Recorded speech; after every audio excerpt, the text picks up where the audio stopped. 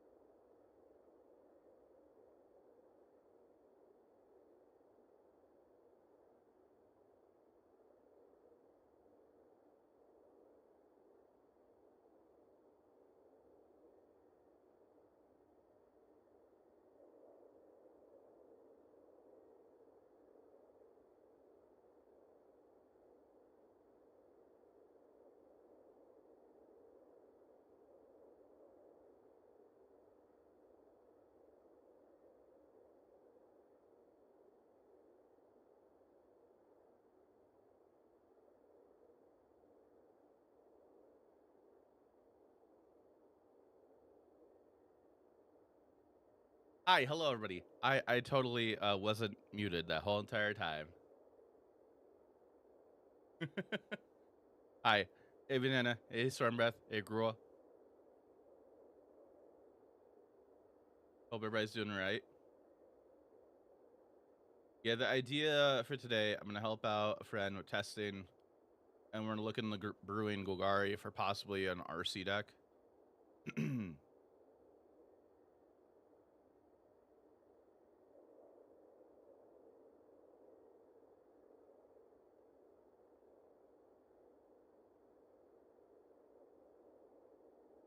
And then just heads up, chat. Since I missed a couple days, I will be streaming on Friday.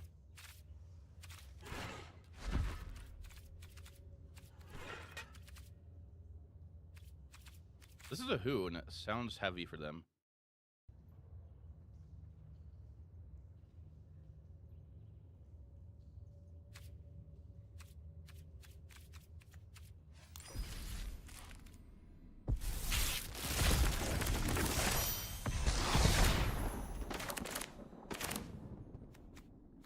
Do we commas in these now? Huh. Hey, 26 lads, how you doing?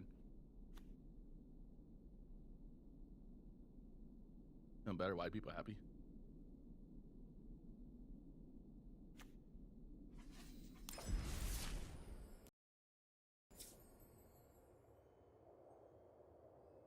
All right, give me a second, chat.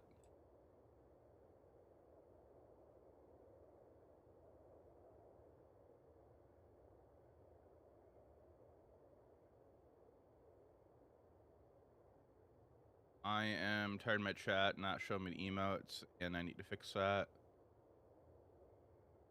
Where's pop out chat? There we go.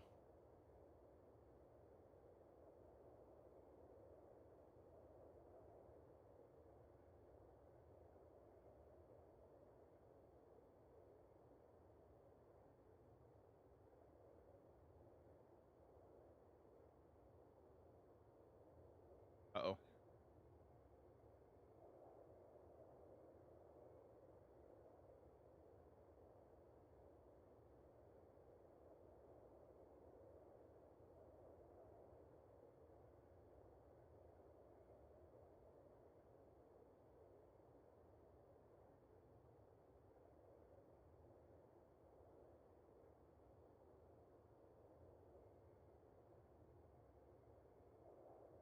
I should be back. I should be back now. F. Hi, everybody.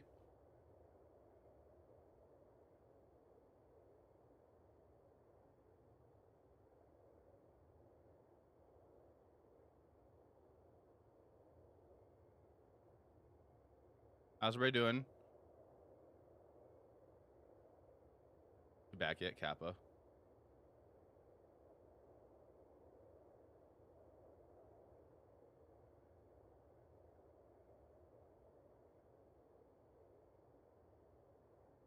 Oh, it's still not showing it? Fuck. I'll be right back after these messages. Aren't my emotes working?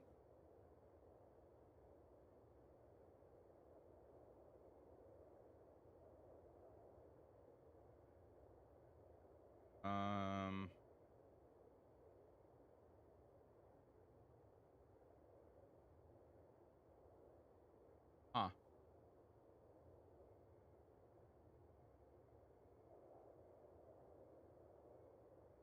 Looking at Doom cooking hard with Satara and Cat Oven. Was he doing that?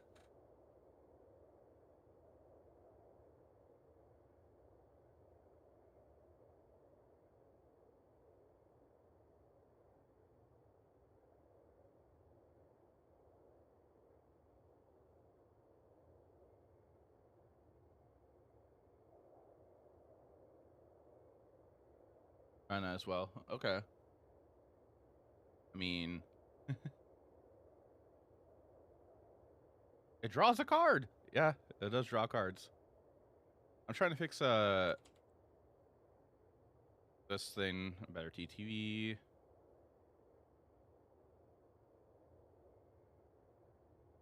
The rise. Yeah. Install for Opera. Add extension. All right, hopefully that works now.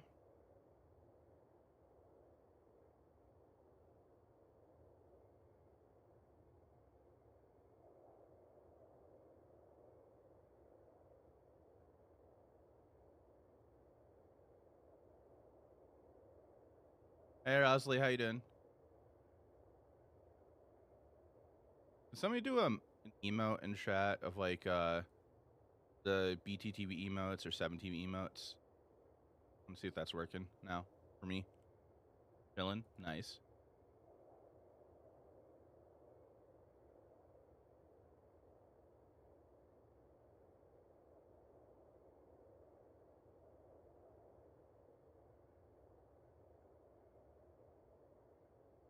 Oh, why is my YouTube chat not working? YouTube chat. Hello? Am I still live on YouTube? Am.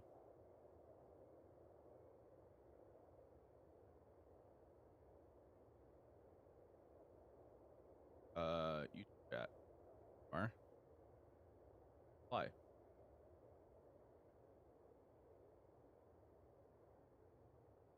I'm still trying to fix my Twitch chat as well. Fresh.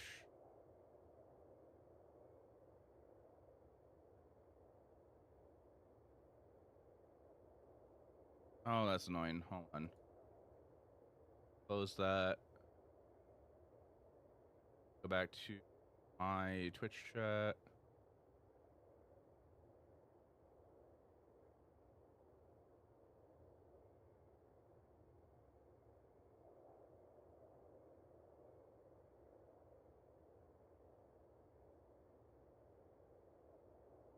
Pop out chat button.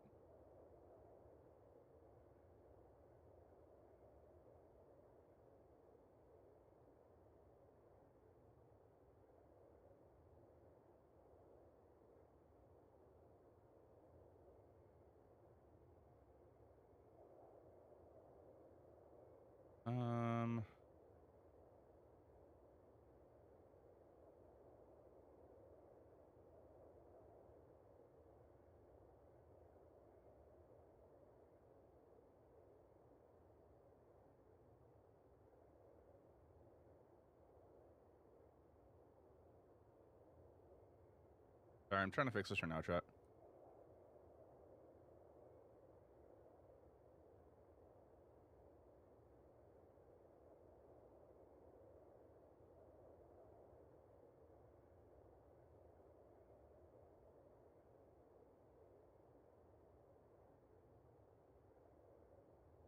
Where is the save button?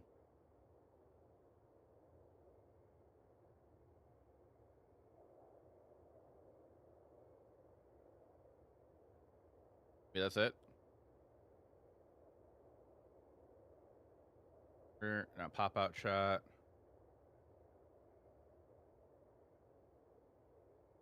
Copy. This is in Discord. Okay.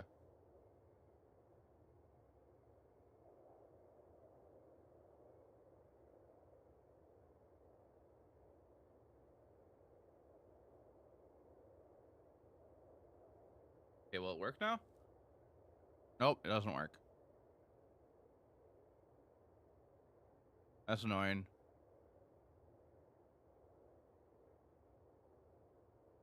Okay. All right. Oh, well.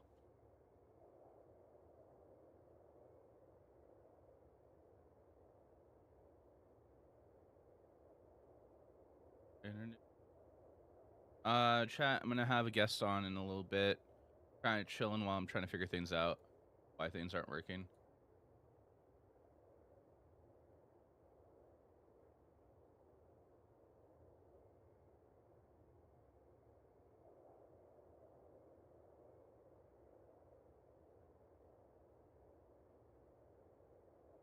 New Golgari list of 1 Sarah and prelim with rocks 4 copies is free star. Look how apparently the card is pretty high in valuation right now.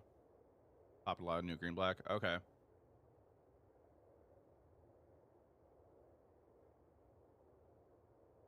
Yeah, I was pretty high on that card at first.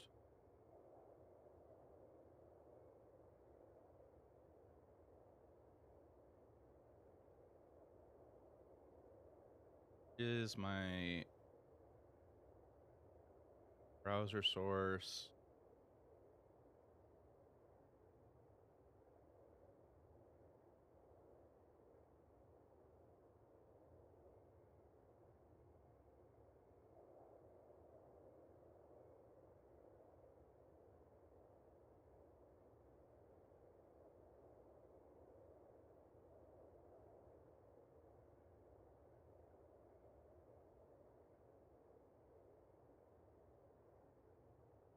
Yeah, that's still not working.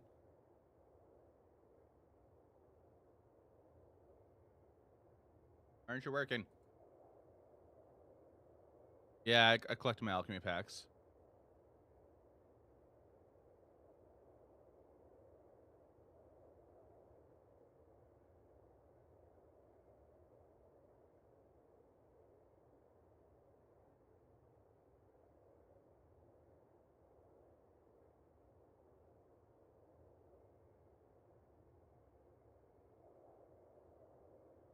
Hi there. A link you sent me is not working.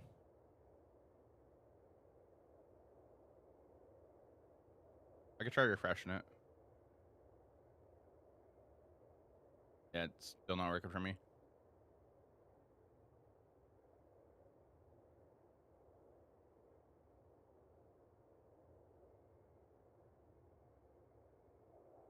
Yeah, that's what I did. Copy text. Try it again.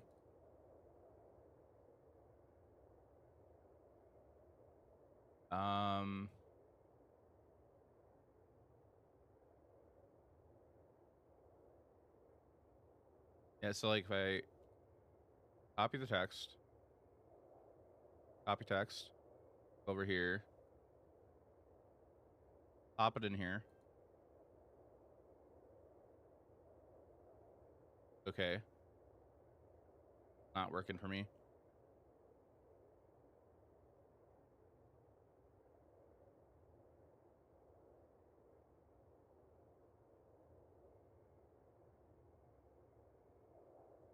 Oh, you're sharing.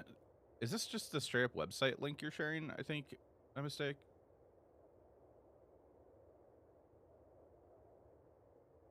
Website's dumb. Sort of, not really.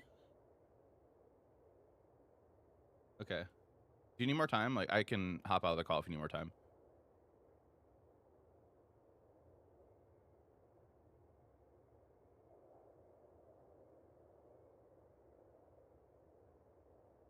Oh, okay.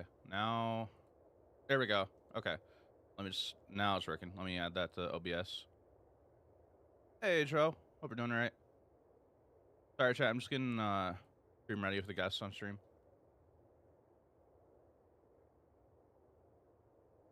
Oh, boy. Can you mute yourself on OBS? Not OBS. The OBS Ninja thing.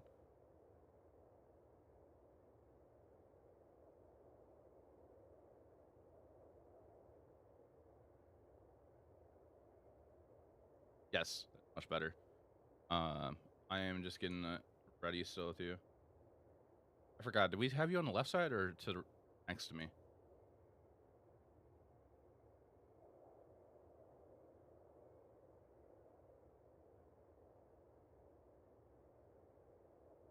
There?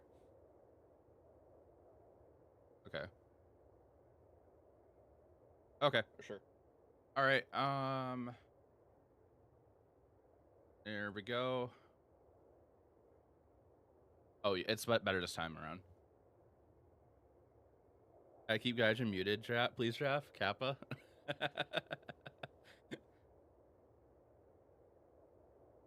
Sorry, I couldn't hear you. I gotta turn this volume down a little bit. My music.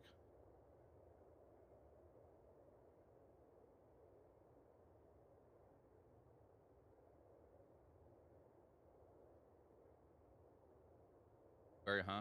Like the new cards with Golgari? Yeah, so I gotta put your name on there too. For anybody's curious, yeah, I was gonna put your name on there. Oh, I do have your name in the stream title too. Both sides.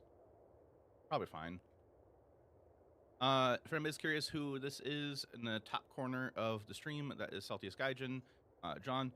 He and I started a podcast recently called the Card Ward Podcast. We have it, if you're watching on YouTube, it's over on my YouTube channel and also our YouTube channel.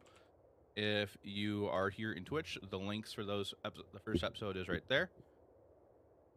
I'll put that over into chat as well. Yeah, we're gonna just do some testing today.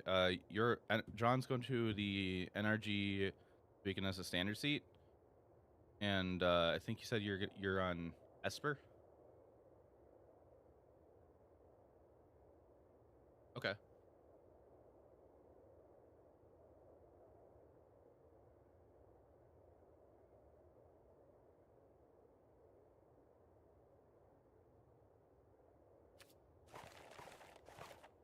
Okay.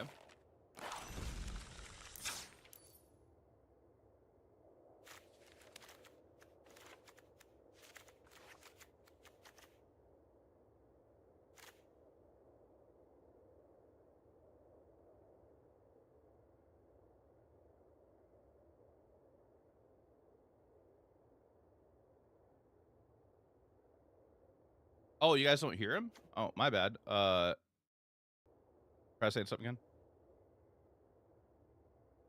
Oh, it's on my side. Let me fix it.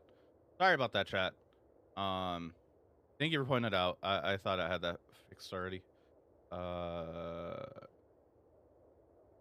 Plus audio.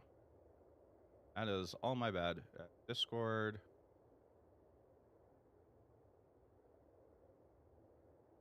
Okay, can you try talking?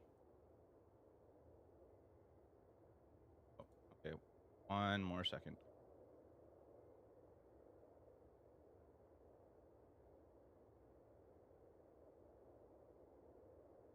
Yeah, chat, I'm sorry. I'm trying to get that fixed. For some reason, that's not going to the correct area. Something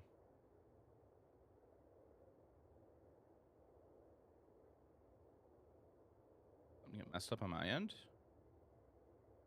Oh, something did.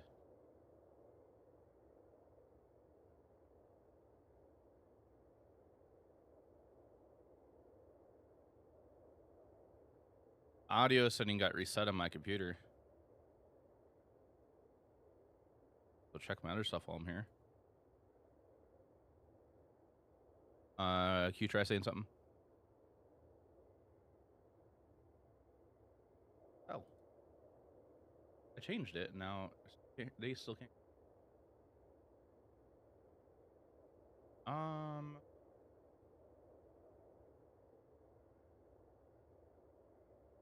Let me try in that.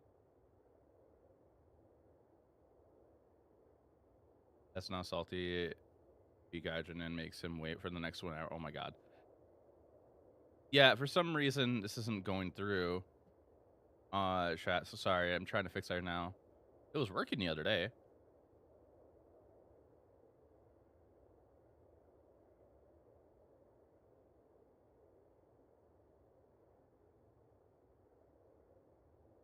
Check my settings in Discord. Output device, headphone. Chat, if you hear double music, let me know. Oh, you probably are. Yeah, okay, let me pause that. You try talking now? Okay, now they'll be able to hear you.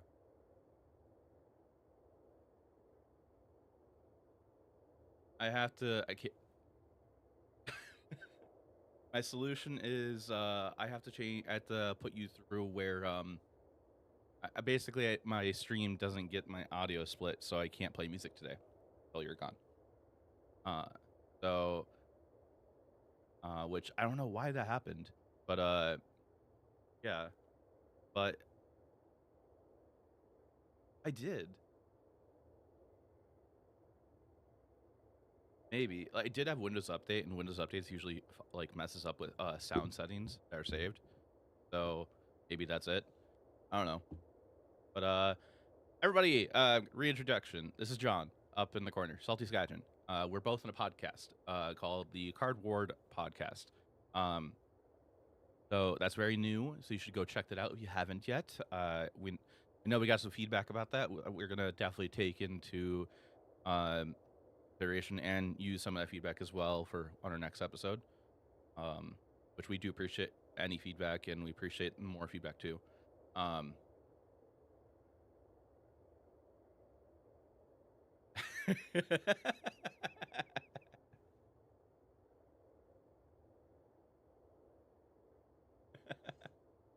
uh, so our goal today is we're gonna just do some just basically I think we wanted to help you get some testing out to figure out your deck for the weekend, I think, and then brew possibly the RC.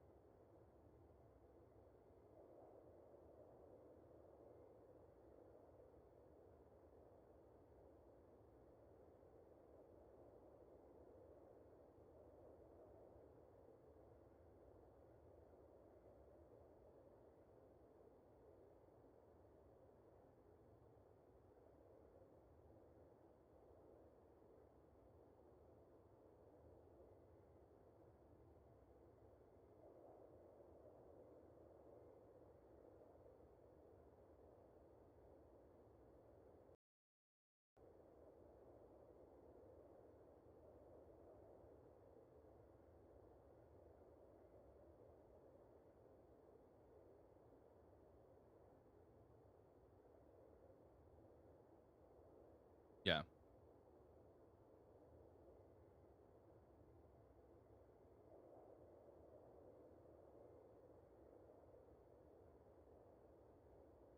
is all of your testing been on Arena so far?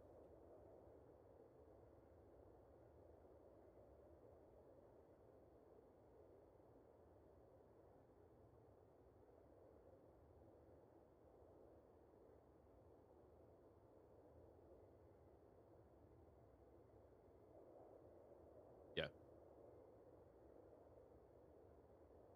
I I get it. I get it. Um,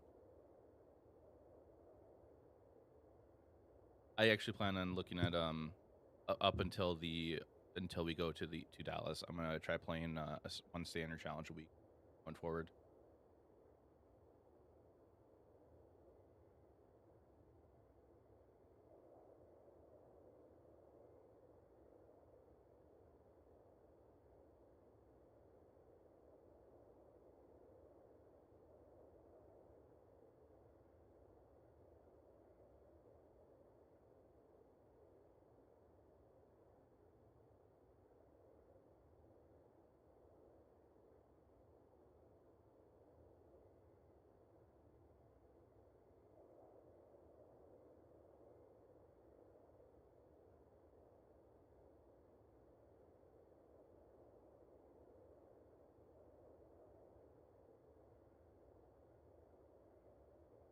I could picture a small handful.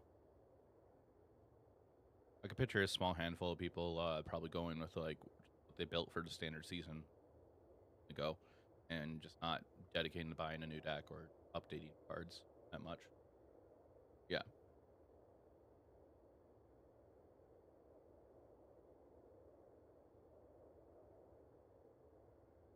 yeah.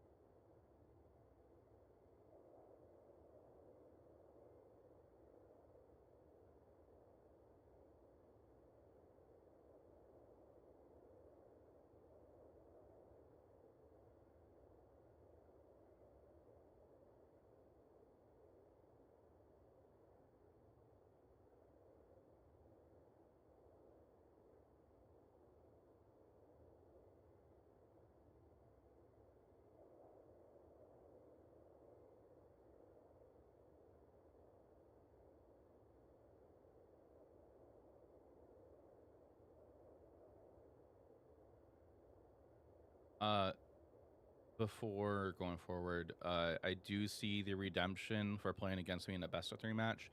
I'm going to have to refund your points for now, Von Beowulf. If you're here later when John gets off the stream, then we can do that. But right now, I'm gonna have to pause that for now, just because when I have a guest on stream, I can't really do that. So, but you'll get your points back.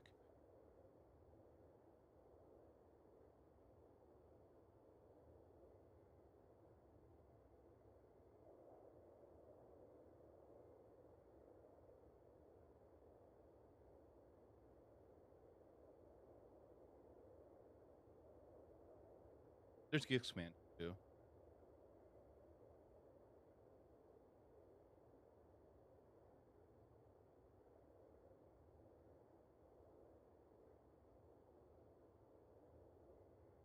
Yeah.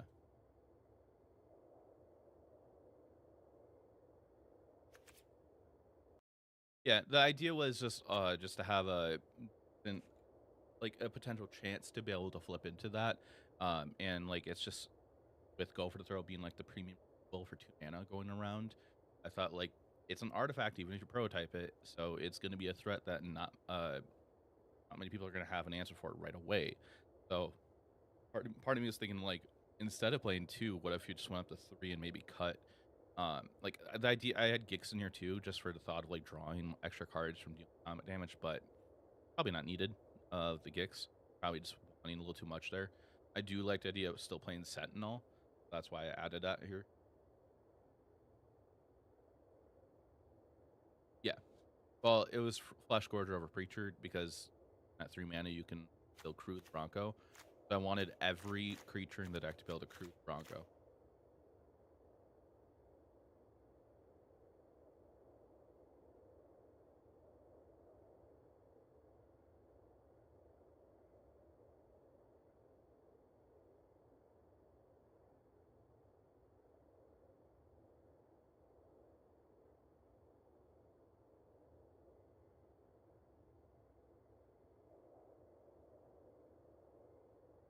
It's like a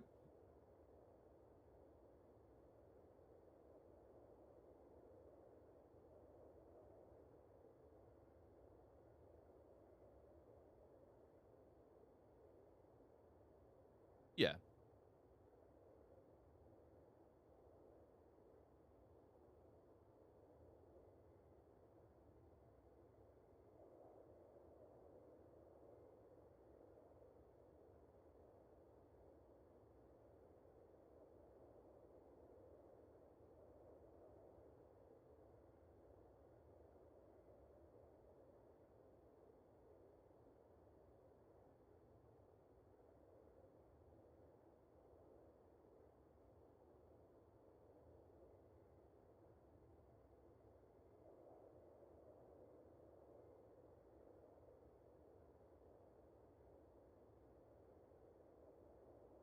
The luxury of broken black 3 drops.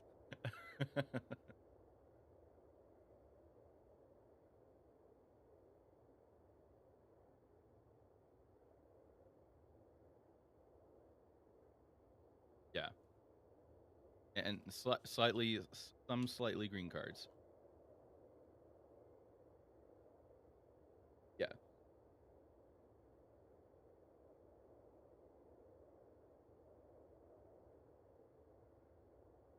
Yep. I would agree. Totally not biased here. I agree.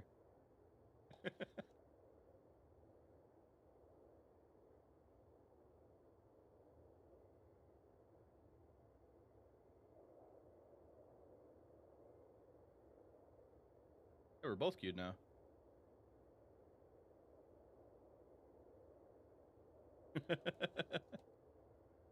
I could put the link for my list into the chat, Athgo. Hey, Zion. Hope you're doing well. If anybody else is tuned in, if you're just tuned in, you're currently kind of discussing Golgari at the moment for standard. We're kind of going to be doing some testing uh, for John for the NRG this weekend, and then doing some brewing for the RC at the end. But yeah, I'll grab that link for you in a second. I'm just up. But yeah, I kind of like the idea of where I was going with this.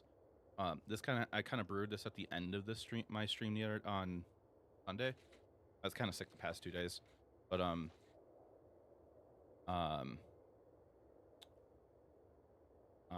yeah, I think the idea of it is, I don't know if it's win more or if it's like kind of like if I'm wanting too much. I feel like it's somewhat a mix of that, but I thought it was a decent idea to explore at least.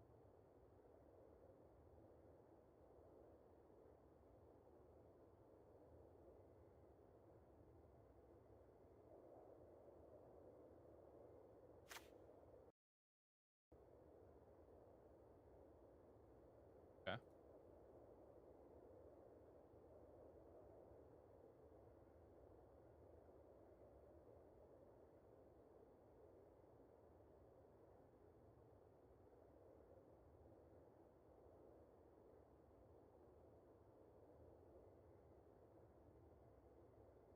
Okay. Yeah.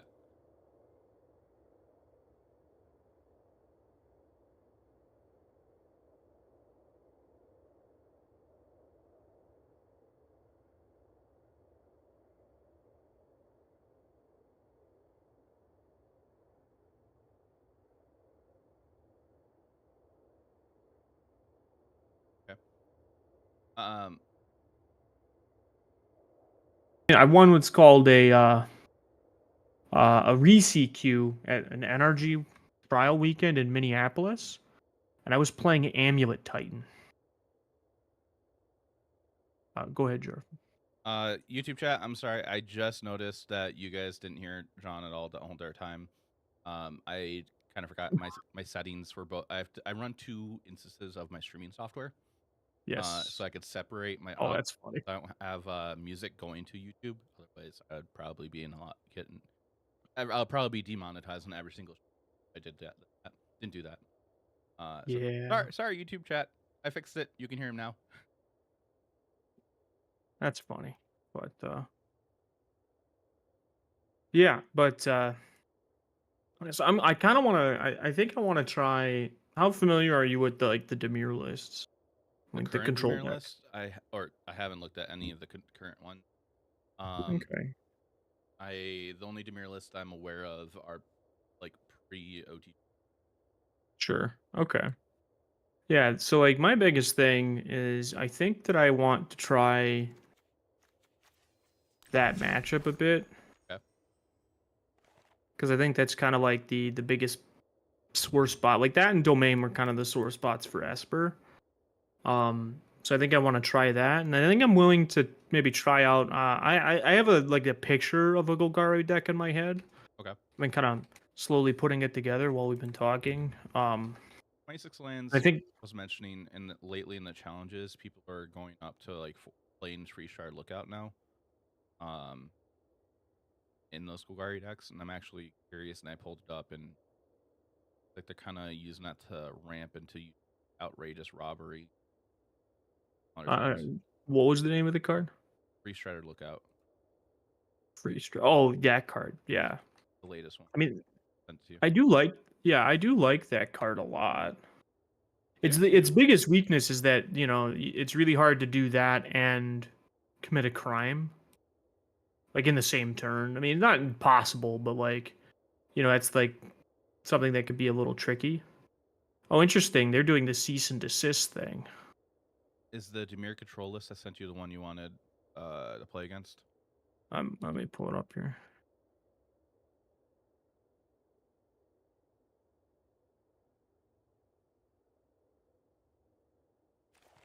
Yeah, this is close enough. Okay. Yeah. Should have a Oh, card. 3 steps ahead are expensive. I didn't realize they were so pricey.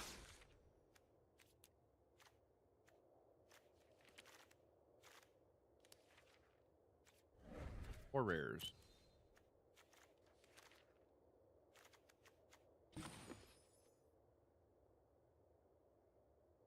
You want to play the base list that I sent you, or do you want me to change it a little bit? You can just play this as is. This is close enough to I think one of the ones I lost to had like a main deck Shieldred, but I can't imagine that's a very common thing. Feels like there's not much of a point for this deck to be playing creatures that aren't like attached to other things like your land and whatever. But yeah, so yeah, this is kind of the pain point. Now, the biggest thing that I know is that this deck may not this deck is usually really popular with like people who are big fans of Gab Nassif. Because like this is like his thing that he likes to play. So I'm not like always sold on how good these decks are, but like it definitely felt really difficult as the Esper deck. Okay. So yeah, I think I'd want to play against this. I think that's the same list I sent over to John. I don't think it is. Oh, it looks similar. Oh, this one has Mosswood, and you doesn't. Oh yeah, look at that. Not sure how I feel about that. At 2? I don't know. I feel like you're on 4. Oh, I mean, there's no card that you can't play less than 4 copies of. Gotta keep an open mind. No sacred cows, as we say. I do think or holy cows. I do think it's interesting the hostile investigator in the kind of like that.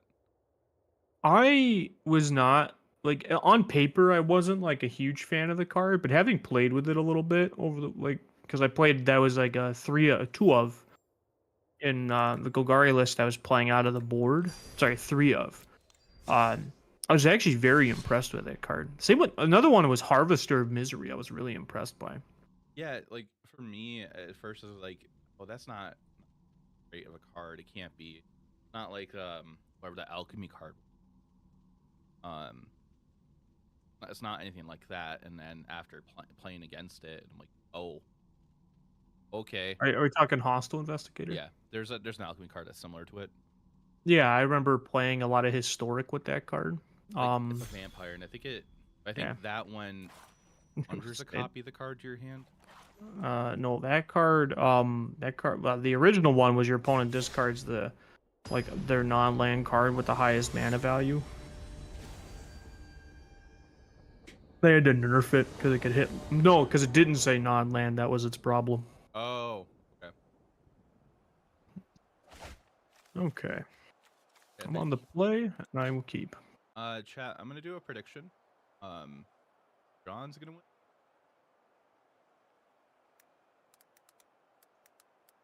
I can see that 26 slants. It definitely has a much stronger late game. I feel like comparing Golgari mid range to what that deck list is doing might actually be a little bit of a disservice. Because they're definitely doing they're the same colors, but they're doing different things. But I agree, it definitely looks like looks like the kind of deck that when it gets going, it goes hard, and so it can go over a lot of stuff. It's a really good turn 1 duress. Yeah, I think it's worth just playing a 2/3. Okay.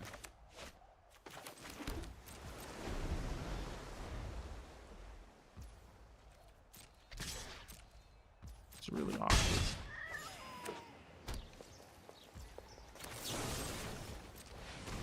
Pat, if the game's too loud, let me know. Get in under your counter magic.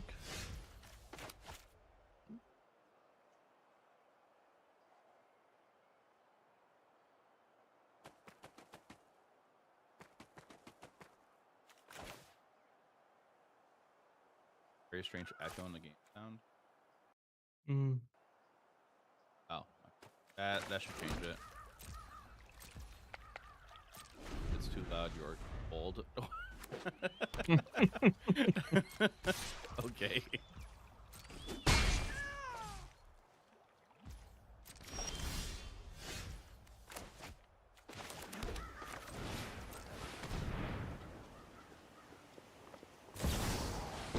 Yep. I've learned much during my travels. Let me show you.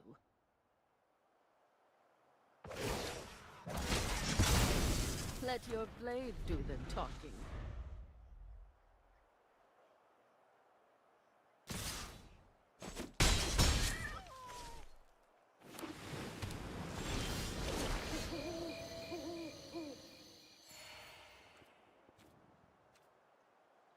Yeah, so you should do it.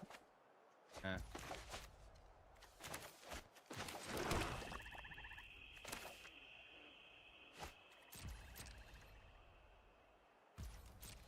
Cut downs in this deck. Oh, yeah, I was gonna say, like, I kind of hope there's cut downs in your deck.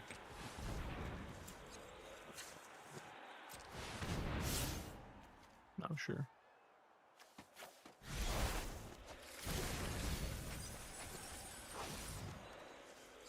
Okay.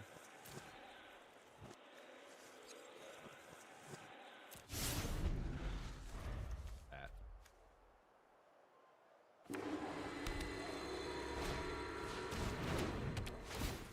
What you got going on over here, boss? Cards. Got cards going on. Okay. Kind of feel like you probably have this game won. Yeah. So this is definitely the kind of games that you're right. If 26 lands, if Jaffer's hand was stacked, then that would have been a very bad play. But his hand was indeed not stacked. Because if I were to have put you on like I didn't put you on a sweeper. I was putting you on like counter magic or 1-for-1 removal, but either way I get to find out what's happening because of all this. And I think that's what's important.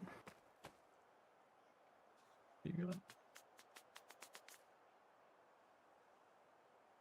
Will ruin mana. Restless Reef.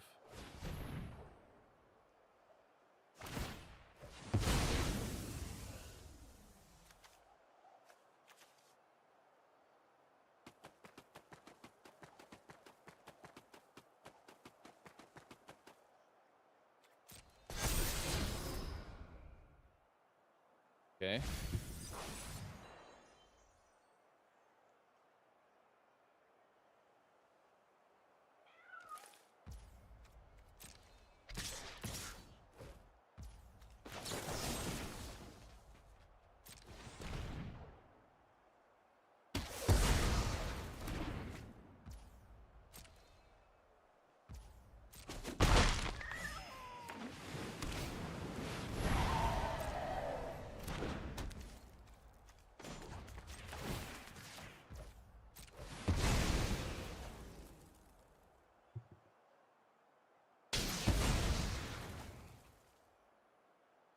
This is one of the scarier aspects of these kinds of matchups with Esper.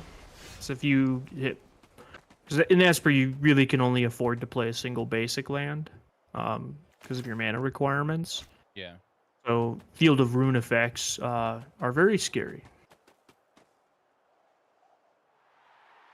So I think you need to have a sweeper or another Field of Rune, because you're currently dead on the battlefield. Yeah.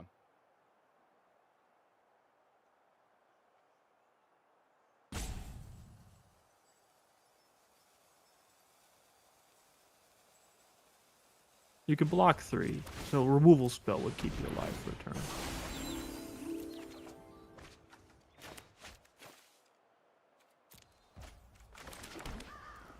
Okay. But you're still dead on the battlefield. I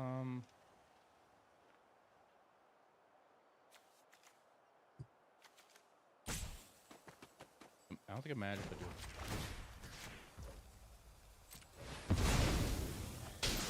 It's correct to do it now, because then I don't get to tap it for mana. So if you have exactly a removal spell... I am very alive still.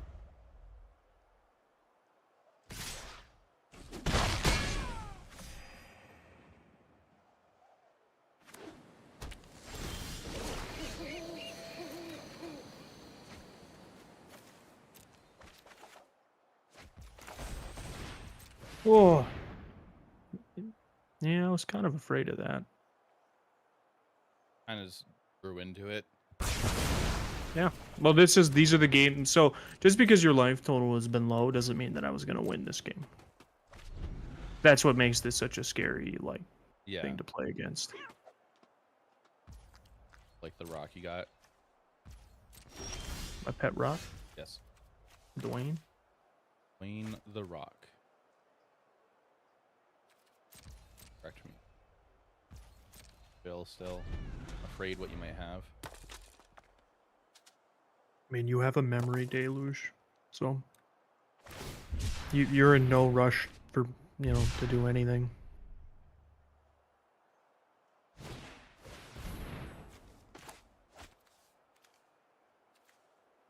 Anna.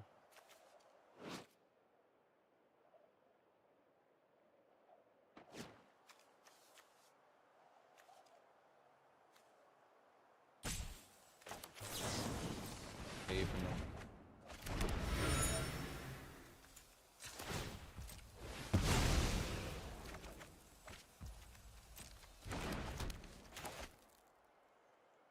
You smell what the rocks cook. It's a spicy. You should. Oh, interesting. I would have actually activated the Celestis there. I thought that's sorcerer speed. Is it? It is. Actually, only as a sorcery. Only as a sorcery. Well. And here I was thinking the card might be good.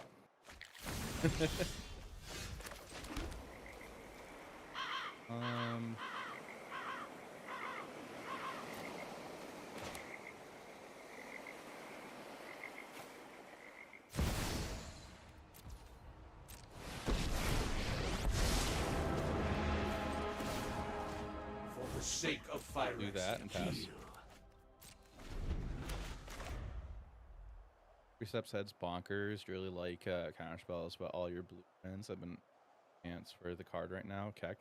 Yeah, like some people are comparing it to oh my gosh, what's the original for the? What's the counter spell everybody's comparing Three Steps Ahead to? That's in modern. That's no longer seen play. It's I like have no idea. it's like 4 blue and 1. Oh, Cryptic Command? Yeah, that thing. Oh, sure. I mean, it's not Cryptic Command, but it is very strong. I'm very impressed with it. It's not easy.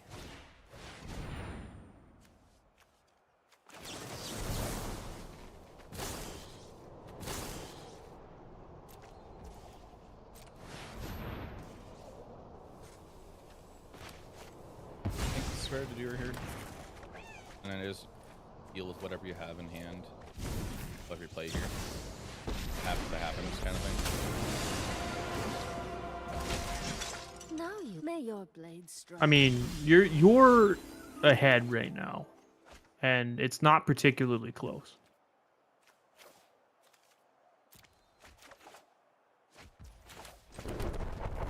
I'm not sure.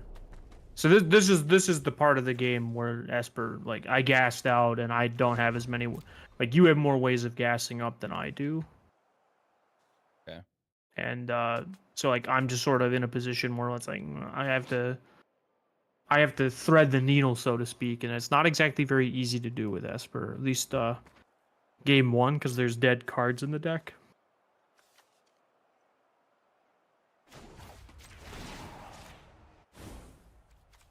our plans are beyond your comprehension.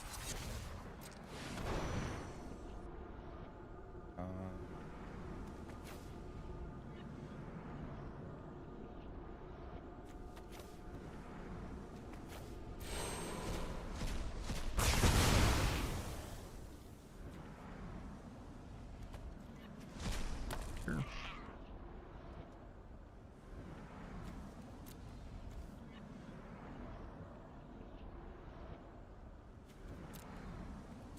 Only on the 2? Mm-hmm. Okay.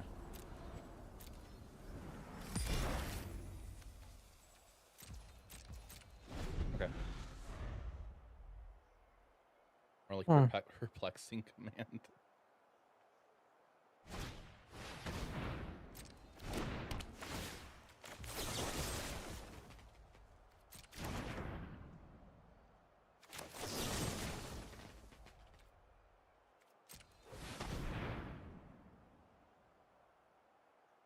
Yeah, we saw a Tidebinder get milled earlier, I think. Yeah.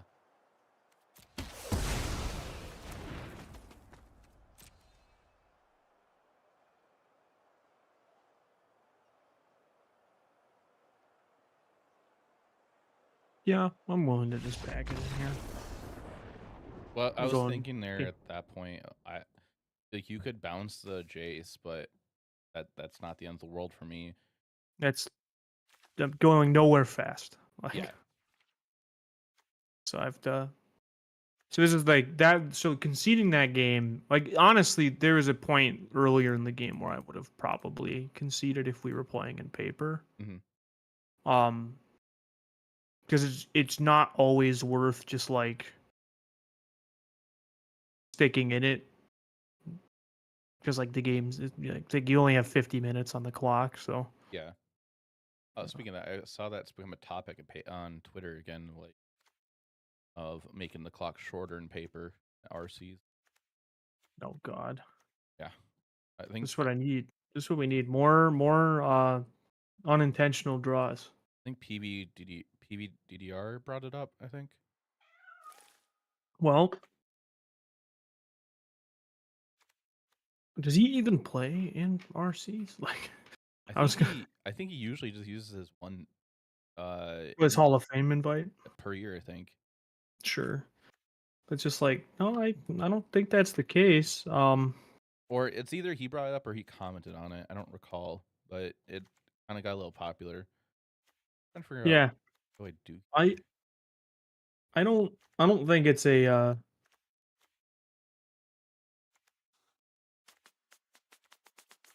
like the Pro Tour used to have 60-minute rounds. I don't know if you know that. Didn't know that. Because they like the problem is like Magic can be a game, especially like random standard formats can be like, but the games are going to go long because like the relative power level of decks is similar enough, and like especially in like mid-range metagames, it's going to happen a lot. Or it's like just like you look at like the Pro Tour, there were a lot of unintentional draws at the Pro Tour.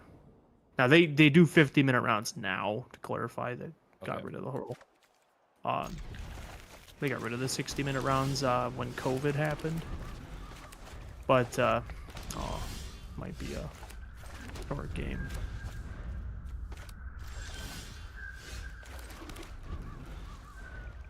Gotta keep fine, calm that- mind, not to waste time when you're out of gap. Especially nothing, you can go back and Yeah. Oh yeah. deluges. Yeah. Yeah. No, there's something to be said for, just sort of accepting that the game's over and that you need to move on. Perfect. So you had that annoying card in hand. Of course you did. Long goodbye. Yeah. Card's irritating.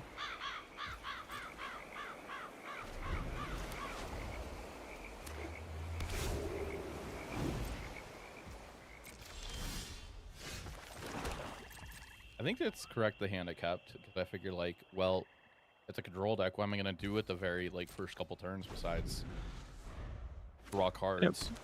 Making land drops is probably one of the most important things to do. Hey, crap.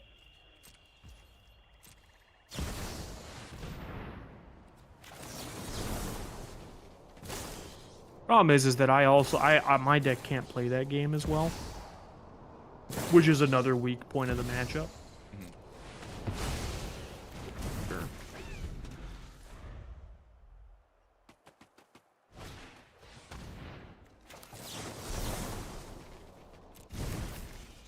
I mean, do I care? You might have counter magic in hand too. I think I just let it through.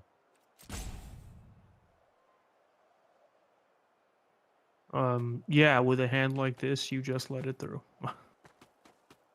Well, Wow, I'm this still is like new to playing control, so like that's why I'm like yeah, not sure. yeah. No, this is absolutely a hand where you just let it, just like. Let it go. So think about it like this. It's like you have multiples of similar cards in your hand, so like there's no pressure to like worry about which card gets taken because they're all pretty much the same. All right. Gonna run out of dry earth tie. Yeah.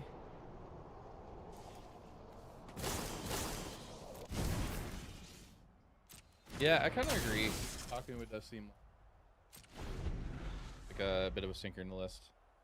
Like, I think it's for like the game, like your matchup, like with domain, okay, where the idea is that you want to like Jace them multiple times. So like Takenuma is like a way to get a land and a Jace in your deck in that specific spot. So I agree in general, though it does seem like a bit of a stinker. Well, this is what I like to see. You discarded a land, okay. Frustrating.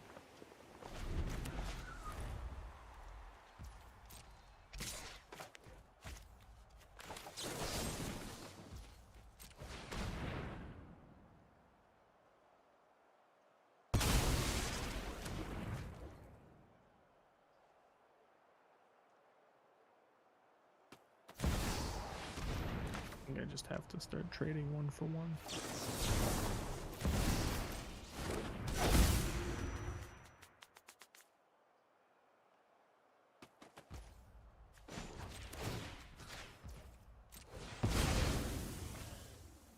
Yeah, I think this match is over. So I think maybe the answer to this matchup is I might just have to, like, if I really think this is going to be a popular matchup, I think I just have to build my deck differently. okay. That's what I think what it's going to come down to. Because the more I've played this out, like, the more I even think about it, it's like, like, I don't think anything about Esper is, like, set up to, like, play a game against, like, 1-for-1 removal and card advantage. Just sounds really weird to say, but... Well, I think I just have to force this issue, right? If you're strangely comfortable at casting counterspells and drawing cards, want to say something about it? Might have kept it secret from us, but we can see that you're having fun tapping blue Yeah. lands tech. Yeah, not shocked by the outcome of that match. So, I haven't been paying attention to standard in the past like 2 weeks. So, like when I've been like kind of like prepping for the 2 RCQs. Mhm. So is this a deck that just became popular within the past 2 weeks, or it's kind of been around for a little bit, but like some OTJ cards kind of pushed it, right? I mean, yeah, like having a better counterspell goes a long way with 3 steps ahead. But like, if you were to look at like the overall like metagame share that it probably has, it's roughly the same as like a Golgari, Okay. where it's like it's not the most it's not even the most popular control deck. Blue white control is still more popular than it. Because you have a better 2-mana counter spell. Okay. But so decks like Azorius are just, you know, they're both control, but they're like picking different spots to have like powerful cards. And I think blue white even gets to play 3 steps ahead, right? Yeah. Can you send me Yeah, they your Esper list so I could pull it up on stream? sure.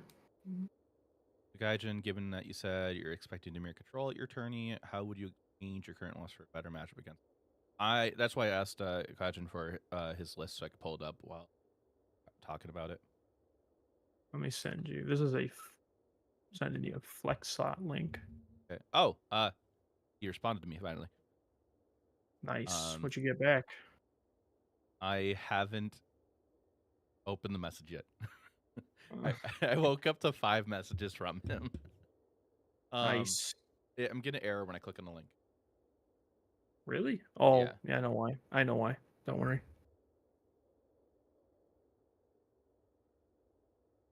I went to bed at 7 in the morning and I woke up at like. Try it. Go ahead and try it again. Okay.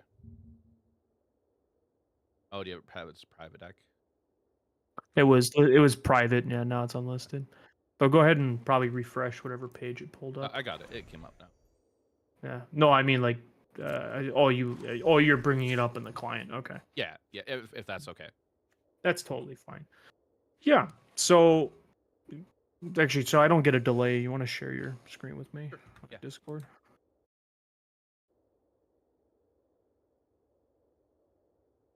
Go. To answer your question, well, more respond to your statement. 26 lands. It's definitely, I'm just getting. There we go. They're about the same, to be entirely honest. Sunfall is like probably like by itself, Sunfall's probably more annoying. But like Deadly Cover Up, like the extraction effect can be really good, but I'm not like entirely sold that it's better than Sunfall. I'm like the worst thing is like the long goodbyes and like it's almost like it's less about maybe the dynamic of like counter magic and more about like blue black gets to play 2 mana removal spell, like a lot of very good 2 mana removal spells, and they're not trying to counter things on turn 3, so it gets a little tricky to sequence things where the way the threats line up to their removal is not great. And then on top of that, once they've sort of gassed you out of your cheap creatures, then they just start slamming counter spells, and playing at sorcery speed seems to be less effective against them. But this is my Esper list. This is the one I played all weekend for all 25 matches. If I were just to answer the other question regarding what I would change, if I was expecting a ton of control, which I am expecting a good bit of it, I think the first thing I would do is trim my Gix's command from my main deck. Because that's not obviously for control matchups. It's definitely more of a like a mirror breaker sort of card. You can just kill a bunch of creatures and pump up a big baddie. But not a fable. I would want. Yeah, not a Fable, the Mirror Breaker. Boy, I wish I could be playing that card. I would also gravitate. I'd probably cut my third cut down, and I would trim a wedding announcement, and I would go. Basically, I would maximize my flash threats. So, like, I would want to play another main deck Tidebinder, because Tidebinder is specifically good against the control decks. The best play pattern that you have with Tidebinder is I Tidebinder one of your Field of Runes. So I just get like this 3/2 that stone rains my opponent. Yep. And given the deck I'm playing, like my deck's a pretty juicy hit for Field of Rune effects. I would also move away from Wedding Announcement in general. Because like the sorceries in the control matchups, I would consider boarding it because it is really good against like Bant Toxic, Boros, like things that you just want to keep making blockers while also like kind of advancing the board. And it's pretty good against other mid-range decks as well, but it's kind of not fantastic against control decks.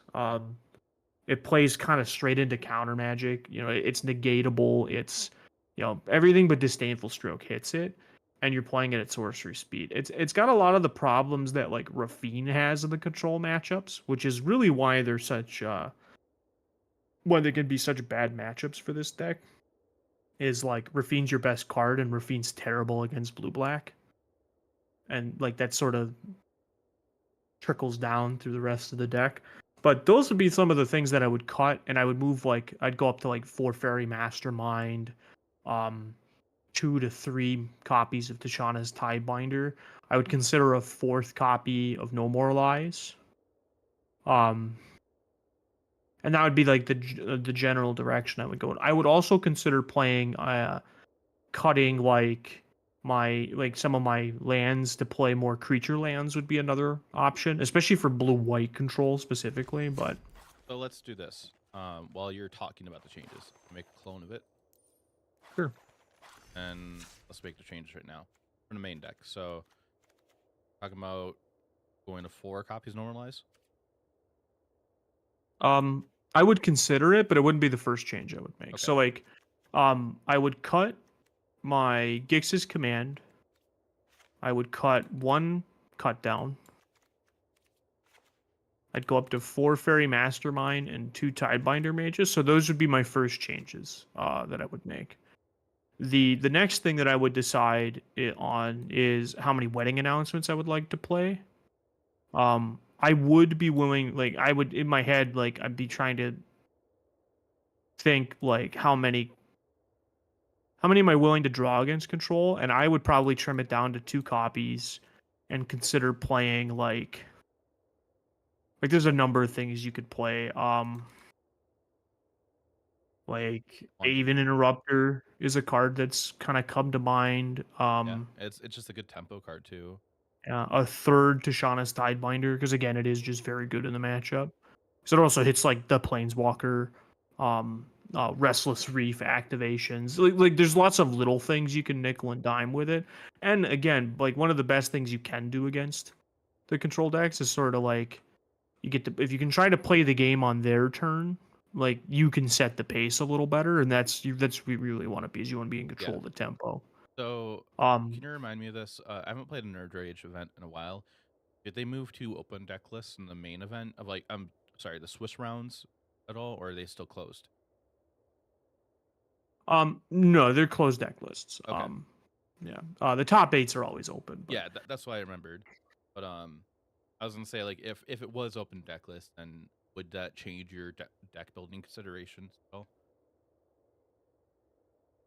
If it was open deck list, yes, I would definitely consider changing my deck list, especially how the way certain cards I might play in my sideboard would be a little different. Okay. I like. But yeah, I would definitely consider the one of Aven Interrupter, but like I don't know. I like the idea of Aven Interrupter and Tidebinder. So if I were playing it, I think I'd want to try out Aven Interrupter first over the third Tidebinder. Why is it saying it's a link deck? That is funny. Yeah. Only thing is that so far, like in the little bit I've played Aven Interrupter, it's just not been great. To answer, there's some questions from 26 lands. It's time to cut bats out. Well, bat is definitely different in Esper than it is in Golgari. Mostly because like one of the best plays you can make in Esper is literally just play Deep Cavern Bat and do a Rafine, and like you just beat a lot of decks by doing that. Where in Golgari, you weren't growing the bat, you were just sort of using it with Gix as like an evasive threat that gains a life. So they're definitely, it's a very different card, but I don't think it would be insane to like look at cutting Deep Cavern Bat, let's put it that way, or even trimming copies. Because like, yeah, Aven Interrupter's a card. The other one that is Duelist of the Mind. Oh yeah, the Vigilance one. No, the one 2 cards to the right of the Archmage's Newt. Yeah, that one. Blind Vigilance. Oh, it does have Vigilance. I always forget it has Vigilance. But this is another great card. This card is specifically good against the Wandering Emperor. So like that's like a big thing. As well as it's just good with Rafine, obviously. Oh yeah.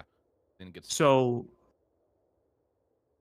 yeah, but the one problem that you run into is that Duelist of the Mind is competing with the 10 2-mana creatures, and Dennick is not like essential to the deck, but it is very good against like the Legends deck and the like the Analyst deck. Like the Analyst deck can't regrow anything, and Legends can't slow gurk their lands back. You do sideboard Rest in Peace, so Dennick's definitely like a lot worse than it used to be, but it's also not bad against the mid-range threats. So I was thinking through while we were chatting. So I think the last change that I would make is I wouldn't play the Aven Interrupter. I think I would main deck 1 Duress. Okay. Before playing an Interrupter. I like having because the line of Duress into Deep Cavern Bat into Rafine is very, very strong. That reminds me, I think it's earlier today, or is yesterday. There was somebody asking like, is there really no other better card to play? That person hasn't played a lot of Dennick. it sparked like a conversation. People talking about playing standard at the Pro Tour and RCQ. How like a lot of people feel like Denic just isn't that great of a card, except for just a static effective graveyard. I don't know. I like Denic as a card. Denic as a card is really interesting. Yeah, Denic is a very. It's one of those cards. It's like a workhorse card, is the best way I could describe it. Where it's like this card just like is doing a lot of small things. Yeah, you're not wrong. It would be a hyper mythic a few years ago. But it's like, yeah. Are there cards that are like better than Denic at any given one thing? Sure, there definitely are. But that's I wouldn't even go as far as to say that I think that like I wouldn't even go as far as to say that I think Denic is much worse than any given card. Like Duelist of the Mind's definitely a better attacker. There's nothing better at the graveyard hate, and there's nothing better at being good against 1-for-1 removal because it's 2 creatures on 1. And so that's where Denic really shines, is it has this ability to like, play through play through like the 1-for-1 game that your deck can be a little weak to. And then for the sideboard, by the way, I would trim 1 to Shauna's Tidebinder, from what you're looking at there. That's the only change. Mm-hmm. Yeah, the board I like. I like the board a lot, and the board, like, even with changing the main deck, like the game plan against, like, say the blue-black deck remains relatively the same.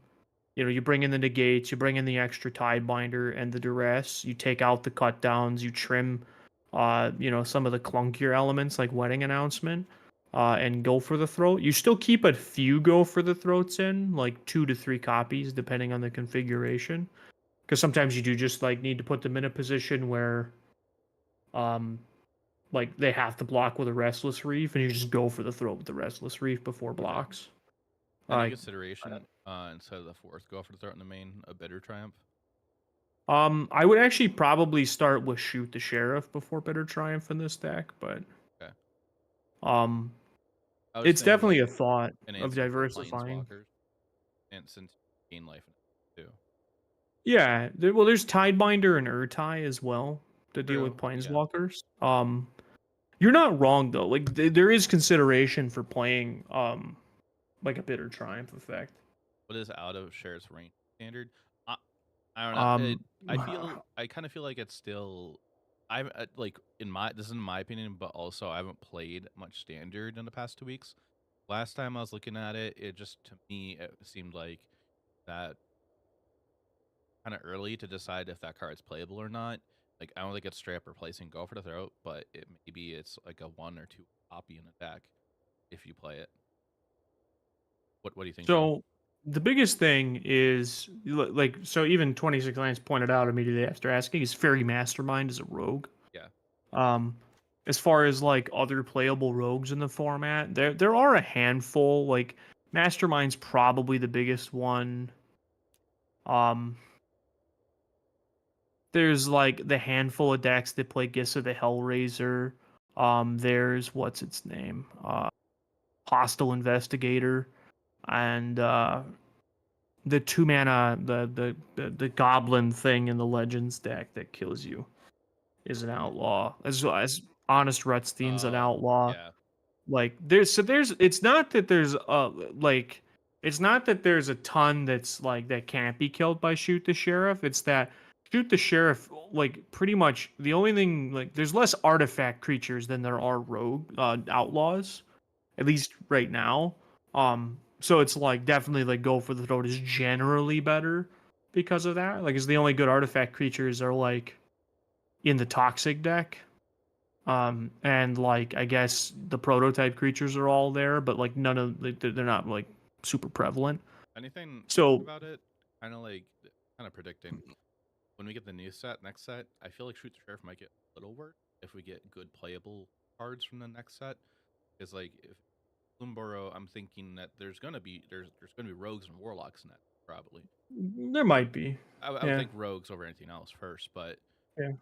Probably warlocks. That's just a feeling I kind of get from that, like looking at what we reviewed so far and Yeah, it's all context because there's a world where Shoot the Sheriff becomes like super playable. Yeah. Like, but it might be like maybe after Mastermind rotates out, for example. Like, it Oh, might be that like it's literally the third year standard. It is just the default 2 mana kill spell. yeah. SA mentioned Codebreaker. Yeah, Fugitive Codebreaker's another one. Yeah, there's a good amount of things that it doesn't hit, and there's less things that Go for the Throat doesn't hit. At least right now. It could always change because again, it's a conditional removal spells kind of contextually changed. It's kind of like Power Word Kill in Pioneer, for example. True, we do have rotation when but also account for what's Mhm. out. Might make sure more relevant, playable. Yeah. Yep. Exactly. Yeah.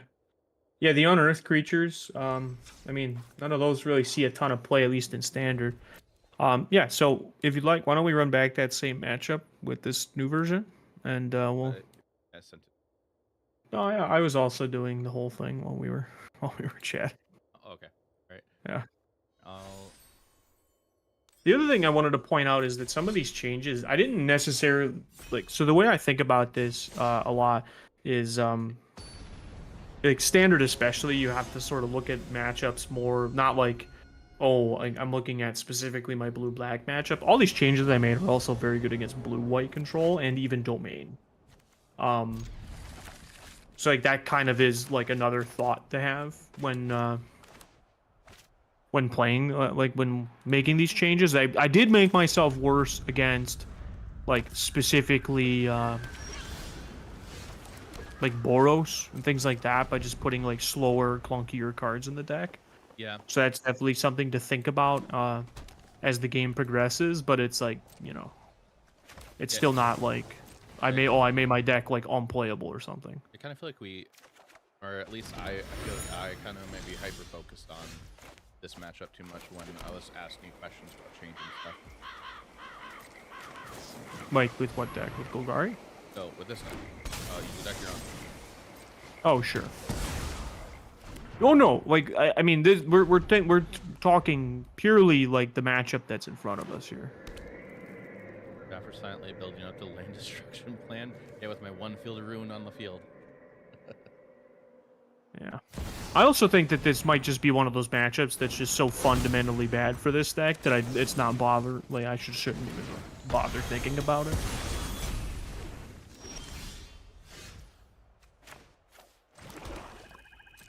So there's like a non-zero chance that I'm gonna go like this and the game's going to immediately end.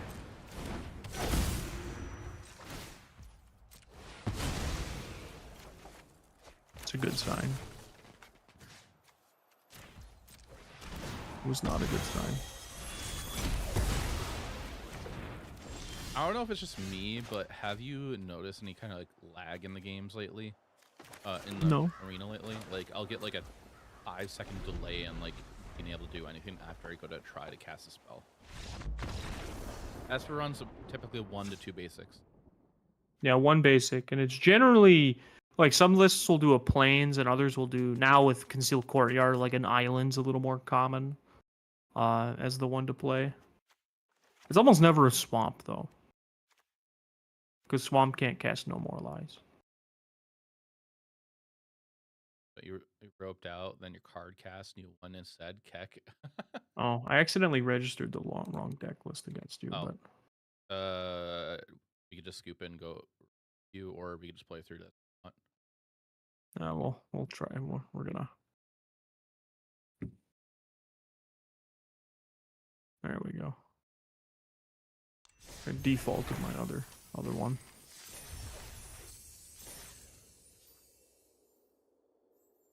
Okay. Let's try this again. Oh, the cyborg glitch is back? Really? I didn't notice it. I haven't noticed. Which one are they talking about? Oh, I think I saw somebody post about it. It's either in my Discord or on Twitter. I think it's where you only see like a certain amount of cards in your sideboard. Oh, yeah, I haven't run into that problem. I haven't either. But also, I've only played against you today. Fair. All right, Exile, thanks for writing out. Hope you have a good breakfast.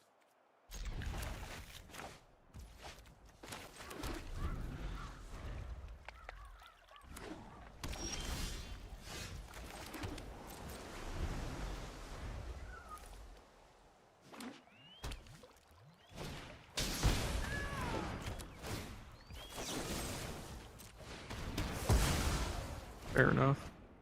I feel like this hand was almost kind of risky to keep. It was. I wouldn't say risky. It was Shipwreck Marsh and the Restless Reef was my hands, Mm-hmm. and I happened to be drawing on.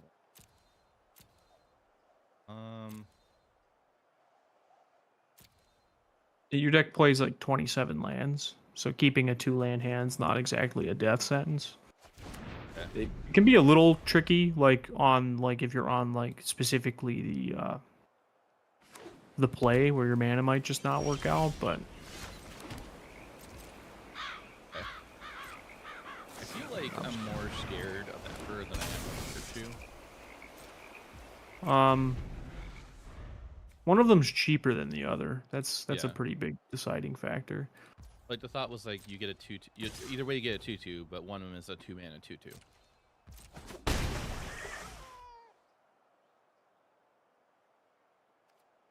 Plus you Well, have one that- of them makes multiple 2/2s. Yeah. Plus you had Takunuma in your hand, so I guess if you wanted Yeah. Emperor back, you'd Takunuma it back. Yeah.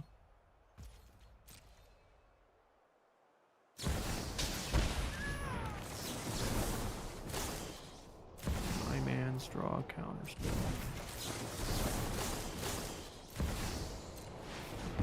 He did.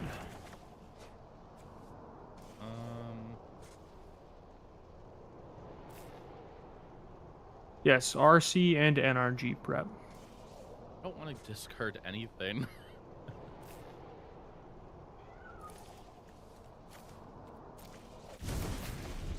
Hey, Tap. I hope you're doing well. Yeah. That's a good one.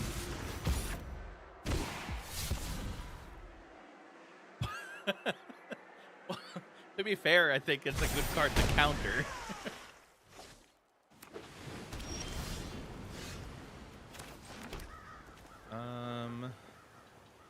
Arcophon, Cryptic Command.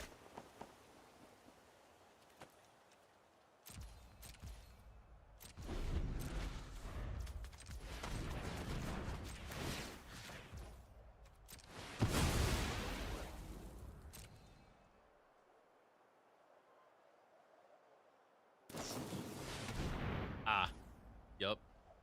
Got him. This is definitely the worst way to do this, but But it is a way to do it. yeah.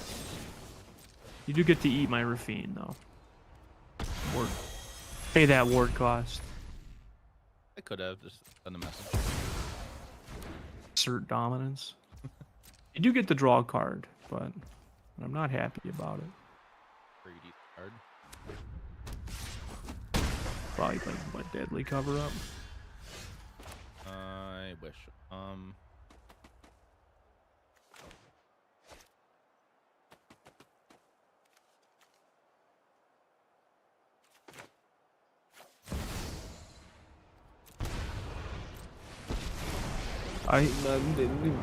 Jaffer didn't pay the ward. Long goodbye is Of all your family. it can't be countered, so Become subject. you just only had 3 mana. Yeah.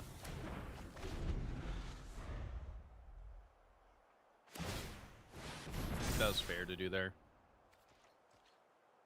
I think that was fine. Yeah. I mean, you probably didn't necessarily need to do the long goodbye at sorcery speed.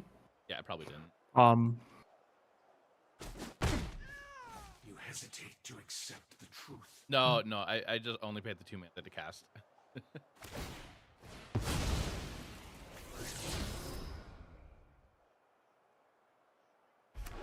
Awkward.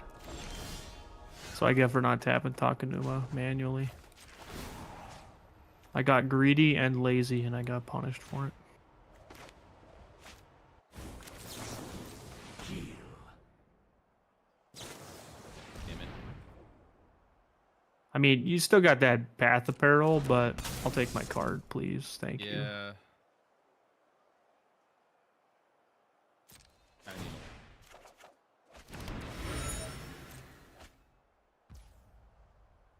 tapping. I mean, it's not like you could choose not to draw a card. Like, once the Yeah. deduce is on the stack. Like, Tapping stopping talking Numat? What?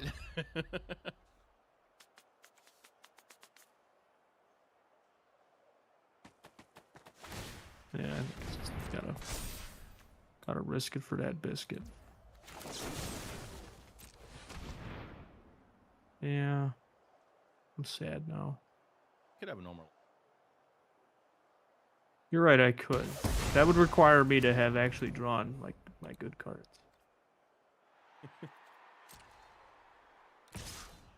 I'm kind of getting the feeling that this matchup just, You don't understand. like you said, it just seems kind of like a bad match, I guess. Yeah, like this is just like the way the decks are built. Just my deck just does not line up. Can I Can you explain heist? Oh god, that's the new alchemy mechanic. I mean, I haven't looked at anything in alchemy, to be honest, chat. outlaw. Thunder Junction alchemy. John's looking up. John's a judge, so he's just trying to help out. Just adds up though, you do have priority, just so you don't. Fuck. Heist. Like Jasper's ability. I don't even know what Jasper is.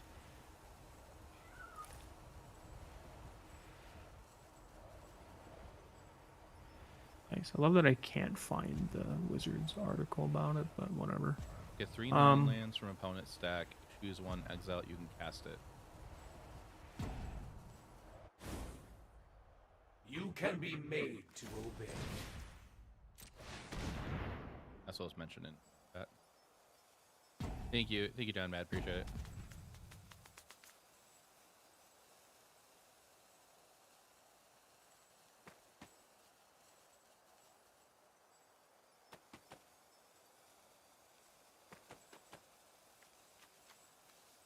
I hate this.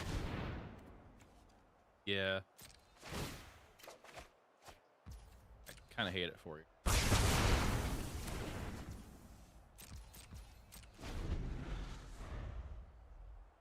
This enchantment, no, iced. Stanley Strong. Iced Yeah. times. You look at what? Basically, look at 3 non-lands from opponent stack. Choose 1, exile it, you can cast that and you do it again. Is that it? Or is it you look at 6 cards at once? Alchemy. Play for free.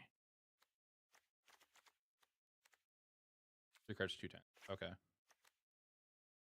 I'd imagine it probably gives those cards like the fact of like you can use any color mana to cast it. What alchemy always does. There just wasn't an article about Thunder Junction and alchemy set. Oh, that's. Now that I think about it, there was like next to no advertising either. But There was no creators got preview cards this time. I think they always do yeah, they just preview dropped cards. it. I think. Well, I get the strong feeling that they're going to be dropping that format, but Yeah, I mean, it's kind of proven to just like nobody really likes it.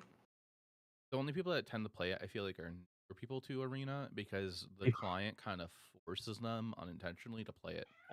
It pushes them towards it. I think it's Yeah. the first format at the top of the queue, so I think that's why it forces it. Yeah. And I kind of feel like it's unfriendly to new players because like so many new things that people learn with that format. Yeah, it's definitely like one of the least friendly formats that you could probably get into, just in the sense of like it's wildly more complicated than every other format, and not even like in a good way, like in a very bad way. Arena defaults to alchemy every time the most. That's yeah, 26. That's what I was kind of thinking about. Kind of leaning towards the second option. I'm not even sure like if I'm boarding correctly with this deck. This deck actually kind of just seems easy to play, to be honest. It's just counter this threat, kill that threat. I get a threat in the field.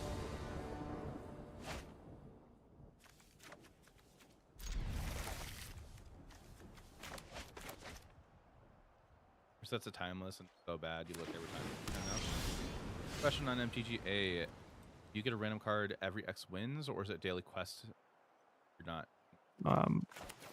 That's part of the mastery, mastery pass completion. So that actually has that actually isn't like based on the number of wins. It's just as you level up your account. Which is insane. For a visual on it, I can bring it up after we're done with our match, so we can just physically show you.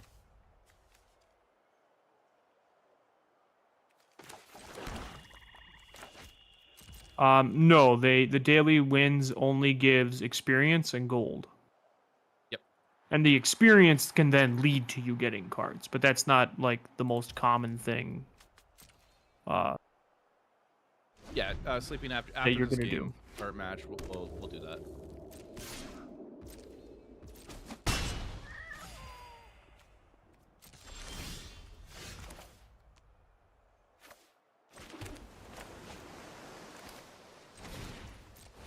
No problem.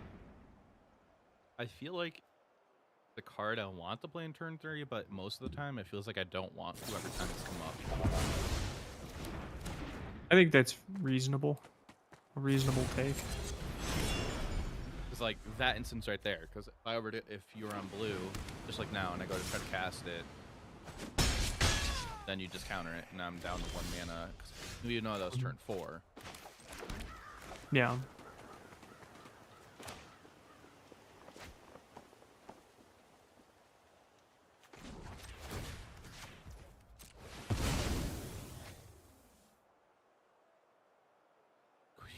Red keg.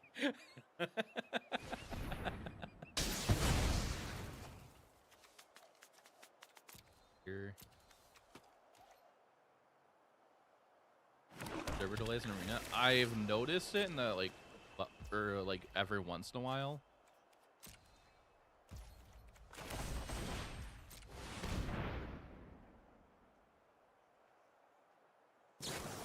Damn it.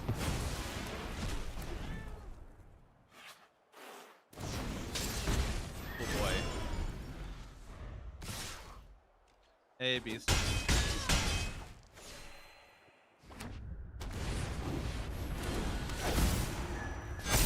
Got another one?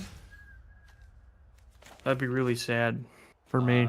And I'm pretty dead, I think, at this point. Oh, Demolition Field's not a bad one. Well, the problem is like, I can blow up your creature land. I'm left with 1, 2, 3, 4. I'm left with 4 mana. Then I can kill a token, but I don't have the 4 mana to make another token. Yeah, you're. Look who it is. Hey, Sleep, thanks for the follow. Appreciate it. On mana. Yeah, I think I'm just dead here. No, Jaffer's playing Dimir Control. So like in hand, I got Island, Jace, Long Goodbye, 3 Steps Ahead, and Phantom Interference. Yeah, you just can't answer everything. Yeah, I feel like it was half correct for me to go for the Path of Peril there, but it was felt wrong at the same time. I mean, that's one of those make 'em have it moments. Yeah. Where you're just like, oh, I'm dead. I'm dying. Badass. Dimir Control is not bad Esper. Matter of fact, it's one of the Esper killers in the format. Yeah. So for everybody, just for context, if there's anybody new popping into the stream, or if you were here earlier, currently I'm helping Celtius Gaijin get some testing in NRG this weekend. We're currently working on the matchup against Blue Black to see what he could do in his Esper list to matchup. That's what we're doing right now. I'm just being the control player against him. And then later on, if there's still time, we're gonna work on doing Golgari for the RC. Yeah, because I think Golgari might end up being. I didn't think it could be the right choice this weekend, to be honest. I'm just not sold on any specific list that I've tried with Golgari. Is the only issue. How much time you put into Esper, you're probably better off just playing Esper with how much time you put into it. maybe. Yeah, I would agree, generally speaking, because I definitely have more reps playing Esper than I do, say, playing Golgari by like quite a bit. But there's also like sometimes you just have to go with the better deck. Very minus bat. And in Golgari, yeah, though bats aren't in Golgaris anymore.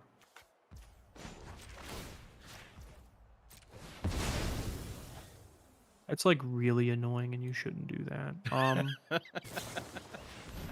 I drew that island too. I was not paying attention. That was a basic. I did not really notice that. Yeah. You're not gonna have a good time now. No, I meant, yeah. You have another one? Yeah. This game's pretty over. Like, do you want me to not play that way though, just so you can get some actual like? No, you game should. in? You absolutely should play that way. Okay, all right. Yeah. I have to see if I can win on an anemic game. Turn into it, yeah. What's the biggest hurdle in Esper midrange versus Dimir control?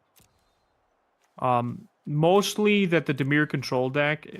So the Dimir control deck is built in a way that is very predatory, to what the Esper deck is trying to do, which is like play these cheap threats, nickel and dime the opponent. Like Rafine isn't very good against them because they're playing, of course, not only just cut down and whatnot, they're also playing long goodbye in like multiple copies. So yeah, I'll concede to that. I have blue. I don't have any other colors, so that's fine. Field kind of ruins my hand. I was sitting on another field rune in hand, and I had deadly cover-ups. Yeah, and well, deadly cover-up isn't necessarily any better than like Sunfall. That's also pretty brutal. Like Sunfall in general is pretty brutal, where like the collect evidence mode of deadly cover-up can be a little rough, but it's not like much more devastating than a Sunfall.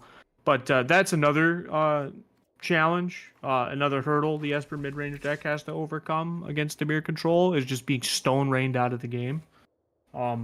It's one of the biggest thing against both control decks, to be honest. This is one of the reasons why Esper like might end up being maybe not the best choice, especially if if you feel the game plan's going to be like, oh, I'm playing against blue white and I'm playing against Dimir, where it's like, oh, well, if my opponents are playing cards like Long Goodbye, then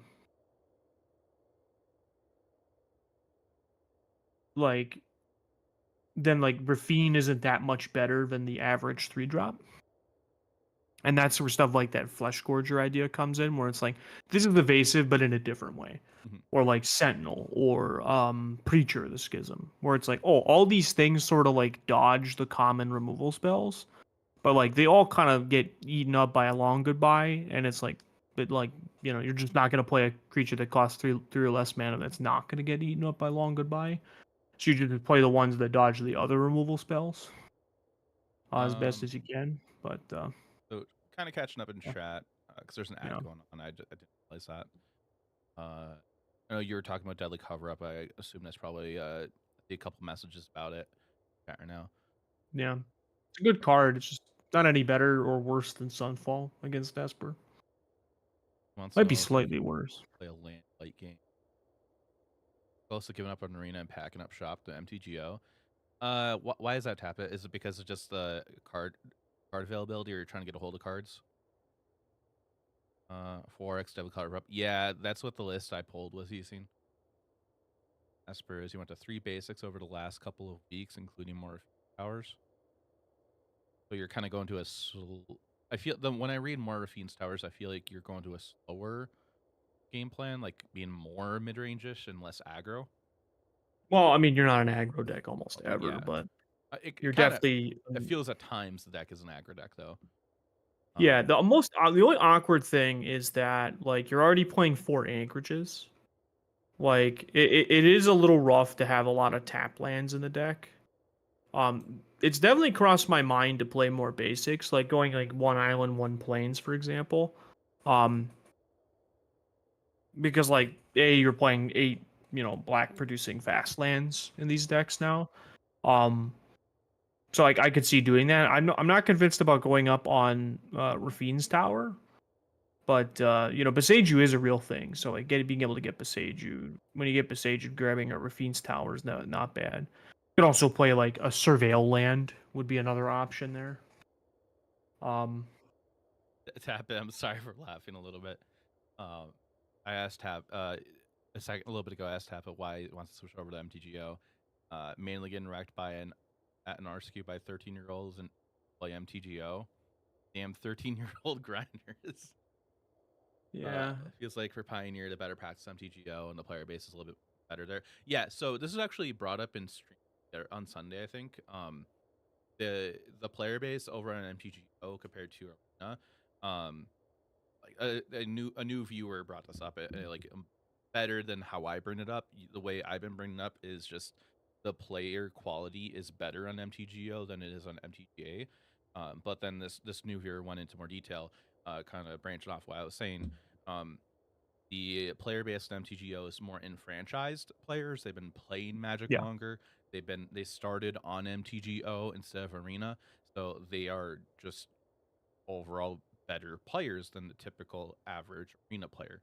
Not saying Arena players are bad, just you get a better playing experience trying to improve your gameplay on MTGO. So I do want to elaborate a little bit on that. I would say that that's specifically true and will probably always be true for non-rotating formats. I think that Arena, like there's a comment about how Arena players is just full of smooth brains playing aggro. Like, first of all, like, I mean, Arena is a good platform. There's lots of good players on Arena. Matter of fact, I'd actually say, like, if I were, like, percentage-wise of the player base, sure, like, there's probably a higher ratio of good players playing MTGO, specifically in the standard queue, for example, because, like, they're going out of their way to play standard on MTGO, so you're only getting the people who are really dedicated to it. But the thing is that on Arena, there are, by quantity, more good players on Arena than there are in MTGO. That's the plain truth.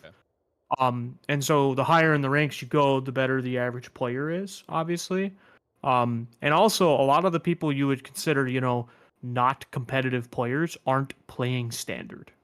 Yeah. They're playing Alchemy. They're playing Brawl. They're not playing standard. They might draft or play sealed or whatever. But so it would definitely be, it's definitely like one of those things where it's an overgeneralization that isn't true in the way it's presented, but it is like it's technically true, but it's not like not always true. This could be a subject we can on the next episode of the podcast. Yeah, we can make it a segment to talk about the experience, because I've played both. I've played Arena since it launched, and the first time I played MTGO, it came on a disc. So where is Lotus Field? Don't tell me about it. If Lotus Field was legal on Arena, I'd never leave my house. Like I would just play. I'd just be playing Lotus Field and Pioneer on Arena. I have also played both, but I started the Arena for go. Like Mason talked me into he kind of talked me into it, and that's where I started my content creation journey also on MTG. I do feel like I've had more of a challenge of playing against people than Arena. But for content wise, while we're in the subject, this is my last thing I'm going to say on it. Content wise, I found that majority of my viewers prefer to watch Arena than MTGO, but that's also due to the fact I marketed myself as a content creator, Arena content creator, not a MTGO content creator. That was kind of a comment I just wanted to say. No, I mean, I think you're absolutely right. I think that's probably a generally true statement, is that Arena is more fun to watch than MTGO. Yeah, it's like it's easier to follow at times, and it's just like what Evan's saying, it's faster. it's faster to play in arena. You get faster games in, and it's more flashier too. It attracts more eyes of the newer players, I think. For MTGA, You're absolutely right, Evan Golden. They can definitely. It's not to say that you can't get viewers playing MTGO. Aspiring Spike exists, Yeah. and he only plays MTGO really.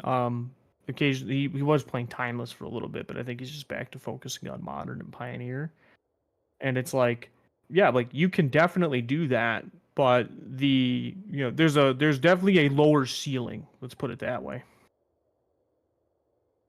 For MTGA, I disagree. I had a lot of bad players, even higher and play arena. Fun and MTGA skills testing. Sure. Well, Yeah. I mean, sure. I mean, the skills you have to develop to be good at playing MTGO don't exactly help you be a good Magic player, but you just have to learn to play fast and have no shortcuts on your keyboard. Yeah. I agree with the statement. Arena is cool, but Paper Magic is way cooler. I totally agree with that 100%. And also, welcome to the stream. Like no matter what, in my eyes, Paper Magic is the best way to play Magic all the time. Oh yeah, absolutely. I am not actually a big fan of digital Magic. This is purely like if I didn't play competitively, I would never touch Moto or Arena. To be perfectly honest, if I played casually, I would never touch these. Yes, because same. I would have no desire to like. I'm not trying to practice. I'm not getting my reps in. I'm not preparing for a tournament. I have no reason to play these. There are better. If I wanted to play a game on my computer for fun, there's much better things to be doing than True. playing Arena. Like I could play. If everyone on Arena is so bad, and how come I've never hit Mythic yet? Riddle me that, Batman. So that's a whole nother conversation as well. Of it takes the leaderboard systems like. Yeah, it takes a big time investment also to try to get the Mythic. There are some combination of skill and free time. For an example, like if you look at me last month when I got the Mythic, I got there in the first 4 days of the month. I was doing for those first 4 days, I was playing nothing but my favorite format on Arena, Explorer, and I was playing my favorite deck. So I had the practice in already for that deck and the reps in with that deck as well. Which that's rack to sack, was why I play in paper. Yeah. But getting the Mythic doesn't mean you're good all the time. It means you're not bad, and that you have the time and ability to play a lot of Magic. Yeah, and don't feel bad if you don't get the Mythic. There's so many people. I am at fault for this too. There's some people that hyper focus. I need to get the Mythic. I need to get the Mythic. I need to get the Mythic every single month, and then you just feel absolutely terrible that you don't get there. I would get that for a long while, in my first 2 years of content creation. Now it's just I get there if I get there. If I don't, I don't. I've had maybe 3 months I haven't gotten there before. I had a similar relationship with it at first, and eventually I just I'm I don't care. Why do I care? It's a lead. Don't get me wrong, it's fun to participate in a leaderboard, but I do think it's a little unhealthy. And it is the kind of the opposite of the experience that I like about Magic. I like tournament Magic, and a leaderboard is the exact opposite of a tournament. So, in terms of dynamic, and so I'm not a huge fan. Yeah, just to catch up on some of these comments for MTG, you want to find a 60% win and treat it like a full-time job. That's a pretty it's a pretty accurate description. Friend who plays both paper and MTGO and gotten a lot better. A lot from him. Yeah. Previously hit Mythic every month. Oh, I want to make a reply to that comment a little bit. So the original point and why people played a lot of MTGO is I'm not going to say who this quote is from because he's no longer part of the community, but it's still a very good quote. There's no bullshit on MTGO. You can't cheat. Your opponents can't cheat. So that's the biggest reason why digital Magic became so popular was that, if you lost, it's your fault. and there's no chance that it was something, bullshitish. And it's like you didn't make the right mulligan call. You didn't build your deck correctly. Like it's all on you, and there's no possibility of like your opponent cheesed you in some way. Like they shuffled your deck in a way and you didn't draw well. Whatever. So like the little things like that. So it's like that's always been the point. Is it's a really good tool for practice and being good at the technical aspect of playing the game. A matter of fact, like there's been groundbreaking rules discoveries. Uh, I'll talk some anecdotes about cheating because I actually actively watch a lot of people cheat at events. But Let's show. That the put your tinfoil hats away. so like getting good at the technical aspects, but like even like groundbreaking rules discoveries, like when Clan Ironworks was the best deck in Modern, for example, like the people didn't know from playing the deck in Paper that when you go to activate Chromatic Sphere, for example, you can just sack every artifact you control to Clan Ironworks to pay for it. Any Gaijin watching my Um, opponents. oh, there's little things. I'll talk about this briefly. That I've had to call people out on at Paper events. Staring at your deck while you shuffle it, that's very suspicious and very Yes. likely means that you're cheating. Especially if you're looking at the cards. I see that a lot.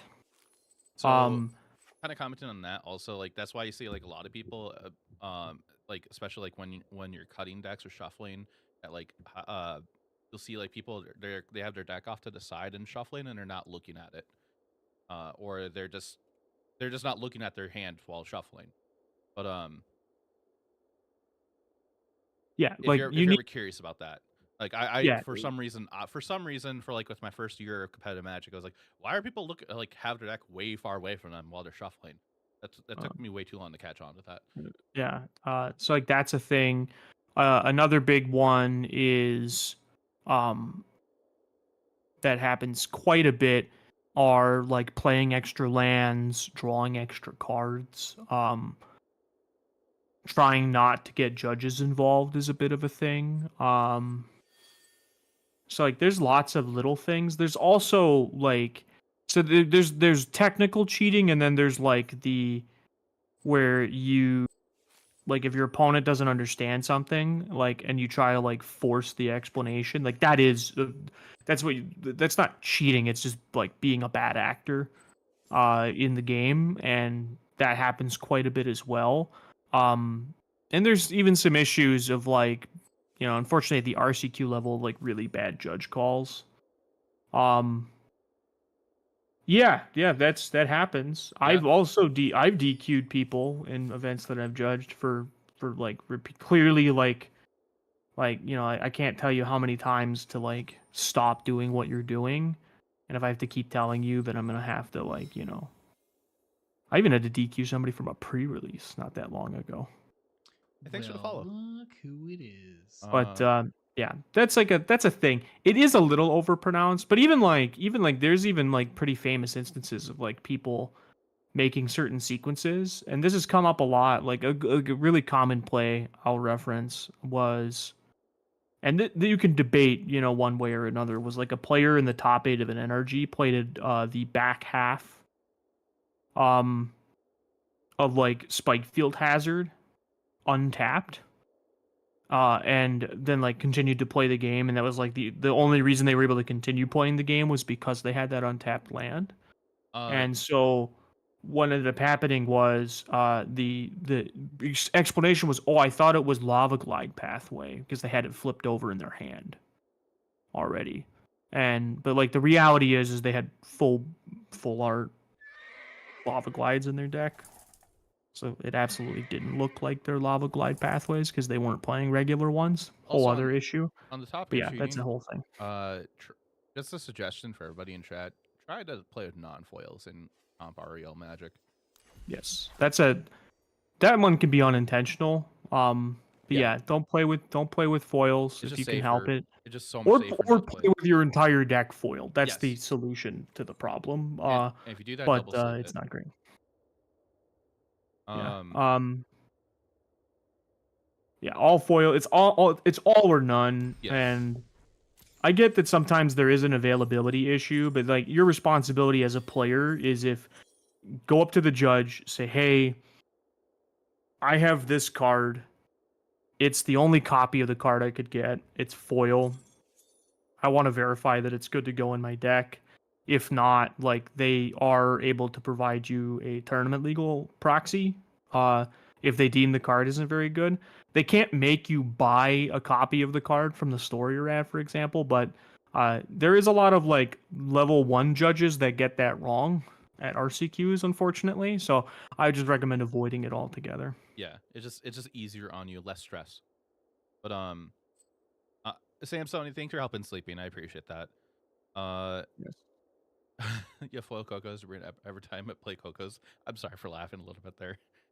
That was I'm really not, funny. I remember. I'm not that. laughing at you, Griffin.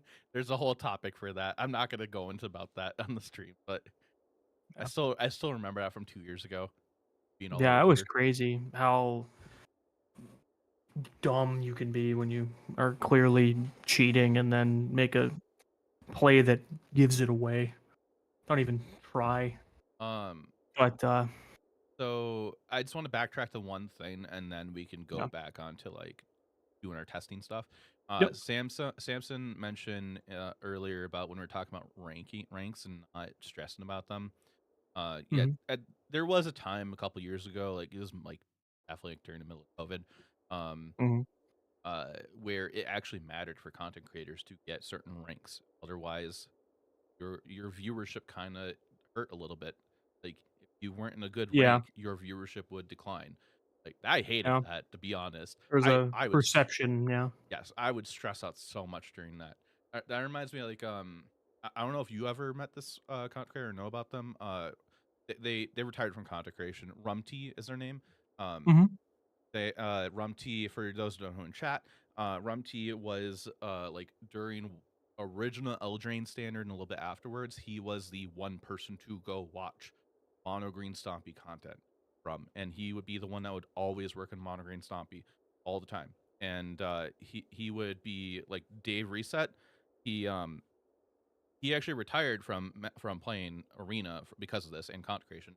He would get addicted trying to get to Mythic #1 the day of reset, and he would spend like 12 hours, like 16 hours, without going to bed, and just stream the whole entire time. Not healthy. Not a healthy relationship with the game, which is a bad thing. Yeah. So Right. he recognized that and he decided to retire from content creation. I miss him, but in his content, but I'm glad he made a healthy choice. You can just use they in your message. You don't have to do he/she. Yeah, just saying they is just easier. Also, less typing. Yeah. Thanks for the sub. Rip off. Corey, Thanks thank for you. the sub. Jarman. Jarman. He was grinding the ladder at, like a madman. I had the pleasure to play against him a couple times. Same. I remember I was playing some Sultai deck, and I was playing so slow. It was Sultai Ultimatum, and I was playing so slow. It was my first game with the deck. And he actually popped into my chat and was like, I'm sorry to just say something now, but can you please play faster? I was playing so slow, I would start roping on every single of my turns because I didn't know what to do.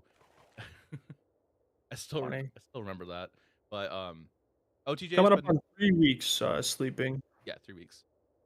And BNR announcements next Monday already. Oh yeah, there's people on Reddit like, I hope we get something banned in Pioneer. I don't think it's gonna happen.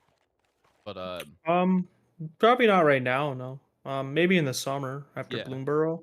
Yeah, I could picture that. But like, I don't know what you'd ban. Like a lot of people are like ban Sorin and ban Treasure Cruise, and it's just like, why? I mean, Treasure Cruise is a card that probably will need to go eventually. That one I can understand, but like the Sorin one's like, why? It's like the deck's very attackable. Like if you keep playing, cards that are bad against, vampires, then you're gonna keep losing to vampires. But like, lots of decks are very capable of beating it. Phoenix. Nothing's been pushed out of the metagame. Like the only thing that's been pushed out of the metagame recently is Lotus Field combo because of like the slick shot decks are just that hard to beat for the deck. Yes. Yeah. If you're in the red white Planeswalkers and them all. If you touch anything in Amalia, I think you hit red. Oh, Notorious. Quintorius. I mean, I can't imagine they would ban Quintorius. I mean, if they did, it would just be because they don't want it to exist, period, not because of power level reasons. Yeah. And like Amalia would be less again for power level reasons and more Wizards not wanting a combo. like it would just be like tournament logistics issues. Like if they were to do that, I think they should leave Amalia alone and just get rid of Wildgrowth Walker. In my opinion. Yeah, I mean, yeah, like that would be the easier card to ban. It would look really weird and kind of dumb, but yeah, that would be the only reason MTGO Beast would be because of the draws that can occur, like what happened in the top 8 of the not the last Pro Tour, but the one prior where like that happened, and like that happened a lot in the Swiss. Like they didn't make it on camera, but they touched on that in the commentary, where it's like, yeah, this actually came up quite a bit throughout the course of the tournament, and it's like that would be like the only reason to really ban Amalia. It has nothing to do with how good or bad the deck is. It's just, you know, you don't want like tournaments going to time every round because like, you know, the Amalia matchup, like, you know, was on game 5 of its match because it keeps drawing, and it's also because your opponents can cause it to happen too, which doesn't help. Sam's brought up a good point. Like, we don't have a big bad deck. Everyone is sideboarding for. Everyone's sideboard is attacking so many other things right now. Yeah. Yeah. I I think it's a healthy place right now. I really like it. But the one bummer about queuing so early is I don't get to play as much Pioneer. Yeah, like I'm happy I queued and I'm excited. This is the first time I actually ever queued. So like I was thinking like, wow, I can actually save money and not go to all these other RCQs. But I'm that's the real price is winning early and not having to pay all the entry fees and sit in cars. But I'm gonna at least go to our local game store, the one we can go to, their RCQ, just to help, like, just to play and support them. Like, I'm sure they're gonna get plenty of people, but like, I want to play. Yes, I understand SSA that I can keep playing. It's a matter of that I am not required to keep playing. Yeah. Which is the benefit where I'm like, oh, I can choose to play if I want, but I don't have to. And it's so the we get the higher EV of not having to travel and play and pay more entry. Yeah, the amount of time to play, because I've done the play 12 RCQs in a row, like back-to-back weeks, and like that shit sucks, and I hate it. I remember the one Pioneer season that we weren't traveling together a lot. We were running into each other at RCQs a lot. This is before I think we started doing content together. You top 8'd like 4-0. Like there was a top 4 a couple times in a row, and just looks so defeated that 4th. Yeah, it was rough. I remember, like I took. Yeah, so I made the semis of 3 of them, the top 8 of 1, and then I took 9th in 6 of them. Like that was what really got me, because I remember that season, the last one I played was like Lost Caverns Limited, and like I had a rough sealed pool, but I managed to go like X2 to take 9th place with it was like a 0.05 difference in my tiebreakers from 8th, so it was just like kill me. Like I was so happy that in my RCQ I didn't get queued up against Niv Mizzet in the semis. I'm like, if I get queued up against Niv Mizzet, this is gonna be terrible. I'm probably gonna lose. And then for some reason the companion app messed up somehow and paired me against Rakdos Mid. Okay, this should be fine. And plus it was a viewer I played against, so like had a lot of fun. But all right, so let's go back to our testing here. More Esper, or I think I'm gonna put we'll put the Esper deck down. Why don't we work on a Golgari list? Okay. So am I sharing my screen still? I believe so. So you said you had an idea that you were thinking about earlier in your head. Do we want to get that down first, or do we want to look at one of the things I said? Why don't we talk through one of the ones you sent over? Okay. So, and we'll kind of go from there. Okay. So I made a Bronco version, and I made a rookie version. Verified rookie version. Sure.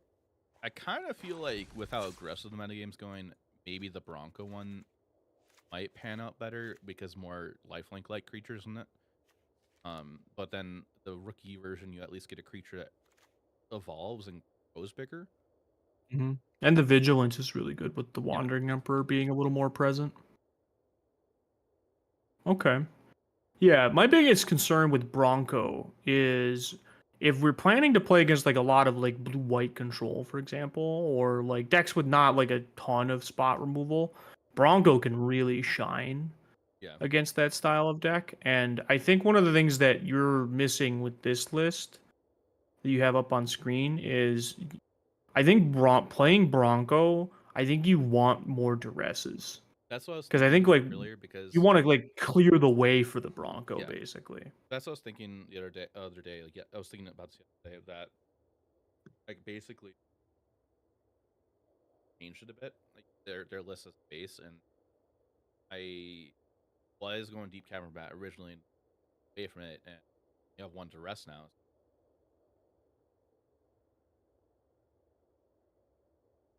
Yeah, like I think duress is in a good spot because I think like there's not many bad matchups for duress. Um, surprisingly, and which so I think that like having like 2 or 3 copies of duress in your main deck is not a bad place to be. And I think going the direction, and I think maybe it's just correct without having bat too, like Yeah. just having some hand disruption that you can like go, you know, this, and even if you're on the rookie version, like just clearing the way for the rookie too could be really good. Sorry, chat, and I see there's some messages we're missing. Sorry about that. Giving them.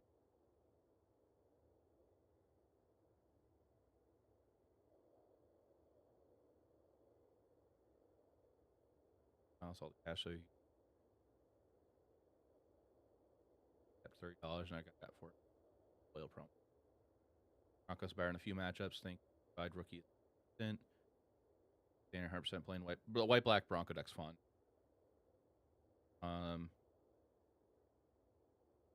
Thought Bronco was a dog. No. It's a horse. Yeah, it's a snake horse. But Snake horse mount. Vigilance seems so good with Emperor. Yeah. Yeah, I have a version built with Sharp Edge Rookie, but we're gonna touch this one, and then I think we can, before we go to the rookie one, we probably toss your list together. Okay, so yeah, that makes sense of playing more duress in the main. I can picture just basically copying what the Fireball did. Maybe just played a 3 duress in the main. Mm-hmm. My thought is, Yeah.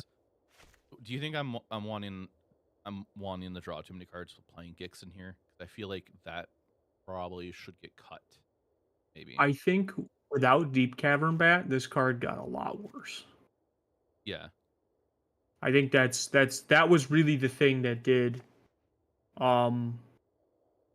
that really made that card work in specifically these decks. There's like different decks that I could see playing it in. Like especially like if we were to go back to like the Spyglass Siren Demir lists or whatever. But yeah, like I just feel like without evasive threats, it's just not that impressive. Kind of think of it like I think of it like a hat on a hat. Or like and plus now we have Bronco, which draws cards in this version. I think Pillage is okay as a one of in this style deck. I can understand it with it being just a one of, not playing it at all too. But I think it's fine because later in the game, like once you have so many lands, you can go basically almost demonic tutor for a answer or threat. But you know what my thought is on Pillage the Bog? I think it's the decision to play this card is purely based on I would want, like, say my deck list was I settled on like I want these 59 cards in this one spot. Could be I want it to be like 4 different things. And so the decision was made to make I'm playing copies of all those things so already, and I can't like I don't want any one more than the other. So I'll play Pillage the Bog because it can almost be anything. Okay. Is the idea. So I think that's the logic behind it. Yeah. Is that they used it as a way to sort of trim in certain spots, and kind of consolidated it. But it is kind of awkward looking to just have one copy of Pillage the Bog in your mid range deck. But yeah, looks can be deceiving sometimes. Awesome sleeping. Hope you get the myth tomorrow. The other thing that with this deck, I'm on 25 lands. The PT lists are on 26. I have 2 5-drops and I have 3 7-drops, but the Flesh Gorgers are more like 3 drops. Why the Flesh Gorger feels so bad compared to the other 3s? The idea behind Flesh Gorger is there's the premium removal in black is Go for the Throat. So it's just an evasive creature, and it's an unintentional 7 damage off of your Bronco. Like, not unintentional. It just, like, if it happens, it happens. Like, you don't have any way to tutor to the top, but if it's there on top, then your opponent just got hit for 7.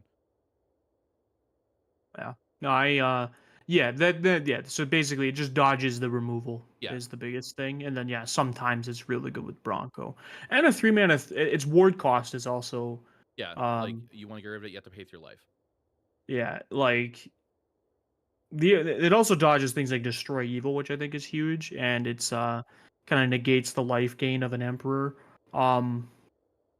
So is that you have a lot of good, you aren't blanking their removal. That's true. You're not wrong, Evan. That is also a thing to consider. Is that like they could just kill all my other stuff. Yeah. But like having one threat that can't be killed by the removal is quite strong, especially one that's really hard to block.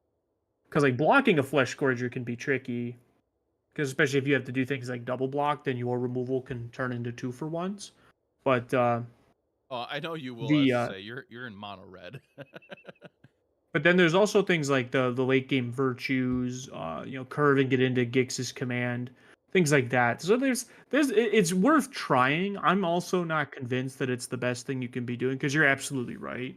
Like comparatively to the other 3 mana cards, it's definitely like one of the worst by itself, but it has certain perks that aren't like, shoved onto its like ETB triggers or other lines of text.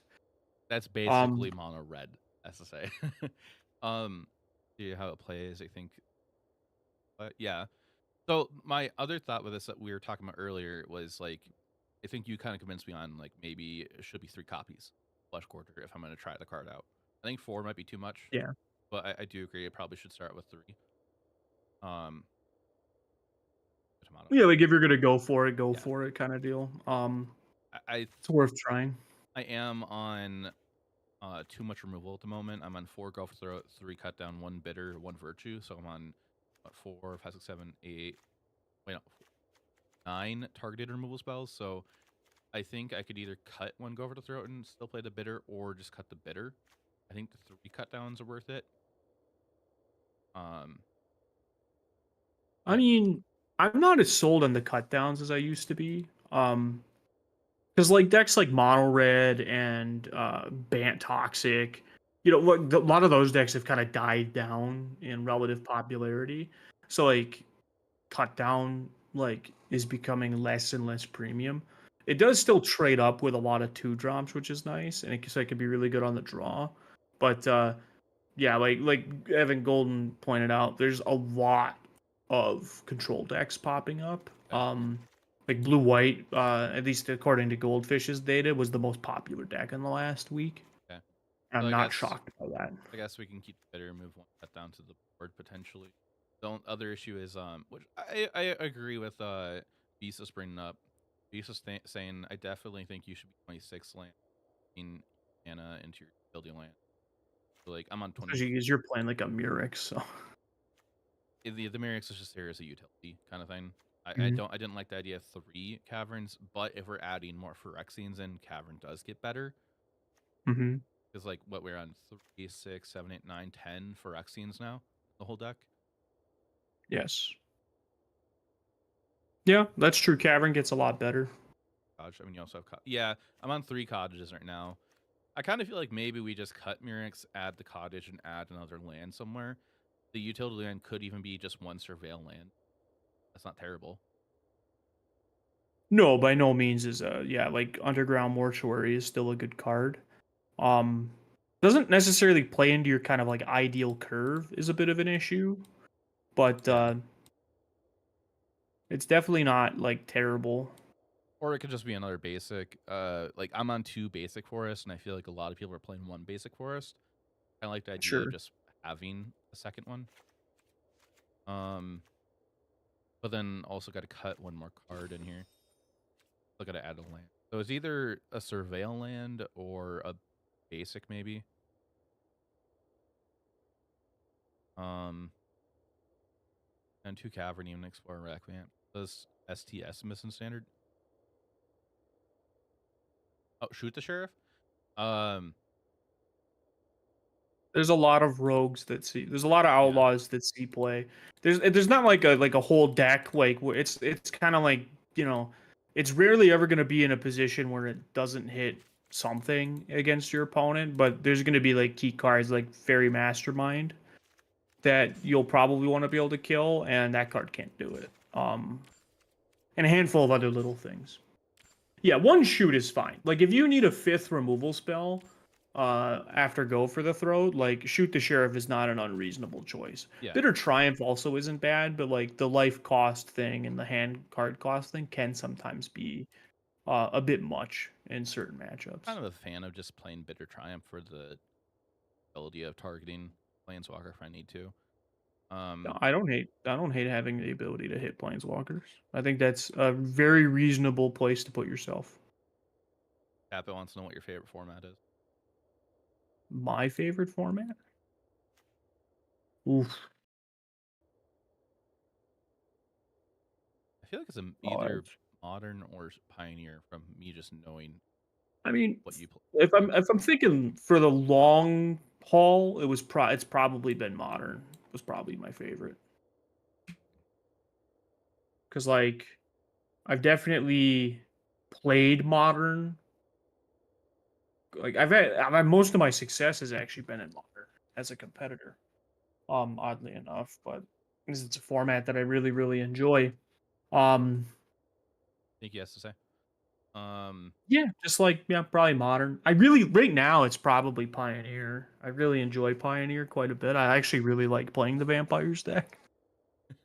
You've It's been a lot of playing it, like, fun. every Friday. It seems like almost every Friday Yeah, lately. almost every Friday. But yeah, it's just like I'm not gonna think too hard since I'm not playing RCQs. Just gonna play whatever I really enjoy playing. I also like playing Phoenix and whatnot, and Lotus Field combo is like my favorite deck of all time. Though Amulet Titan has that spot in my heart too, so I love Amulet Titan. I love So- just screaming prime time at the top of my lungs at my computer monitor. So I got to cut 2 cards from the main. We're at 26 lands. We're up to the 3 Phyrexian Flesh Gorgers. I was thinking about like maybe cutting the Trespasser, but Trespasser's just a good utility creature as well. Well, I think like if you're trying to make space for Flesh Gorgers, it would definitely be like Trespasser is like kind of in the same spot Yeah. where it's definitely like, oh, this is like I have so many spots where I can play 3 mana creatures, and if I want to try Flesh Gorger, I'm gonna have to cut some of the 3 mana creatures. I would cut the main board Tranquil Frillback and the Trespasser. Or you could also keep the Trespasser, play the Lily. Because the Frillback, that was a Pro Tour call, not a general metagame call. I would not be main decking that card normally. Like if we okay. I know like pre-OTJ playing like back in the It's not a bad card to have. Like I don't hate the idea of playing them in the main. I'm just not a huge fan of the Yeah. card against. Like it doesn't do much against control, for example. It's not like it's good against domain, kinda, but not really. Like you get a lot more. Like there's better cards to play. Yeah. Is kind of the point. Okay. But All right. yeah, So and sorry, go ahead. no, go ahead. I was gonna say like that's our main 60 now, unless if like, I'm okay with the 2 caverns. I feel like 3 I'm not a big fan of, minus the fact of we have more Phyrexians. I just never been a fan of going over Cavernous Souls in a standard deck. What do you think about that there? It's tricky. There's a lot of creature types in the deck. And you have like Lilianas that you want to cast on turn 3. but that's why you're not playing multiple forests. Like I don't hate it, especially with counter spells kind of being popular again. It like Cavern of Souls is only kind of getting better. Like, um, Cavern is probably going to be at its best here in the next few weeks. Okay. Has been in a while, and like I just would think of it as a colorless land that Cast in like your mana base can you can cast Dread Whispers. Yeah. You I don't believe you can do that, but No, Dread Whispers is not a no, creature type. Corey's saying we want to, not that we can off of it.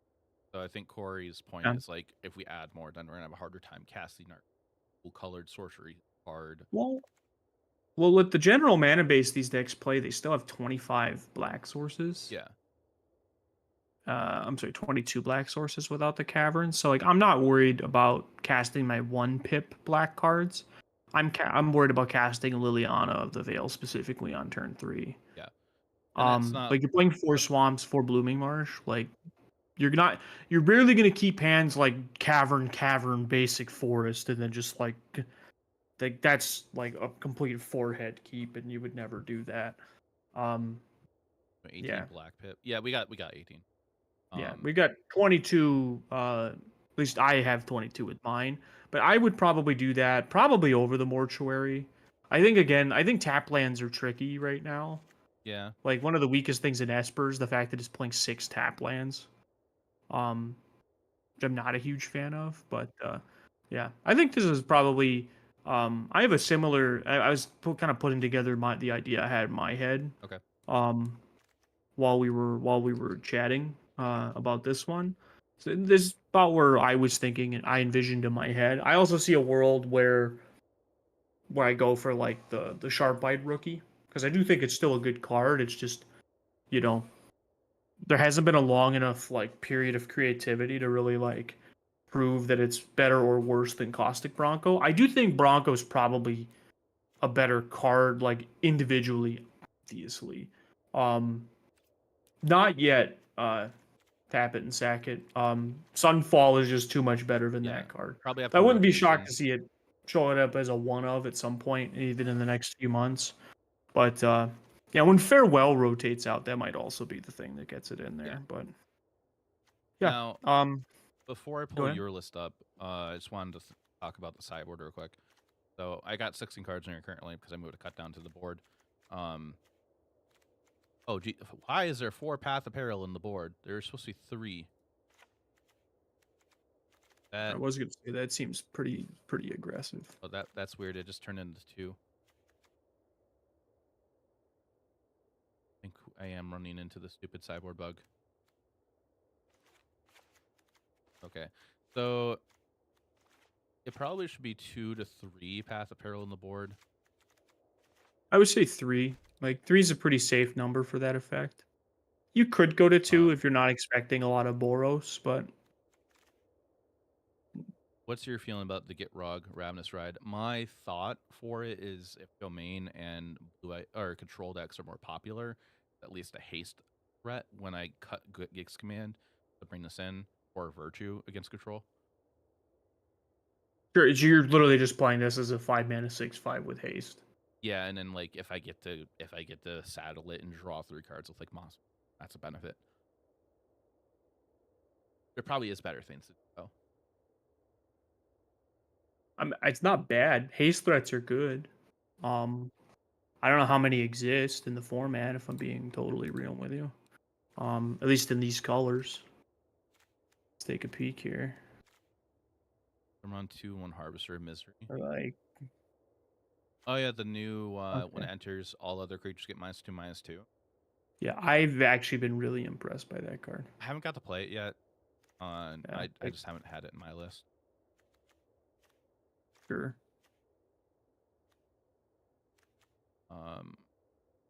You non-red haste threats, the 7-mana Dino. Yeah, that 7 mana's too much.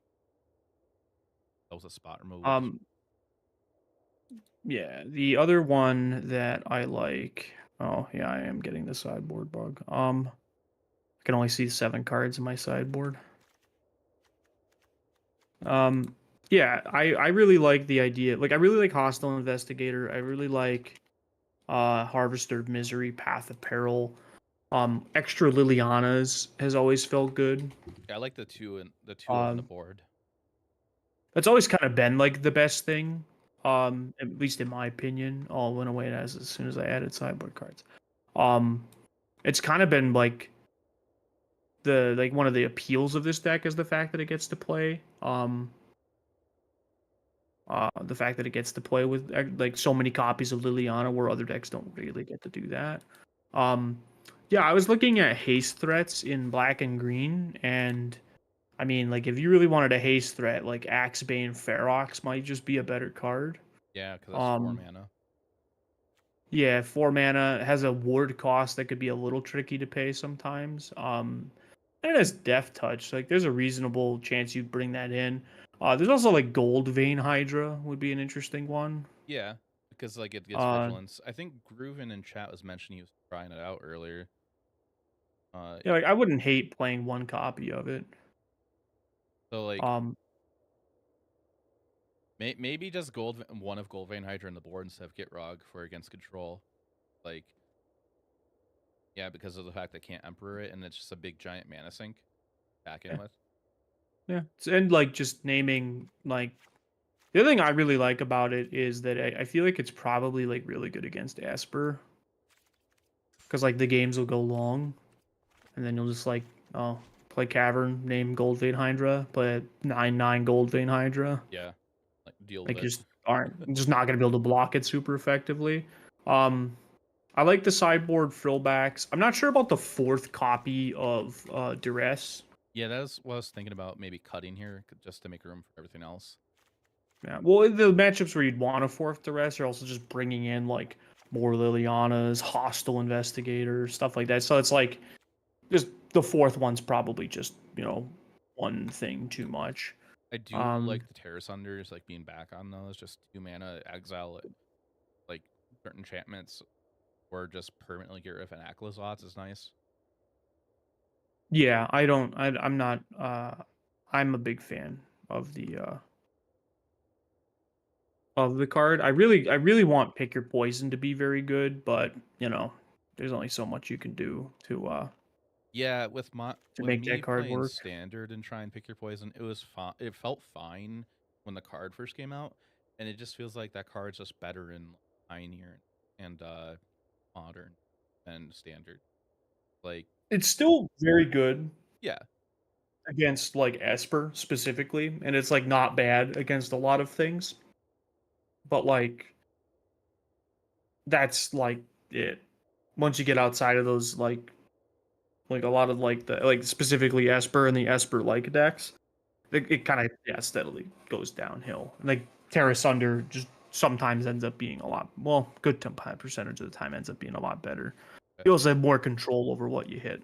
yeah. So So- I like the idea of playing that. Like I like this 15 card sideboard. I think this would be a perfect place to start. So I'm gonna save this. I'll send over to you just in case you want to look at it. I already on your have it. side. Okay. Do you want to send me your idea that you're come up with, or? I have that exact 75 right now Oh, okay. because it kind of hits a lot of the points that I wanted to try Okay. too. If you wanted to look at it, this is the idea for the rookie deck. I think the Sure. sideboard can just be put over to this one too. But this Yeah, is it's just probably roughly the same. mhm. Because the biggest difference here, I mean, you could build these decks the exact same way, where you just take out Caustic Bronco and just play Shardbite Rookie. Yeah. And I'm pretty sure they would both decks would play very similarly. It's just the Rookie like making clues is slightly worse than Caustic Bronco, just like putting cards in your hand. Yeah. You're also not like pigeonholed into playing like Virtue or Flesh Gorger, so you can just like focus on the more like higher quality 3-drops. I would still cut Gix out of this deck because again, I just think without Deep Cavern Bat, that card gets a lot worse. Yeah. But that like lets you just like play, another like you can play another Duress And this because I deck think is you'd want. this deck is definitely a preacher deck with playing rookie. Oh, for sure. Yeah. Rookie's really good with Sentinel and Preacher. I'm on 3 Sentinel in this build. I think that's fair to maximize on your vigilance threats if control especially come back up. Yeah. Big Monkey, I have an RCQ coming up. Would love your take on both your options coming down to either inti red green vehicles or mono white humans. So, I would definitely avoid humans. So I would probably go with that red green vehicle stack, but I kind of agree with John here, Salt's Gaijin here. Sounds like your deck is kind of built with your local meta in mind. If you have an idea what your local meta is, but like humans, from last I saw, it seems okay, okay, for like some decks out there, but isn't. I feel like people are attacking against it now. yeah, actually, yeah. Let me put it this way: is there a lot of Lotus Field combo players in your local metagame, Big Monkey? MTG Goldfish minus Lotus. So like when you say that, do you mean like basically the whole first page of the Pioneer metagame? No. Okay, then definitely don't play humans because that would be your best matchup. You're right. Yeah, Lotus Field combo is if people are playing that, then they haven't been paying much attention to the metagame. Because yeah, like humans would be really good against that, but like the slick shot decks are already pushing out Lotus Field pretty hard. So it's not dead; it's just dormant for now until the mono red decks kind of get put back in their place, or something allows them to play a better day. But yeah, I would play vehicles. I would give you some advice about the card Isika's Chariot, is that it is not as good as it used to be. Yeah. Um, It's still decent, but definitely not as good. Oh yeah, and I'm not saying that humans are like unplayable, Mizuta Raccoon.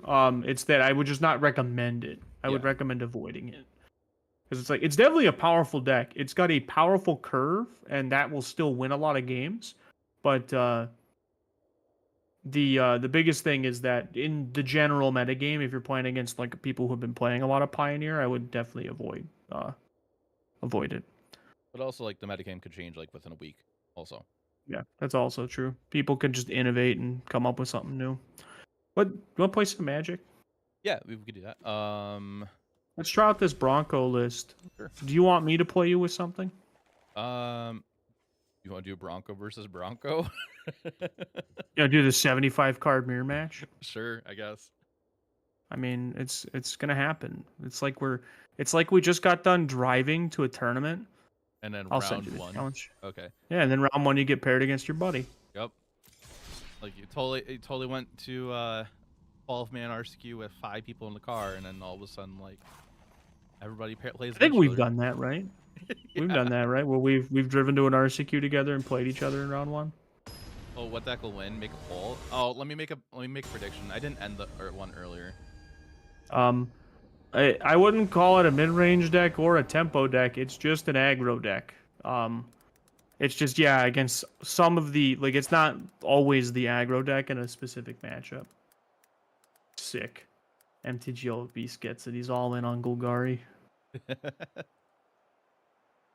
All right. Yeah, he beat the system. Sure. There's a 2-minute. I go try it. There's a 2-minute prediction up chat.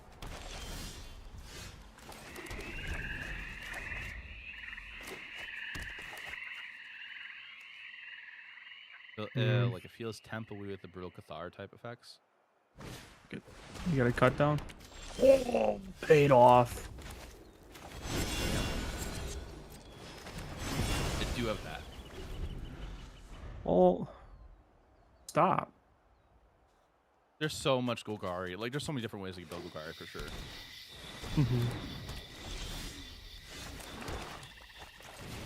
Mine's cooler.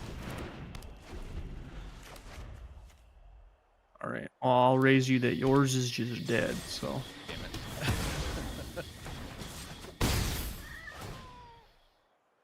When draw a card and lose a life. Draw another card and lose another life. Okay. I have a card in hand I don't want to play against you right now because of what's in front of me.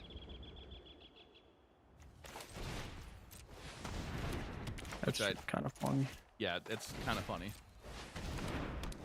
That card might as well say that it can't block. Like, Yeah.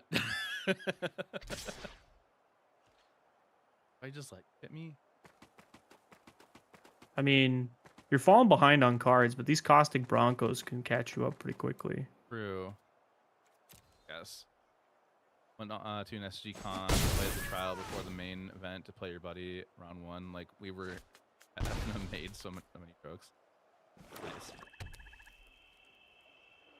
Sorry, Jeff, I missed any of your messages.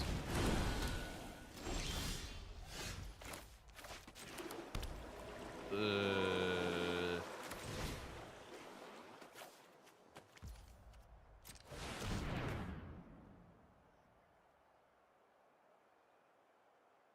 think I have to do this. Bronco the Bronco with your Bronco. Yeah. Damn it. Damn it.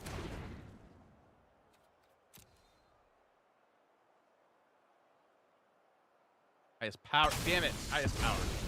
I thought for some, Yeah, it's the highest mana value. I thought I was like not reading the card thinking like, oh yeah, it's highest mana value. Nope. This Glissa card does a lot of work. I think I'm just dead here. You know what's sad though? Is that I have 2 more Glissas in my hand now. That is kind of fun. Yeah. I mean, you're not out of it. You're just not super in it. You consider conceding a little while. If you just considered giving up. Fuckers as well. Yeah, so many people. Hey, you take counters off of things. Okay, I probably need now. I think it's this. Yeah. Oh, and that's easier to block. Gets the counters. I have 2 Archfiends in hand. Well, I mean, that ain't gonna do nothing. Oh, that's so bad. That's so funny. I didn't put that thought together. What costs 4 mana and basically exclusively chump blocks a Glissa. Yeah. Like, I mean, I suppose if that's a consideration, we probably should think about maybe changing if we expect a lot of Golgari mirror matches. it's just not playing Archfiend. Yeah. Just playing like Aquazots. Maybe. I actually also like the idea of main deck Hostile Investigators. It But plays with Archfiends. yeah, Yeah. I'm a big fan. I'm a big fan of just cutting this Speaking of, card and first sideboarding. card. First card went straight out of my deck was Archfiend of the Dross. Same. Bring those in. Are we playtesting Golgari midrange? Yes, we are, Andrew. We're actually playtesting the exact 75 card mirror match. Yep. This is the I traveled 2 hours in a car and only play against my teammate. I have an Akla. No, Golgari hasn't been super popular, Evan.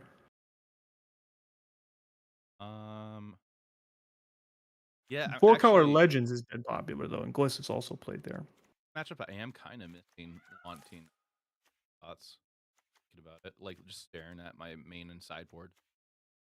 Oh, for sure. This is like the exact matchup Aquazots was for. Yeah. Like, so yeah, this is definitely. I agree. This is one where I'd be like, really. I'm also missing it because like I'm looking at what I'm doing with my board, and I'm just like, what am I even trying to do right now?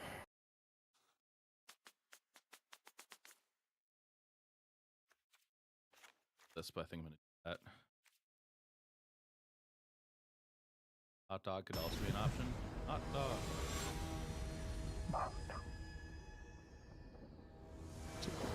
Golgari, Guildgate, feel well. It's a good jingle. I want you to know I made a mistake in sideboarding. Oh. I hope I didn't. Just look at how many cards are in my deck. How many cards are in my hand and in play? It's 61 cards. Yes. I accidentally submitted a 61 card deck. Well, at least it's not a big like. Yeah, it's not as bad as it could have been. You could argue that it might even be correct. Fine, I'll take 3. As long as you can shuffle it, you're good. LOL, yeah. We talked about cheating earlier.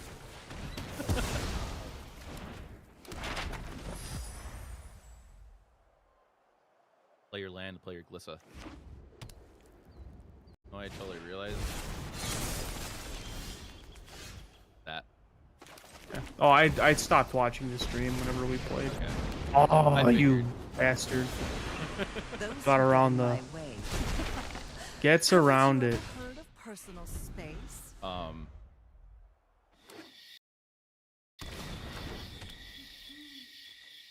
gonna send a thing to you later that I just think is kind of funny. Kill spell? Okay. There's a good chance I was gonna point it there anyway, but I'll take the free mana trade. Drop it. I'm gonna discard this Cavern of Souls. Wow, that's a bold move. Discards that go for the throat. We played Lily on the last turn, 2 mana open. Your way to sign papers, shuffle all 15, and then go through your deck and 15 worst. Yeah, that is technically correct in an Isn't open how deck things were list setting. supposed to go. It's a not lot of correct in a time, though. yeah, but usually in an open deck list setting, you're like, you know, in the top 8 of a tournament. Yeah.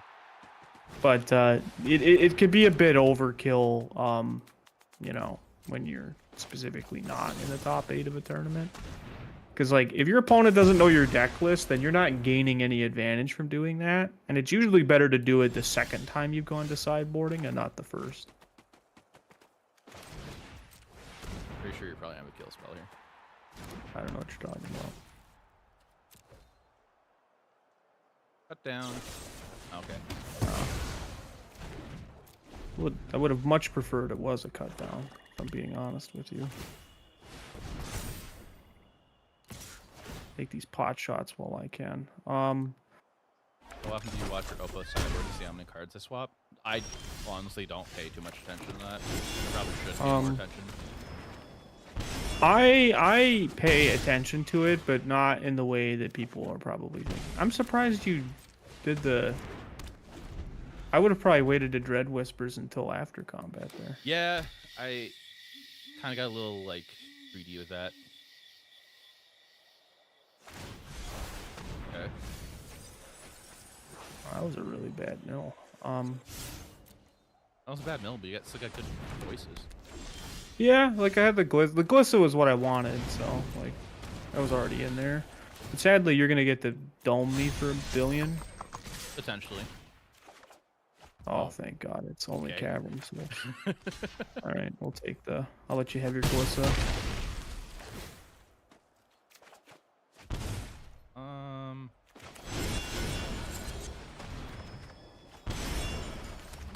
I would really like a Mosswood Dread Knight. I think it matters what name. You can name Mount? Huh. Yeah, Mount's a creature type. Mount. So like vehicle is an artifact type. So like you couldn't name vehicle, right? Okay. But you can name any creature type, and Mount is a legal creature type. Okay. You named horse. Respect. I did. Was driving earlier, so you couldn't respond. Hot dog was supposed to be get rog earlier in response to potentially talking. Oh, taking an R-tweet. Okay. I preferred hot dog.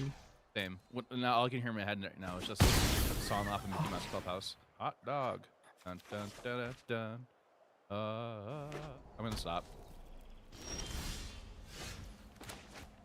Hey, that song became like a perfect meme song too. So It did. My siblings that I grew up with, they all watched that show so much growing up. naturally. It was to the point I would remember every single like song that the shows would have.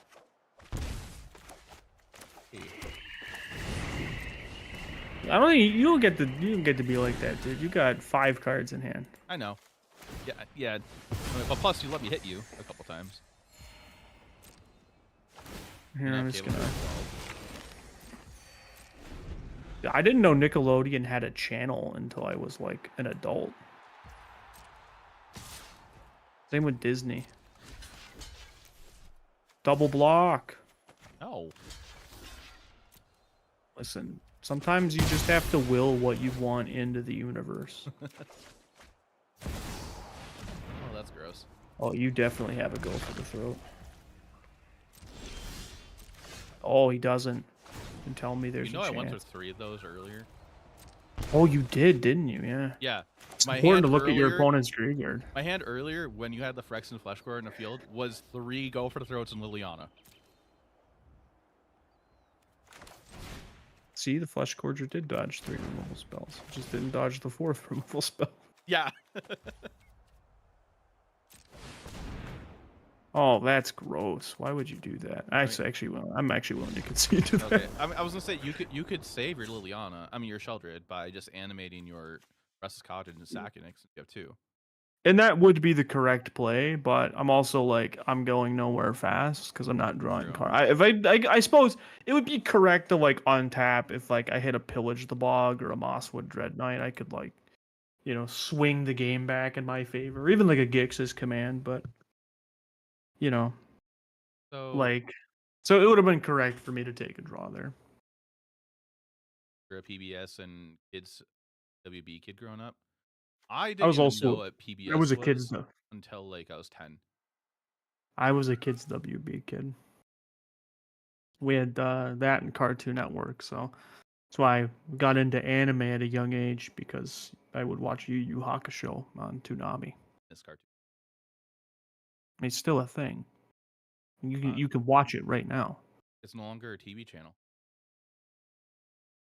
No, I mean like you can literally go on YouTube and watch 12-hour I mean, videos yes, of that's true. literal broadcasts. No, that is true.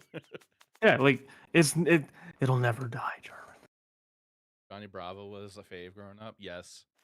Johnny Bravo. I like watching that show back now as an adult because of like you understand the dirty jokes he's making Yeah. and all the sex references in the show. Trying to think of being on the draw and want to it. I feel like How do we know each other? We play at the same locals. It was bought by HBO and episodes can be found there. Actually, Warner has owned Cartoon Network for even longer than it owned HBO. So they were owned by the same company, DeBruce. the way They that just Max is basically the Warner streaming platform. we met and each Discovery. other, I think it was either a little bit before COVID started or a little bit after, of like from our LGS. Like this is when I used to play Modern on the regular. Yeah, I would venture up close by where you live, from where I was living at the time, because I was living like down in like 40 miles south of us. And then eventually I moved up here, and then we see each other, very regularly. But yeah, we just have we've known each other over over the last few years, and we both make content, and so we decided to make content together. Yeah, it just happened to work out. Like I originally didn't know John was a content creator at all for the longest time. I think even after I told you about it, I didn't realize it. Sure. No, yeah, no, like I wasn't nearly as big as you are, and I wasn't gonna try and shove it down your throat because I'm not the kind of guy who likes to, walk up to people and tell them that, hey, I stream on Twitch. I feel a little like nervous about that at times whenever I bring that up to people. Then turn. Yeah, that was the play. I think I'm done here. I think I've lost, but you have potentially another. if I get a land like right now, then maybe. Okay, that is technically a land. Doesn't matter what I don't think it does, so I'll name that. Yeah, it probably doesn't matter in this matchup now since either we see the mono black list, Caleb D, MTG was playing in standard, NRG was mono black deck with Rexon main, did a couple of matches and wiped the floor with a list. I saw him tweet about it.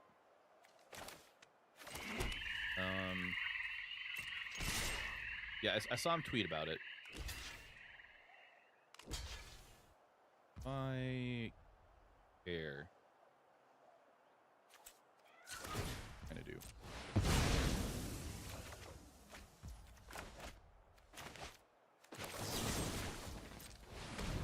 Interesting. Let me I know. find it surprising that you would do that. Like, where you do it after attacking. Yeah, I didn't think about it at first, but I mean, it makes sense because, like, in the sense of like I didn't know what I wanted to do, so I just did that. But I don't think I can afford to spin my wheels right now. Sad boy hours. I really want to play Mosswood Dread Knight, like in paper. a really fun card. I've yet to actually play it tabletop. Have I? No, I've been wanting. Yeah, Oh, okay. like I've never played it tabletop. I've only ever played it digitally. Alright, I might get domed for a bunch of damage here. I would really, really like it if my deck like drew lands, but We're would on make my 26, life right? Yeah, we a are. lot easier.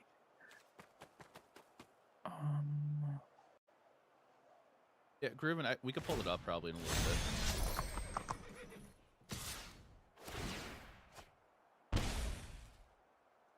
Okay. I mean, I'm not saying that I'm unhappy with hitting a Glissa, but I'm definitely not happy hitting a Glissa. If you know what my hand was, you would understand my frustration so badly. Thank you. Yeah, that's a pain in the ass. Oh, interesting. I'm surprised you did that pre.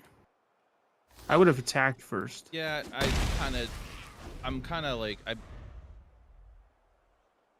I'm playing very badly. Yeah, I've noticed. Just straight, yeah, I noticed. Now that you see from the opposite view, Bronco's kind of must answer card. Yeah, if the deck is built around it correctly, I think. Jesus Christ. I think I'm just dead because I never drew a 5th land. Jeez. Yeah, I'm dead. Yeah. I had 2 Gix's commands in my hand. Jeez, that would have been so Yeah. good for I your ripped there. the land, yeah, I could have killed killed the worm, made a big creature, got a huge smack in there and gaining a ton of life. But yeah, just not meant to be. More of a question if there is anything in that list that might be applied to the Golgari list. Oh, so for Caleb D's list, let me see if Caleb D has it on his Twitter easily to access. I guess Oh, sure. Caleb D is Yeah, testing but mono black for the RC month. time to remove Dross. Yeah, I'm not a fan of the Archfiend anyway, so Yeah, I kind of I, like the idea of playing I think the it. card gets. Yeah, that card just gets too much space. Like, I don't even like it in the Vampires deck in Pioneer, to be honest. Oh, yeah. Whenever I played Vampires, I cut it from that deck right away.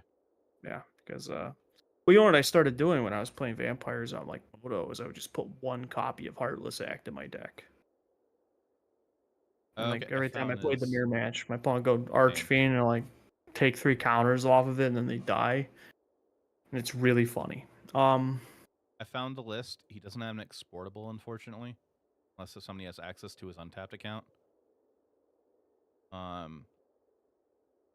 Okay. So here, I'll pull it up on my Satiable Avarice. Wow. here chat. I'll pull the dot up. Okay. I mean I get what's going on here. So cut downs for duress in the main. Okay. Makes sense. Avarice, Like- Fork Off Throat, 2 Shell's Edict. They're kind of being more of a control-y mono black mid range deck. Yeah. Well, yeah, this is just a go big mono black deck. Just good cards. You use duress as a way to clear the path for your threats to resolve or stay on the battlefield. Or like in the case of Aquazots, you just like peel the stuff that can deal with Aquazots, and then they just have to work through it. And then like Vein Ripper just being really solid.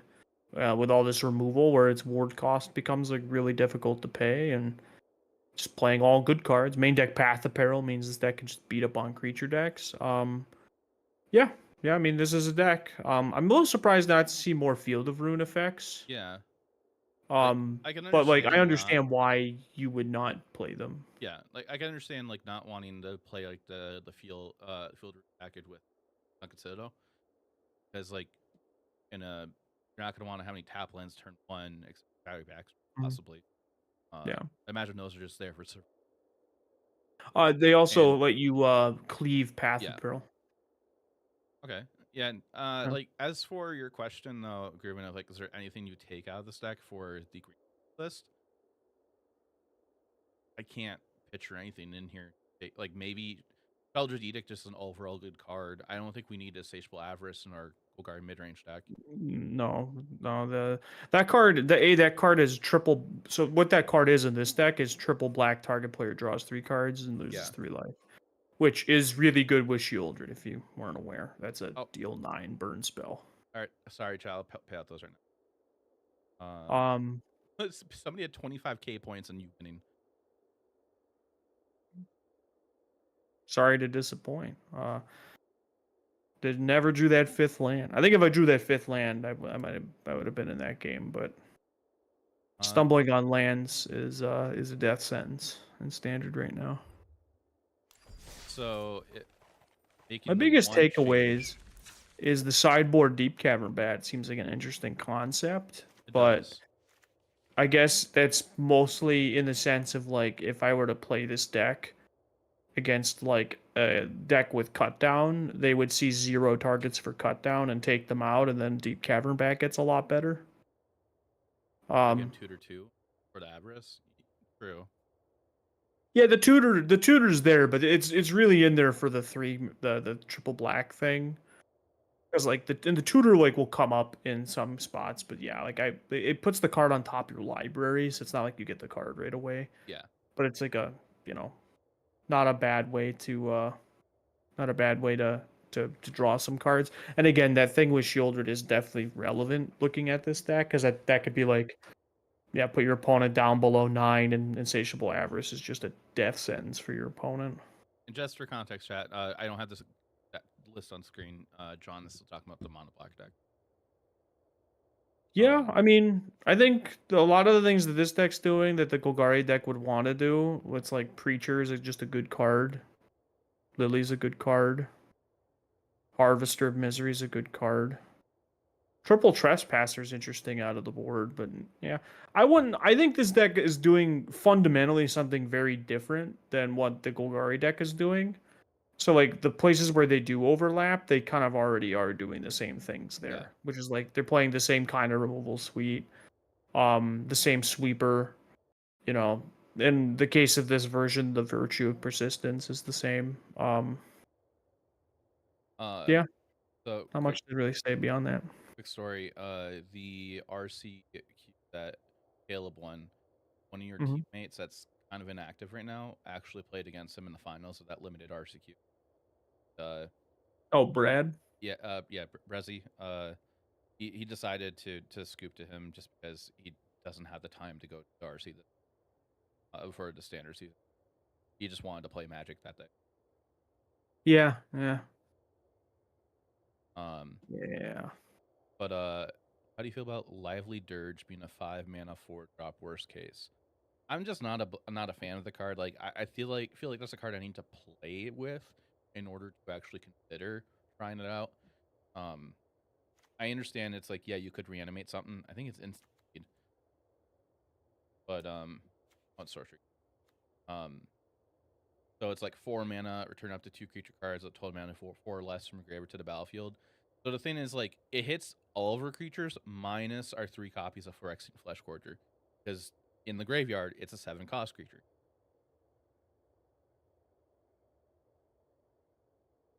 Yeah, I mean, in this version of the deck, it's definitely not what you'd want to go for. If you went for a different version, maybe. You could build your deck around this card, but like not great against counter spells, and Rest in Peace is like a kind of a fundamental part of the metagame at this point. So yeah, not a thing that I would be like super sold on. Also, like unlicensed turfs too exists, and like I Oh, suppose this doesn't target anything. So yeah, that you could get enough volume of stuff, it'd be fine. yeah, Evan, I remember you built a version with that, and I think I got to play that. But so we were talking about switching Archfiend out of the main, hmm or just out of the deck completely. What if we just played Hostile Investigation main, or do we have any better 4-drops? I mean, I think you could actually look at 3 drops as well to Yeah, replace it, but I like Hostile Investigator. It's a really good card. we could even Um, do go to 3 sheltered and play an extra hostile in the main in that slot, or if control is pretty big, we could play a third sentinel. yeah, that would also be a card. Like I could see going like playing one more Sentinel, just have something a little cheaper. Um, and then like yeah, like filling the curve with like a Hostile Investigator or like a third Shieldred wouldn't be terrible. Could even be going back up to like the third cut down, but I'm not sold on that. Yeah. I could even So see playing like if we even if we don't play Sentinel, for example, like we could just put 2 sharp-eyed rookies in, yeah, just yeah, having more, really a threat. yeah, just like a little more aggressive. All of our 3 mana and 4 mana creatures are still like fine with it. Yeah, Um, and like it's just another like good value 2 drop to play. So like I'd be kind of interested in trying that out. sure. I'd be up for trying that out. I'm Yeah. always up for trying rookie out again. I like the card. I mean, I really like the card. It's probably one of my favorite creatures in the format. It's just, it's competing with a lot is its biggest issue right now. No Long Goodbye in the 75. I didn't think about it, and in general, I'm not a big fan of the card. I understand it's good against Esper, but It's a card that it's like free to like have one in the board, but so I don't hate it either, but yeah, like, we'd have to really, I think if we were to sit down and like really hammer out a 15 card sideboard, that card would probably end up in as a one of. yeah. But it's not like a card that you must play. Hmm. Especially because we have Liliana that can eat Rafine. Yeah. Like for just we're kind of theory crafting right now, so I think for now sideboard's pretty solid.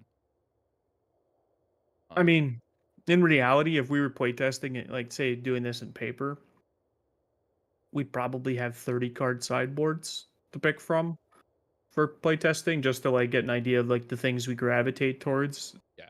while playing matches and looking at the really long list of sideboard cards we can play. So it's, yeah.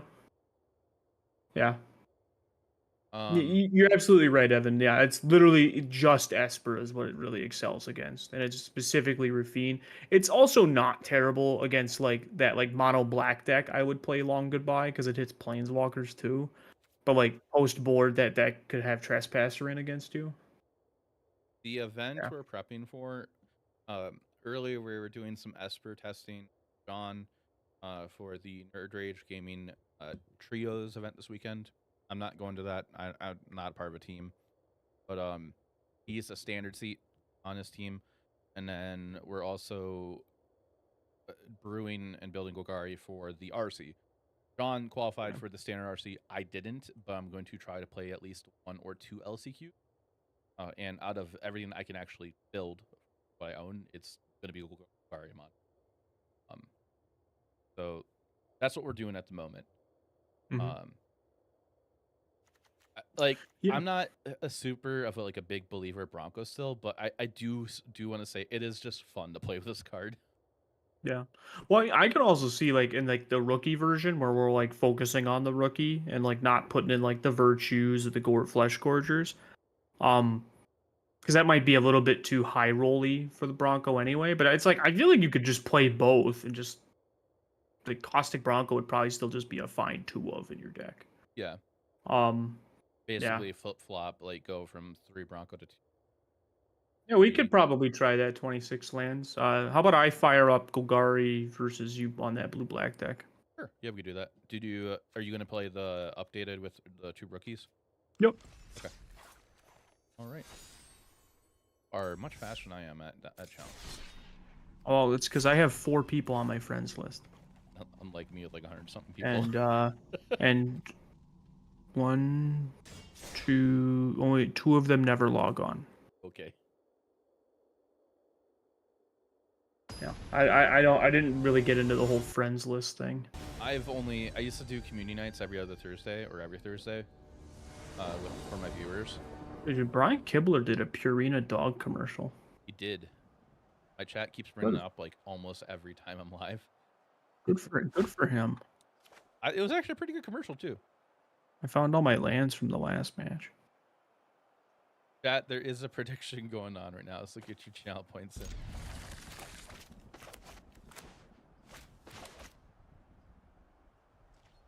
It's one of the 4 ads on Twitch. And pass the ball. Next Mosh Pit tournament, first place gets to get added by Gaijin and his friends list. Keck. Oh. Hey, if you're a viewer and you play against me, and that's something you really, really want, like, I might look at you a little strange, but I'll probably be willing to add you. Speaking of that, chat, I'm sorry I didn't get that set up for this week because I've been sick past couple days. I know there's an ad going on right now, but I'll get one set up for next week. We could do one next week.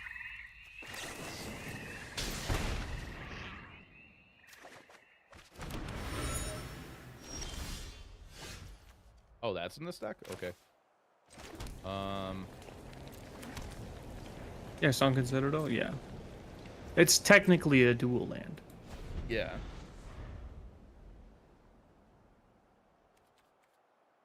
Ad for viewing is giving you life.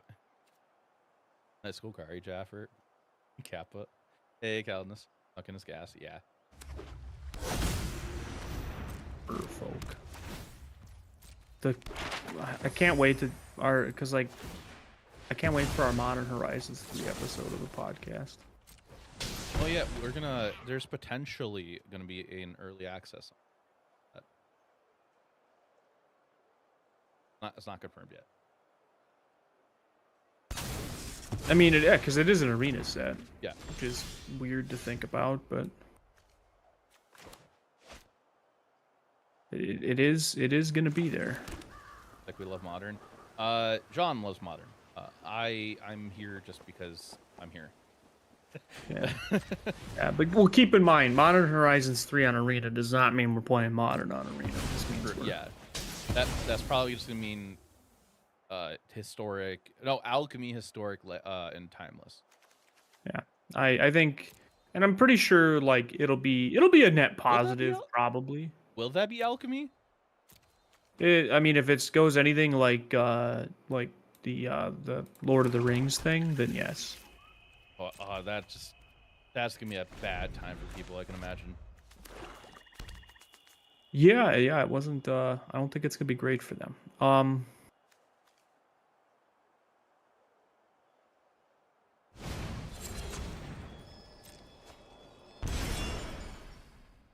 The fact that you have that counter spell,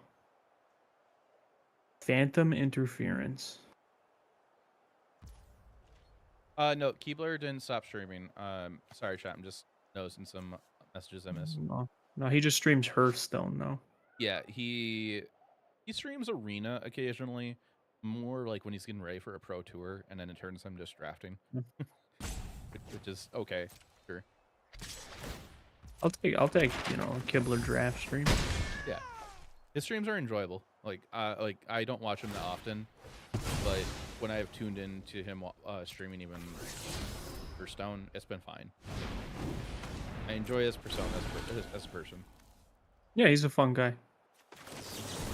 A Dragon Master himself.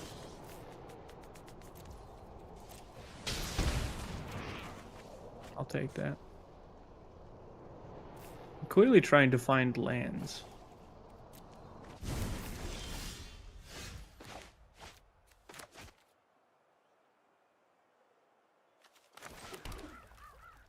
Sick. great to combat.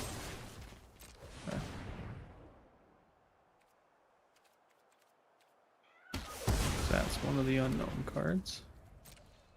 So I hope everybody is enjoying the content that we're doing.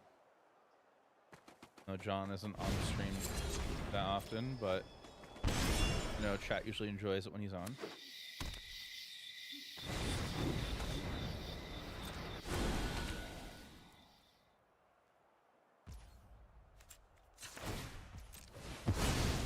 What if you should just jam Heroic again next weekend? Feels fragile. Oh, for your RCQ? I mean, that is the nature of any deck that's pretty much just a glass cannon, Yeah. like that deck. It's one of those things where when people choose to beat it, they will beat it. Yeah, I'm just full sending it. My dojo knows no fear. Eh.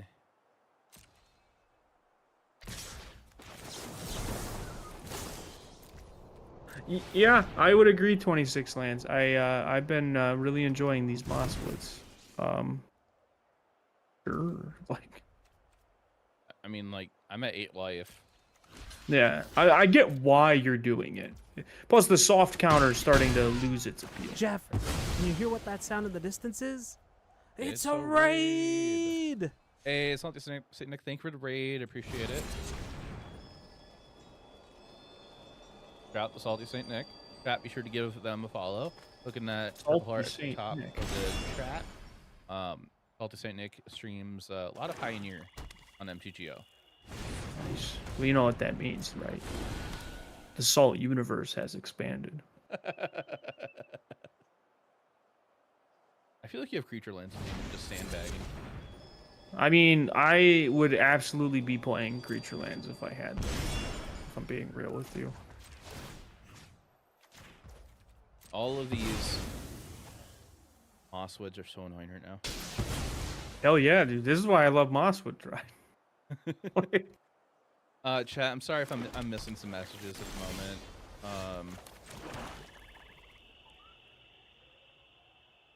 Let's go back real quick.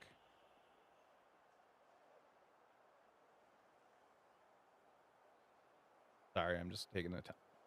Read this real quick. Yeah, no, you're all right. I'll respond to Fucking this gas. We're sick. Tap it and sack it. Yeah, you're probably not wrong. Tap it and sack it. You know, like what is Heroic doing that like the slick shot decks don't do? Would be like the question I would ask. Because like slick shot is just like really really strong, and you know, but like Heroic has a problem. I would say Heroic is probably like a much more stable deck in the sense that like you can, you know, build up a big threat and then, you know, still what's the word I'm looking for? Like keep it, where like the slick shot, you know, it's kind of a you just explode out all of these this big slick shot, and then if it doesn't kill them, they sort of die. Field of Ruins are worth playing because the decks like Esper play a single basic land. Mm-hmm. So every one after this first one is just like absolutely backbreaking. Oh. Well, okay. Oh, dude. I'm dead. You just got standard right out of this. Where's that kill spell? I'll take that one. Not there. Yeah, dead. And I draw another deadly cover up.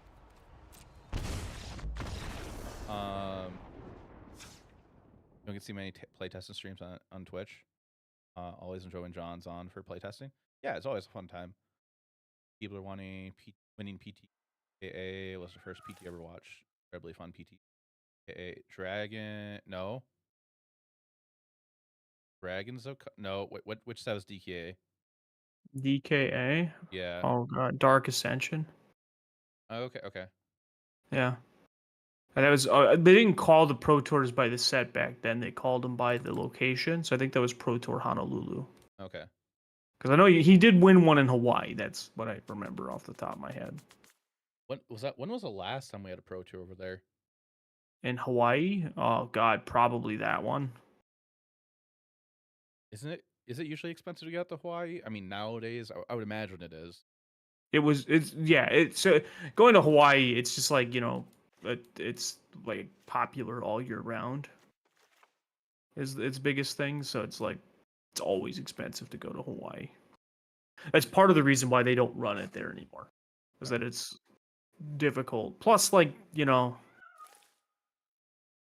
like it's not a lot of people want to go there. Like, let me clarify.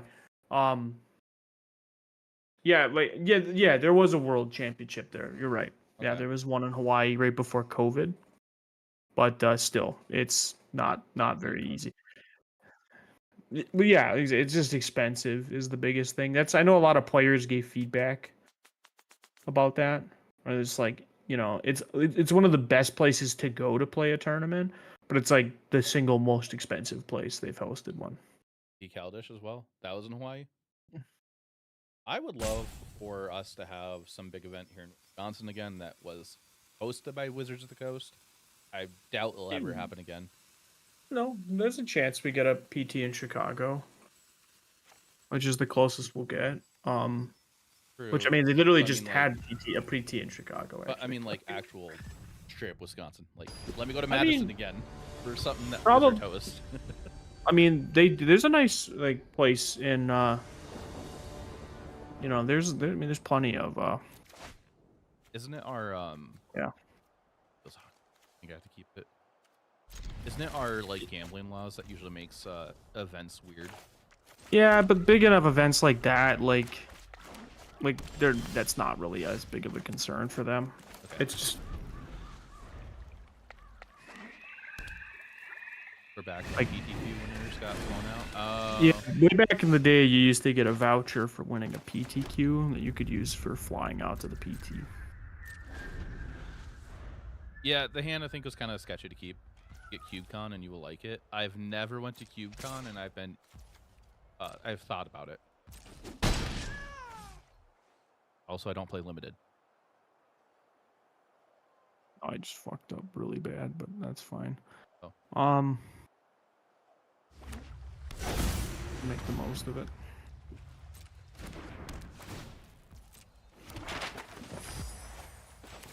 How's that counter spell feeling? Amazing.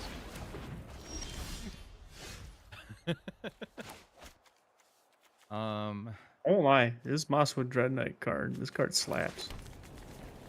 Like, I'm having a great time. I think you can keep on YAO or trying to one for the PT. That. Yeah, like I would like to get into the PT at least once in my lifetime. My Magic careers. And then if like it happens to turn into more cool, but like I need to get onto the RC first. Yeah. The classic post-combat crack the map. I was kind of hoping you'd cast a removal spell. I kind of want to go shields down. But I feel like, I mean, it might Shields be fine. down isn't. I mean, I didn't play another threat. I boarded this in, and I feel like it's okay, but not the best to board in against you. I mean, as far as cards that you could board in, it's fine. I'm not going to have a ton of removal in against you, right? So, like, kind of free.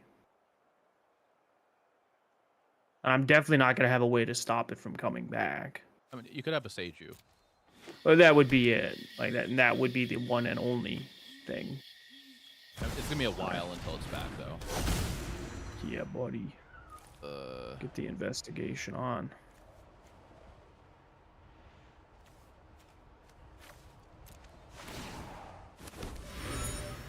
Yes, he does love Mosswood Dread Knight. Mosswood Dread Knight is a card. I'm waiting for it to finally have its breakout moment in Pioneer. I would love it. Feels like it is definitely a Pioneer power level card. I just don't think there hasn't been a deck that wants it yet. That's sick, PK. That's awesome. And this is the end of your semester, right? Or your semester just finished?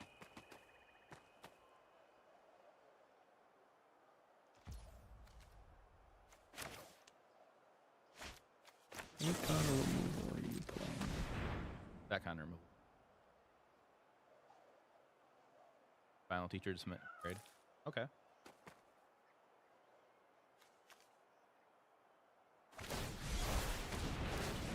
Oof. Triggers off at any player discarding, baby. Like, Yeah, I think that's what makes that card even better. I like it. I Player. really like it with the channel lands. And with Aquazots in general. Oh, Liberty Wombats. Cut down. Jaffer's drop that deck. Finishes a how. Anything kind of. Because you're trying for something now.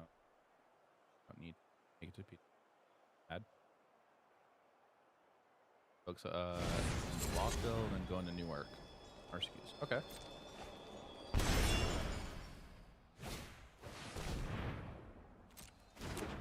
That is a card.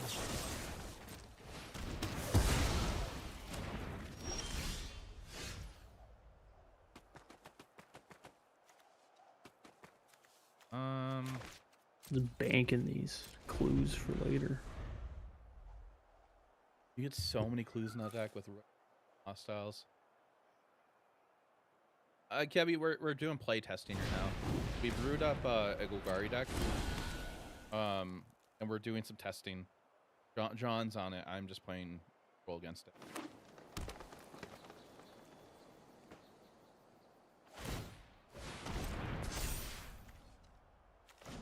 I'll trade lands. Oh, I like that you did that before I attacked. Thinking that my dojo knows fear. I mean, like, you don't have a Seiju anymore, so, like, I feel like it's fine. You know, with playing all these hostile investigators, I could see playing more copies of the Seiju. Did I punt? Did I punt, chat? Did he? Today's punt count 1. That's always off.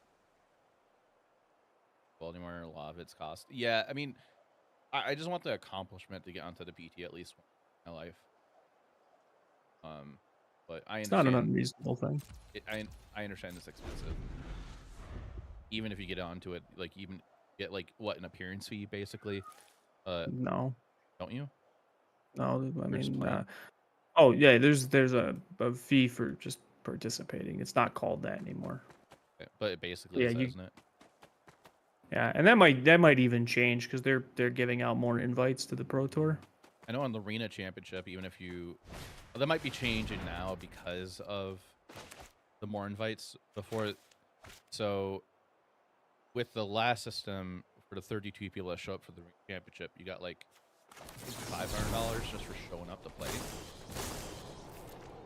Yeah, and that's going to be entirely different than what it was. Yeah, since there's no cap on how people can play. Yeah.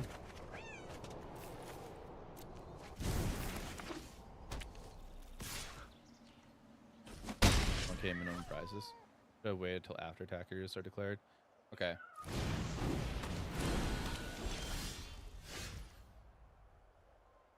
Yeah, no, he's absolutely right. Yeah, you and because if I had a removal spell, actually, it wouldn't have mattered. I was tapped out, but like,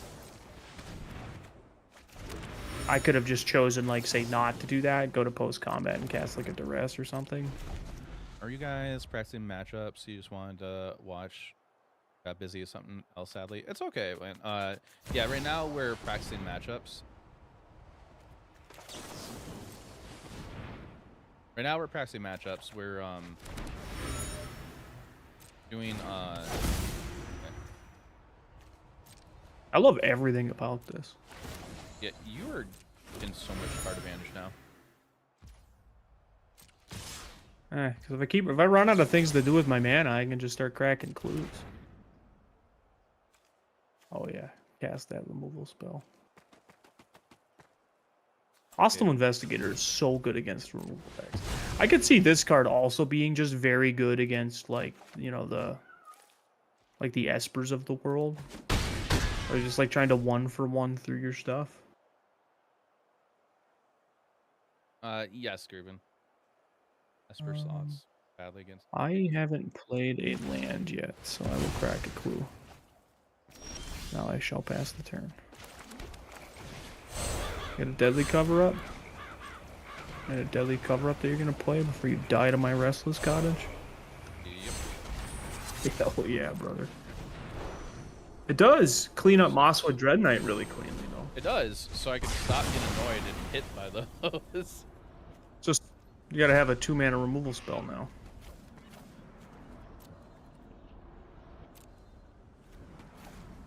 Yeah, my hand. Yeah.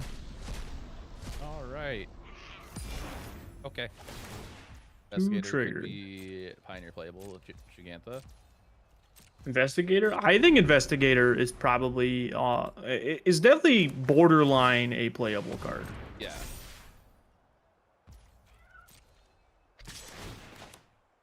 Eat the most expensive thing. Oh, he did draw a 2-mana removal spell. The dirty dog. I mean, if you have a Shelter, that might be almost dead. I got a Caustic Bronco that I can saddle next turn. We're gonna flip it to win it.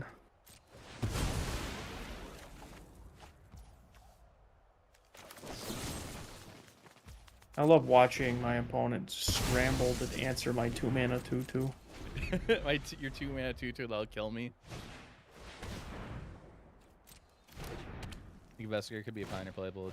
Sorry, I'm rereading that message. Yeah, yeah. I think so. I think it's definitely up there. That, also, Investigator with Fable the Mirror Breaker sounds stupid. Yeah, because it is it just one or let me read it. It's per turn. Yeah, only triggers once per turn. Yeah, but So, I was like, seeing if how many cards you discard would impact it. But it I mean, like, just stopping your opponent's upkeep after their draw step, make a copy of it. They discard their 1 card left. Mm-hmm. You got it. I got a negate in hand. Nice. Negate. Broke Fable. We broke it. We finally did it. What's also really good with Fable because it's not legendary. Yeah. That's like, the thing. Like you can do it in your opponent's draw step or whatever after they drew a card. Okay. Next brewing project for both of us. Jund and Pioneer with Fable. You don't have to play Jund. It's probably red black. It's gotta- probably still just vampires. But we gotta appease the boomers that want to play. I want Jund good. Get their Jund fix and timeless. Fairness copy and Discord. Yeah. Okay. So, what did you like about the deck when you were playing it against Control?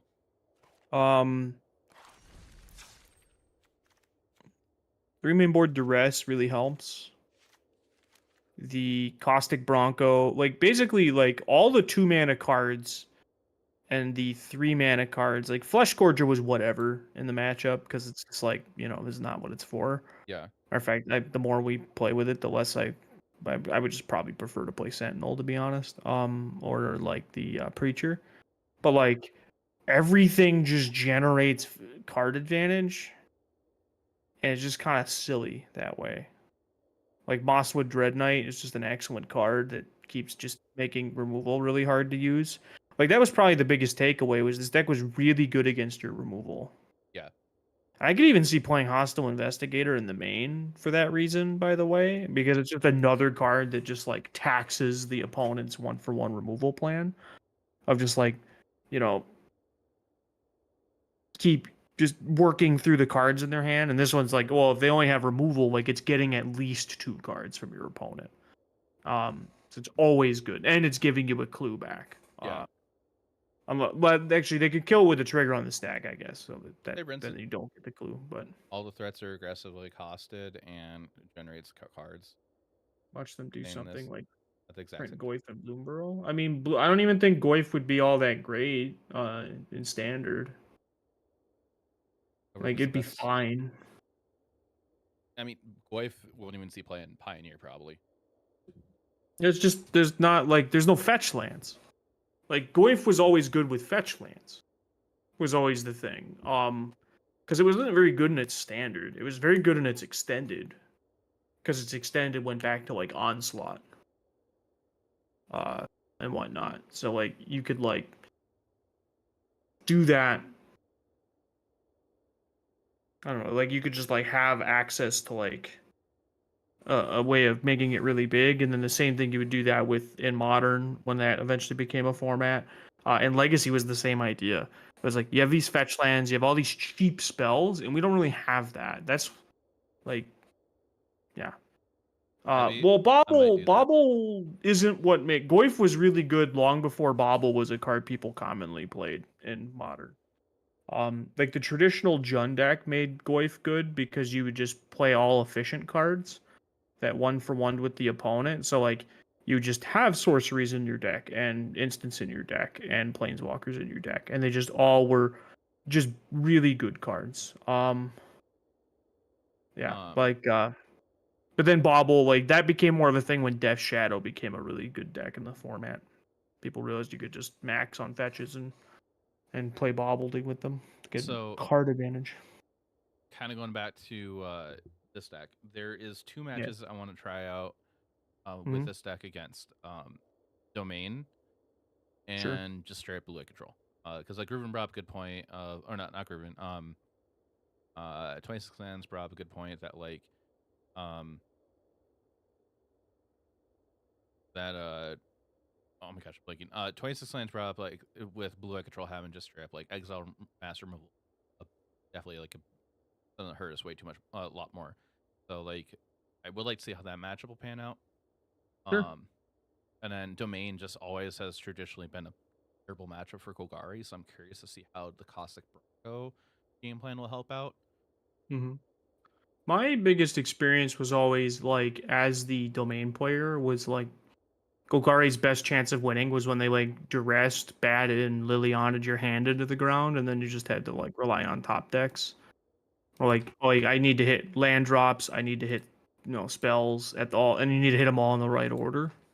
Like I could still see it without bat might be a little trickier than it was before, but I have a stock blue white and a stock Domain list ready to go for you. Okay, whichever one you want to play first. Brinson over in YouTube chat saying sideboard plan against Team Analyst clean. Clean. We broke it. We did it. We did it. Oh, clearly. Okay.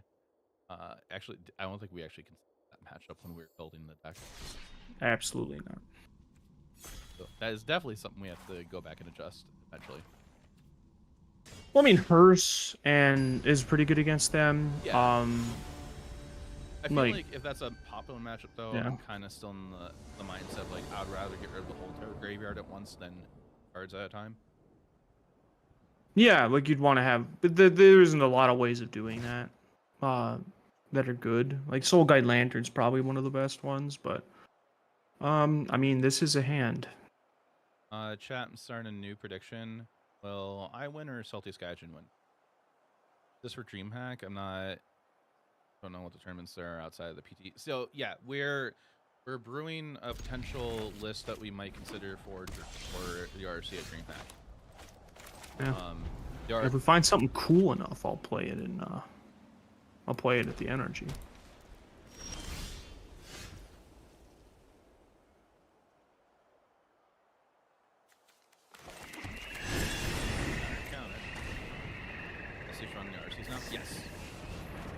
Yes, I'm very happy. To give context, I did not qualify for the RC, for the standard RC, but Sean did. I'll be playing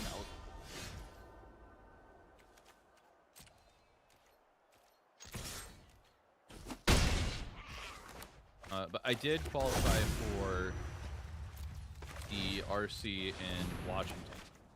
Last weekend I qualified for that. Oh, Cavernous Souls is a really good card. It is. Yeah, chat, the Gamba is still going on, so be sure to get in that if you would like to. Jaffer, can you hear what that sound in the distance is? It's a raid! Hey, Blue Robot, thanks for the raid. Appreciate it. You started. It's welcome. Shout out Blue Robot. Be sure to hurting my people. Chat, be sure to give Blue Robot a follow. Awesome person. Well, look who it is. Thank you for the follow. Appreciate that. I guess that's it then. Keep watch for intruders. Okay. Great the Golgari number. Yeah, we're trying to build a new Golgari list. I feel like you just eventually have another Emperor, but I can't just sit here. Just not do anything.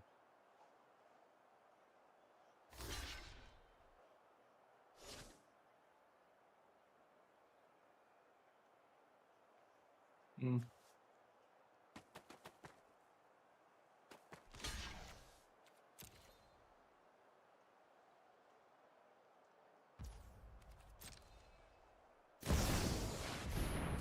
I did have another. So we're just trading here.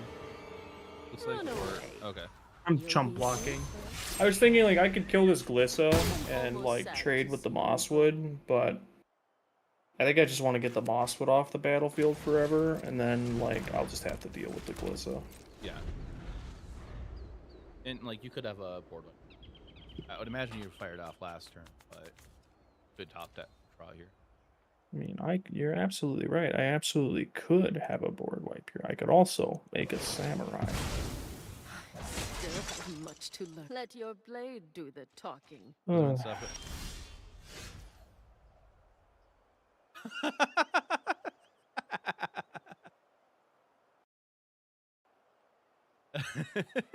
Princeton, to be honest, my team hasn't done anything together in a long.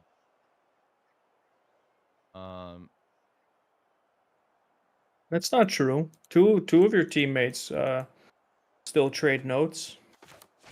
I mean, like my stream team that I'm part of.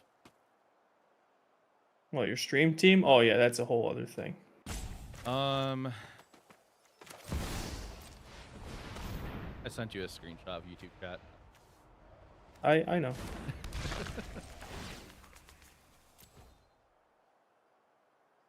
What happens if you win the bet and no one else can? But you get your points back.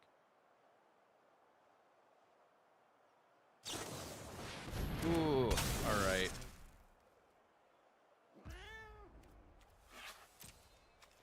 Still got this Glissa that's like really annoying, but You just chump it with it. There was a consideration just attacking with the Bronco still, just for the heck of it, even though you turned it off. No, Brinson, John and I plan on just like doing a stream this week together. Just help him get some testing in for the NRG this weekend. And then got a window. and then we're gonna do one next week, I think we were talking about the other day. Yeah, next week or the week after, we would do plan to do like another one. Yeah. Closer to the RC basically.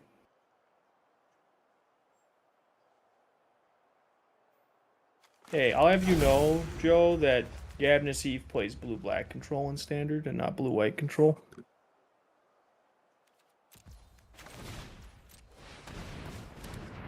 God damn it. List number 3. Now, planeswalkers are actually tricky for this deck to deal with, but You have a creature land. Oh no, you don't. Oh, you do. no, I do. That is 2 emperors you've gone through.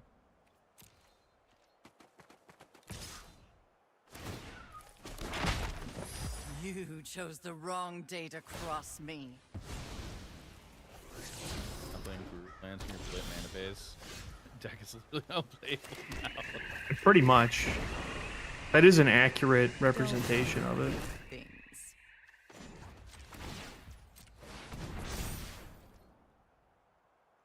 Goodbye, cottage. Yeah, I'm gonna kill the cottage.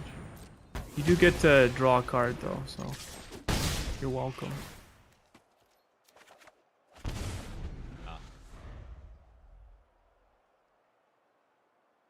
So think This the is exile game option one. delay gives it the edge over to mirrors. That's kind of how it feels so far. Yeah, that reflects in the metagame shares.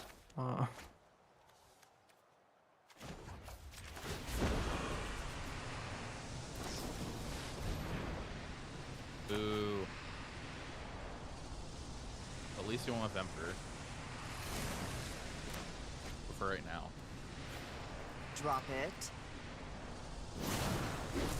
Oh my gosh. So many deluges.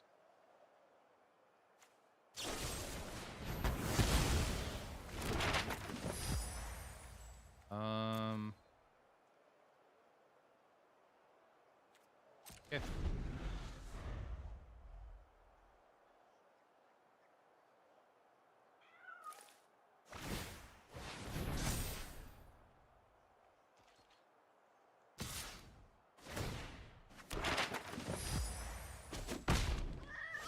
You're gonna need a good undertaker.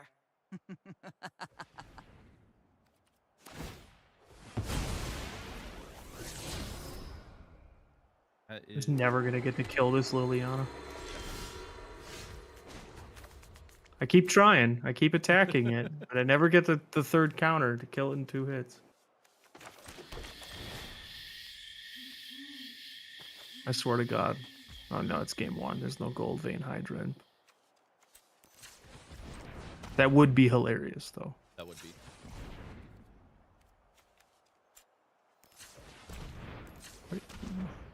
Oh, Gix's command, sure. Counter, that's annoying. Cancel, baby. Basically cryptic command. Okay. All right. You won't be outsmarting me. I'm gonna work my way through this Liliana at some point. Now you've got my attention. Sentinel will be cool to draw. Catch Sheldred, maybe. I don't think I actually want that. I have these deluges coming. Maybe I did. It was something to do with my mana. Oh, speaking of something to do with my mana. I'm tired of your secrets. Yeah, you get to Field Ruin that. I mean, now you get to actually kill the Lily. It's true. I finally did it. I graduated to killing the Liliana. There's consideration of just animating my land to export onto it, but I think you just kill it still. Once. But I absolutely would. We have no cards in our hands. Like, all right. Goodbye. We call this being lost in the sauce. Whatever. Luck favors the foolish, after all. Use. That is something to do with my mana. So.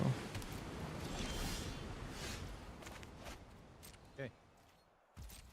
Might be lost game 1 here.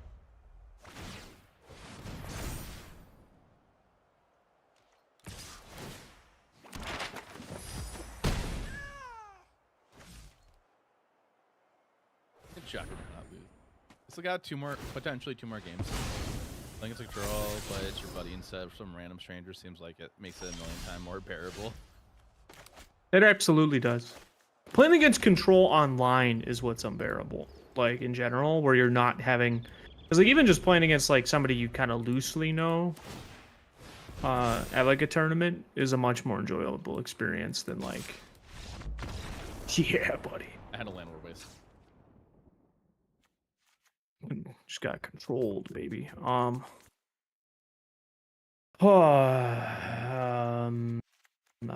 have to think about what's in your deck again. Those don't feel like they're doing anything. Those feel like they're doing something.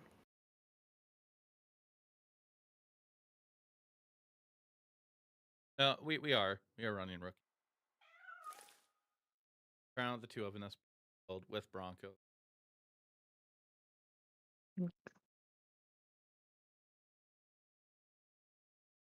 8%. You kept that.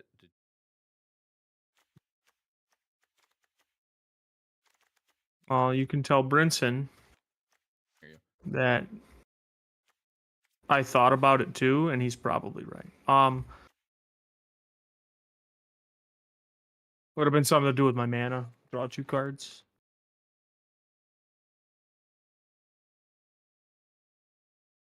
While Oh, man. beating down. Wait. Your homie asks you to play, then concedes And then to thought concedes the seed. thought. Why? Oh.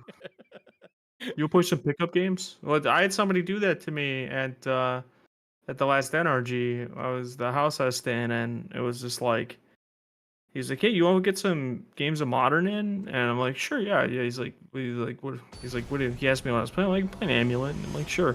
And he's playing like Mono Black Scam, which is just playing 8 Field of Runes, Oh, which just absolutely just ranches Amulet Titan. I'm like, dude, you knew what I was playing. Why'd you ask? Like, this feels like this was just like a exercise in futility at best.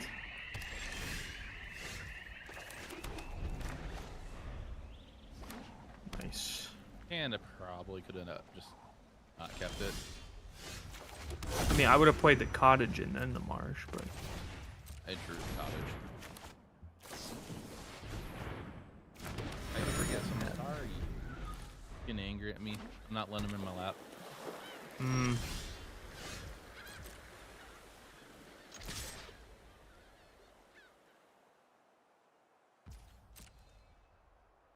Yeah, that's Tiberius right now. Oh, Twitch chat, there's an ad in about 2.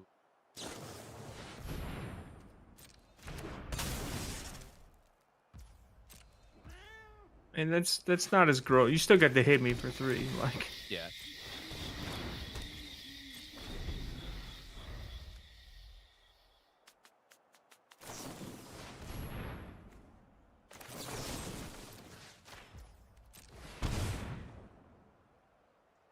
That's fair.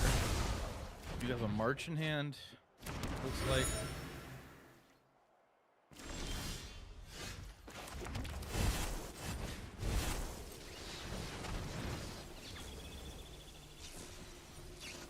Let him in my lap. I might in a second. Tiberius. Come on.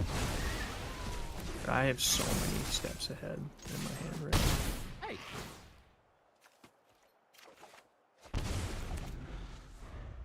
Ooh, yeah.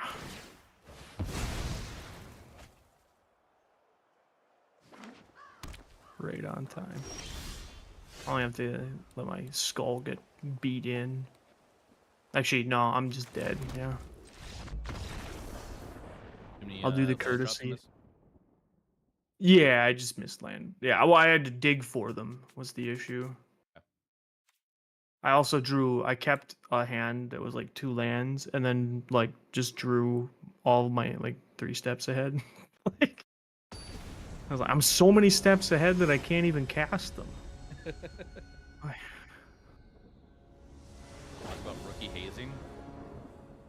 Rookie hazing. Ooh. This hand is a hand. Is it a hand or is it a foot? I feel like I could potentially keep it. I have to multi. Well, let's put it like that. I would just think like, does it cast spells on curve? And if the answer is no, then you'll tend to want to avoid it.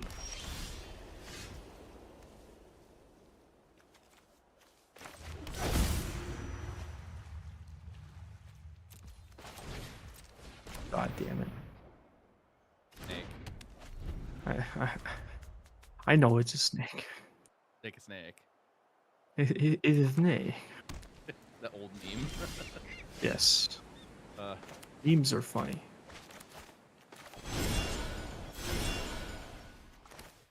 What are we going for? am I gonna get it?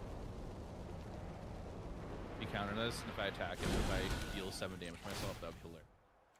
That would be fantastic, but I'd mind her. yeah, you called it. I'm think sure I if I still didn't just cast trade anything with to attack him, I think he would have just let it gone through. The deal damage to me. Maybe I would have thought about it for sure. There's a good chance that yeah, I would have just like let it happen. Tiberius, quit pushing my microphone around.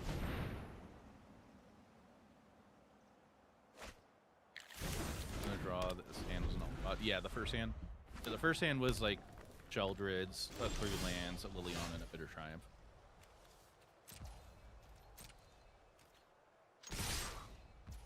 These Seachrome coasts are really chapping my ass.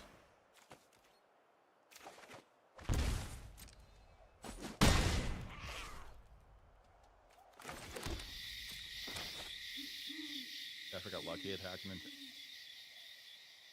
Yeah, I'm kind of lucky there hasn't been an Emperor yet.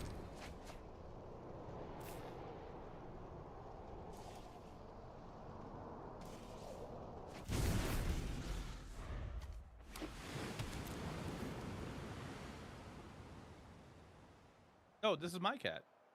The 2 cats I live with are my cats. Just Tiberius likes to hang out with my roommate a lot.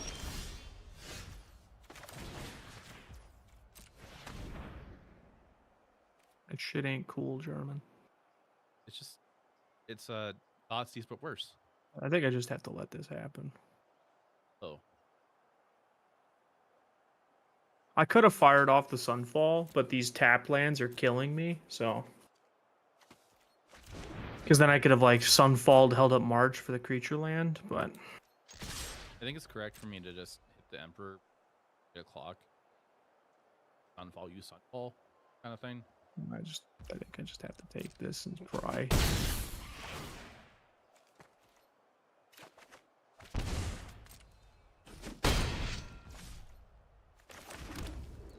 Could have played a land pre.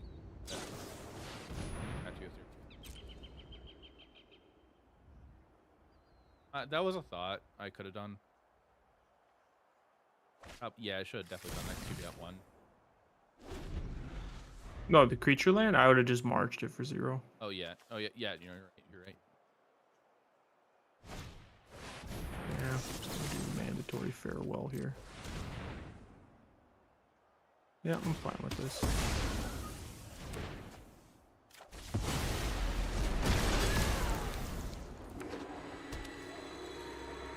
I'm not sure if the gong when I play a Gonjo is something that's appropriate or inappropriate. You fucking stop. Like I got lucky there, okay? like, Even it's still bad. Like no matter what I take, like I think I'd like it's either farewell or Emperor in my opinion. I mean, you could also take the march and just crack me with your land. Then Or force me to- force you to either block with your token or a. Yeah, actually, now that I have Destroy Evil up, now that you say that, yeah, I forgot. Yeah, It's got blocked by my microphone stand, that one. So it's either farewell or Emperor. I think I care more about my graveyard. Well, it's like cast. I don't care about my graveyard too much, but I care about having a board state. Probably Yeah, just are you farewell. going to play 2 creatures this turn? I potentially will. Then I would hit the farewell. Because if you're only going to be relying on 1 threat in the following turn, then like, well, I suppose no matter what, you'll have the cottage. That was very dumb. That is actually really funny, but Okay, I'm only playing 1 creature. and it's a Glissa. But you get a chance to remove it on your turn by marching it. See a Twitter this week about Eduardo Sajgalik. What? Sajgalik? I butchered that name. Sad garlic. I just have to pass. So at this point, if I fire up the land, I force you to destroy the land and then exile the Glissa.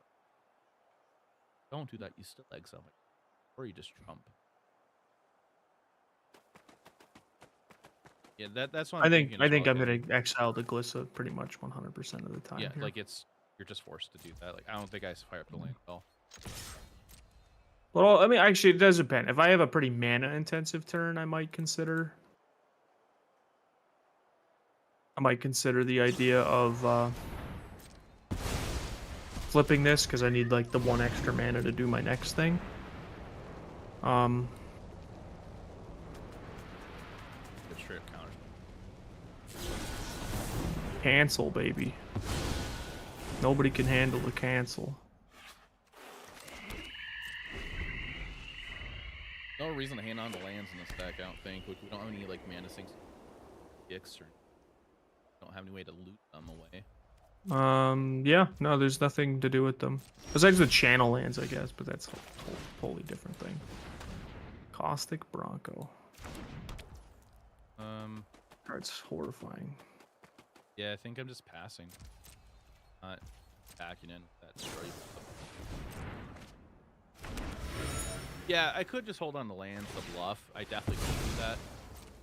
I mean, you'd always keep at least one. Oh, true. Goldvein does encourage you to play them. Does Goldvein has trample, right? Yes, Goldvein has trample, vigilance, and a whole bunch of other stuff. All right, it's time. Stand up and fight, Vanguard. I'm gonna plot that bad boy. That's gonna be my ticket back into this game. Okay, all right.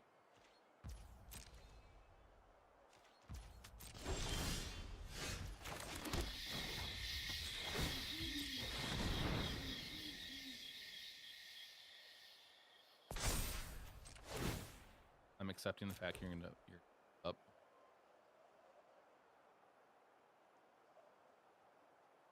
Yeah, I'm just gonna. I'll take that. Take that freebie.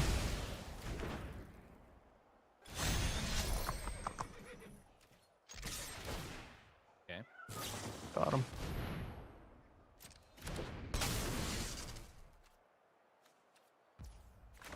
Yeah. Don't want my Bronco to die. Ooh, smart call. Yeah, I think I care about being at 3 life. Play the Animus.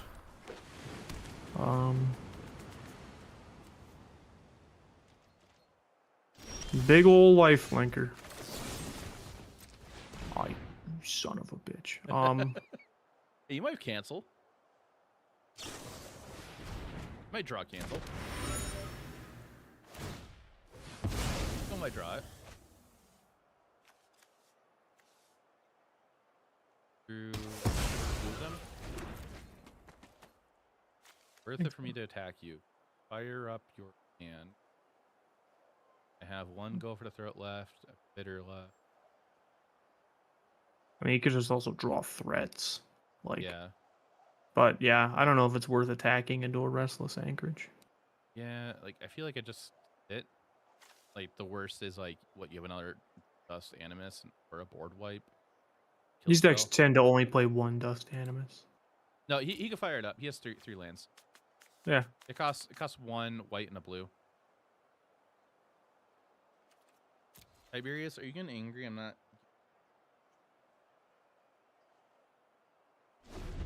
Yeah, he's sitting on my lap and he's like pawing at my shoulder and like nudging his face into my arm, like, give me attention.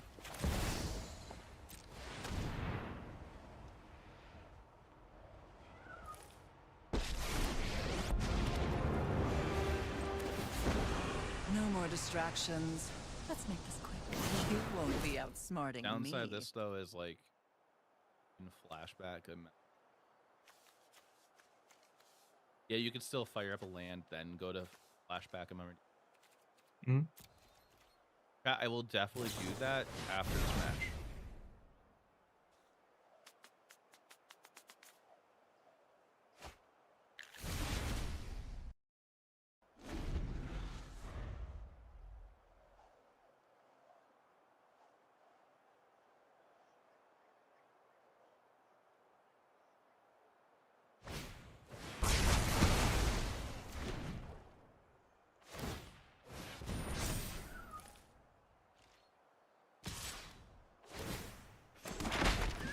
You know, I think you'd look better as a corpse.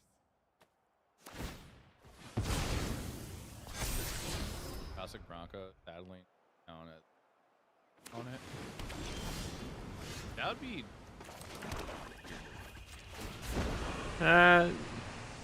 Yeah, I don't think that would really fit the whole theme. Yeah, I think you got the game now. Probably. As soon as like you're able to deal with Liliana and my Bronco, I think game. You have a counter spell. Yeah, a known counter spell. And I'm making maps.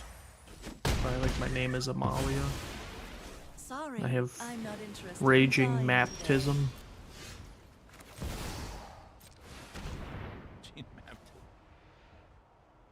Right, that's like her whole character arc, right? She's like,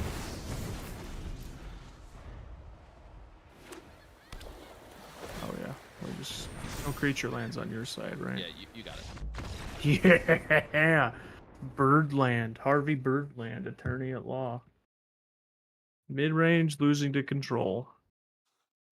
Yeah, I mean, what you saw, that's how what you saw were like the kind of games that like go too long. Game went too long.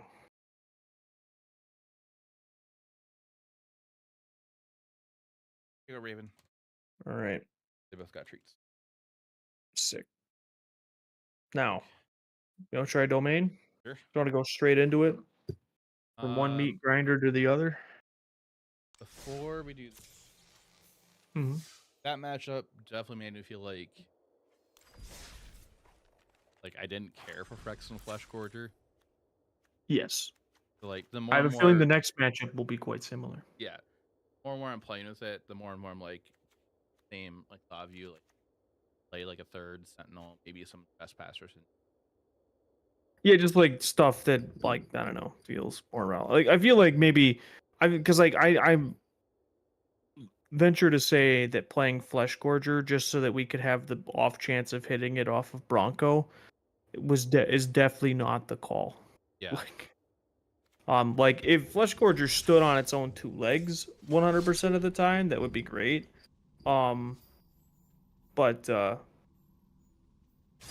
yeah, I'm not sold on it. But we can try it against Domain as well, and then this will probably have to be my last match of the night. Okay. It's 10:30 and I work in the morning. Where's your Fable in this fun deck? It's sitting firmly on the banned list. Are you agreed? There's a hard time. I would say so. I mean, yeah.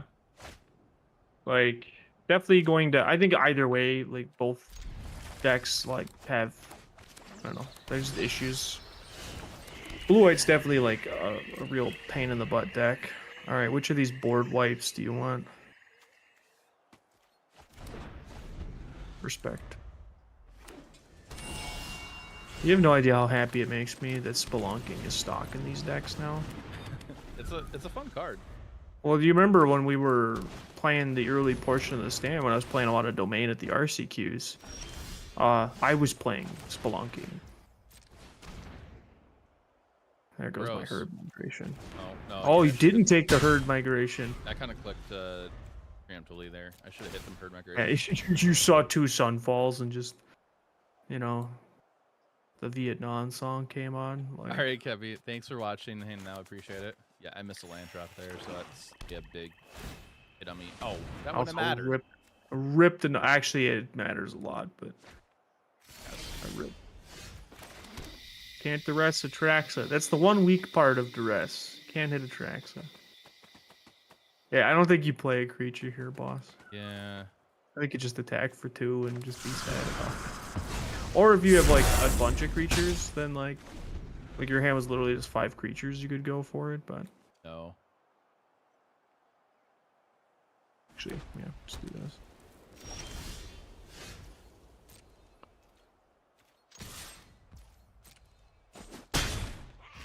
Good, yeah, pillage the bog, look for that 3rd duress.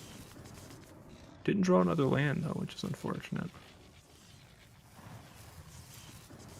I like the electricity effect on these plotted cards. Same. It seems unnecessary and not thematic whatsoever, but I love it.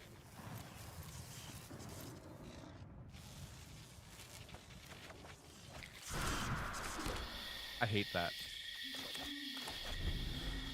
I tutored for a land. Hey, I've straight up demonic tutored for a land once. Yeah. Hey, quick. Hope you're all right. You finally got me to below 20. such excellent quality games we're playing. All right, let's play the first of the 2 Atraxes. Great games. Yeah. Are you playing the PT list? I think so. Yeah, looks like it. Yes. Maybe. Nice. But can you answer another one? Maybe. That's what they're called. Honestly, I don't even think I'm gonna. Plot coming. Thanks for the sub. Well, yeah, Pipe not off. all plots are like, you know, directed by people who know how to make competent movies. Quick, thank you for that tier 1 sub for 36 months. I appreciate it.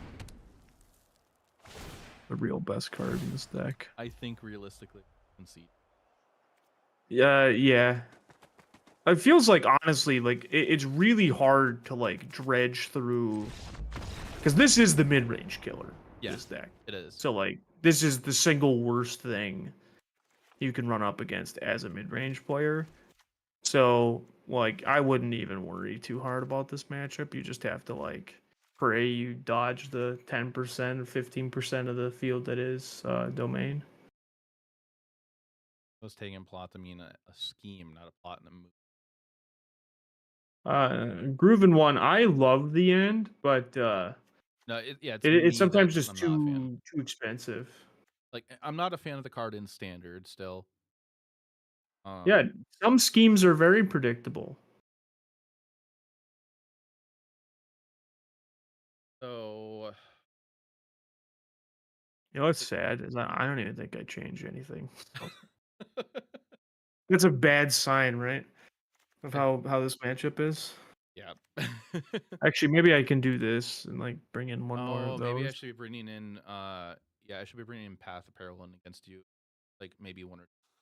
Because if you do resolve a herd migration, how do I deal with that? Usually, there's a lot of tiers involved.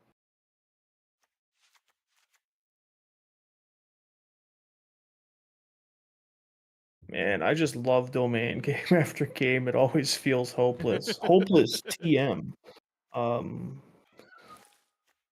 Domain is the single deck that keeps me away from standard. That I totally understand the not liking playing against domain, because like when it wins by a landslide, but it also loses by landslides. So yeah. Sorry, I'm just thinking right now. Well, Flabenzo, the good news is domain will only be around until Bloom Burrow comes out. Because like this is the cost of a 3-year standard, is we'll have decks like domain, like these like very powerful, very linear decks. But they have holes that you could beat them, but yeah, I think there will be still ramp decks in the post rotation, but they're it's gonna be a hole. Yeah, big like caves. There's a chance they might just be what you said, caves. It could be just straight like they could be like ramp into just stompy stuff. I'm here for it.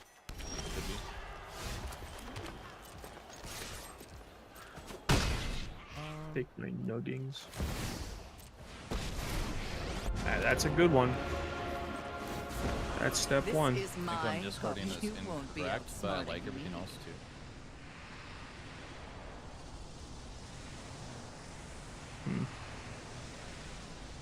I've got to think about this. That would be the greedy play.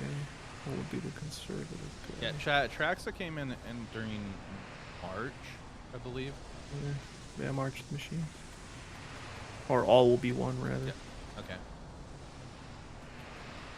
Yeah, Atraxa. Matter of fact, Atraxa has time, but the Triomes all rotate out. The New Capenna lands are gone. So domain as a deck will go away.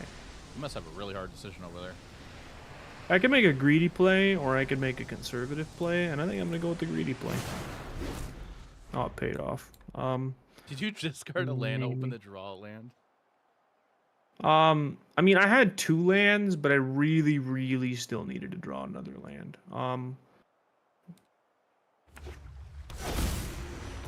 Yeah, I actually, to be honest with you, Chad, if I were to bet on any cards getting banned for quality of life reasons with the annual ban announcement, it's probably Atraxa. Yeah.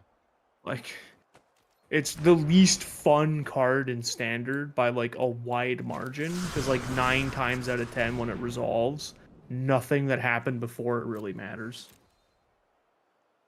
Yeah, Delusion Emperor. I also agree with you, Muftu, that I was ready for like something new to be a thing. I'm gonna be honest with you, Starset. I'm those cards get a lot worse without the Triomes. But yeah, like Atraxa will likely stay around. Leyline Binding gets a lot worse.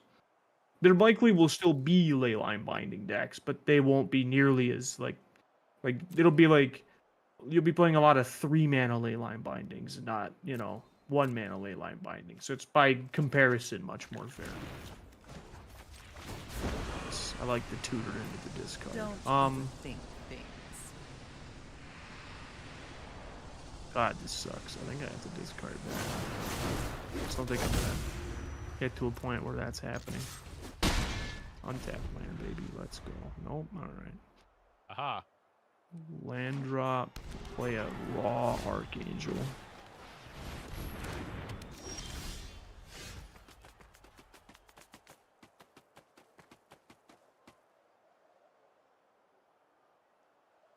Yeah, I don't think the surveil lands are as good as you think they are. Like, let's put it like this. You might get a 2-color ramp deck to be good, but without, like, because like the whole thing with Domain, like the whole reason you're playing 5 colors is because of these lands, and you're not going to be able to achieve that with the surveil stuff. Yeah. Also, Which is chat, not like, realistic. This is all. We actually don't know what Standard's going to look like at that point. We don't know what's coming out You're with right. Bloomburrow. You're right. Bloomburrow is going to reprint all 10 Triomes straight into Standard. Please no. Yeah, let's. Sorry, I'm trying to make a decision here. You're good. Plus Liliana and discard the best card in your hand. Fine, you can have my Topiary Stomper.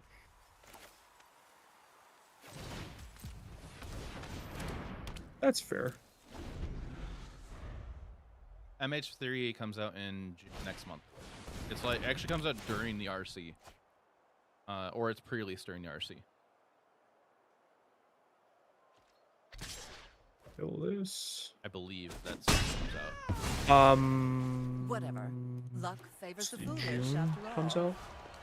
Isn't it like the first 3 week of weeks. June?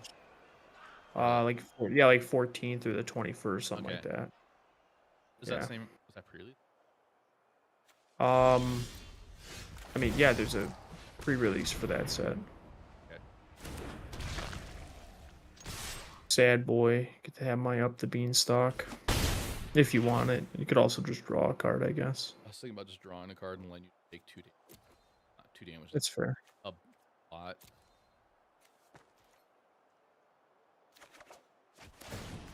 I mean, it's not nothing, but because you're about to put me to 11. I Go was down thinking to 4, 9. There's a chance you'll, right? And Yeah, you got a board wipe. you know what the adage is against Domain? They always got the board wipe. I have like 7 board wipes. Thought this game was gonna be fair. Playing against Domain, sucker. Like. But you did make me have to discard that Atraxa earlier because I didn't think it was gonna be realistic for me to ever get to it. Fine, you can have my herd migration.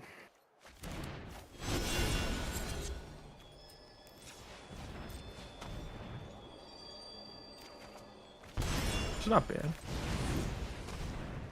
Yeah, I mean, like, you're gonna have a 4/4 here.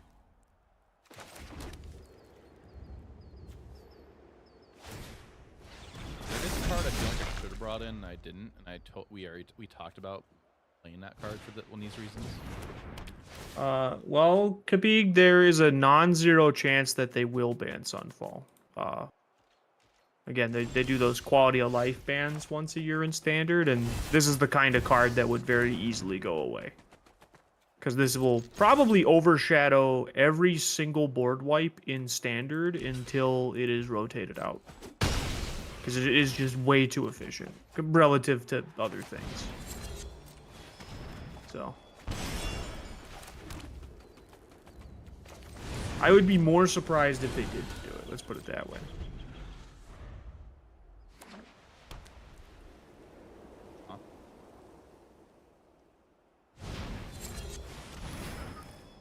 Gross. Oh, sick. That's rule card. Yeah, that's 5 mana.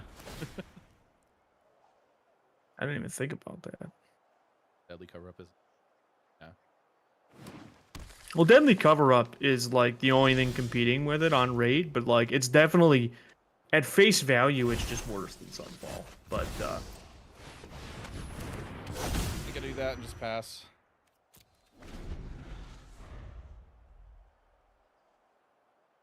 that's annoying.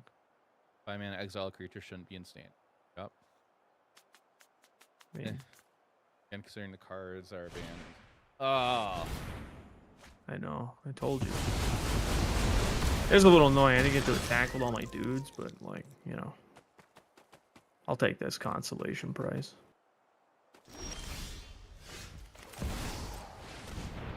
Discard a card, please. I got some bad news. Trigger on the stack.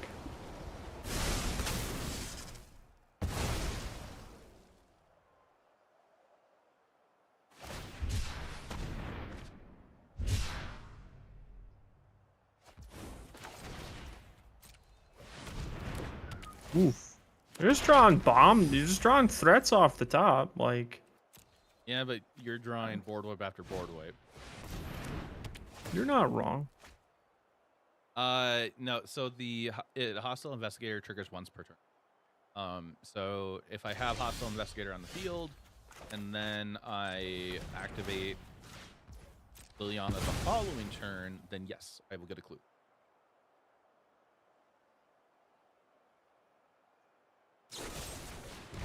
Okay.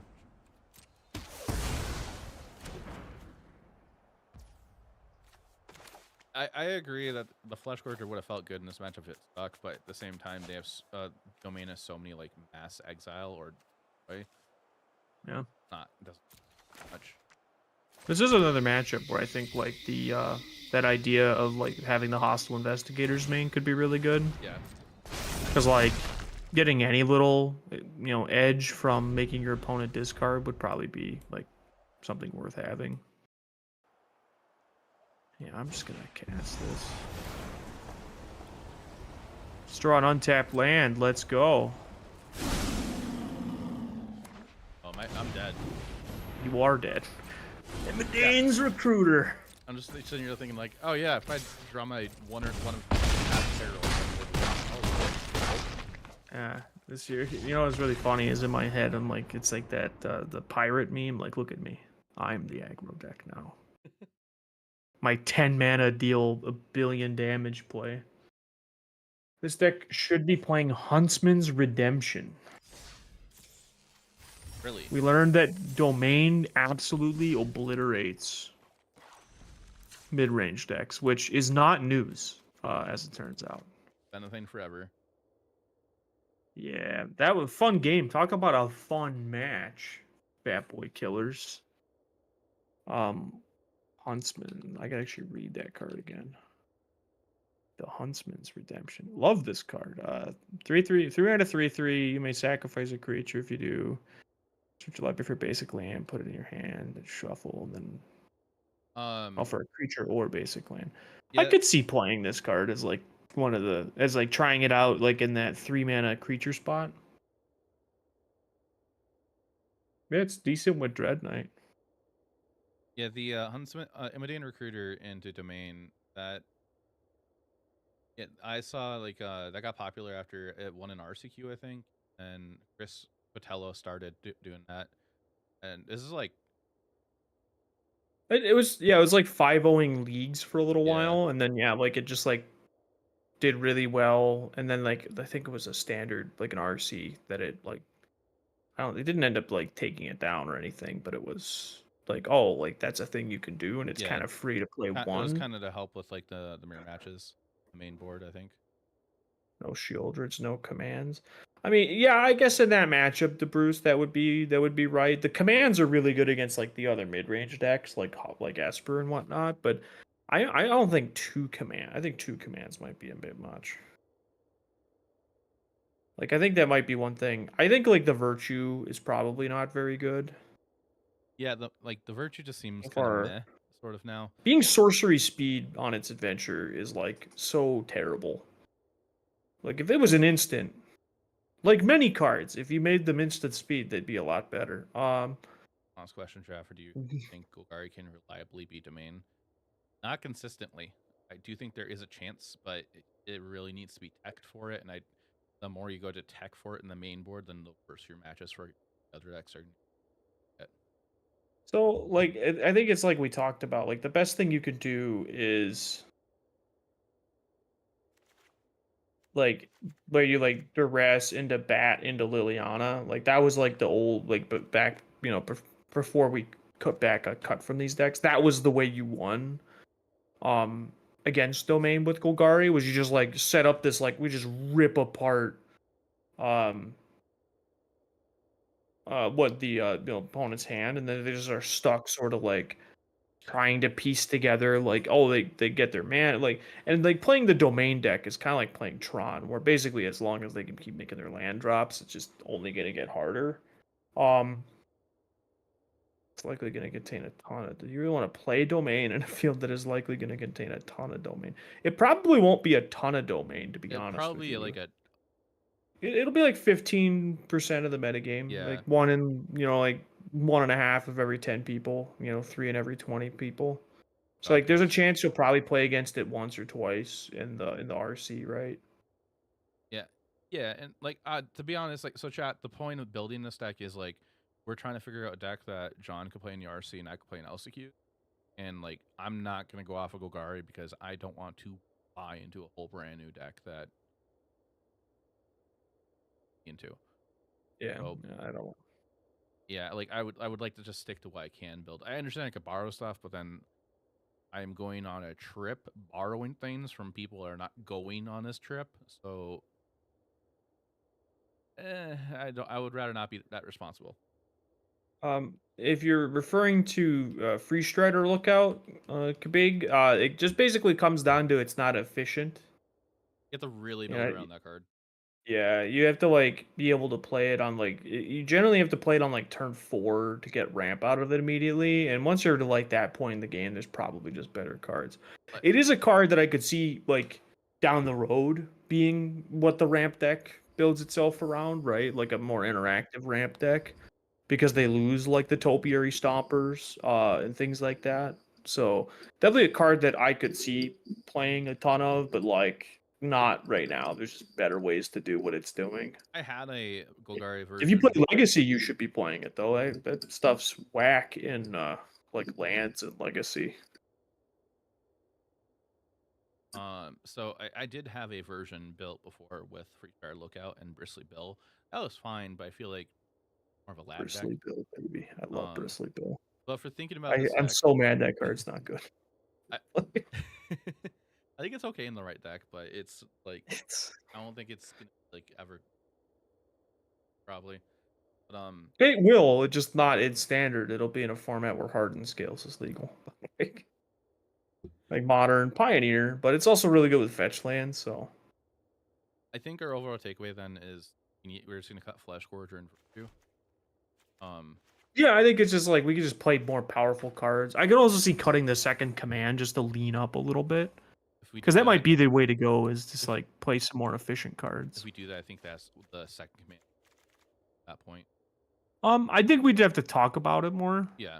Because it's like, what is our sideboard plan? Because like, what do we want it against? We want it against like Esper and like some of the other black mid-range decks, and then like the, like against like the small ball creature decks. But then it's like, are there other things we can do? Because we're already bringing in like against like the small ball creature decks, we have Path of Peril. It's like there's a number of things that we could play. But I agree, it's a card that I would definitely like.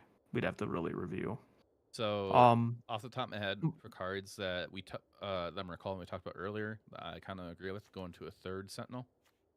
And I think I we're agree. I like having an. I think we want more 3-mana creatures, and I Yeah. think Sentinels like it's a deceptively good card. and I think we're talking about Trespasser earlier. Either 1 or 2 copies. I don't hate it. It's not as good as it used to be.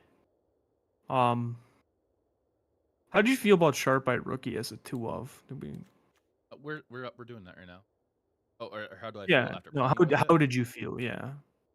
It was okay. It Like does it seemed sort kind of of mid to me. Like where it's like, Yeah. we're not triggering it a lot.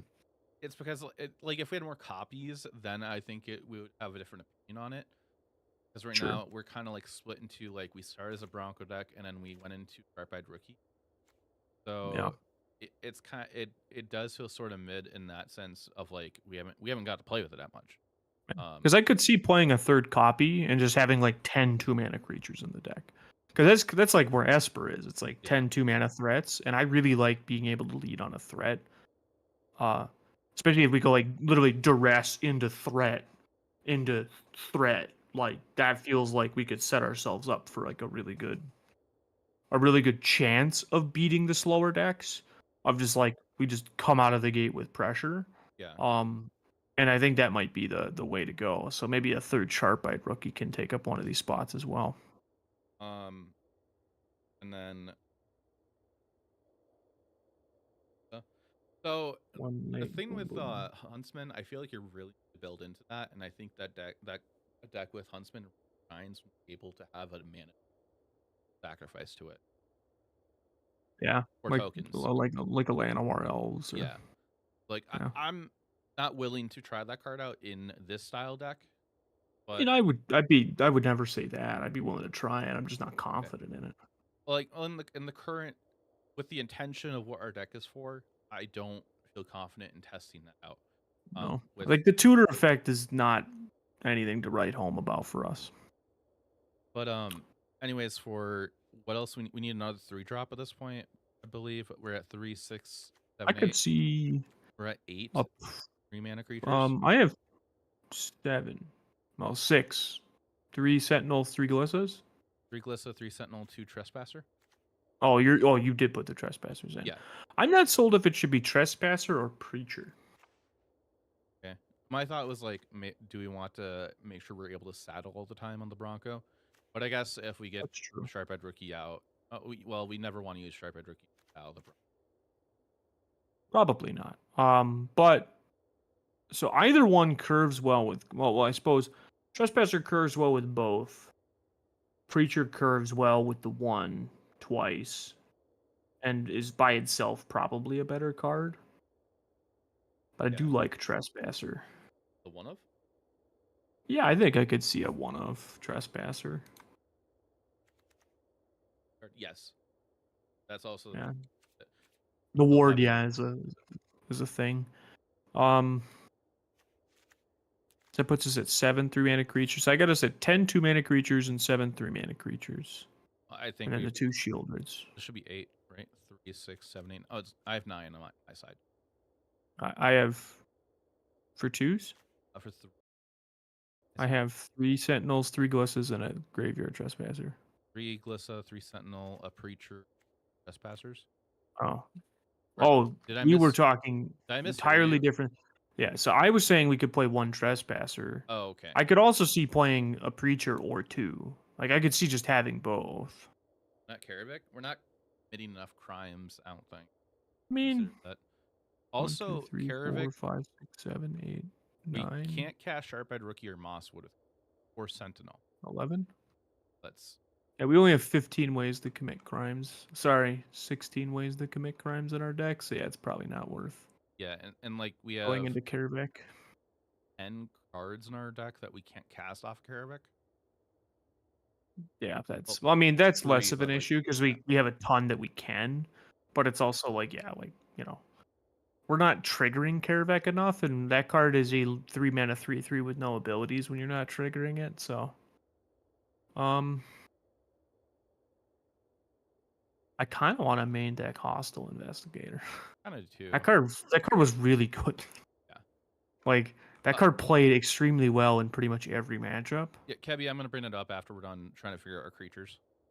Matter of fact, I might even just want 2 of them in the main deck. We I do mean, that. I'm into it. How many spells are under? I mean, I don't think we cut removal for that card. I know, but I'm just counting because we cut a virtue. Went from 8 to 7 remove spells. So my thought in my head, right, is I'm thinking we have 9 3-mana threats right now. Or at least I do. I have 1 Trespasser, 1 Preacher, 1 Lily, 3 Sentinel, 3 Glissa. I switched it to matchers. Yeah, so I've got 9. I could see cutting a 3-drop to play a second Investigator. But I'm sorry, you have not. So 3 Glissa, 3 Sentinel. Preacher, Trespasser, and then I'm counting the Lily. It's a threat. Oh, okay. You said threat, Yeah, not creature. All right. Yeah. So I have that on my screen as well. And I could see trimming like one of the one-of creatures to play a second Investigator. I think it would be the Preacher. Because I like Trespasser with Investigator is kind of hilarious. Because but, if you count how many things... yeah, that is. But if you count how many ways we draw cards, we have Sharp Red Rookie may conclude. We have Mosswood on Dread Whispers. We have Bronco. That's 3 Glissa. 4. all of our 2-drops generate card advantage. Yeah, so that's probably fine to cut the Preacher. Yeah, like it's just we got enough of that. And even the Investigator generates card advantage. So it's not like we'd be giving up a card advantage spot. Oh yeah, very helpful against those decks, especially game 1 to have Weight of Exiling cards. Yeah. Against like the graveyard decks. We're gonna finish talking about the main board, and then we'll talk about. I want to talk about the Cavern. We never got to do the Hydra thing. Yeah, I mean, you sad. have to cast it once against me, or you. I had it in my hand, but I didn't get to cast it. It was that game that I never hit my 5th land drop. I had a Gold Vein Hydra in my hand, and I was just like, just was not happening. But I like our threat suite. We've got, what is this, 18, 22 threats. Cavern is kind of worse now. We have 8 humans. Next is 5 detectives. 5 Phyrexian. I mean, Cavern's kind of medium. Oh, dude, we got 5 detectives. That's fantastic. Hostile investigators. Got 5 humans. We got 3 snake horses. 5 Phyrexians. No, I think it's fine. Okay. Like, well, and this is the reason why. A lot of our stuff are single colored pips. So having some colorless lands is not the end of the world. And like the fact that it can like make our threats because like remember, control is not a good matchup. So being able to at the very least beat their counter spells. Okay. That's misery something or another. Oh yeah, the new sideboard card, misery something. Yeah. I think you basically channel it to kill a creature. Yeah. It's a Harvester of Misery, which I've had in my sideboard this whole time because I think the card's fantastic. But I know you had the 3rd Path Apparel there. Yeah. But we'll keep talking about the main deck. Let's talk about the spell suite first before we get to the lands. I liked the main deck Duress. I liked it too. It was nice. It felt nice to be able to just go turn like just 1 mana Duress instead of 2 bat. Like I do like bat, but our 2-drop threats felt better than that. They're 5 mana, tap it and sack it. All of them. But yeah, I really, really liked Duress. There's 1 mana.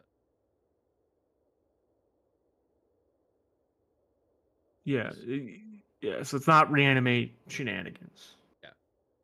It's solid limited card.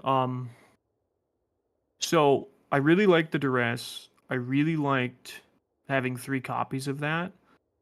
I actually, now that we've played these matchups a little bit, I could see a world where we have a 4th Duress in the board. Because it definitely felt really good. But I really like the 3 in the main. The 2 cut downs are probably fine. Like it's just like a concession that there's just enough decks out there that we're gonna play against that we want cut down. And I like having 3 in the 75 for sure. What was your thought on Pill? Seemed fine. It seemed like, don't think of it as a 2-mana card. Think of it as like a turn 6 card. Yeah. Where it's like, oh, this could be anything. Get worse, like that one.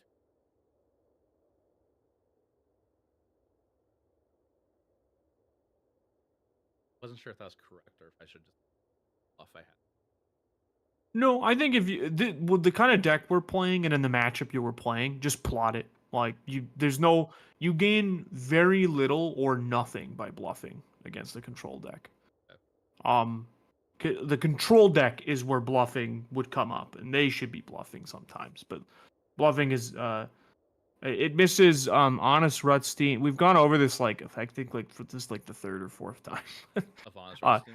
Go for the throat hits more things than shoot the okay. sheriff. So yeah, there is no. You're good, Flabenzo. It is. You are correct to think about it, but ultimately it is that there are just more. This is standard 0. This is standard. There's more things that it doesn't hit compared to go for the throat, at least in the average, the common part of the metagame. Yeah, there are a good number of things that it misses. A surprising number of things, we'll say. Yeah, Mastermind being the big one. Yep.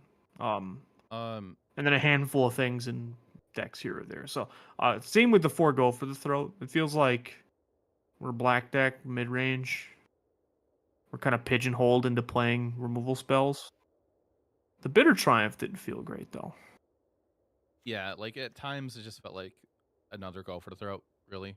Yeah. Also, the only Planeswalker is Jace, and then and Wandering Emperor. I was just actually thinking about that. What do you? I don't feel great about Bitter Triumphing a Wandering Emperor. Yeah, my thought was the Jace is fine, but do we want to play the one of Shoot the Sheriff, or do we want to play a Shelter's Edict? Starset, you're speaking my language. I would love to fit a one of Bristly Bill in this deck. But it's not happening because the card's not very good. Say your thought again. So my thought was, instead of Bitter Triumph, we could either play a one of Shelter's Edict or play the one. I personally like the option. I like the Edict more, I think. I understand why you'd play Shoot the Sheriff. It's because you get to pick the thing you're targeting. But I agree. I think also just being able to get around Rafine sometimes. I can also just see going back to the 3rd cut down in the main too, to be honest. Yeah, that could be an option as well. But we got to keep in mind that we're down 1 kill spell than we were last build. We're at 7 instead of 8 in the main. Well, unless you count Liliana. Yeah, it's sort of Liliana is a removal spell. Yeah. Glissa is kind of a removal spell. So we're doing we're brewing for a potential regional championship deck at the moment. If I can get a hold of the cards, I might play this on Saturday at our store championship, though. I'll probably be the only one to show up. This Saturday? Oh yeah, I'm being Indy. And if we get this deck to a point where I feel it's cooked well enough, I will probably play this on Saturday, on Sunday. It's team trios. I can do whatever I want. Oh, well, Number 1, Long Goodbye could have been an option too, but I like the option to be able to hit a Planeswalker, but I mean, that's the problem with Long Goodbye is that it is very good against Esper, and it's pretty mid against a lot of other stuff. So yeah, it'd be fine in the mirror match, I guess. But I like the idea of going back to Long Goodbye in the sideboard, possibly. Yeah, that's something I think we could easily put into the board. By the end, over Bitter Triumph feels better hitting it back. So thing is, for it's the 4 mana part that's tough. Yeah. That's where I'm thinking. 4 mana, by the time an opponent plays a Traxa, or a big Planeswalker we care about, and if we don't have the end in hand, they already refilled their hand with playing a Traxa at that point. It's well, I mean, it is correct to if you have the end to still hit the Atraxa. Matter of fact, I would probably even let the trigger happen in case they grab another Atraxa. Yeah. Yeah, I could see wanting the card, but to be honest, I've tried it to try and help the Esper matchup versus no, sorry, to help Esper against Domain, and it just like didn't work. It's just like they play in Atraxa and they draw 6 cards, and then you the end it, and then you die anyway because they have like an Archangel of Wrath in their hand and like a Sunfall and a Leyline Binding, and it's like, kill me now, please. Like, yeah, I've won the matchup a good bit playing Esper, the Esper side of it, but yeah, it's like it's a slog. And like you could just lose pretty much at any moment. But all right, back to our removal discussion. So we could play Shoot the Sheriff. We could play Sheoldred's Edict. We could play Bitter Triumph. The End is a possibility. We could also just play another Cut Down if we wanted. Would be the option as well. I'm a fan of trying out Sheoldred's Edict at first in the slot. I'm willing to just try them all pretty much at some point. Yeah. Like Triumph still isn't terrible, but like the 3 life thing can be tricky. I mean, it's not tricky against the matchups that play Planeswalkers, I guess. But yeah, the Edict. I wouldn't mind trying the Edict out. And then we got the 1 of Gix's Command. I think I'm still fine with playing 1 Gix's Command. I just think the 2 seemed a little like drawing them too early was like not fantastic. I agree. Yeah. In our sideboard, You know, I think our sideboard is kind of solid for like maybe making a couple changes. Maybe it's I think it's solid except for these things. for the most part solid. Well, one of the things we should do, this is a good exercise, is like let's picture a matchup. So we're playing against Domain, right? How many cards are we sideboarding out against Domain? 2 cut down, 1 Gix command, maybe 1. Actually, probably the Edict in that matchup. So 2. Okay, 1, 2, 3, 4. 4. We could Potentially 4 probably, cards. yeah. So that means we get 4 clear cards that we could put in. Terra Sunder hits artifacts and enchantments, star set. Blot Out only hits creatures and planeswalkers. That's also a card we could be playing, by the way, is Blot Out. Yeah. Well, you can kick Terra Sunder to target a creature or planeswalker, but yeah. Blot Out just hits the highest CMC or makes your opponent exile the highest CMC. Yeah. Terra Sunder's just more flexible, but it doesn't get around Ward. So we got 1, 2, 3, 4. Are any of our threats not relevant against Domain? Trespasser is fine because they have to pay the ward cost, but they're going to be able to do that anyways. That's kind of that one's almost medium against them. Trespasser and Sentinel are just kind of like they're probably fine, but like they're definitely like they don't care about them. Yeah. Like Glissa they care about. They'll want to deal with Glissa immediately. So like that's another thing to think about is like, are there ways we can like because like we kind of have 4 clean cut spots, but then the next question is, are we able to upgrade any of the cards we have? Where it's like, this card, I would play this card if I didn't have anything else to put in over it, but is there something I can upgrade it to? So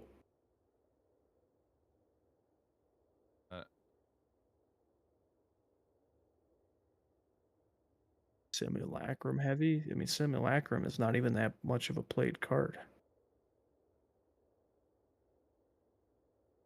I hate that. Temur Ramp Not what you're saying. having...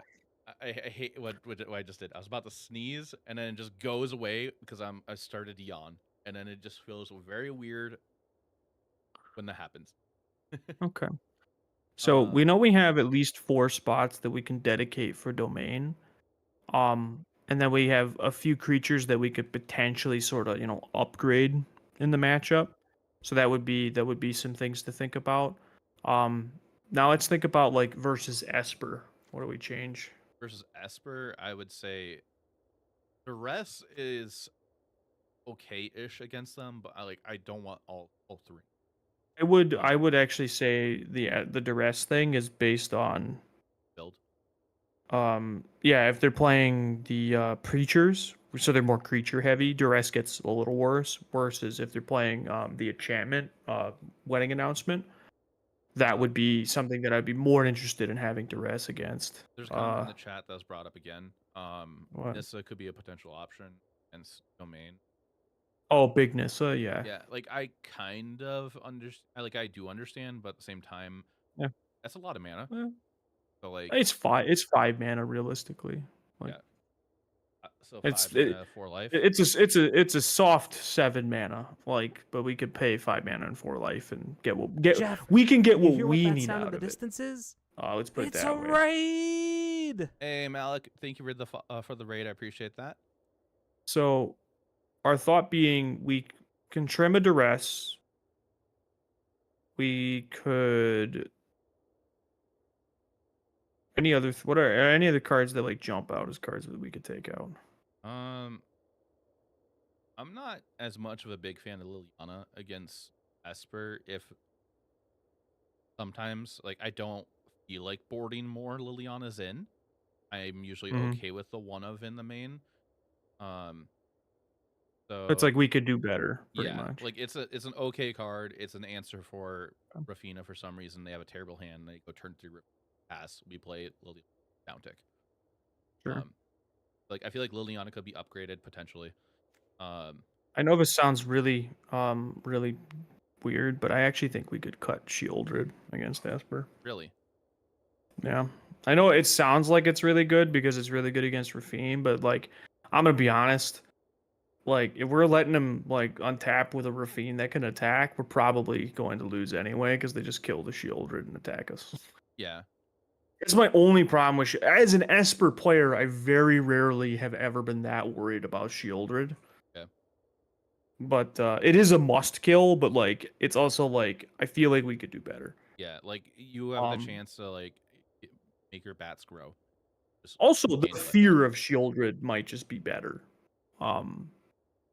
than actually having it against Esper. Malik, So like Malik, stream's going great for anybody that's new here. Sorry, John. Well, welcome in everybody. We're kind of discussing our deck building at the moment, so that's why you're seeing like a lot of people in chat kind of giving suggestions about sideboards and stuff. We are currently building a deck for the regional championship, potentially for the regional championship. So that's what we're doing at the moment. And we're discussing Sheldred against Esper now. yeah. Matter of fact, I could to be perfectly honest, I could even see a world where we don't play any Shieldreds at all. Really? I mean, have you been playing this card a lot? Doesn't always do very well. This is the most It is played in like 2 days. yeah, it is. It is a good card. I don't know if I feel like we could do better. Okay. Like this, one of these could be an Aquazot's pretty easily. Yeah. I can picture Like, us maybe if depending if we expect a lot of Golgari or not, we could probably play Archfiend, but it felt absolutely terrible when we were doing that mirror match to play it. Like I do not like the card Archfiend of the Dross. Okay. As a person who went really in on that card when it came out. But I mean, to be honest with you, Zero, it's not even all that great against them, because like they just can answer it pretty easily. It's mid. So thinking about definitely it, a mid. if we want to replace Sheldred, yeah, there is the option of playing Aquazot's slots. Which I like Aquazot's. Good Aquazot's card. just an overall good card. We're still on 26. Yeah. Which is the right number, I think, no matter what. Yeah. There is an option like we could play a Sorin and Mirthless. I've never always been a big fan of this card. I've always thought is like it's a 4-slot planeswalker that or 4-drop planeswalker. You just okay. If you need I have a name. I have a name for that card. It's called Sorin the Girthless. Because he ain't fucking. The card's terrible. Okay. Like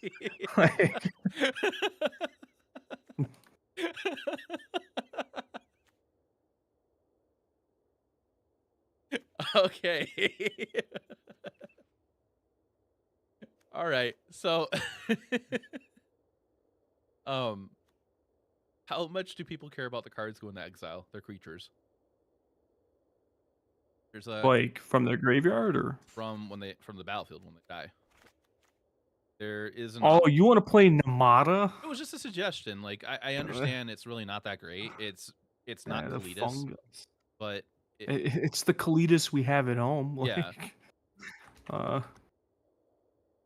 I Yeah. really wanted that card to be good. And Namada, the Primeval Warden. It's Yeah. got reach, which is actually better than people realize. yeah. It's just sad that, you know, there's not a ton of Saprolings to go around to make its effect very good. If we could make Saprolings another way, it'd be kind of cool. Where's the NRG? It's in Indianapolis.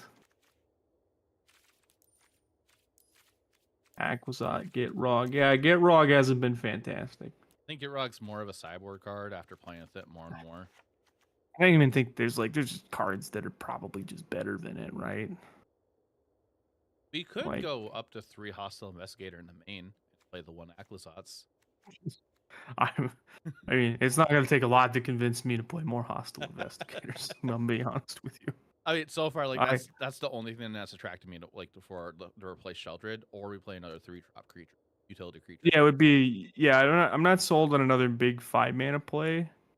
The other card that came to mind was Honest Rudstein, but because we have a lot, it's fine. Yeah. But like, it's not amazing. The more I played with that card, it just exactly what you said. The more and more I play with it.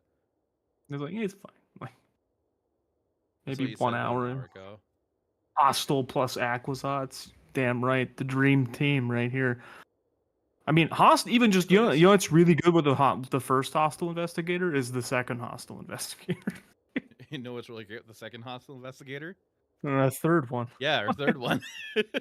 They're all really good together. They are not legendary. Is Gigantha legal in standard? No, Gigantha isn't legal. That would be wild, dude. If it was, wouldn't be playing these lilies. Yeah. Or actually, that's not true because I'd want to play Aquazots before I'd want to play Gigantha the Wellspring. Yeah, I'd want to play Aquazots and Gix. I think we're pretty settled.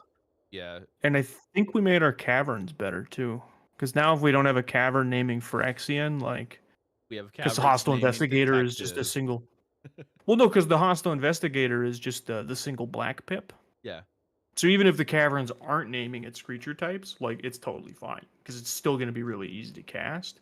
But also, I just realized for our control matchups, like especially like blue-black and even blue-white, having an uncounterable Hostile Investigator seems kind of like a beating because like the best answer to it's a counterspell, and like they just can't counterspell it when you cast it with Cavern, and so like it's gonna always be a 2-for-1.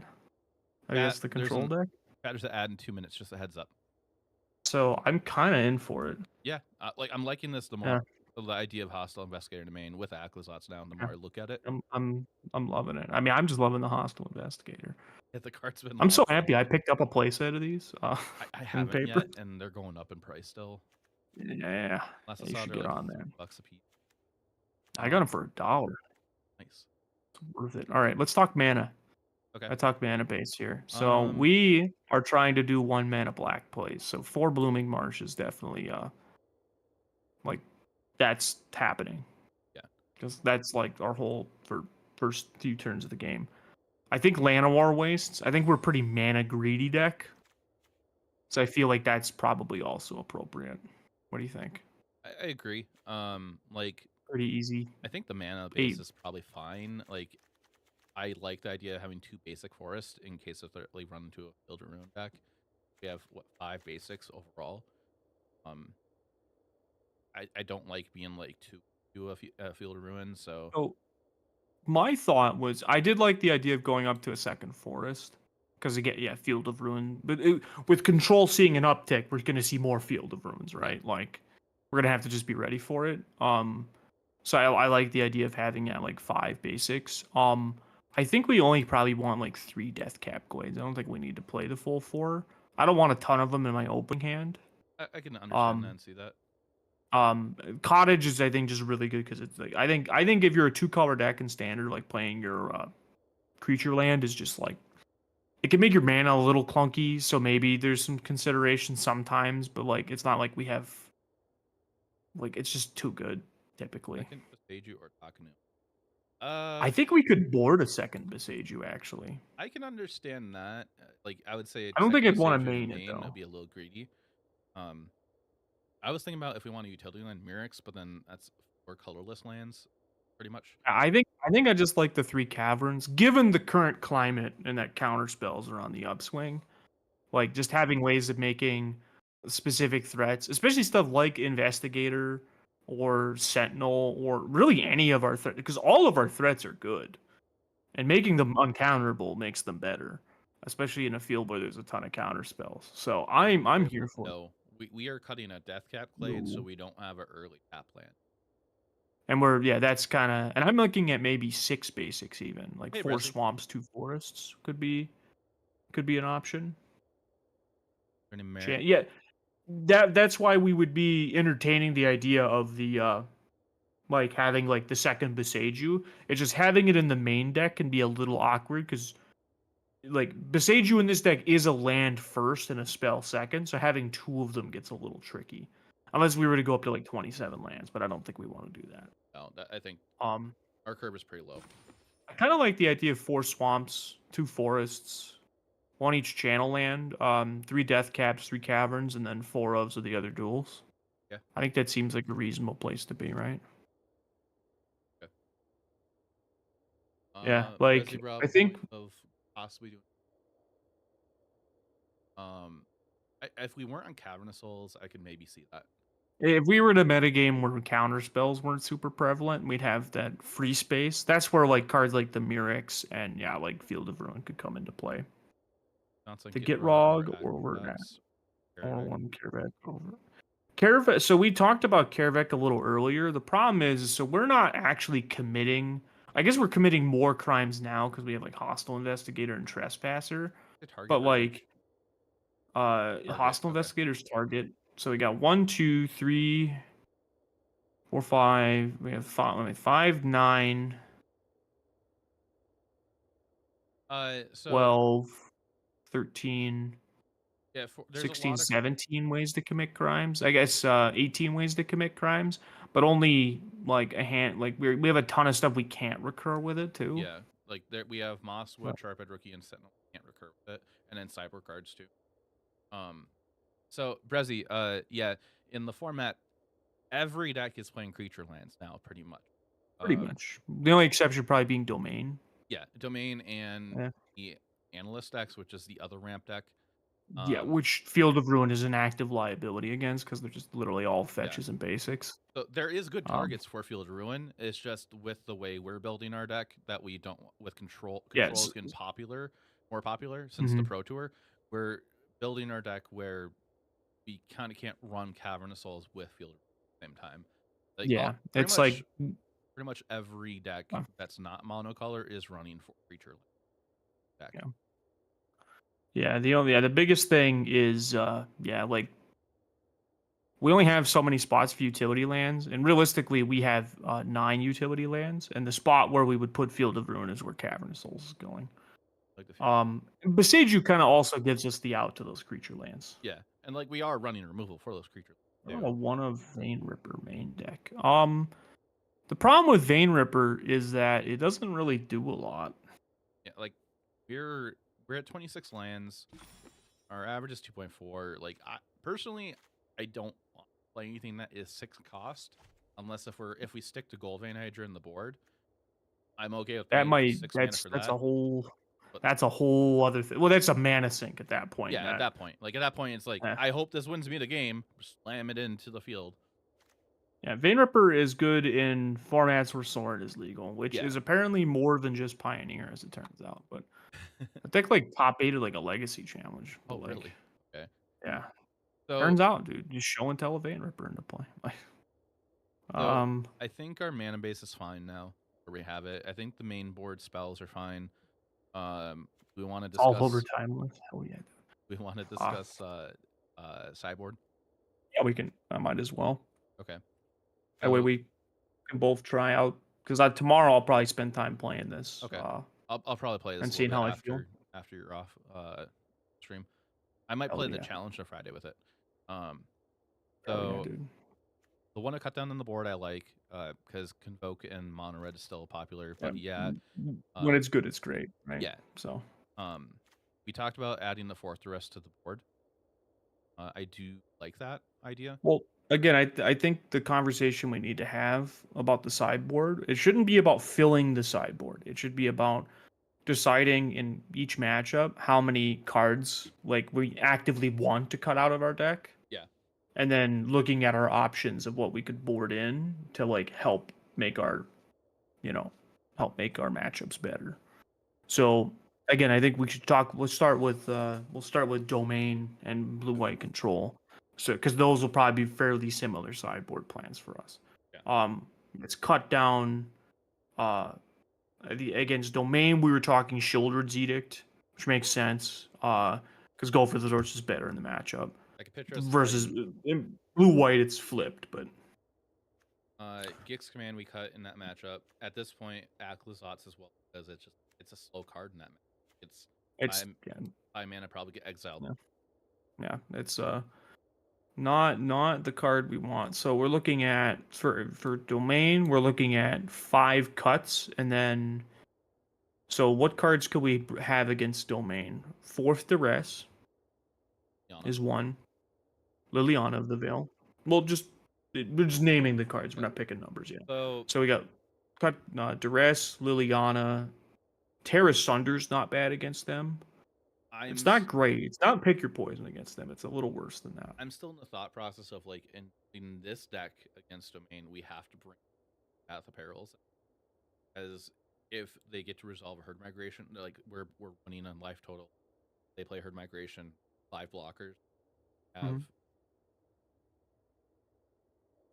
how are we getting through that? That's some go for the throw at that point. So like the top decked herd migration is going to be what we're going to struggle with. So is there anything that would be better than Path of Peril for us specifically that we could have against them? Is there anything that kills straight up token creatures? Creature token.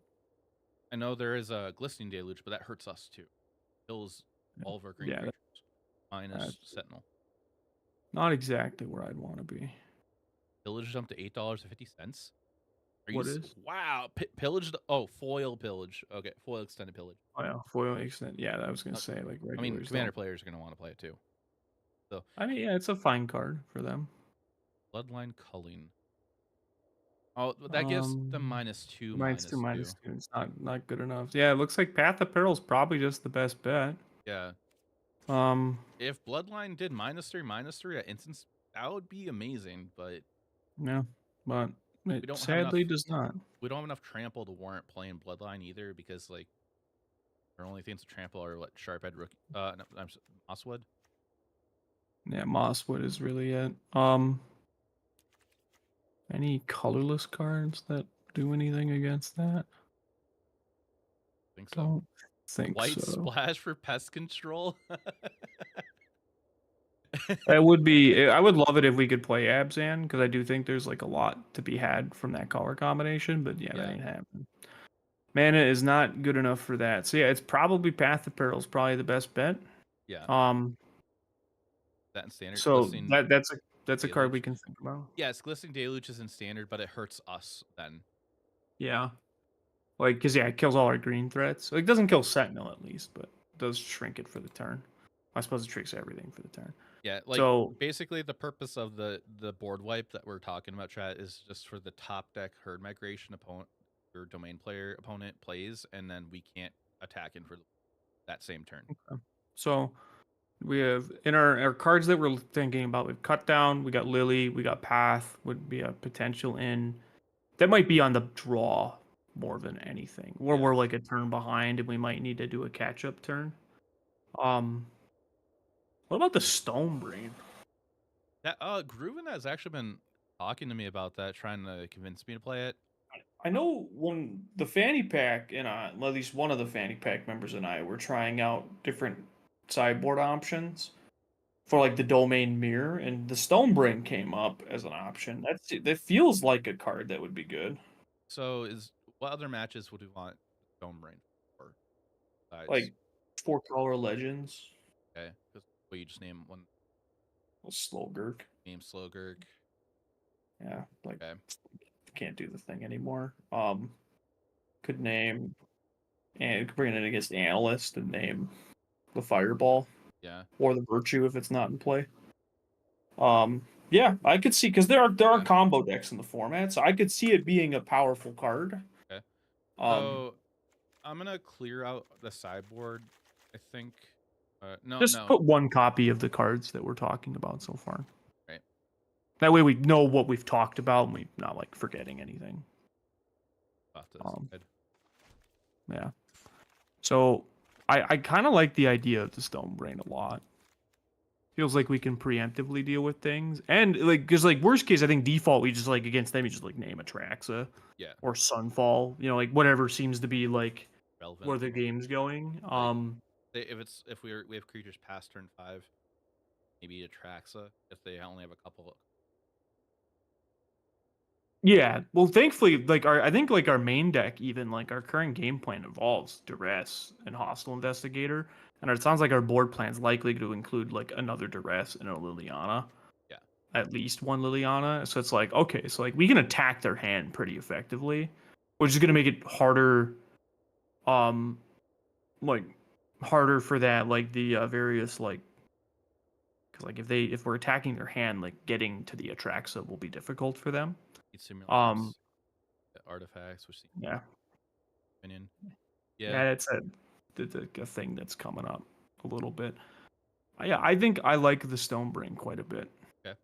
The more we talk about it, I think it like does a handful of things. Because like if we're ahead on the board and like our only thing we lose to is this, then we just play it and name that. Like that's kind of like the appeal of it. For the matchup, so I think I really enjoy the play patterns that creates for us. Yeah. So if we're looking at cutting these 5 cards, we could bring in a Duress. We could bring in the Stonebrain. Like even if it, we could bring in the Liliana. I think if we're doing the Stonebrain thing, we probably don't worry about the Path of Peril. Yeah. I don't think we bring Tranquil Throwback is fine to bring in against Domain, but I feel like it's at worst it's basically a 3-mana 3/3, unless if like we're waiting to play it as a 4-drop or Like a 5-drop. 3-mana 3/3 that eats a Leyline Binding and Yeah. gets you a threat back, and then sometimes just like that may or may not be good. You bog for Yeah, brain. we could bog for the brain. That's true. Yeah, in the late game we can just dig for it really hard. That hurts for throwback. Yeah. Well, they do different things. Yeah. Star set, but you're not wrong. They are both like their graveyard They're hate is similar. like the big thing. They're similar enough. Okay, so we're looking at 1, 2, 3 cards at least, and I feel like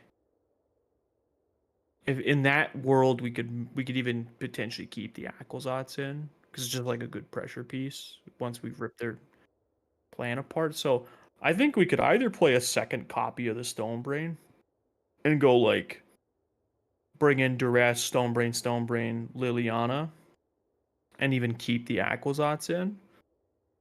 And then like that would probably be fine. Or we could even bring in like if we end up sticking with it, the Gold Vein Hydra. Yeah. I like the idea of the 2 Stonebrain. Like I'm not a fan of like having single copies. Like with the purpose of the Stonebrain, if I'm gonna play it, I would rather just have the 2 copies. Yeah, it's not like it's a redundant effect of something we kind of already have. So I agree. It's having more than one makes like logical sense. So yeah, I think that's the sideboard plan I would like for Domain. We just bring in those 4 cards. It's not like our main deck is like bad. It's just we don't have like the stuff to get us over the finish line. Which it feels like we're gonna have that with like the extra Duress and the Stonebrain and then the Lilies, just like we can attack their hand more efficiently. And this version we have the 3 main deck Hostile Investigators. So meaning we'll be attacking their hand even that way. So just to make sure, I'm actually I have a notepad up. I'm typing stuff down. Yep. The main Cuts. Cut down. Just for anybody in chat, if they end up wanting like basically a cyborg guide, I guess too, if they like this. Also, chat, just keep in mind again, we're just theory crafting. Elder's Edict, X command. And then the inn was 1 duress, Press. 2 Stone. stone brains, and then 1 Liliana. One And then even if we end up on the 2 copies of Liliana, then we probably just like bring in both copies of Liliana.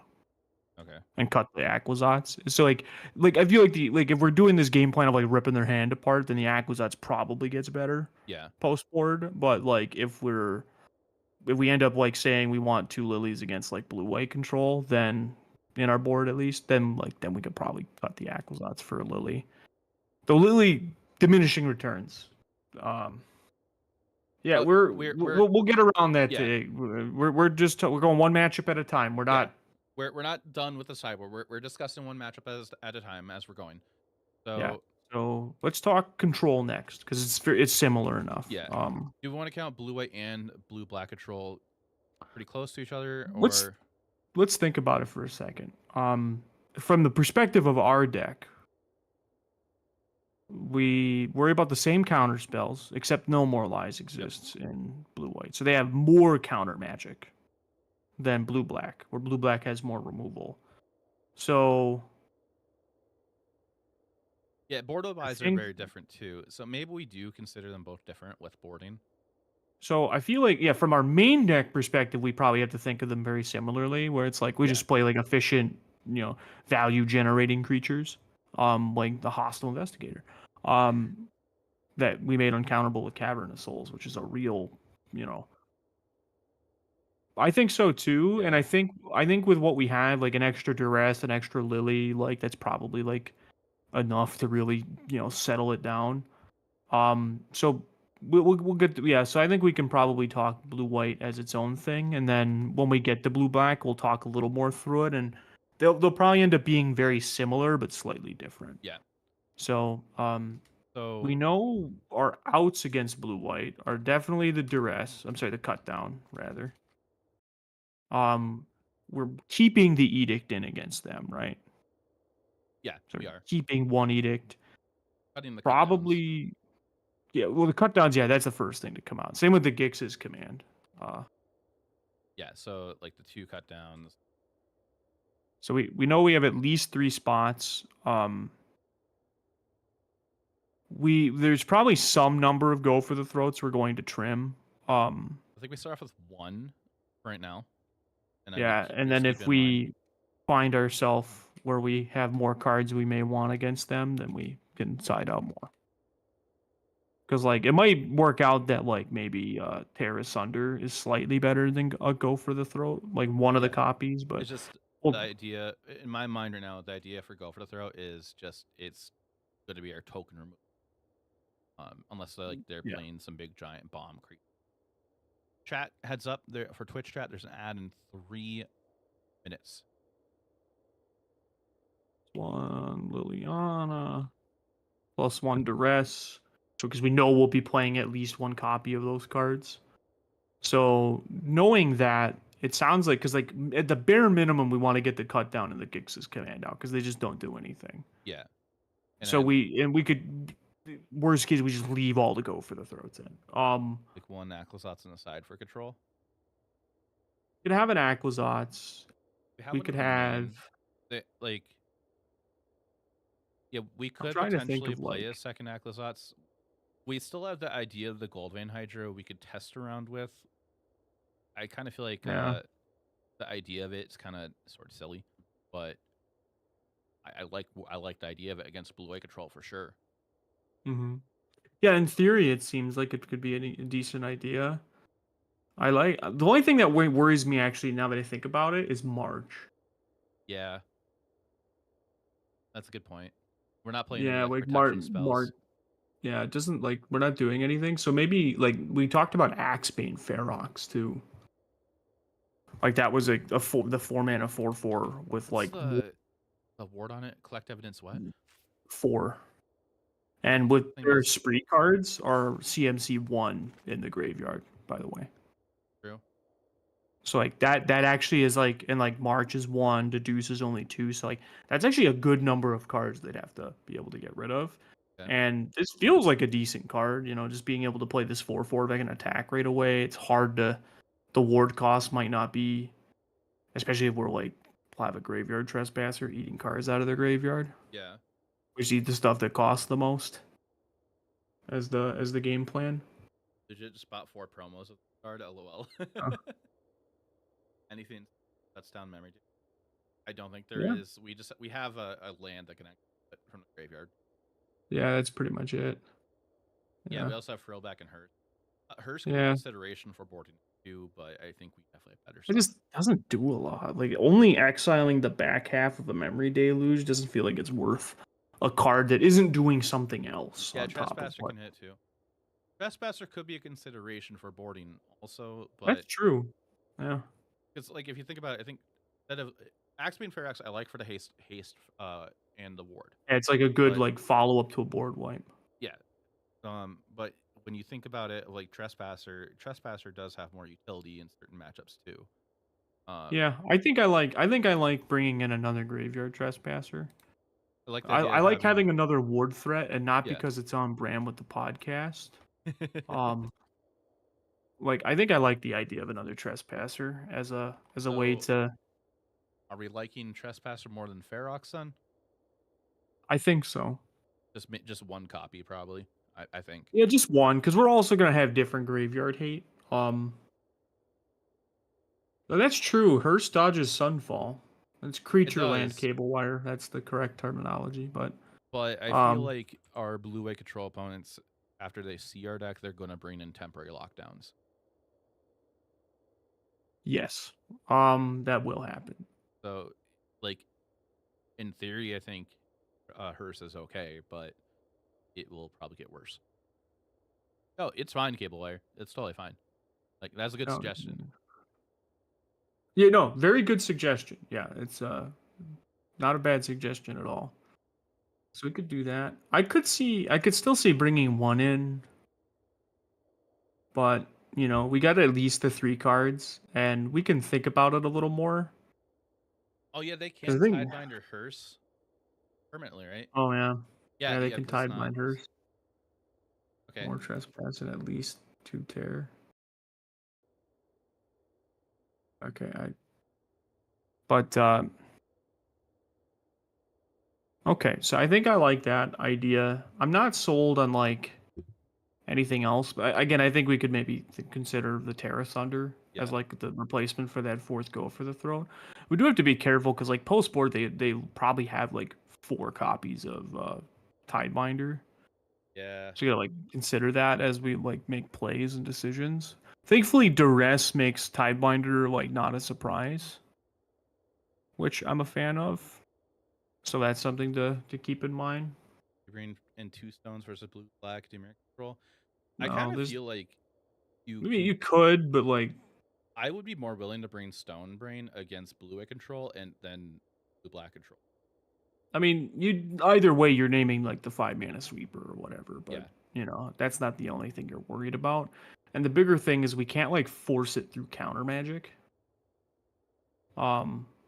It hits lockdown, but there's better ways of dealing with lockdown. I feel like Terra Sunder. Like you can let the lockdown happen, which sucks, but during their end step, you can just tag it with a Terra Sunder or something and go from there. Okay, let's talk blue-black control, because like we kind of know what the three things we at least need to get out of our deck, and what we could replace them with, and so we can kind of circle back to that last spot.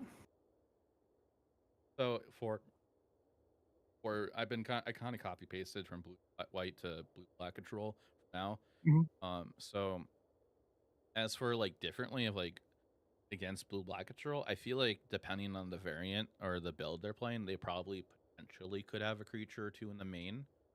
Yeah, there's a chance they have like Shieldred in the main. They could board into Trespassers also. Yeah, that's not uncommon for them to have like an Right. Aclazotz and at least two. Like most commonly, if they're not playing any creatures in their main, they probably have like two Shielders and an Aclazotz in their board. Yeah. But they could also have Trespassers. So like post board, we definitely need to keep some removal in. I think we're probably keeping all to go for the throats and well, maybe 3 go for throats, We 1 keep, edict. yeah, like we could probably trim one, go for the throat and keep the edict in, just because it's like, flexible enough. The cut downs So definitely come out for sure. I mean, Uh, yeah, there's no question. There's they, less targets than blue white. so yeah, the cut downs come out. The Gix command again against blue black control, I feel like it could come out, but I feel like there's a world where it could stay in, and because they're not Yeah, exiling our graveyard as often. or at least as directly. Yeah. What does blue black control even do against a stack? I haven't seen it perform well against Golgari mid. It Yeah, we has also saw that not yeah. perform well against Golgari mid tonight, but it's still worth thinking about. Oh, they have 4 Tidebinders on the board usually too. Okay. Yeah, so that's something to think about too. So I could still see trimming the Gix's command, mostly because it's clunky and not because it's bad. Yeah. It's just like 5 mana. It's a lot of mana. We can't make it uncounterable. Unlike the other 5 mana plays we could be making. So like Oh, I kind of like either our plays being cheap or big and uncounterable. we didn't talk about the 4th hostile investigator if we are playing one or not. But we I did mean, for we'll against. circle back. Okay. I would say like for Yeah. against light control. But yeah, I think that there is diminishing returns with the card, so 3 is probably the top end of what Okay. we would want to play. Um, but I do really like the card. If it was 3 mana, then I'd say 4 is like amazing. But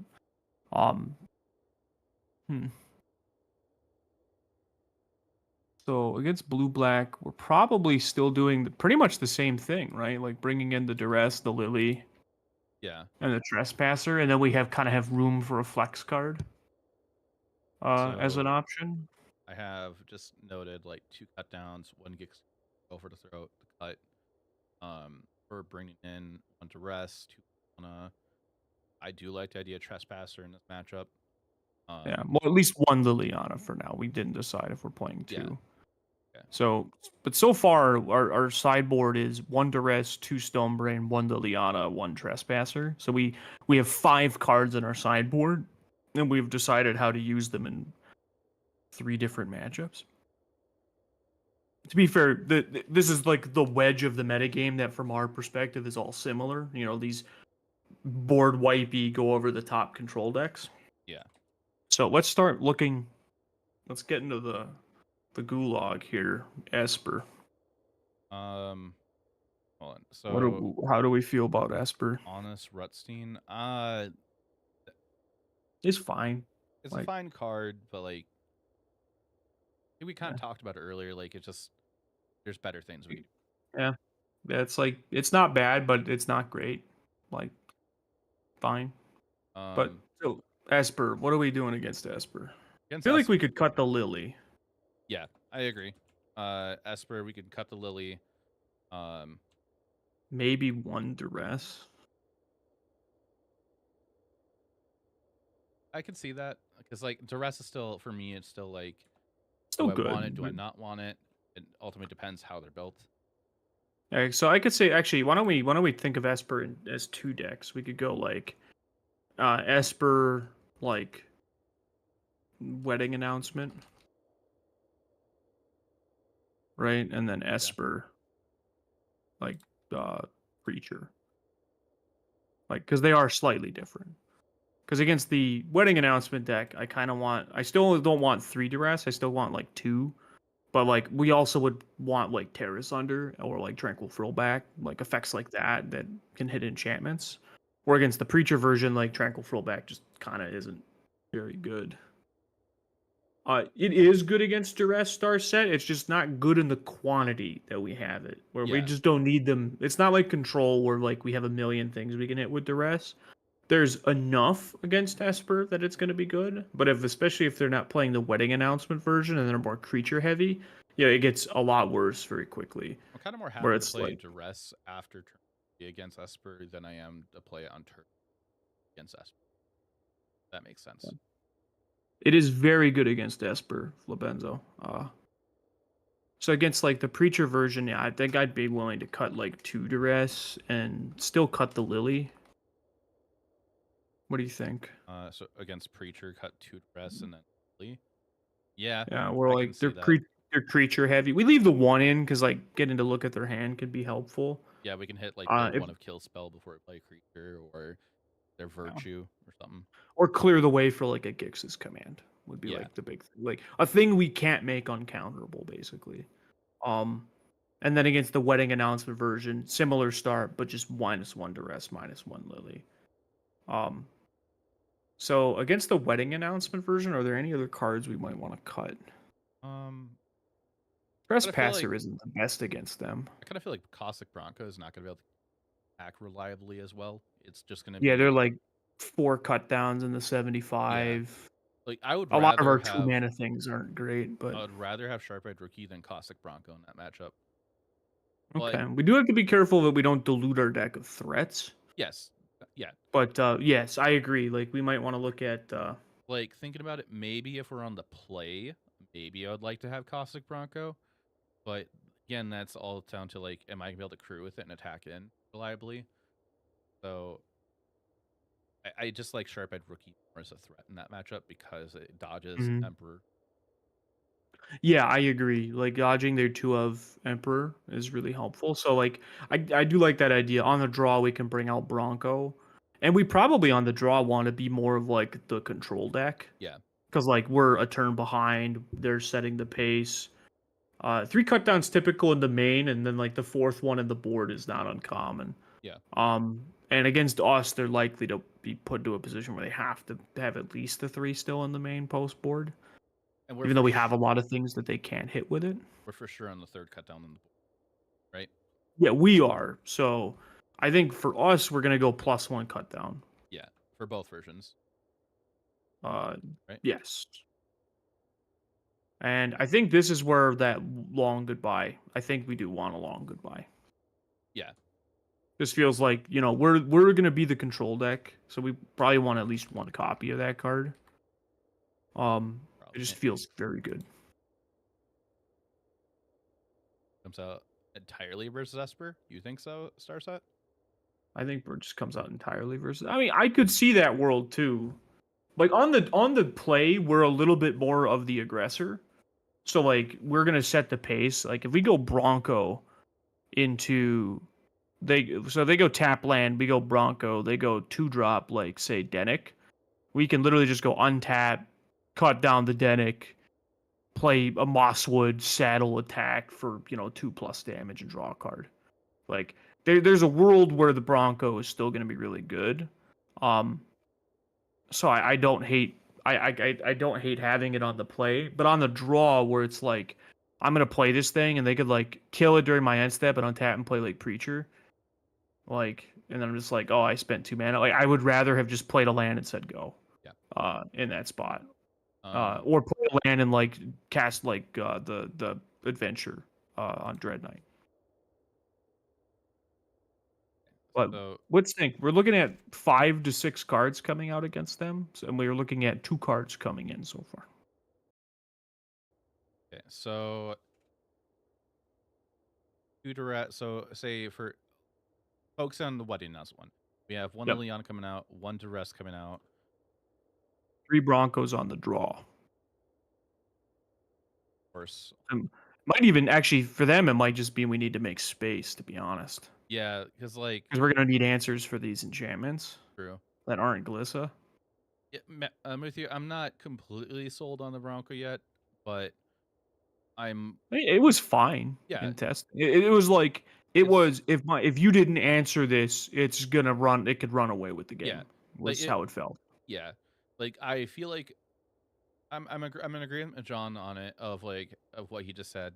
I'm not 100% sold on it. I'm more of like 80-85% sold on it. So yeah, like okay.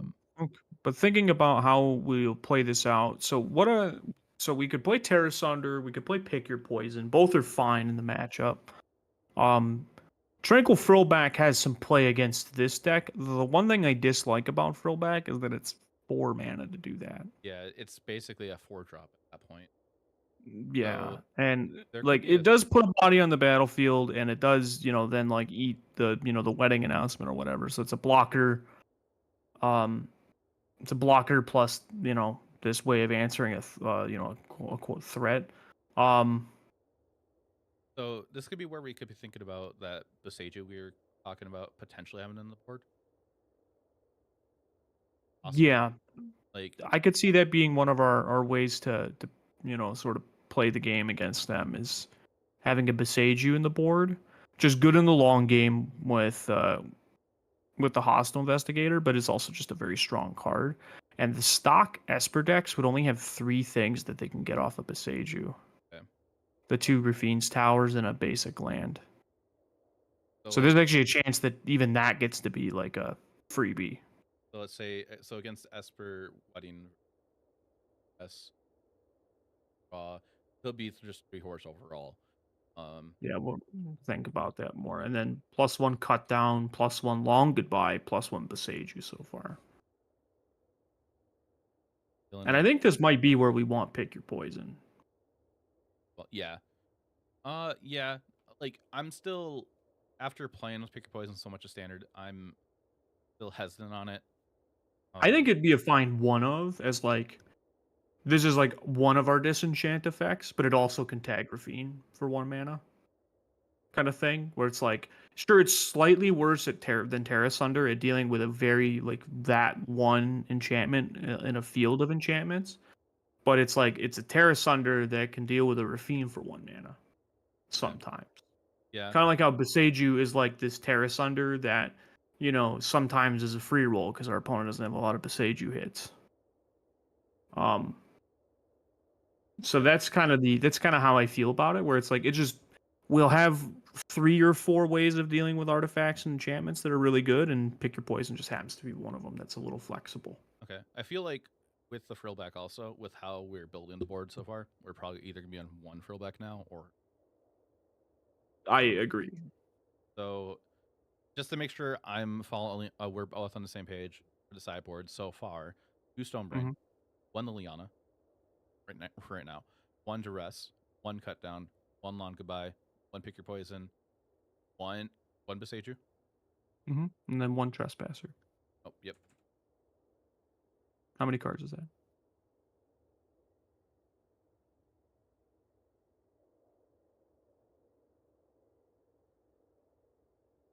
That's 2, 3, 4, 5.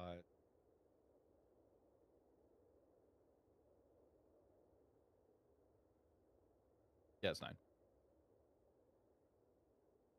Okay. Often card that's yeah. Yes. Oh yeah. No, for sure. It is very past my bedtime, Corey, but I want to finish this tonight. Yeah, it's like 1 minute to midnight. Yeah, I want to finish this before I go to bed. Otherwise, I'll be thinking about it all night anyway. And then I'm gonna get a message from you like at 2 in the morning, like, what about this card? Yeah, with this card, dude. My hair will be all frazzled. My beard will be all over the place. And then Trespasser. All right, so hi Tiberius, hi Kitty. Wish I had a cat coming up to me in the middle of our stream, but lucky man. We have probably one more spot. Do you want that to be like do you want how strongly do you feel about the frillback? I'm okay with it being as one of. If we ultimately end up cutting it, I'm not sad about it. That's Unless fair. if it's like a certain matchup I absolutely want. Because like at most it's just felt like this is a 3 mana 3/3 or at worst. Yeah, it's like it is a good card, but you're right. It's like it's not always doing a ton of stuff. Yeah.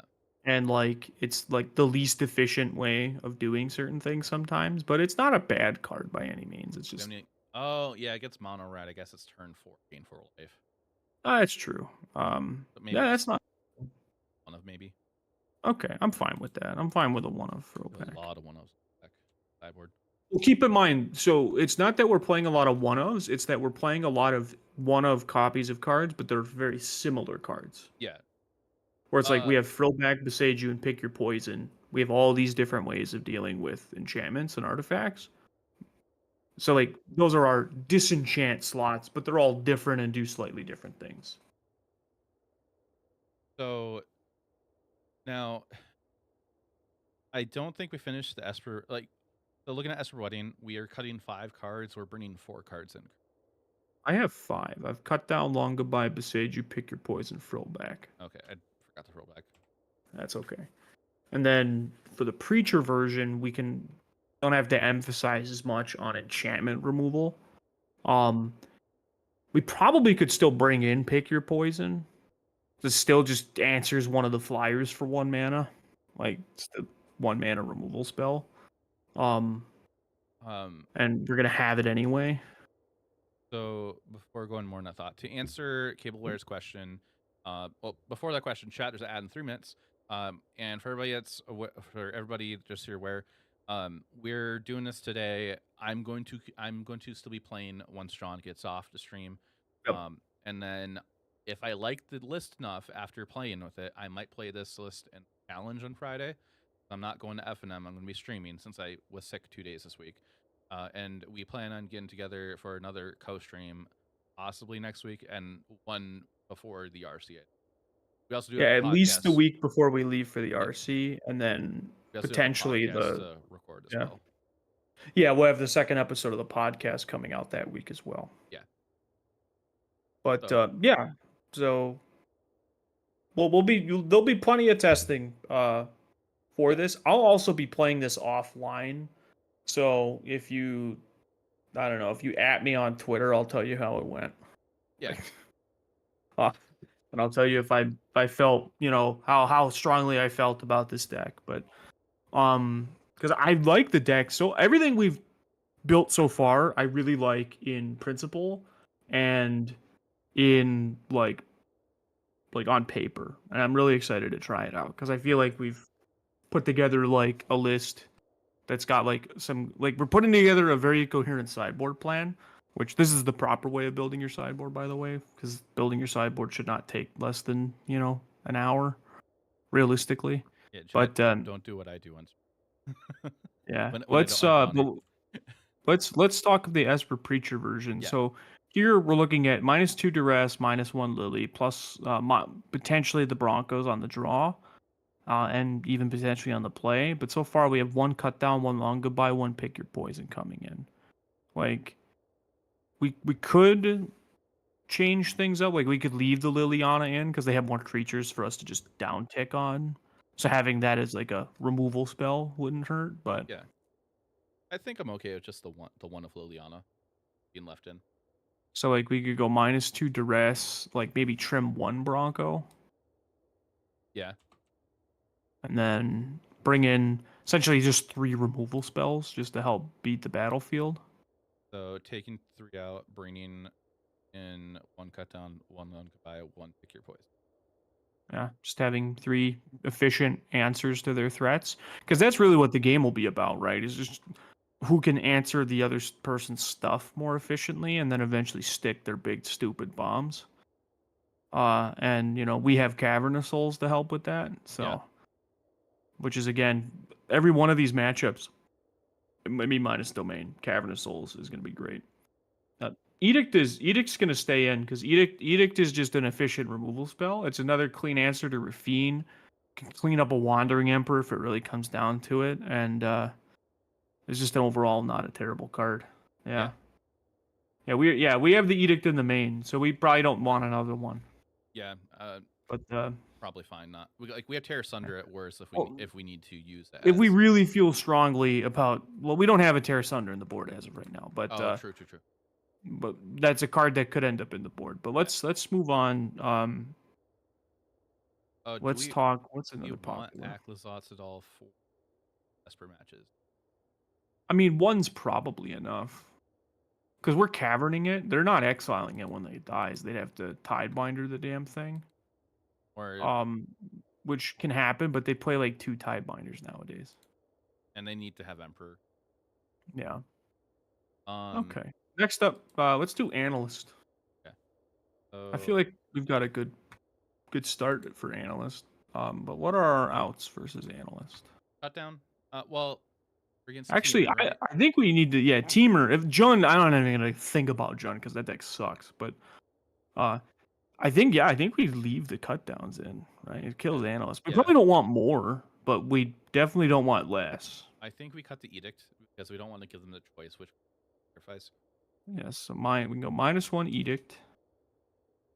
I think we just keep all the threats in because we need to pressure them. Yeah, we're the aggro in this matchup. How do you feel? How is Lily against them? Lily's probably fine. Lily's fine. Brains and trespass, and you win. The Gix's command can come out. Yeah, Lily's fine because like, unless if they get to a point where they draw a ton of cards.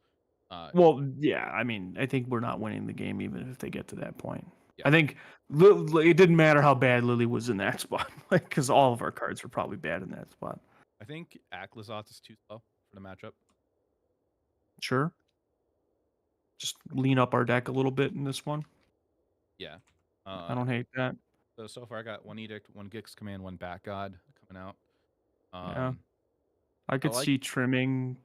Like if we really want to lean up, we could even trim the 3rd hostile investigator. Yeah. Might just be slow in the matchup, like What other Aklazoth's. threats do we have in the board or matchup currently? So currently we have the Stonebrain coming in, which is a threat in the matchup because that threatens to just rip away their win conditions. So we got the Stonebrain, we've got Tranquil Frillback and Duress. Got the Trespasser. Liliana. Yeah, we could have the additional Liliana if we want it. I don't. I feel like Beseiju is kind of iffy. Like if we want it in or not. I wouldn't bother to be honest. By the time they get the enchantment down, we don't have an answer. Well, we're just gonna float all the mana in response, right? Like, Unless they literally have to tap out for it. But if they're tapping out for it, then like Tranquil Frillback can just eat it too. Yeah. So we're looking at least 3 cards coming out and plus 5 cards based on our current sideboard, which is 10 cards. It's a good thing. That means we have real estate to work with. I'm just laughing at chat. The Bruce that said this process makes me want to build a Bog Bullets ramp deck.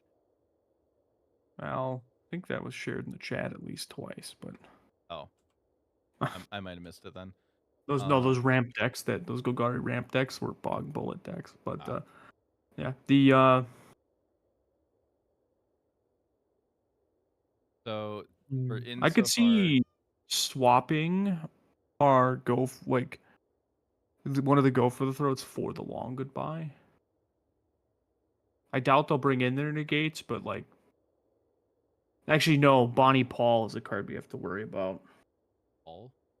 Yeah, it's one of their sideboard threats. It's like a big 6 mana 6/5 that makes a token that's power and toughness is equal to the number of lands they control. Okay. Does that its stats are lethal. is this a thing with no. that's like based off of a certain like character in like a children's story? Paul Bunyan. No. Is it the Paul Bunyan one?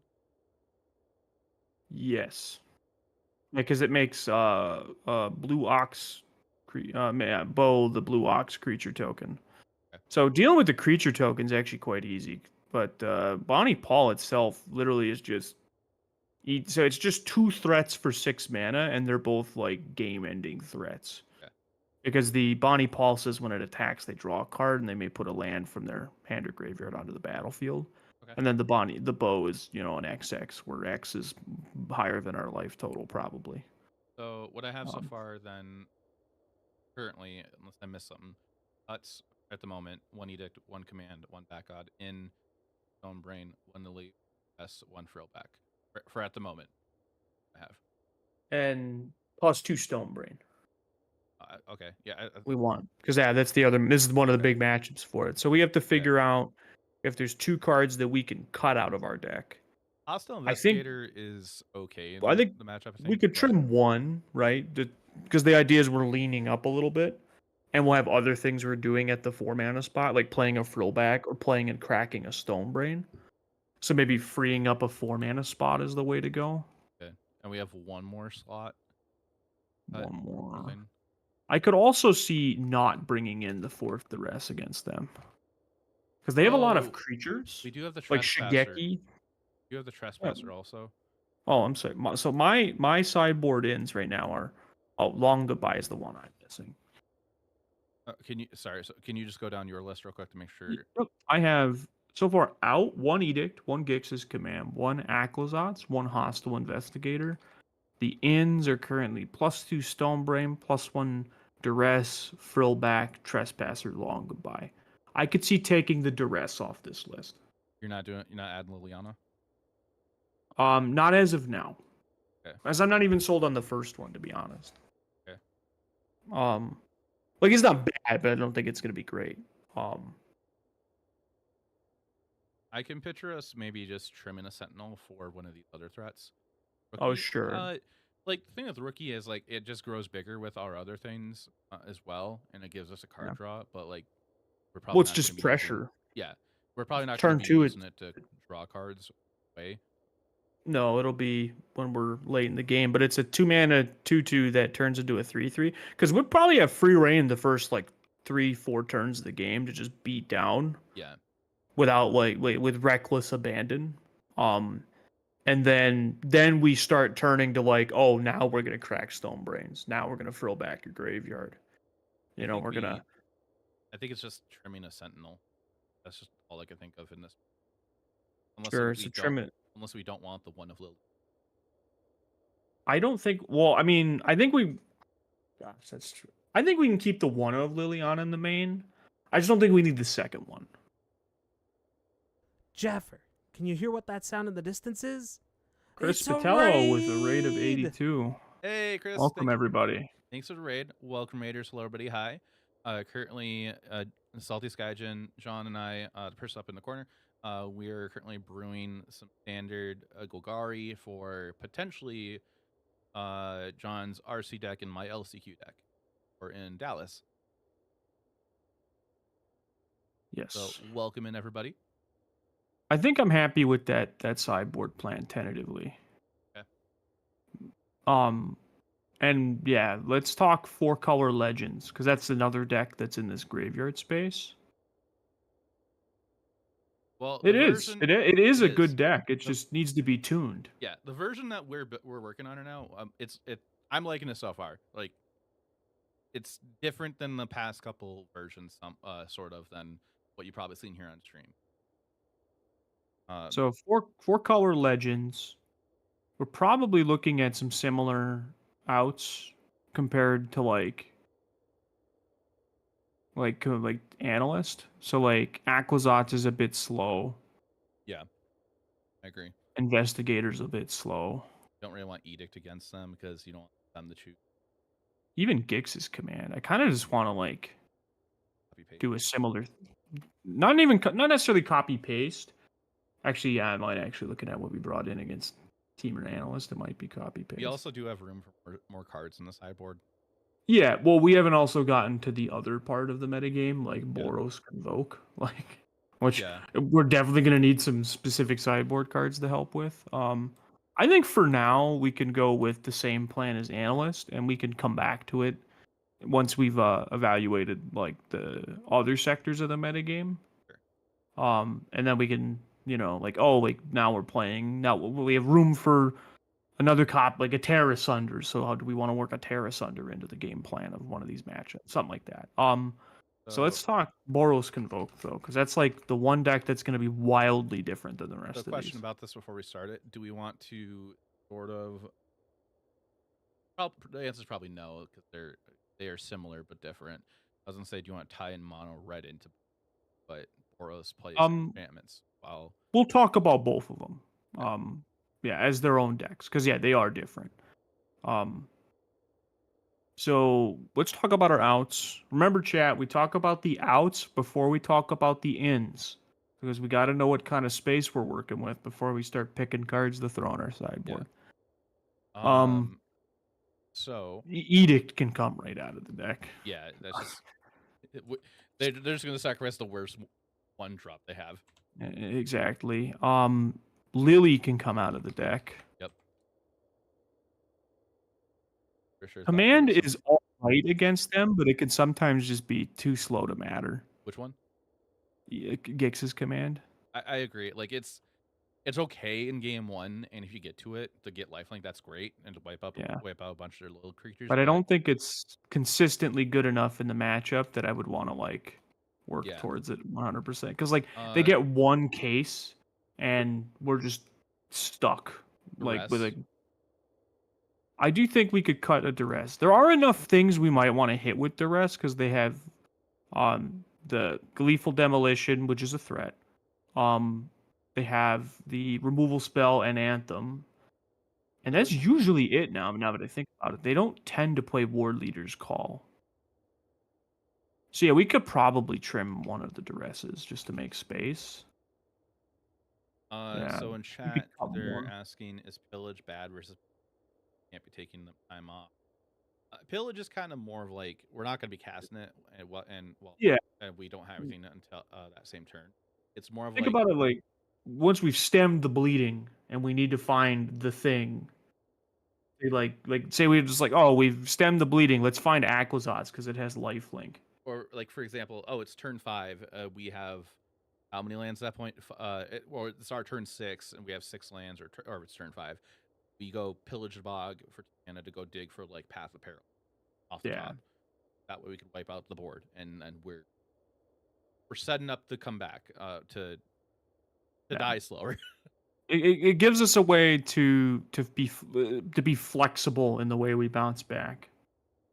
So chat's believe rest isn't enough. So Let's overall, look I at guess what is all the stuff in that deck that they have? so main deck. I'm looking at Gleeful Demolition, Case of the Gateway Express, War Leader's Call, potentially Get Lost. So there's roughly 10 hits on average, which they're right is not enough. Okay. Post board against us, they're probably bringing in Invasion. Pitcher requisition raid, possibly if they want to push more damage. I What could else? see that. And then Invasion. maybe they're Get Losts. But yeah, Gobakon is likely coming in against us. Yeah. At the very least. And then so like I could see them having, and I don't think they would want to take out their cases, their Get Losts, or their Demolition. So they're probably trimming like Anim Bakal, which I'm shocked they're still playing this card, but it's just so bad against cut down. Because even with an Anthem in play, it dies to cut down. I think at this point, I kind of feel we like could probably leave a duress in. yeah, Like at least one. I was leaning towards just cutting them all, but I'm willing to start off with just cutting 2. It's just We could always cut the third one if we want to make space for another card. Yeah. So we've got Edict, Liliana, Gix Command, 2 Duress. any of our current sideboard cards that would come in. My sideboard is currently Cut down comes in. cut down, long goodbye. There's some So we're removal. building the sideboard as we're talking about what we're bringing in. Currently, at the moment, we don't have Path of Peril in the sideboard list. It is going to be added. Yeah, it's a pretty big shoe in. I do think we could get away with Harvester of Misery. A 5-mana card. Yeah. Well, I mean that's why it gets played. So it's like a 2-mana. So it's the idea is that once you've pathed, then later you play Harvester. So it's like this is good in conjunction with Path of Peril as your like third path. By night. The idea of long goodbye in this matchup is just a 2-mana removal, really. Yeah. Well, I mean, yeah, I think that goes without saying. I think that's the point of that card in every matchup. I agree. It might be that it's just not great. But it's still a card worth thinking about, and especially if it's a matter of like just trimming less good cards. It's like sometimes it's like, oh, we have this in our deck, and it's better than this other thing, even though it may not be amazing in the matchup. It's still better than the other thing. But I do think, 2 Path of Perils seems like a pretty easy shoe in. 2 Path of Peril, 1 Harvester. At least for now. I could still see going to like just 3 Path Apparels and calling it a day, but I really like Harvester. The matches I've played with it have felt great. Um so I really do like the idea. And so far that puts us at 1, 2, 3, 4, 5 out with 5 in. Yeah. Yeah, it's just like I don't want the second duress. I'd rather have long goodbye. You know, it's still an upgrade. May not be a huge upgrade, but it's still one. And that's 13 cyber cards we have. Yes, we have 13, so it means we still have space. Um, We're being very conservative with building this. We haven't We are. flooded it. But also, we're also making sure that all of our sideboard cards matter against more than one deck, like which is very important. I do like this game plan so far. For like against copy paste for going over to. Yeah. Path At least Apparel the outs for sure. Yeah, Path Apparel against mono red. Time's not always correct. Like Let's look at the mono red decks. So the biggest thing we have to answer against them, I feel like, is stabilizing our life total so we don't get burned out, and Urabrask's Forge. their main boarding. Yeah, they just a good removal spell. It's like a Witch Stalker Frenzy that, you know, doesn't suck when you don't have creatures. But Urabrask's Forge is like the biggest and most annoying threat, and we do have ways of dealing with that with like, you know, like a Glissa. But the problem is like these decks look like they're playing like, was it 9 and 11 answers to a Glissa? So Here, chat. I'll do this. I'll just change my screen so you can see it. That way you see we're making like a sideboard guide and the sideboard at the bottom. So I will be changing the sideboard in the Arena client after this. yeah, we just And if enough people want this, I will. We'll post it on flexslot.gg. I'm sure you'll probably beat me to that. I would have to make an account and stuff. Yeah, no, I could do that for us. Did you keep all 3? See if I can and change pick that. your poison. Oh, for against mono. They have Kumano and they have Urabrask's Forge. So pick your poison is not bad against them. Let's think about pretty dedicated cards. So we know we want Tranquil back, I think. So hold on. So for mono red for cuts, we're keeping it the same as Boros Convoke, correct? I think it's the same, yeah. There's a chance we leave some of these duresses in, actually. Okay, so because they have like more spells, like burn spells and whatnot. So like leave duress just alone then. Yeah. Yeah, Slickshot too. Too bad pick your poison isn't speed. That'd be crazy. But yeah, like many cards, if it was instant speed, it would be so much better. All right, let's think about what are some cards that we could play that are decent here. So out of what we currently have, I do agree that hunting one hostile against red deck wins. So yeah, just trimming some of the slower stuff. Yeah. So for ins, cut down. Lawn goodbye. Pick your poison.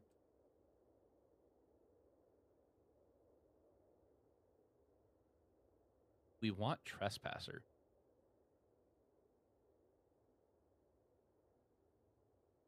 I think so. Anything that gains life would probably be helpful here. Because that's how we can stabilize ourselves, incidentally, too. And they don't have a good way to get around that ward. Yeah. Which is very good. 2 2 for wanting our opponent feels very good. If we're going to bring in any Path Apparel in this matchup, matchup specifically, I think we're cutting one of our 2 drops. Either Sharp-Edged Rookie or Caustic Bronco.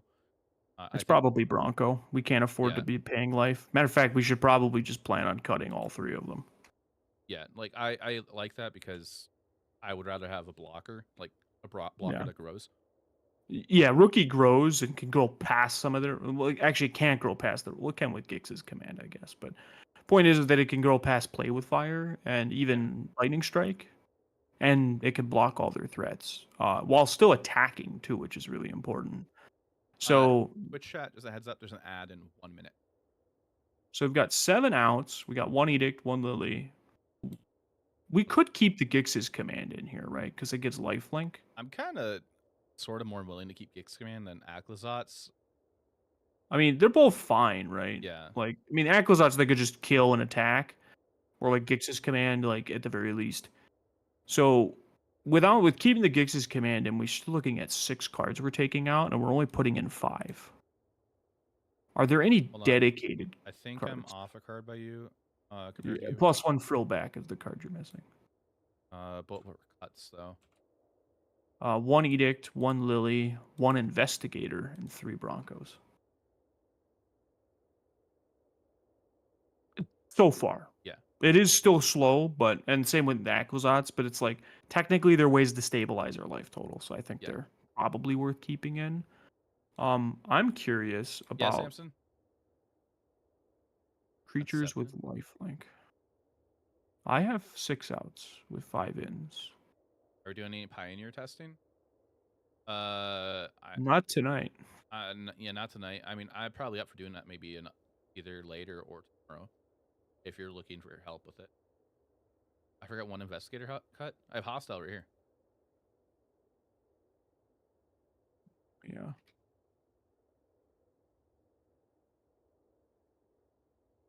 One, 2, 3. Yeah, you've got 6.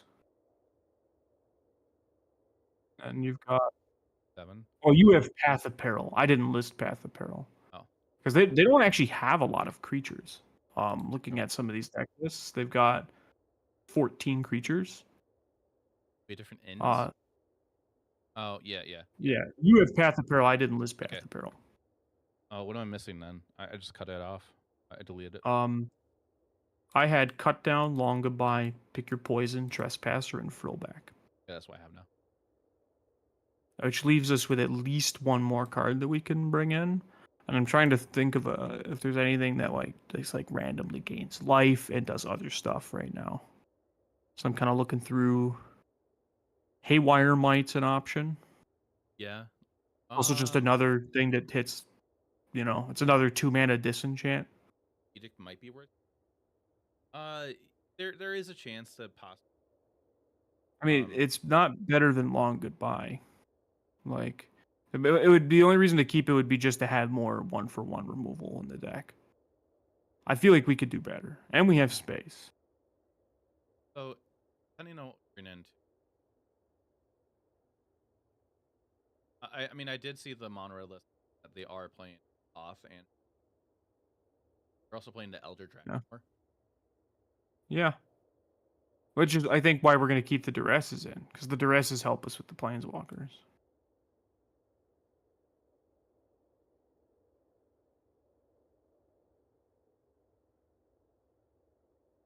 Samson, just send me a DM what you're looking to help with.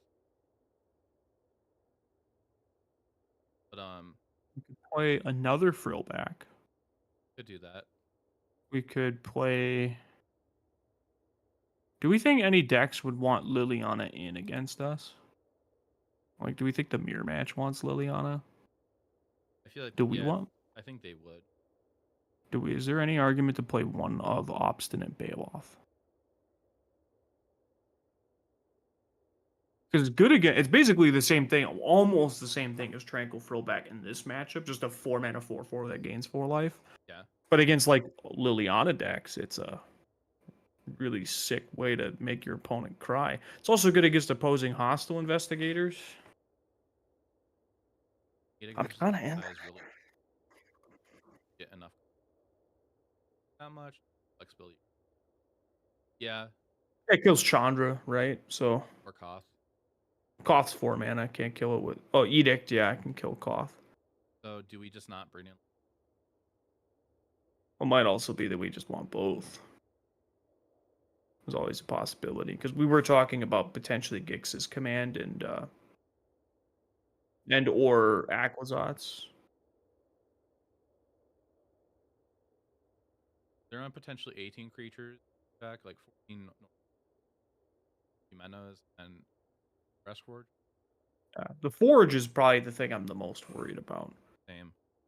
So maybe instead of an Obstinate Bale, it could just be a second Tranquil Throwback. Yeah. Yeah. If we're worried about this matchup. And then That or a Haywire Might, I think, is still reasonable. But having the Tranquil Throwback is more graveyard hate too. Doesn't hurt. There's cast spell. You gain 1 life for each. Do this only once. Each turn. yeah, we do have a Seiju in our board. Yeah, we could. Yeah, that's an option to be able to deal. It also kills their creature land because they play the Mishra's Foundry, right? Yeah. Yeah, the And Seiju's in the Mirrex. side here, chat. Yeah, I could see bringing that in. It's a good way to kill the Urabrask's Forge, Kumano in a pinch, and the creature lands, which I'm not worried about killing the creature lands so much, but Mirrex could be helpful against too. So second one would be helpful. So maybe we look at trimming, like, so far we're looking at that. We could bring in 1 Beseiju. That's not even adding any cards to our sideboard. Do we want any more ways we of gaining cutting life? command We'll have. this match. I think we Um, talked about this earlier. I think we can trim command or Aquazotz. I think command might be better because it could be like kill a few of your things and then make one of my things big and with lifelink. Which we got to be careful, I guess, because I mean, actually, yeah, Sentinel is probably the best thing to do that with, or like a sharp-eyed rookie to a 4/4. Sentinel just becomes either one of them becomes a big giant blocker. Preferably Well, Sentinel. specifically, they can't lightning strike it. Yeah. In response, so which is helpful. The land for Yeah. the Seiju, or is that unhinged? No, you're treating it as a spell. Yeah. Like if we trim like the Gixis command or something, then there's a chance like cutting a land would be fine. But I don't like cutting lands, especially if the second Beseiju is like I don't either. Yeah, like a spell most of the time. I think I feel fine because we're gonna have 1, 2. That's 6 and 6. Right? 3 ways, 4, 5 ways of gaining life specifically, just dedicated. We're gonna have the duress to fight the burn spell game, as well as we can hit things like the forge with duress. We'll have Glissa can dominate the battlefield, especially if we clear the way with the duress. Sentinel's good at blocking as well. The Trespasser can gain life, making our 1-for-1 game a little easier. Same with the Hostile Investigator, and then we could so if we can gas out their hand and then play a Gixis command, I think we could probably clean house pretty easily. So I think I'm pretty happy. Well, no, sorry, just answer that. Yeah, I'm happy with this too. We're against mono red. Okay. And Other matches we have. You want to treat the rest of the mid range just as overall? I mean, Demir is definitely different than Golgari, but once we get past like Golgari, it drops off pretty drastically. Are people still playing Rakdos mid? No. It proved to be the worst of the mid-range decks. We're currently at 13 sideboard cards, chat. So, yeah, so we do have more room to play with, so we'll revisit some of these other matchups that we feel like maybe we could do a little more in, but I think like the last match we can talk about is the pseudo mirrors. Okay. Chat, just for context of what we went over so far: domain, blue-white control, black control, Esper, mid-range, the wedding announcement version, Esper mid-range preacher version, team analyst, 4-color legends, Boros Convoke, Mono red. Yeah. Hard hitting All question. right. No, hard hit. I'm not a fan of hard hitting question. Just because you have to have a creature on the field in order for it to punch a thing. Yeah. While your opponent can just okay, kill your creature. Your spell fizzles. Not a fan. Okay, so let's talk Golgari, or the pseudo mirrors. I think the duresses can come out. I think we just want impactful spells because we're duressing removal spells realistically. Um, there's maybe sometimes we'll keep it in like against the Dimir or whatever, but we have Cavern to cover their counter spells, and um, I'm not super worried. Like, there's not a ton of planeswalkers that are coming Yeah. in. Yeah, I'm always a fan of cutting duresses in this matchup. If it was straight up Thoughtseize, Oh, that's entirely different yeah. at that point because it hits creatures. Hey Benjamin, welcome to the stream. What's the weakest matchup? I love playing against Golgari as an analyst player, to be honest. The Stone Brain is beat. So we have only played the literal mirror match so far, against Blue Black Control and Blue White Control and Domain. Yeah. It's felt fine for the most part in those matchups, except for against Domain. But we didn't have a clear game plan. Yeah, so that's what we're doing right now. We're going through building like a sideboard guide for us and for you guys who wants it, and a whole sideboard right now. So Yeah. we're And currently then going on to Golgari at the moment. Jaffer will be playing it after we're done, Yeah. and then I'll be playing it offline. So if you at me on Twitter, I will likely be happy to tell you all about how well or poorly it went. Mystic Snake, thanks for the follow. I feel like the duress has come out. Could probably bring in things like Cut Down, Long Goodbye, maybe Trespasser. Out of the cards we have right now, like, there's not a ton of stuff that we really want to bring in. So, well, before we go into what we want to bring in, what other cards do we want to cut? I'm not sure. Like Edict, maybe? Like, it's just kind of like it's our least efficient removal spell, and we can upgrade it with Long Goodbye, pretty much. I can picture Edict. Hey, Stormbreath, hope you're doing well. And all of our other cards are kind of geared at the mirror. Like Hostile Investigators is good it's just good against fair decks. Cut down hidden punch in the so in the mirror, cut down is hitting also Dread Knights, which is kind of annoying to deal with, but the idea is Trespasser plus Cut Down deals with that, right? Yeah, and we then can turn it into a 1-for-1. If we're against if they're playing Bronco, we are able to hit Bronco. Yeah. I believe from like what chat was mentioning much earlier in the stream, and also like talking with John and looking at Golgari list online, it looks like Golgari is kind of all over the place. Really, there's so many different versions. So it's probably going to depend on the version you play against. Yeah, like the mid range sideboard guides for mid range matchups could, like, especially like one like Esper's kind of a locked in deck for the most part. There's some subtle differences between lists, and like, you know, there's the two camps right now with wedding announcement or no wedding announcement. But for the most part, you can kind of be like, okay, this is generally what, you know, maybe 68 of the 75 cards look like. Golgari is the opposite. It's literally a sandbox. So you're just we're gonna have to come up with some general ideas, because generally Duress is not gonna be good in the mirror. Yeah, that's another thing. Generally, Edict is not gonna be good in the mirror. That's another thing Exile brought up as well. Cyber guides are guides. They're not overall. They're not laws. Yeah. Don't have to go base off of them 100%. No. Like no. I've seen a lot of people make a judgment do it. I used to do it all the time and go strictly off of that, and then get upset for losing a certain matchup that you're supposedly favored in. And it's a guide. You got to get practice with the deck too. You can't just pick up a guide and deck and play the deck with just the guide. Exactly. You have to put the work in to understand how to play the deck. Yes. So I feel like what we're looking at would generally we'll be taking out like those 4 cards, and I feel like the rest of our deck is generally geared at doing well in these style of matchups. Samson would like to pipe in on the point, probably in the thing I just said. Samson, you can go ahead and say it in the chat. We're in a private call, so I can't pull you in. So I like the -3 Duress, -1 Edict. I like bringing in Long Goodbye, because it's going to hit things pretty much against every Golgari deck. And I would want to bring in Cut Down, because like the Bronco versions are definitely not siding out their Broncos. I can't imagine. Yeah. They're going to reduce the number of threats that they're going to have. And I'm not really sure if there's anything else we'd specifically want. I think I missed something. Like Trespasser? I have 1 Long Goodbye, 1 Cut Down. I think I missed. That's it so far.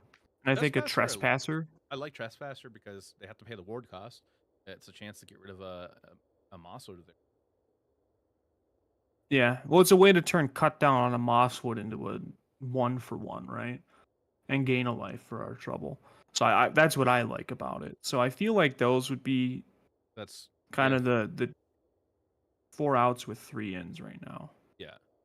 And I feel like this might be the matchup where we want like another big dumb alternative threat. Could play a second Aclazotz in the. I wouldn't hate that. You made a Could cyber also be a guide, planeswalker of some kind, like a Nissa, Nissa, yeah. Made a cyber which we've guide to talked help about it you with others. during the same RC. You change your board in out plan the same day. Never assume the guide you have is go. Always different approach, different. Yes, definitely that. Yeah. Oh yeah. Well, yeah. No pro has ever stung 1-to-1 to a sideboard guide. Sometimes you can, and it's nice, but most of the time you have to adapt. That's what builds the skill. So I could see having like another alternative threat, something that's hard to kill. Aclazotz comes to mind. Nissa comes to mind. What's going to be more versatile in other matches? Like Nissa, there's a N- chance to bring Nissa's- Nissa in against Domain, but like I still Yeah. am a fan of that because it's Oh. um Nah, it's 5 mana. It's a lot. Well, it's a threat that they also can't oh that's a good point Sunfall. too. So Golgari decks are playing Blot out for Ix if Cruelty is decent, it's also good against Domain specifically. yeah. We do have As 2 well. slots left. So Cruelty. I'm I do kinda, like the idea of a blot out because so we also have to think we have to answer Aclazotz too, right? So yeah. which we could do So blot out or we could do a Terra Sunder. what I'm thinking right now, I have like Mhm. two thoughts in my head right now. Like Mhm. they're just suggestions. We could either one go for like a blot out and a big bomb in the sideboard, like either a Nissa Mhm. or a second Aclazotz, or 2 go for the 2 Gix. Those are my 2 thoughts at the moment. But yeah, we're not playing Terrace Hunter. I do like the idea of playing Terrace Hunter also. It gives us another enchantment removal of effect, which we could leverage in some other matchups, I feel like. But also gives us an answer to Aclazotz, which is both good because there'll be Aclazotz involved in the Esper matchups as well as in these pseudo mirrors. So having this thing that just it also answers Aclazotz, but it can answer Wedding Announcement or Virtue or whatever. I think that's probably worth at least the one of our final spots here. Okay. I need to step away for a second. You can think about that while I'm away. I just need to step away for like a minute. Okay. I'll be right back, chat. John is babysitting chat. Yes.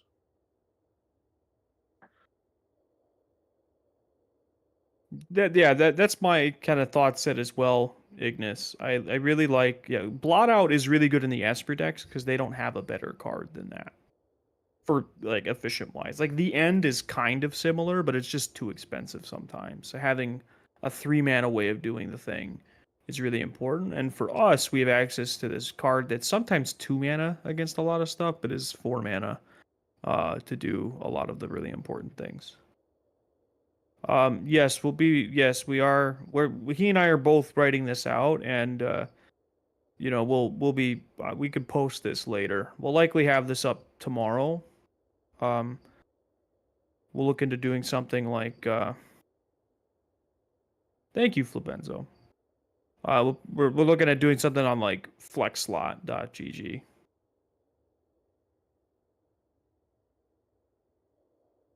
You're good, Flabenzo.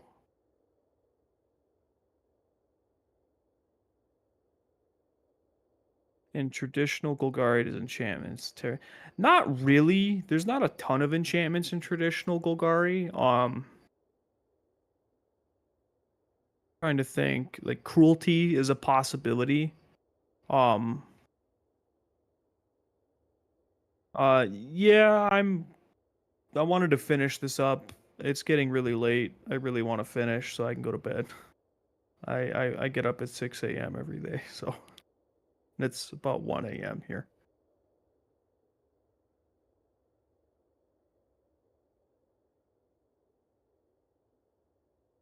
Demir Prof. Sure.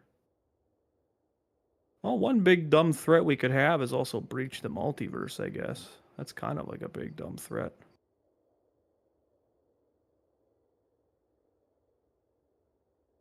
That's fine. I'll get my sleep.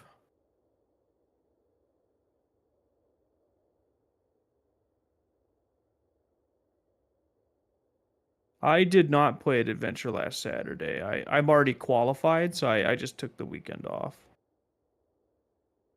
Breach is good against Domain, specifically, but I think Cruelty might be better against Domain anyway. Yeah, I agree. Yeah, you're good. Yeah, I think the last spot's a Cruelty of Gix. So Cruelty kicks and what? So the last spots are Terra Sunder and Cruelty of Gix. I Here. think Cruelty is our big bomb. Okay. Did I miss anything in chat? No, we just talked a little bit. People Okay. were surprised I'm still here. I'm also surprised I'm still here. You're gonna I think this you're is. gonna hate yourself in the morning. I am gonna hammer. I don't drink caffeine anymore, so like yeah. I'm gonna be dragging. Which is fine because I got the bulk of my workload for the week done these last few days. So That's good. because I want to be able, I have to drive to Indianapolis on Friday. Probably leaving early. Yeah, I'll be getting out at like noon or whatever. I front loaded my week. So the Golgari mirror. You said we're doing 3 duress out, 1 edict out, in 1 long goodbye, 1 cut down, 1 trespasser, And one Terra Sunder. Where is the cruelty coming in? I think that we're gonna go back to Domain. I think I really like that against Domain. So like Domain, we currently had -2 cut down, -1 edict, -1 Gix.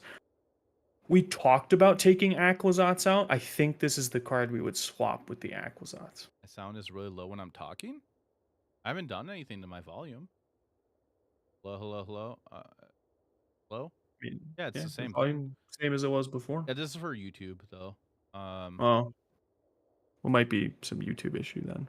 I'll turn it up a tiny bit. Okay. But yeah, I think this is where, because we talked about removing Aquazats from the deck for the Domain matchup, Yeah. and I think we could just bring in the Cruelty of Gix in its spot. Sure. Because it's just a really solid card. Like, if we didn't like Stonebrain the Atraxa, like it can rip the Atraxa out of their hand and then search our deck for like say a Stonebrain, because we'll know it's in their hand, and then we get to then reanimate an Atraxa. Because when we Stonebrain them, we can leave the Atraxa in their graveyard. We don't have to extract every copy of it. And they don't play any Which like is- Takanumas. Exactly. They don't have a way of really getting it back, typically. Not so far, Zyled. That'll be something we probably need to play more matches with the deck to have a better feel for. We talked a little bit about Bronco being a card that we might want on the play sometimes, but not on the draw. But like so far, it seems like the sideboard strategy won't be that complicated for the deck. But it will be something we'll have. That's something we'll probably figure out more with reps. So let's go back through our matchups. We're looking at. I have for blue-white control, we have one more spot that we could put a card in. So for blue control, cuts, 2 cut down, 1 Gix command, 1 go for the throw. And so far I had in 1 duress, 1 lily, 1 trespasser. So that means we can bring in another card. Okay. Other cards we have.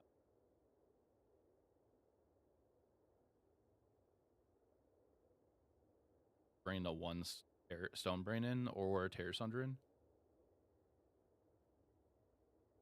Trying to think. Yeah, because they'll have we can bring in Terra Sunder because they'll have like lockdowns at the very least that we can hit. Yeah. And they might bring in certain sideboard threats because they seem to kind of Rain for the Emperor. be all over the place. We could bring in a Stone Brain. I don't think we Yeah. want both. Just like the one. So Have it. also hits incubates. True. Yeah, there is that as well. That's true. Yeah. Um, Yeah. Why don't I think I for sure want that Terrace Under in, yeah. and then There is is there consideration of anything? cutting a Gopher to throw actually for our long goodbye, so we can kill their land that they animate to block or their I token. actually completely agree with that. Um, kills the land, kills the tokens, kills Tidebinder. Like Just can't be we're already countered. cutting one Gopher to throw, but we could just change it to 2 and add the long goodbye. Yeah, it's the same. And then if we wanted to make space, what would we cut? Are we at 1, 2, 4, 5 ins? I've got 5 ins, 5 outs so far. Same. So if we wanted to get one of these Stone Brains in, how would we do it? Would we trim an Aclazotz? Like, just trim the slowest of our threats? Maybe. It's like what are we in with Stone Raiding? Just Emperor probably or Maybe Boardwalk. like Emperor, Sunfall, stuff like that. Like, we just...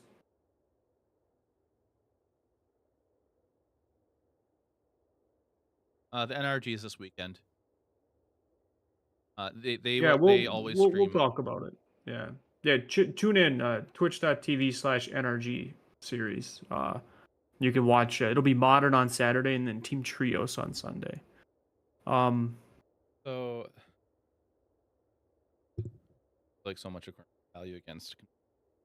Yeah, that's my thought this too. Is like a- I do like the Acquazotz. Is this on the draw versus on the play consideration actually? Because like on the draw, do we want Aclazotz? Yeah, where it's just like that turn where that one turn slower. Yeah. For that all depends on what is in your hand or Hey, that's what is gonna. entirely contextual. Yeah, it all depends on the moment you have that in your hand or what you potentially could play in a later. Perfect world detective, because that makes Sharp-Eyed Rookie uncounterable, but then Hostile Investigator is a really important one to be uncounterable. But it's pretty much just, we're having to play through counter spells. Well, we'll just, the first cavern is a cavern of convenience, and then the second one is, ideally gonna, one of them is gonna make the investigator uncounterable. I think we just do on draw. We add one Stone Brain, and on draw we cut one Aclazotz. Sure, I don't hate that. I mean, I think that's something we'll still need to get more reps with. Yeah, I mean, for now, like I'm gonna test it tonight. You said you're gonna play some like tomorrow, possibly. Tomorrow, yeah. So I will be playing some tomorrow, yeah. So like if I words, I can't talk. If I come across the matchup and I try it out, I'll let you know how I feel about it. Yeah. No, please do. Guess it's Sunfall and then anyways that kills Aclazotz, so maybe Iran actually. I mean, like thinking about yeah. Aclazotz is just a good value creature. Yeah, it's like it's a must kill threat. Like it's one of those threats that because of how good it is, like they might just Sunfall 1-for-1 with it. But I think we have answers to the 3 steps ahead in the form of Cavernous Souls. So like we're not super worried about that card, and we have duresses and other things too. So like we don't want to load up on the extraction effects, but like a one well-timed Stone Brain could definitely like swing the game pretty hard. Okay. I don't think we want to do it. Well, the Esper wedding announcement, we probably want to work in the Terrace Under in some way. Yeah, like Pick Your Poison's good for just in Rafine. Also, but I still think we would want both. Yeah. What other cards do we want to cut in that matchup? We're cutting Duress, Lily, Bronco. Also, you just want to say thank you both. I could see. I've been struggling through wireless lately. Appreciate your discussion and tips and tricks. Yeah, no problem.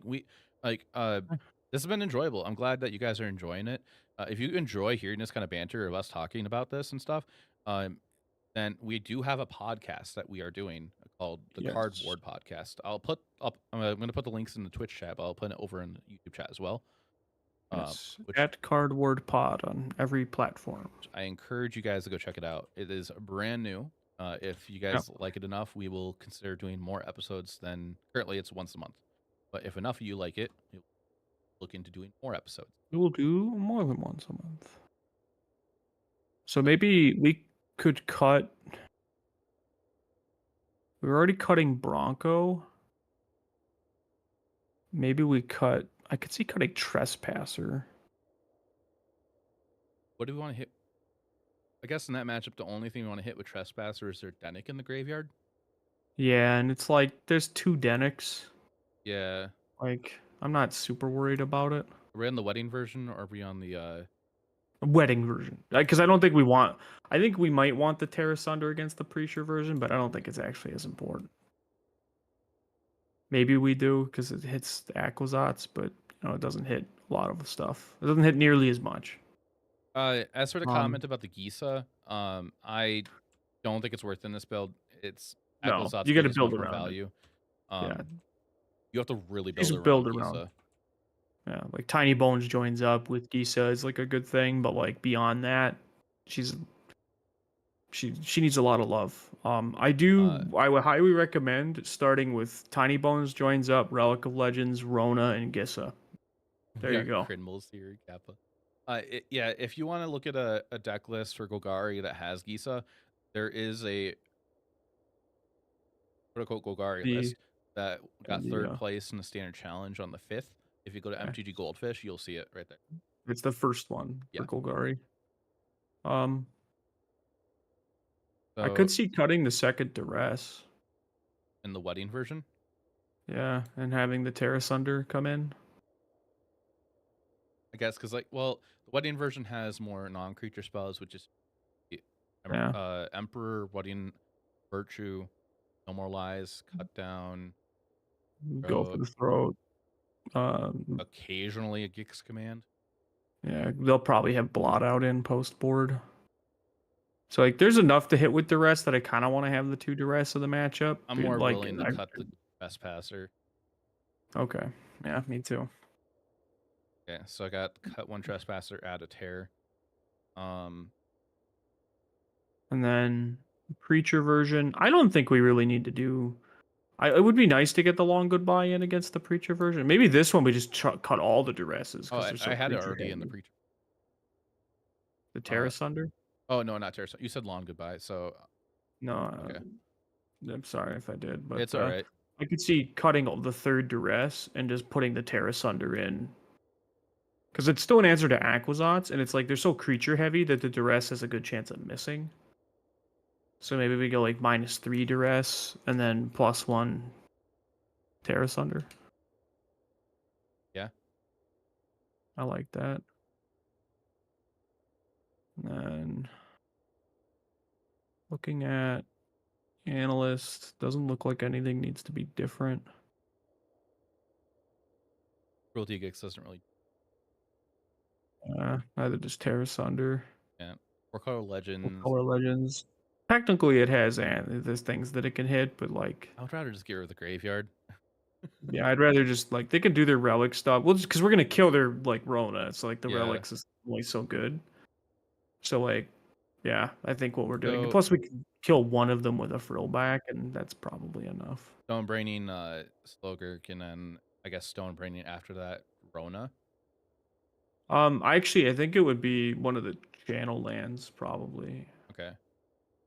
I don't know. It depends. It also depends on how they're boarding because they could have like certain threats. Because the other thing we'd have to be careful of is the Honest Rutstein combo.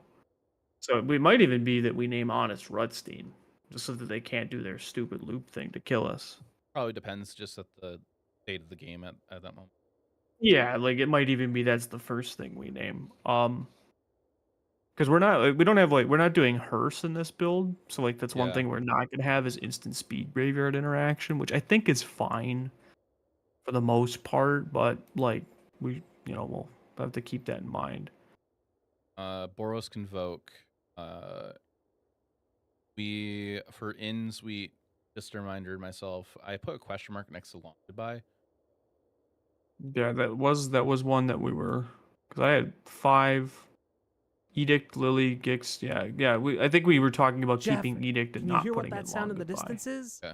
It's Oh, a System Magic with a rate of raid! 84. Hey, System Magic. Good to see Andrew raiding us. About the What System a Magic. Welcome, Raiders. Hello, everybody. Hi. My name is Jaffer, Jaffer. can you hear what that Oh, sound gosh, in the Oh, and distance another is? one. It's a raid!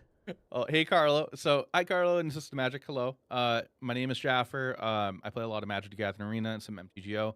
Over in the corner is Salty Skyjin, John. Currently, we are...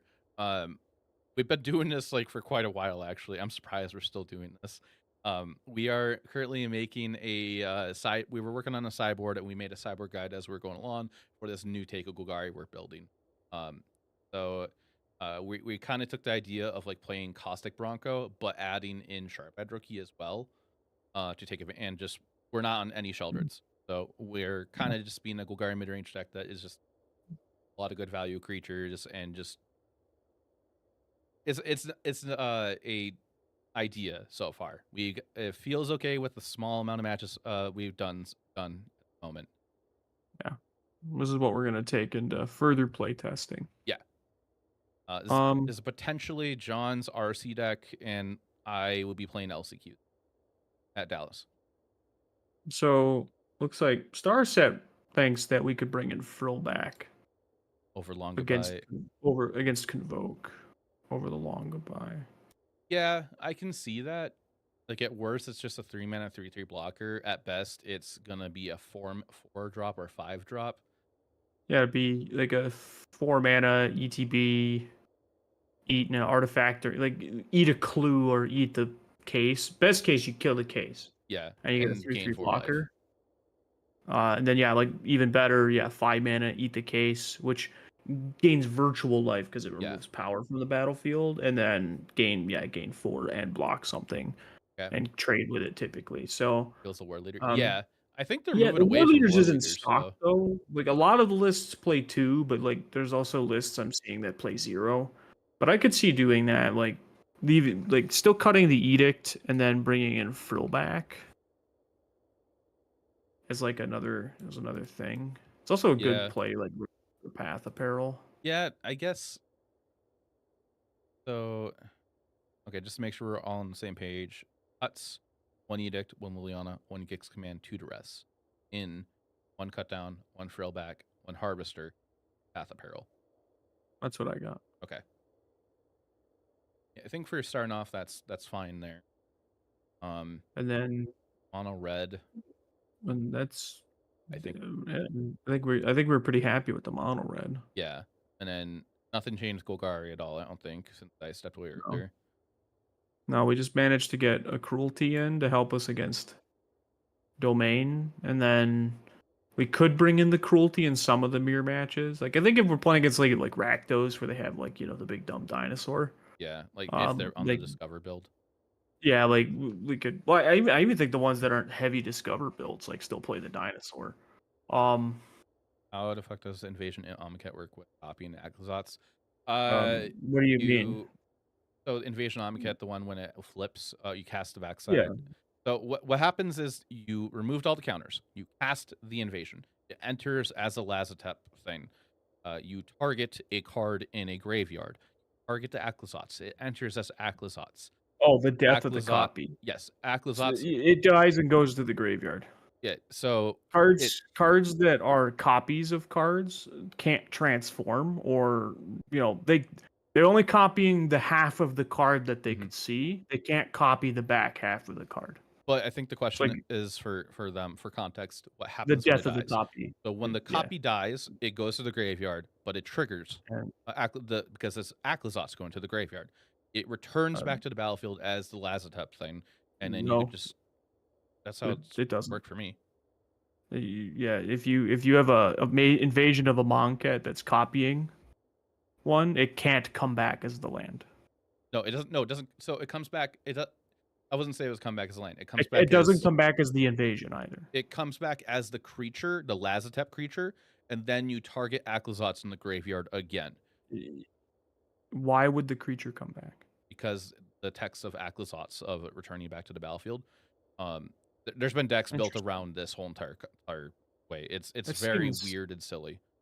So yeah. like Let me think here. Transform. Yeah, whatever. so when Akhlazotz dies, so the last step is Akhlaz Return at it to that the point. battlefield tapped and transformed. Okay, so it attempts to complete the ability, but it can't transform the card Yeah. So because it doesn't have the backside. So it comes uh, back. That feels like it not how that was intended to work. I don't think that's how So they intended that to work, but I don't think they considered it when copies designing can it. transform now. Oh, that's right. Didn't they change that with incubator tokens? Now that I think about it. I think it was incubator tokens they can that. Interesting. So I'm trying to think because I don't think that's how that's intended to work. Because I recall clones not working this way. It's worked online. There's been Pretty decks sure that it's a built transform card. around Uh, that. yeah, that being a transform card anyway. That feels like a bug. Yeah, like the way that I'm thinking about that, like that doesn't feel like the intention of the card because it can't complete the game action of the ability. Because like in that logic, it would like it can't. It's not a transform card. It can't The flip reason back it like works that. is But invasion has a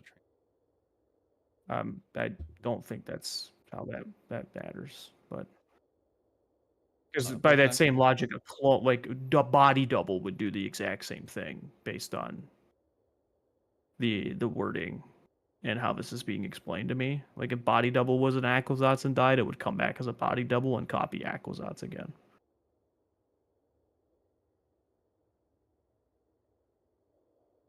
Mention in it. Akhlazotz, along with all other gods, specifically states It is invasion of a quotations. mind. So it return, but the thing is it's a battle. It's not transforming. It's a spell on the back of the card. So you can't transform cards that don't have transformed sides. Like that's not like that's a game. That's a very specific game action. Twitch chat heads up. There's an ad in 3 minutes. Yeah. As for the card, like of that, it just To answer your question, two side dice, it's not that they're all one ofs. If you look at a lot of the cards, there's a lot of cards with very similar effects. So yes, there's one of Pick Your Poison, one of Terrace Under, but they're both disenchant effects. You're casting the transform. Well, you're not casting anything when Aquazotz dies, so because it goes into the graveyard, that also doesn't matter because it's no longer Aquazotz once it's in the graveyard. Have the intrinsic ability when remove exile it, then you may cast it transformed without paying its mana cost. Interesting. So it uses the word transformed in the rules text. That's so weird. Because it's like Graveyard Trespasser, for example, doesn't come back. Well, I suppose that's maybe a bad example because it does transform, but so yeah. I'm gonna say I'm not disagreeing with anybody in the chat. It just feels like a very unintuitive way for those cards to work together, and it feels like it'd be one of those things I'd have to sit here and explain to, a player after reading about it and then like being, yeah. So I'm saving this right now. Sideboard and Sure. Cyber Guide. Anything else you want to change to it? I think we're pretty solid at the No. moment.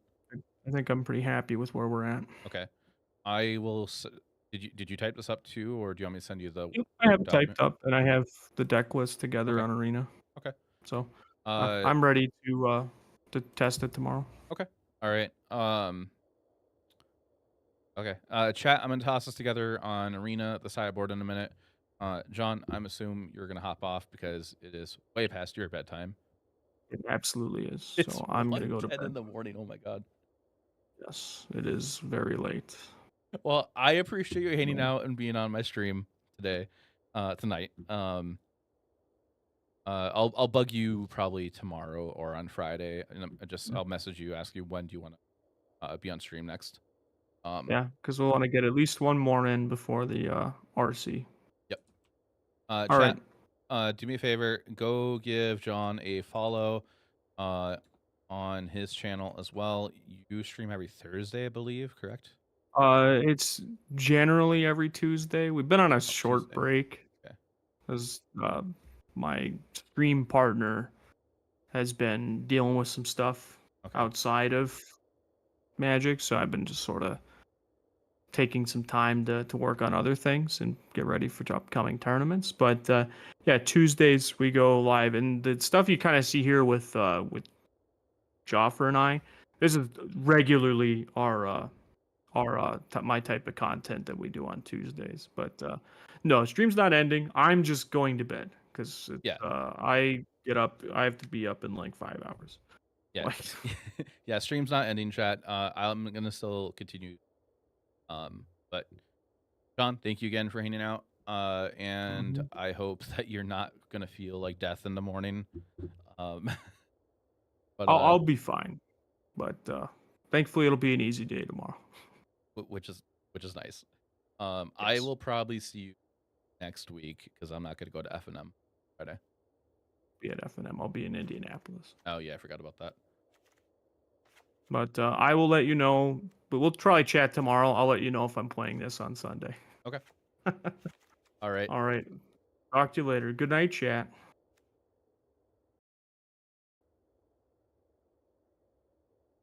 Talk to you later, John. Talk to you later. Okay. Chat, I'm going to change things around so we can actually have music here on Twitch now. Gisa and Gonti seen you play? I don't know about Gonti, but Gisa is seen play. Just changing stuff around quick.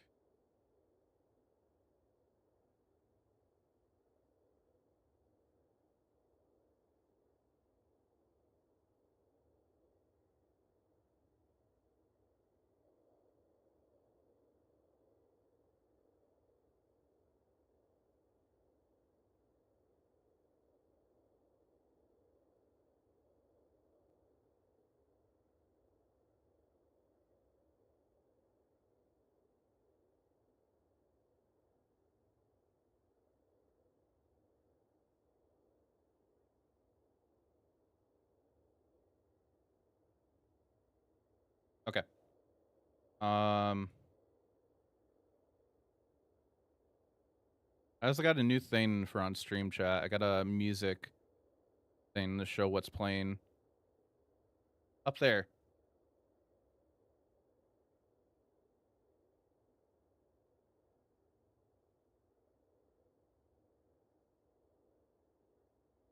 Okay.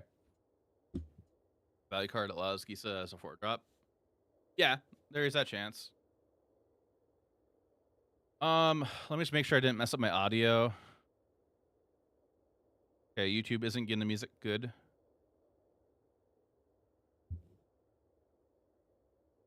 All right, I'm gonna toss the cyber together, chat. There is a cyber bug going on right now, so very annoying. I'm just gonna do the whole thing.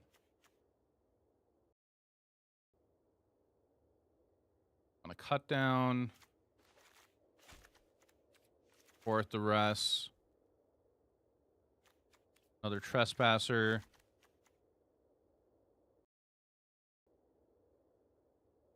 Audio sounds good on your side. Okay. An extra Liliana.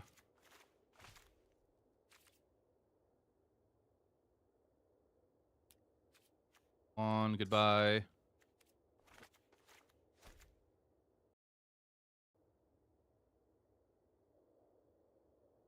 Another Boseiju.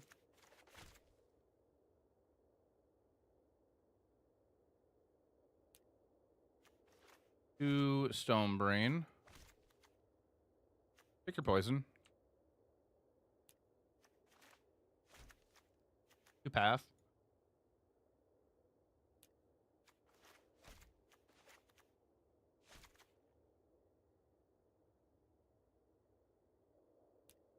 Single Terror.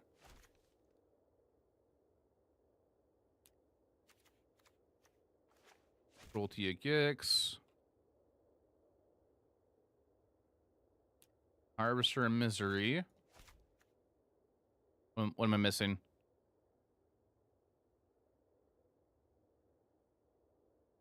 I'm missing one card. One cut down, one duress, one long goodbye, two stone brain.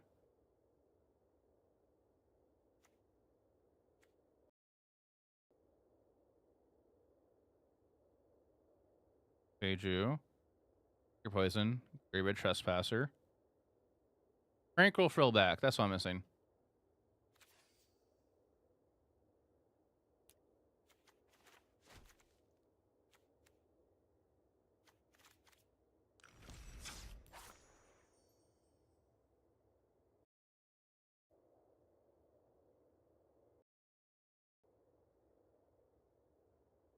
Okay, chat. I will I'll work on like posting like the cyber guide we built later on, unless if John beats me to it. But we're gonna play some games with this now. Alright, so I just don't know.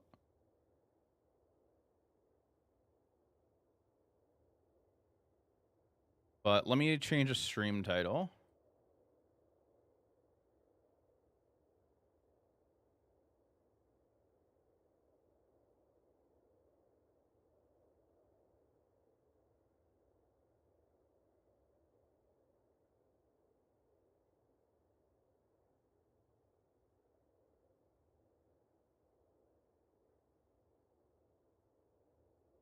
Okay.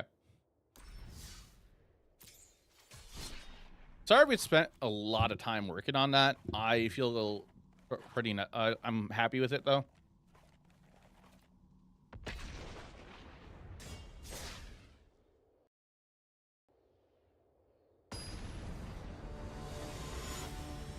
Let me start prediction.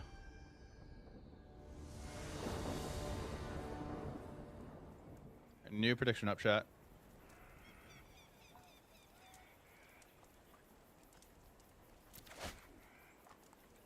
Nope. Yes, the sand. I have to go turn 1 Deathcap Glade. And toss the Gix Command to the bottom. How's everybody doing, though? Hope everybody's having a good night.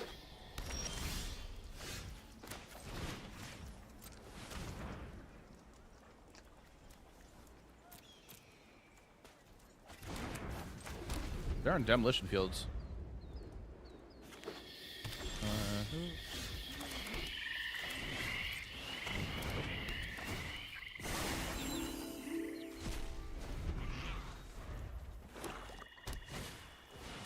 Breacher.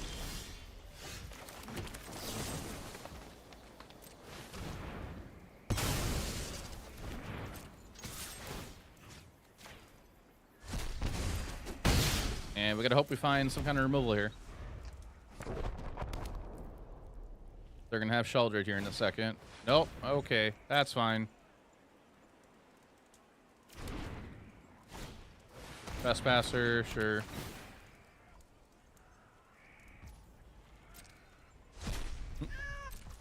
Shabated, got them. Got him.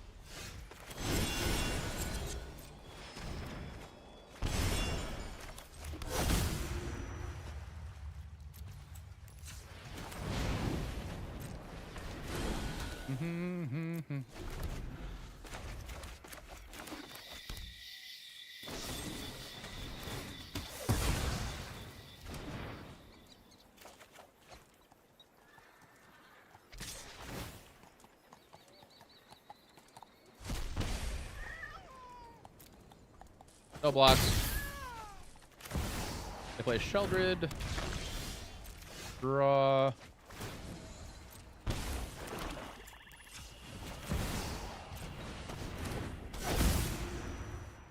Their last card. Okay.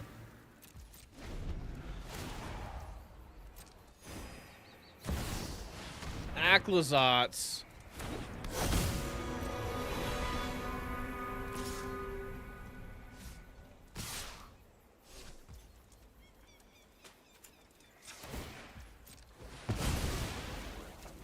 Top deck Aclazotz, Maka what? Yeah.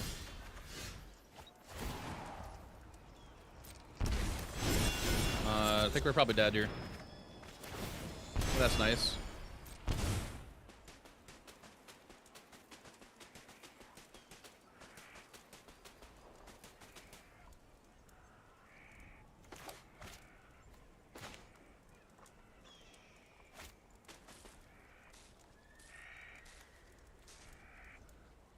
Gonna be rich.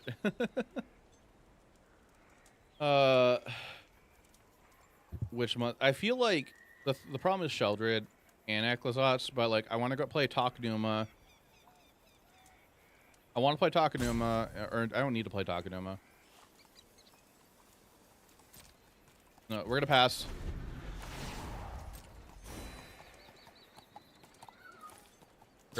Yeah. Well, that's great.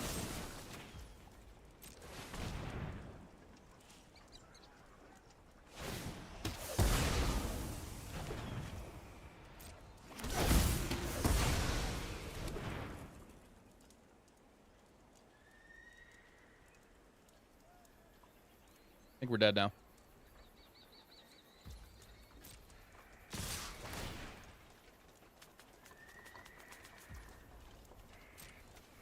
Oh yeah, yeah, I'm dead. I'm dead. Okay.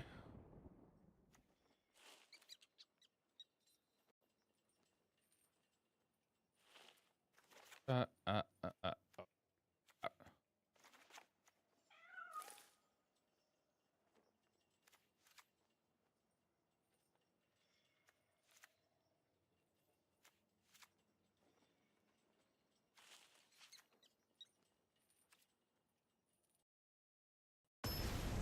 Smite me.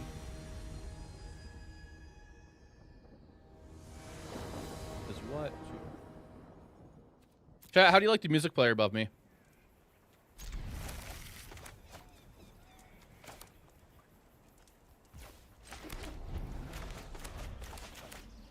I gotta make a decision. Am I gonna go Bronco or am I gonna go Rookie?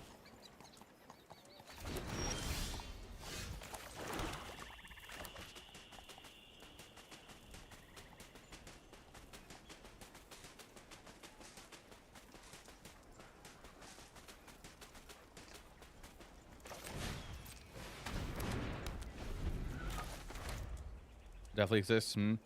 I have a different player over on the MTGO side. The MTGO side, I spent quite a bit of time getting ready.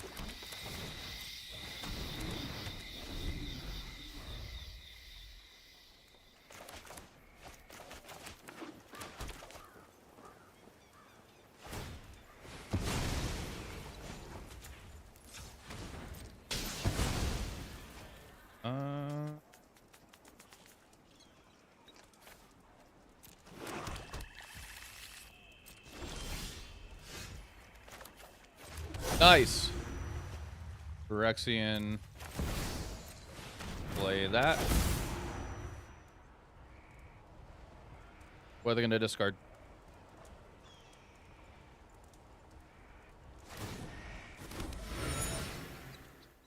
True. Back in. Nice. You're naming off Cavern whatever's relevant at the moment. In this matchup, it really does not matter. I probably could have named Detective, to be honest.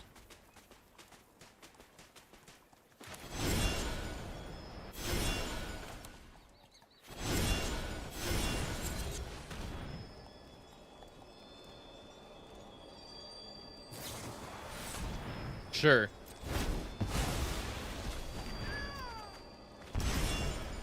It would have been Detective, or it would have been Human.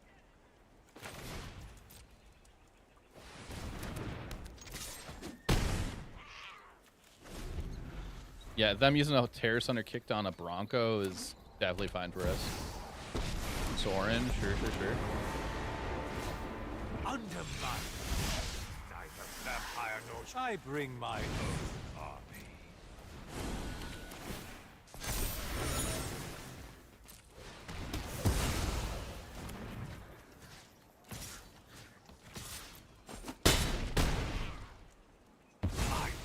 All right, we're gonna find out what happens here.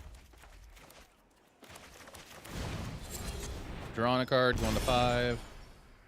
Yeah, I think it is GG's here. Yeah. Try to press Alt Q to minimize the deck list. Keck. What? Ask me. I'm gonna leave it the same. Carla, how'd your stream go? I didn't get to ask that earlier.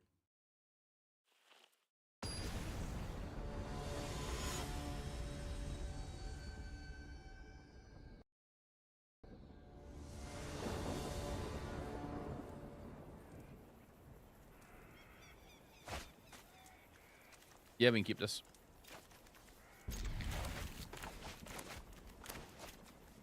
Went great. Be battling Mythic against major gamers. Nice. Want to let dogs out? It's okay. No, I didn't get to ask you earlier. That was me. Like asking now.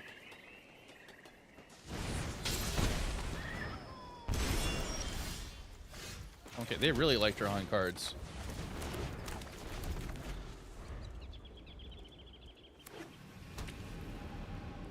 They play Besage as a lane. That's good.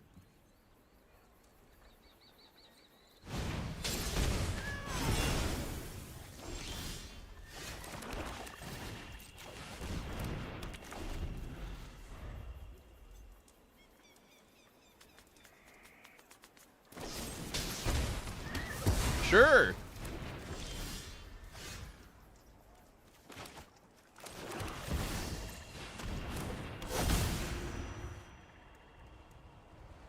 Missing land drops. They discard Glissa? Maybe they have another Glissa. Okay.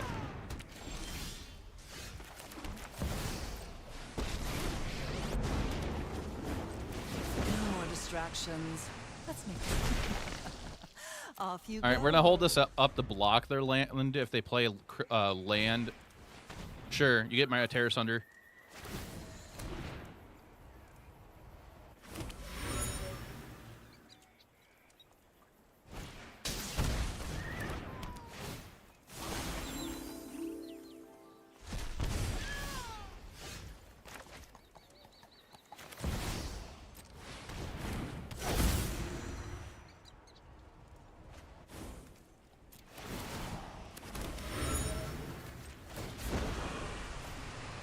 I'm tired of your secrets.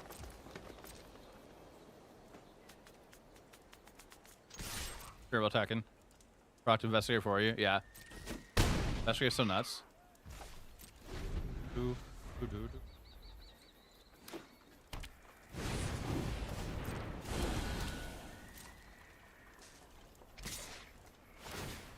Okay. I'm okay with this, to be honest.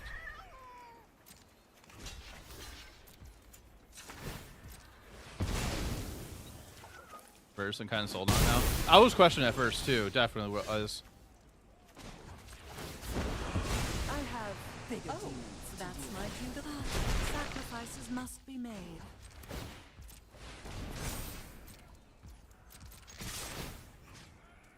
Put the Mosswood.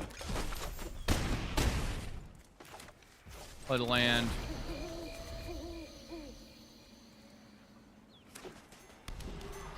Proving ground.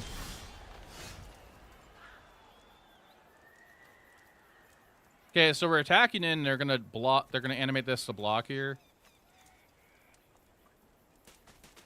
or we animate this and attack in.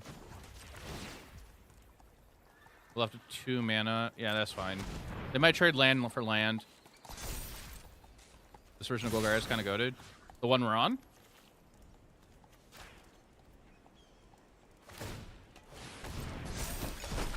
We're probably just gonna play Mosswood as a threat. Yeah, tempo's good. Yeah, like John and I were spending quite a bit of time working on this. It started from the idea that I sent him, like continuing with Bronco. Originally, the build I had was playing whatchamacallit, Phyrexian Flash Quarter, and then we switched it.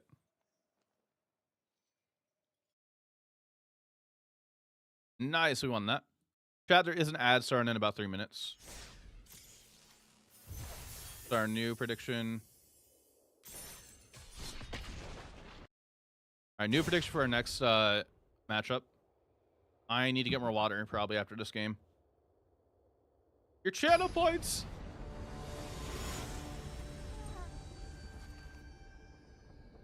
Music.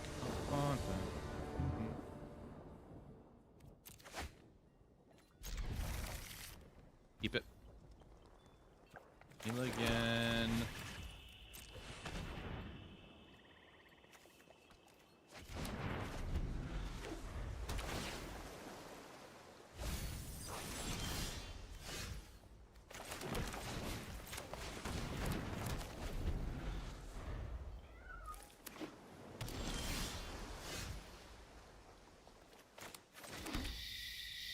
I probably should have played the tap land.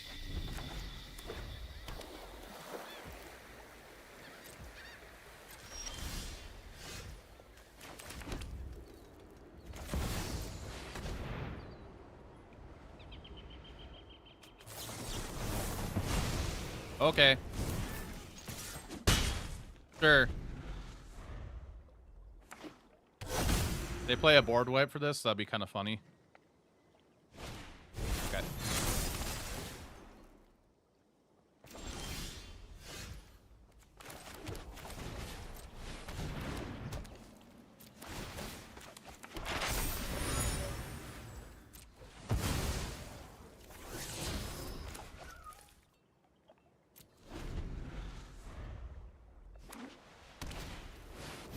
Might Stone, Weak Stone.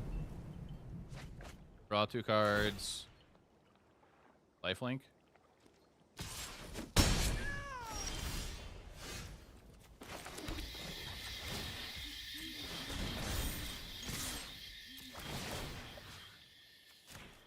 Eat that.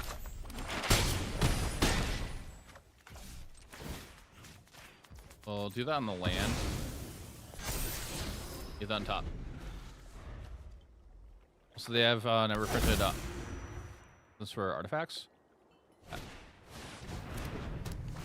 Oh, they're using this as a kill spell? Okay. Last casket. I'm surprised they just go for the board wipe.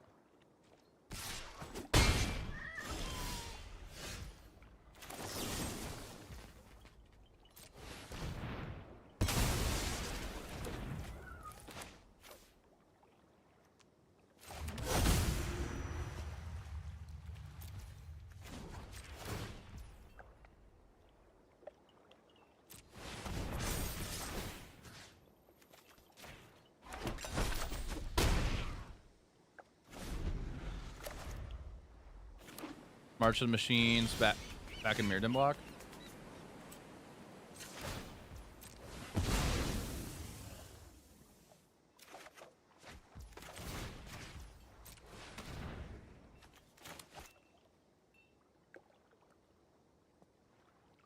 Shouldn't you go with a detective and cabin instead of Phyrexian? Yeah, I probably should have gone detective there.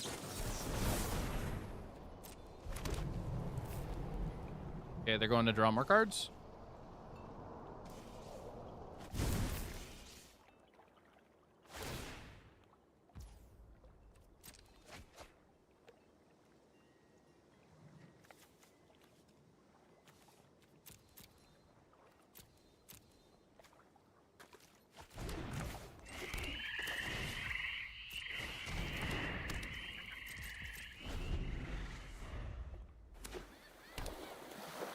Building a mono black with Broncocopter, Hostile Investigator. Okay.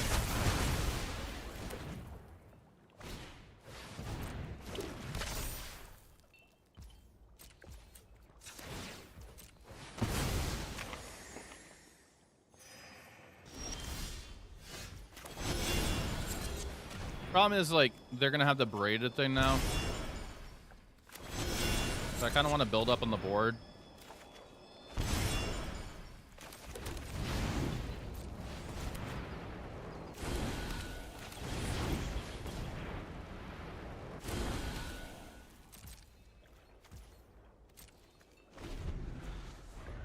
Discard a card, look at top X cards. Sure. E-Dog and Scrap Heap.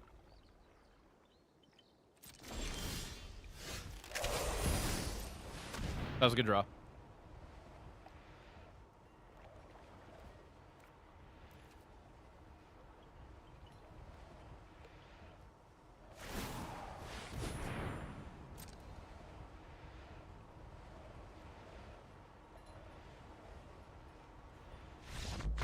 Okay.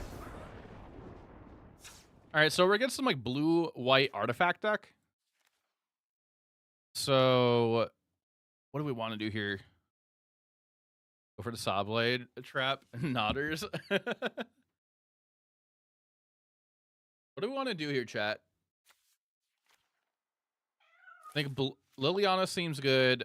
Pick your poison, Terror Sunder in, Frillback seems good. Even our Beseiju, with the conceded, yep, probably. Go for the Throat seems terrible here. Long Goodbye, probably our Duress.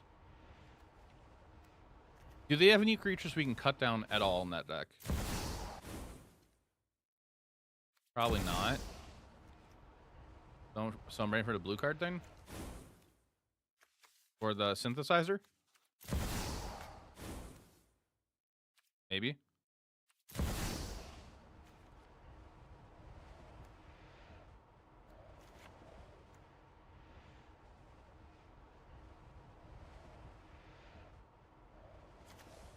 Simulacrum synthesizer.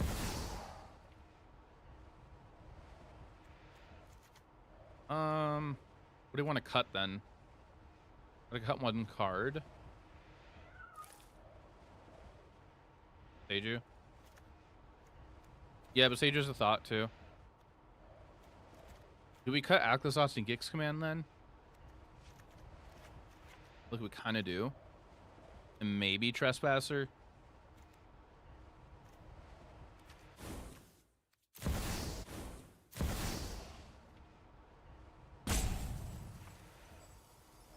All right, I'm just gonna go with that.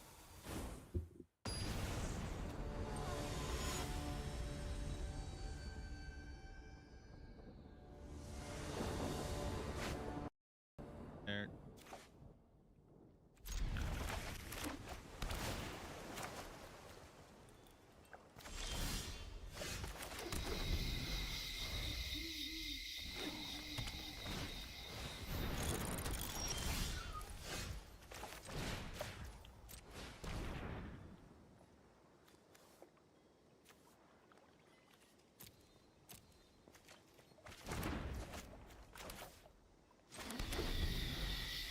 The 19 lands a bit worse, Rook. What's the normal count?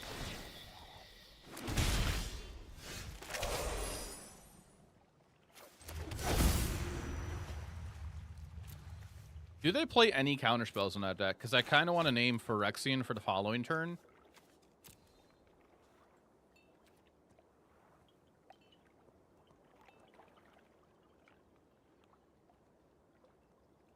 Yeah, 3 steps out we did see, yeah. Yeah, I guess we're gonna go for this.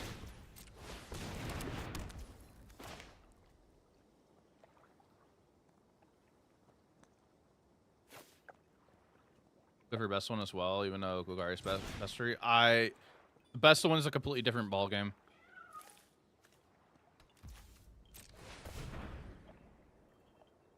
They sacrificed a token.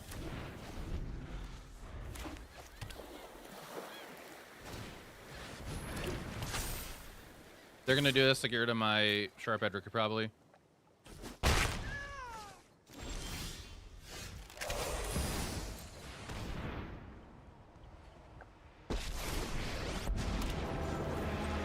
This is my home, and I don't appreciate it if you don't touch my thing. One of your friends has to leave. They're gonna kill my rookie here. That's how they deal with it.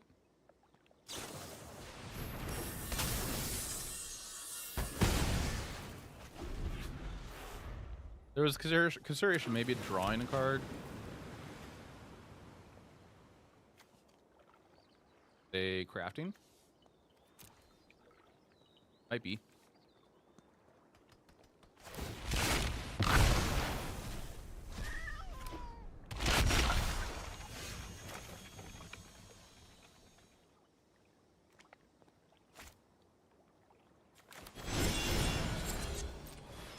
A draw card.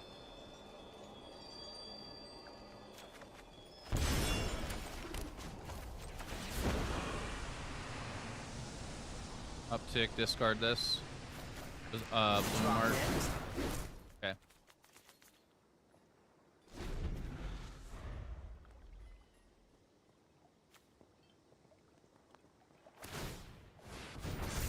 Yeah, they're gonna kill Liliana here.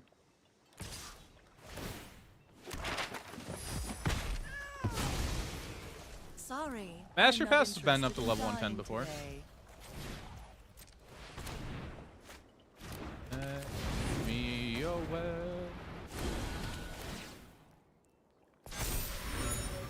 When it was inconsistent, it makes lands a risk, particularly pathways.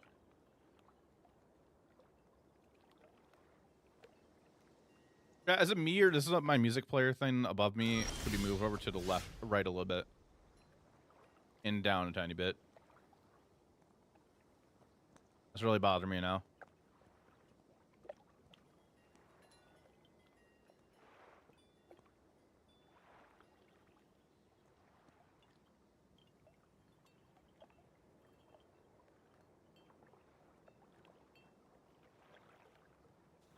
Probably there. I think that's fine.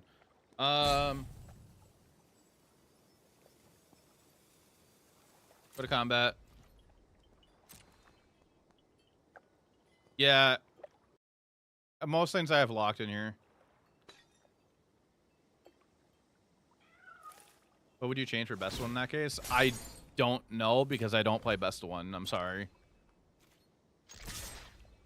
That was an ad. I can make it a little bit bigger if needed.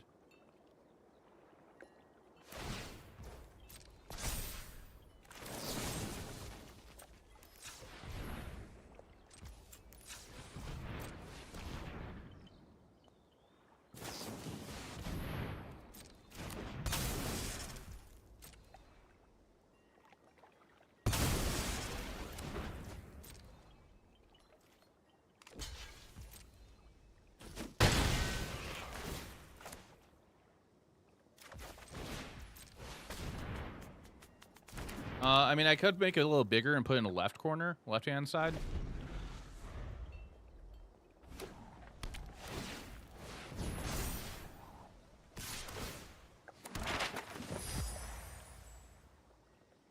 I agree, because that card's too much value.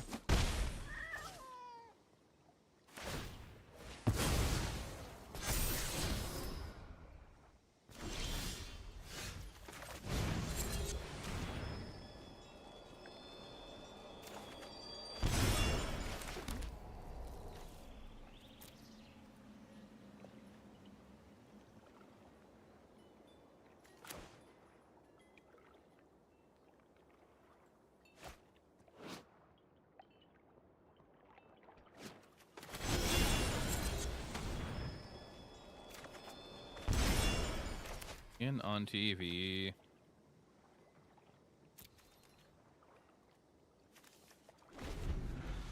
Attacking because of this thing. Don't.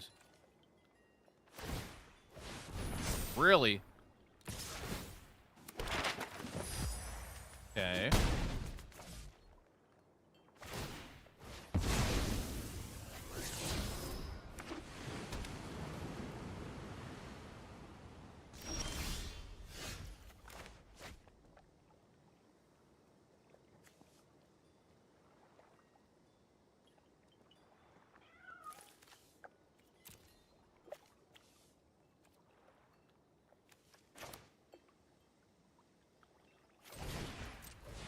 I think we just go for the unstable glyph bridge.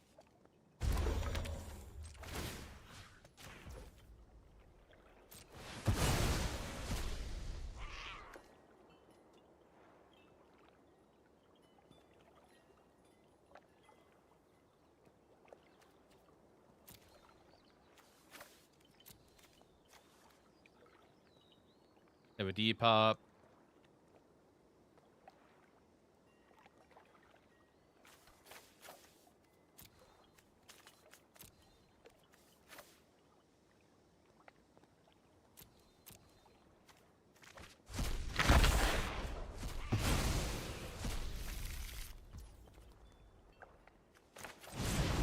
That's not a rich the faint.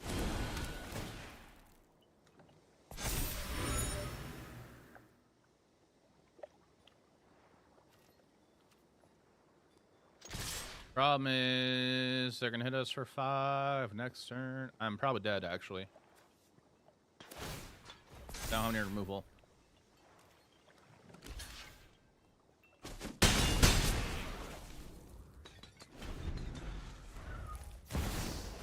Ah, great.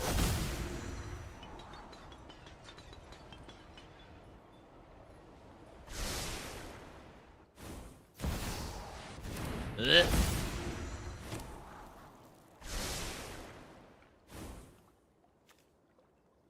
Yep.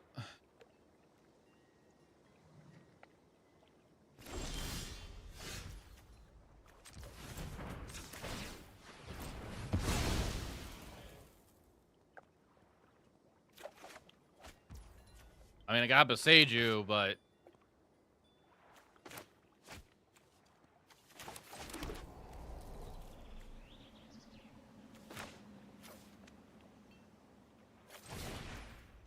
not gonna do much here.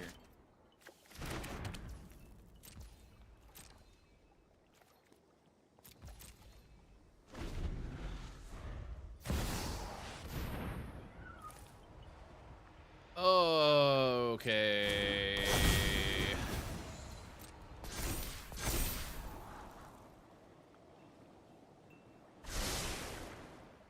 To the top.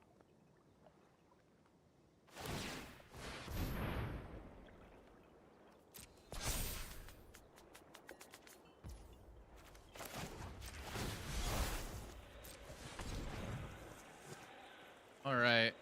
Stormmark Vista, please.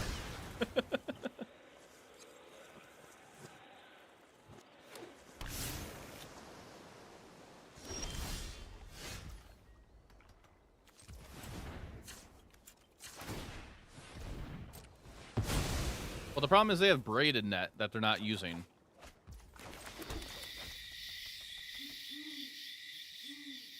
And I don't want to hover over it because they're going to remember they have it then. They don't know.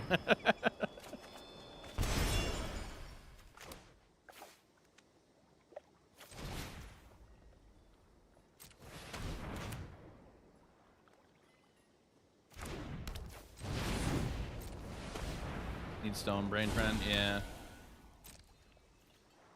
Okay, now they're using it.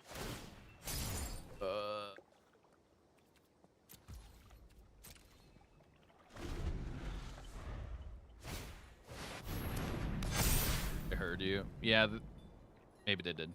Yeah, I think we're dead.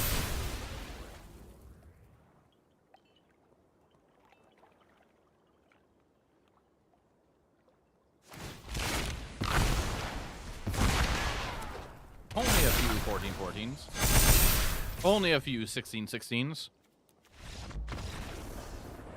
What the hell is standard right now? And draw 12 in the bank, yeah. Standard is cards.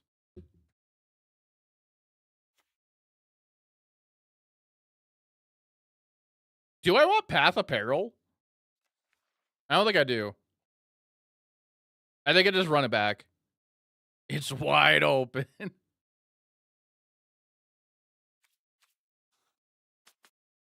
Yeah, standard's like all over.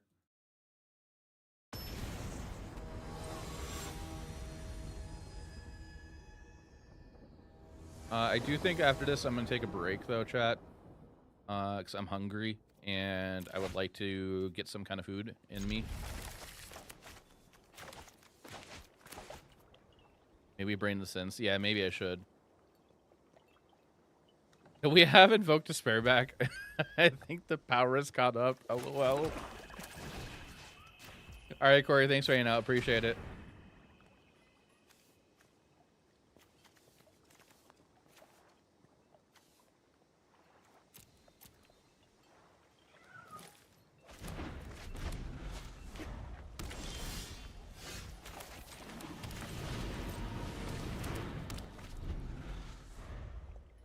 How about meat hook? No.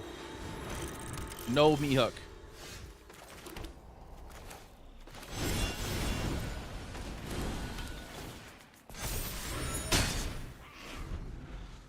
Fade from history seems good to solve this matchup. Yeah, that's if we need to solve it though.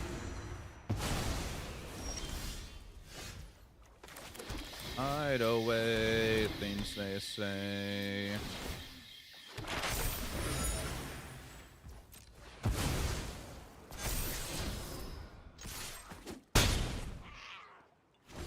All apart, no one will know.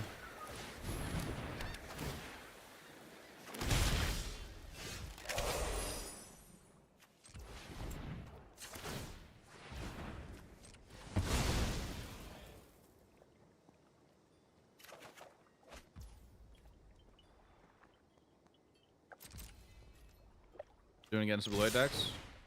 Wait, which one? This matchup you take seriously for cyber slots. None be playing against paper, yeah. Alright, not.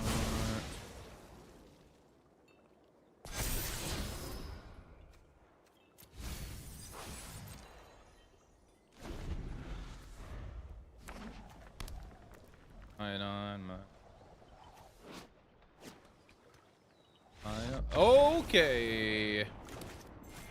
Over 2-0.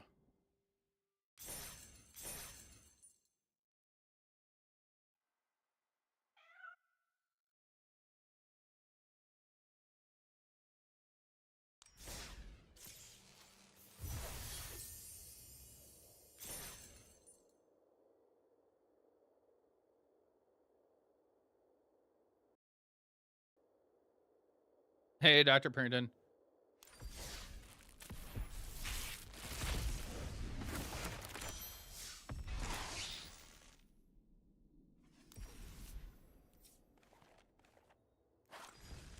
Games to lose some massive spreaders. All right, chat. I'm gonna put the list up for everybody to look at. I'm gonna step away for a second and go heat up some food real quick. Does anybody in chat want me to put words on stream up for everybody to play? Whenever I do that, whoever wins is like the leaderboard winner. You win an arena code. So if chat wants it, I will put that up. Of course. Monster Crafter TV, thanks for the follow.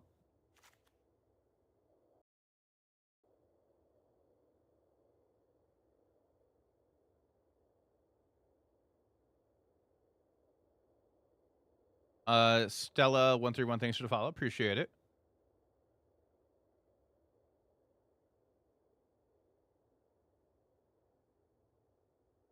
All right, I'm going to put this link in the Twitch chat. If you want to play, you have to be over in Twitch chat. This is the link right there. There's also an ad starting in a minute. So if you click on that link right there, it will open up a new tab for you. So that way you can actually follow on the game while the ad is running. If you never played Words on Stream, it's a word guessing game. All you have to do is type your answers into the Twitch chat. Once you type your answer into the Twitch chat, keep in mind you will get locked out. Once the lock is unlocked, you can type answers in again. If you type answers in while you're locked out, it's the cooldown. Then people are going to steal your answers, and you're not going to get those points. So whoever is the leaderboard winner after my break, once I stop Words on Stream, you win an arena code. I have 4 left. So have fun and don't cheat.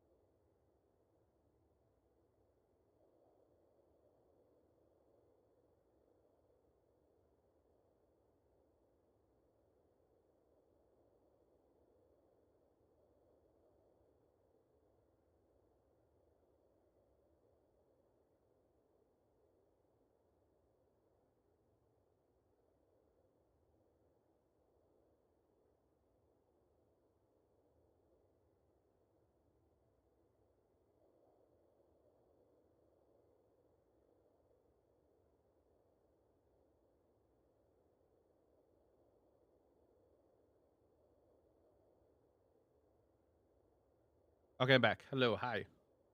Did I miss anything in chat? That sounds. All right, who is the leaderboard winner?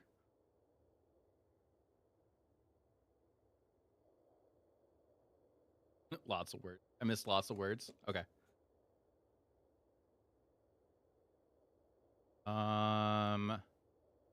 Schulz Cubed. Thanks for the you are the leaderboard winner. So if you would like an arena code, send me a whisper here on Twitch. I will get you a code.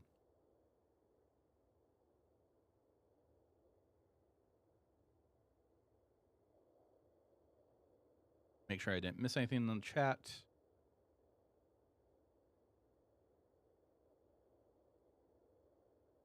Hey, Jerrican. GG's.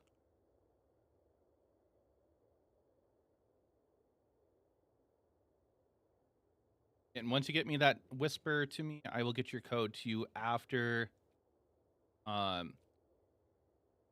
stream. I need a code, but love words. I forgot who was second. I didn't pay attention to second place. So I guess I can go back and look at the number.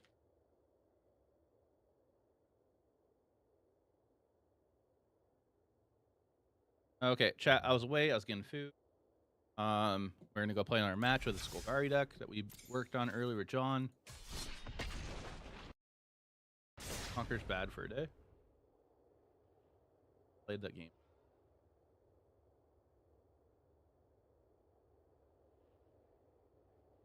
Eated noodles with chicken in it.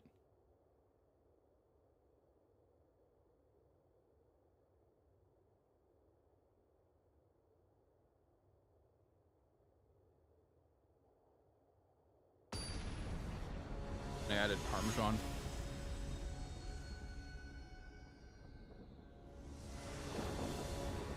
We're gonna get some channel points in, chat.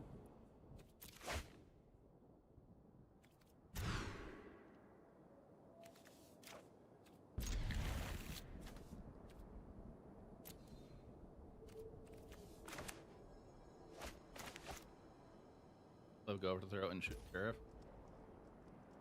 Or to blue. So the reason for doing that is just the potential chance of coming across the other rogues in the format, or not rogues, but the outlaws. It's kind of a high chance.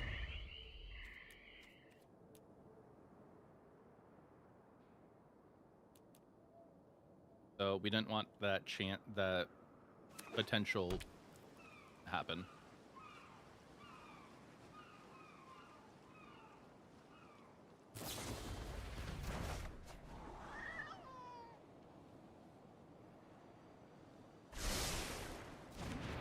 An inch of that.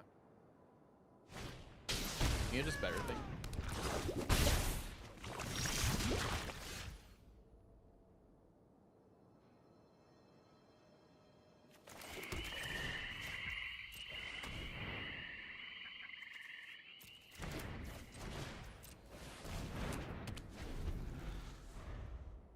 Kurt. Yeah. You're talking Pioneer, right?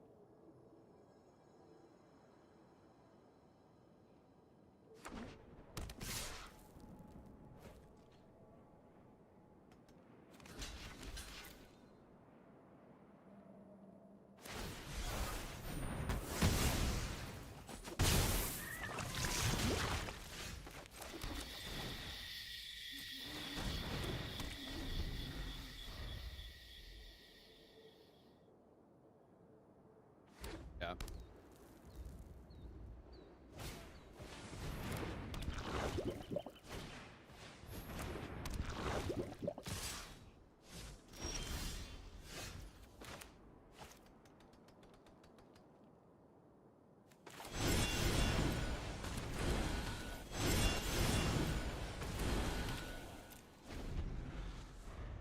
Unfold room.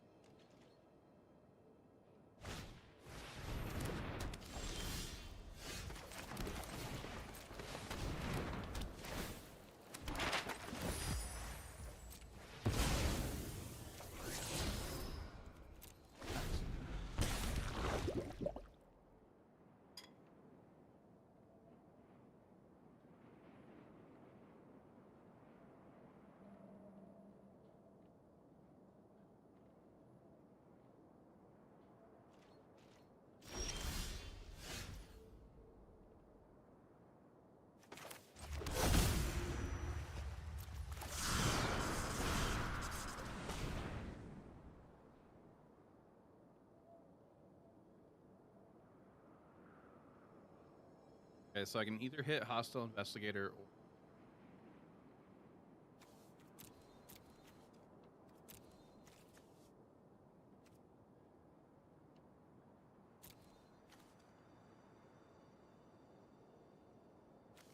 hit hostile investigator.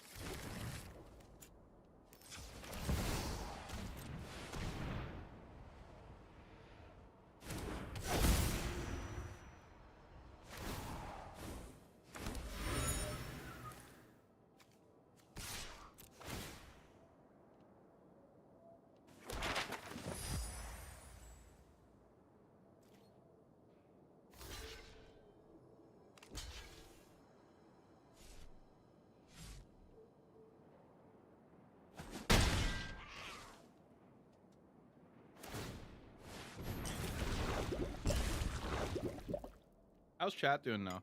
Oh, music. Sorry. Quiet.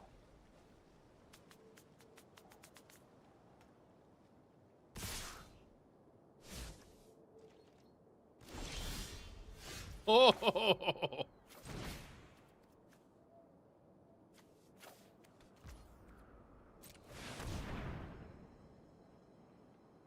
Yeah, that's GG's.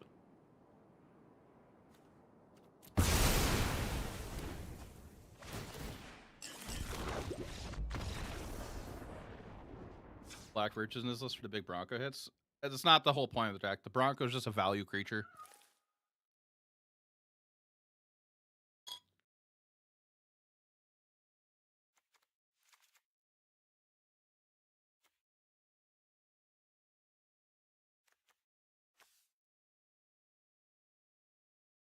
Top rope, huh? I feel like Harvester and Misery is kind of slow, but gonna bring it in. Broncos we're cutting because we're bringing Path of Peril in. I'd rather have Sharp Edge Rookies in here.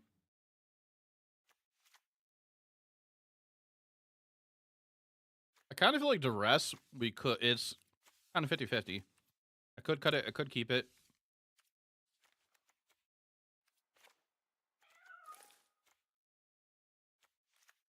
On goodbye.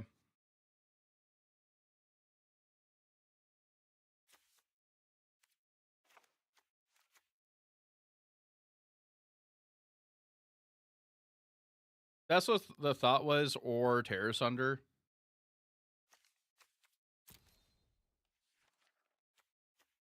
Terrace Under, I can at least hit other things too.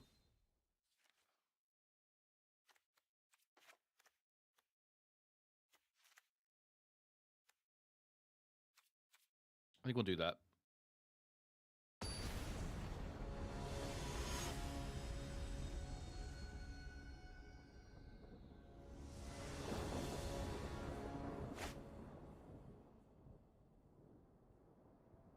Sure.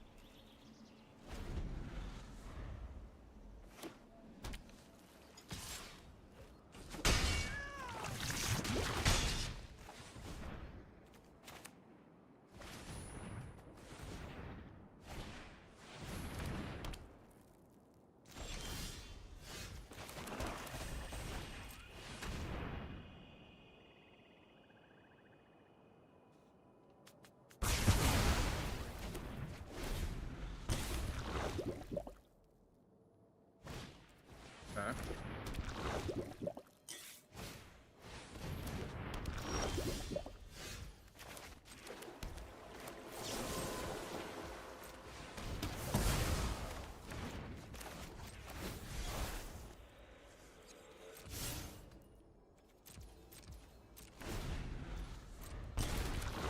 Don't let them draw.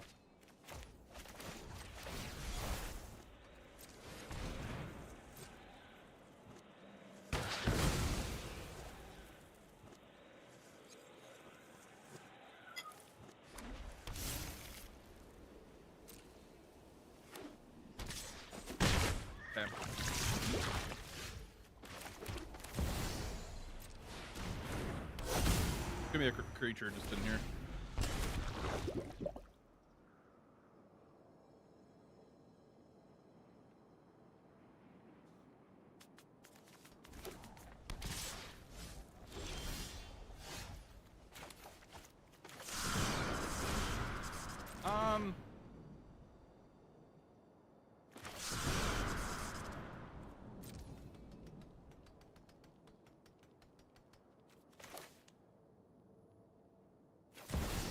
I think we're just gonna go out and play this normally and just hold on to these. Like, they're just drawing lands at the moment.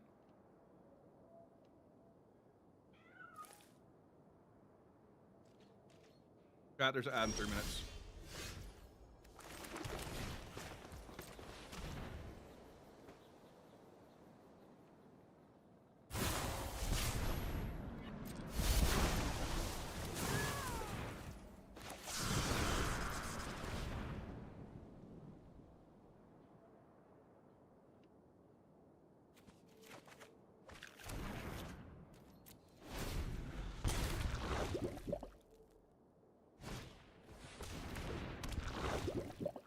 Sure.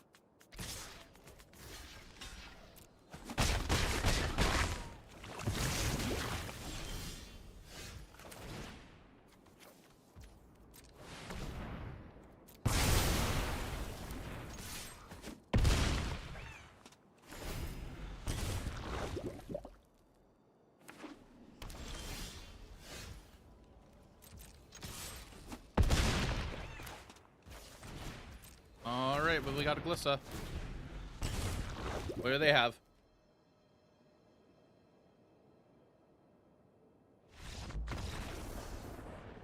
Okay.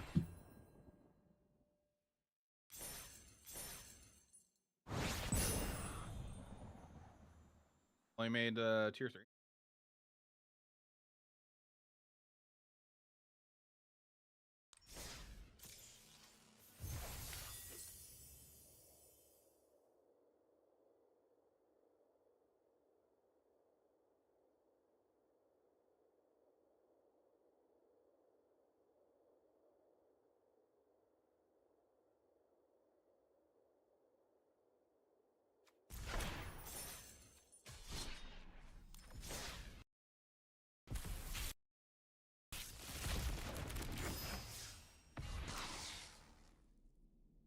Back terror. All right, chat. There is an ad starting in less than a minute, starting a new prediction. Be sure to get your channel points in.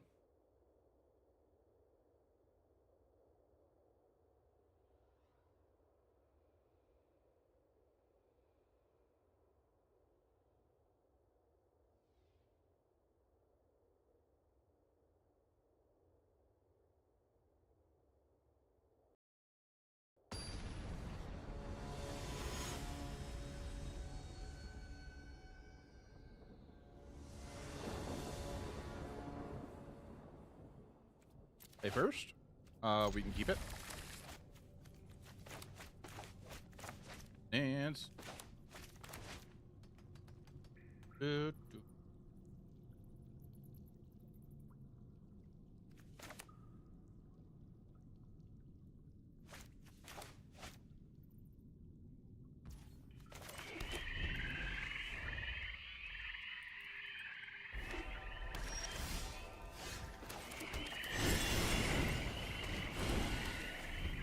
against blue-white.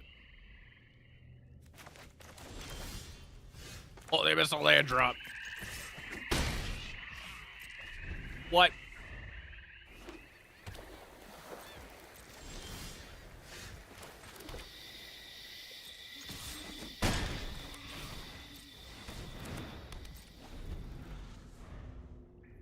Raven, stop that.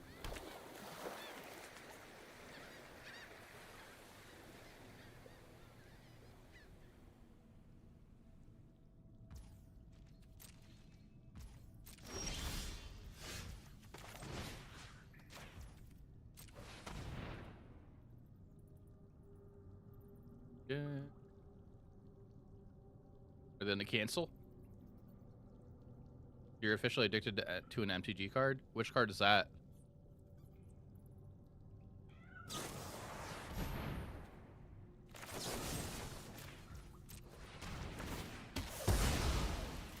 Another round? Oh, look at that card.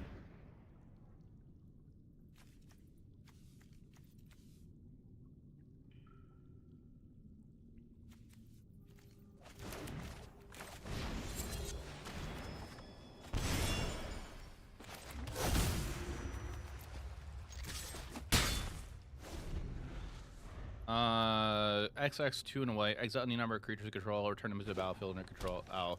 Card's not real that great. Oh, wait, we're talking about Magic.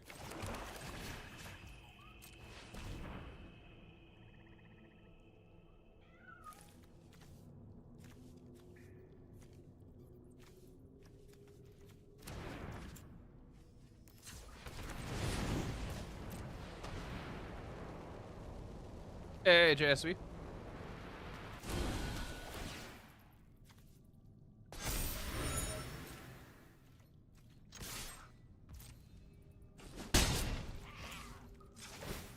Draw card. Another human. We're at 9 life.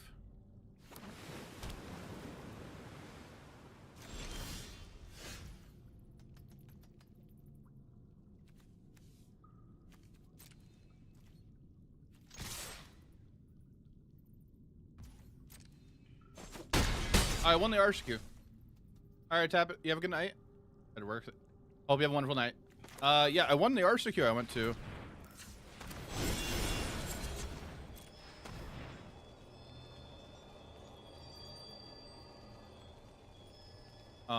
It was a 2-slotter, so I got to the finals, and there's no reason for my opponent and I for me to play it out.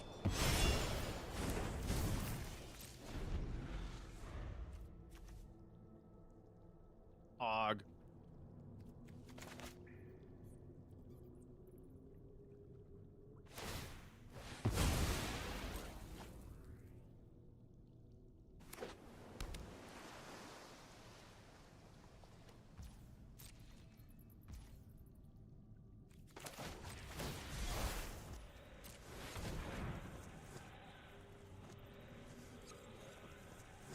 I got there with Reactive Sacrifice, which is nice.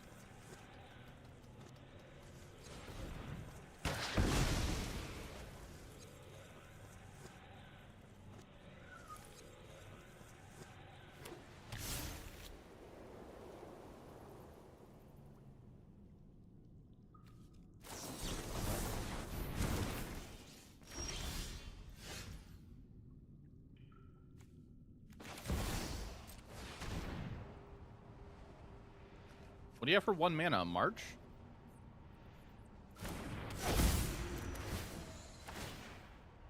Suppose I could have went rookie first.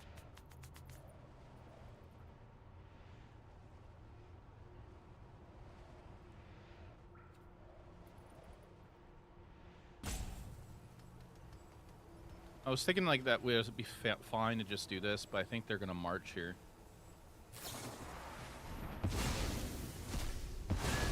Yeah.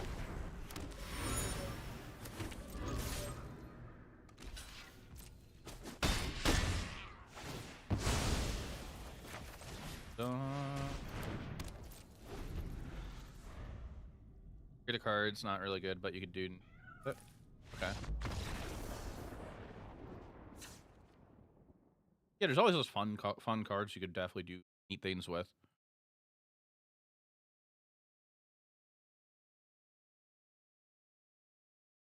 All right, what were you talking about for blood control?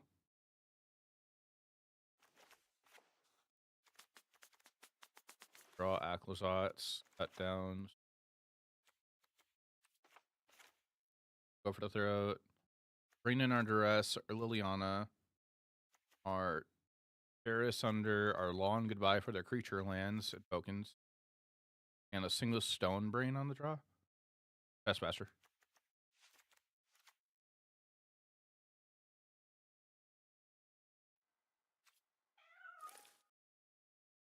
Anybody else been in a Fallout kick lately?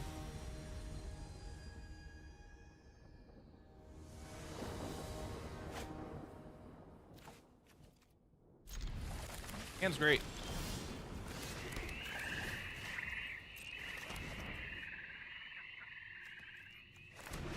No, I should have Emperor there. I only have 1/2 drop. Okay, never mind. Never mind. It's getting better.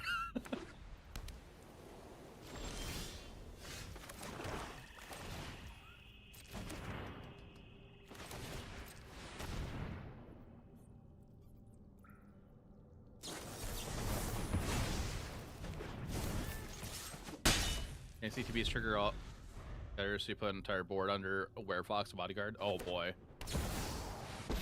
Why are you main phasing?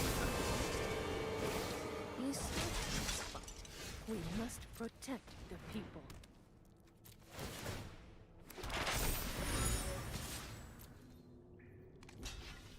I don't get why they're main phasing that.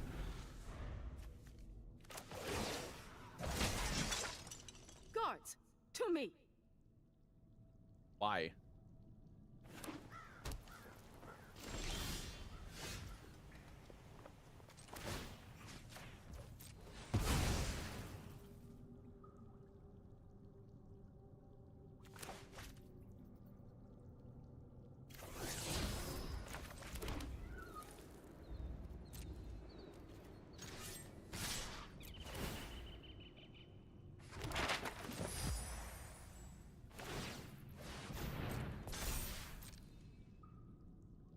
And we fight. Best stuff.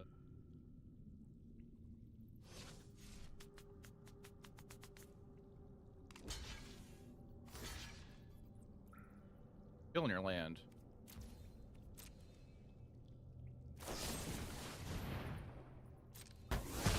Okay.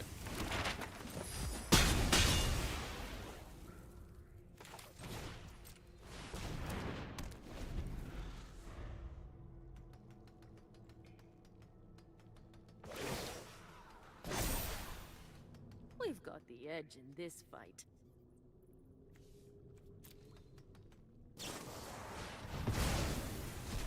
Oh boy. All right.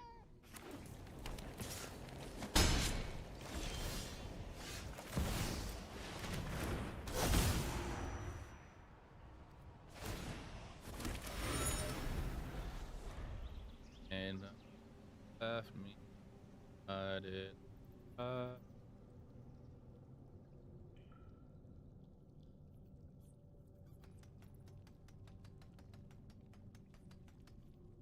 Got quite a bit of tokens here. Quite a bit of value. Okay. Guess they're doing that so we can animate the creature land? They got nothing else going on?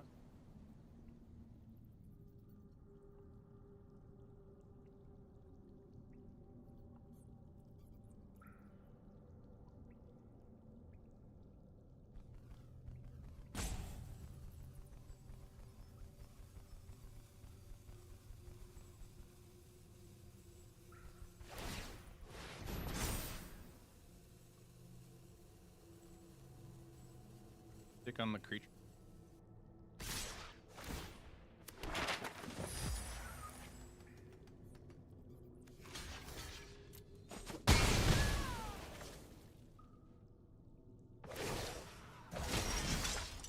May your blade strike true.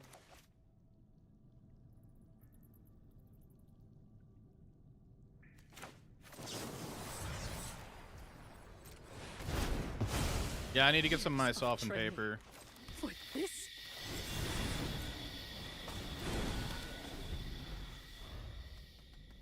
Need to get one more Caustic Bronco also.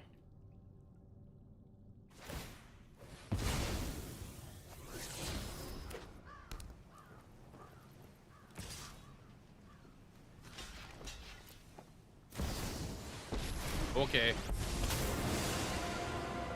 Finally, I'm home. Remember your training.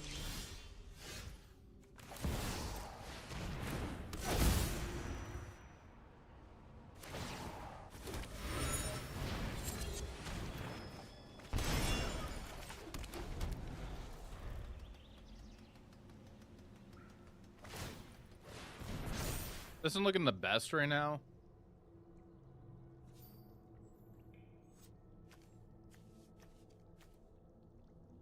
But that's Wandering Emperor number 2 in the grave, which is nice.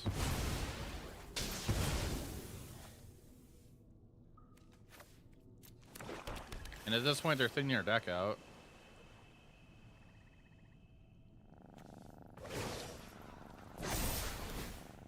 I've got new moves to teach you.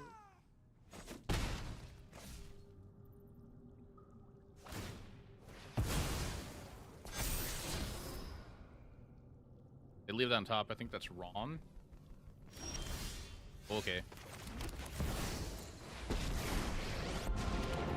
Yeah, I think. Well, I think most Golgari decks are pretty decent against control. I've always hated crowds.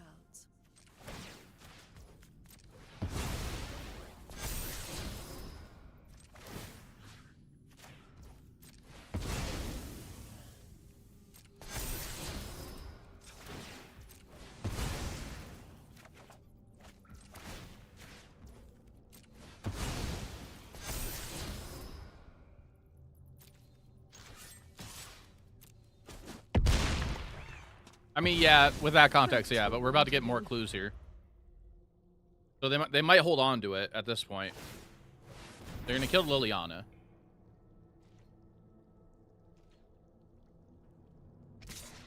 I know I should have cracked 2 clues, but oh, Oh, that's my he's in a cue to row. leave. WTF? Arch? Are you... Okay, sure.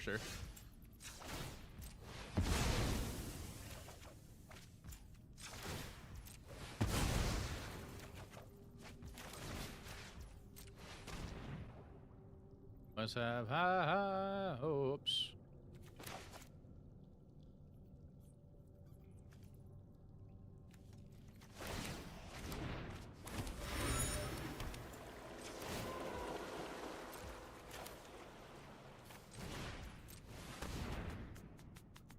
Nice to rest, yeah. Everything. They kind of are close to need to be on the defensive here, right? If they can't really activate their land back in. Okay, I guess they can. All right. Yeah, they can.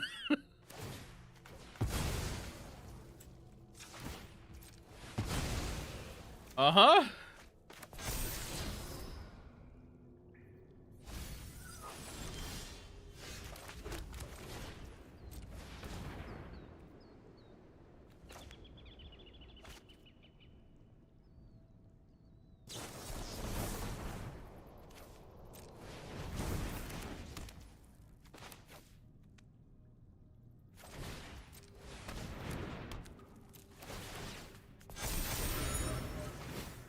Crack a clue.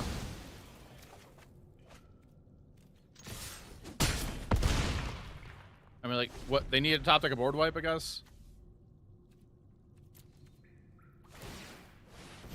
Why?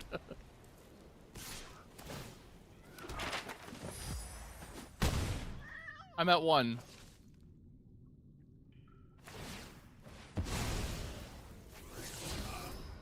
All right.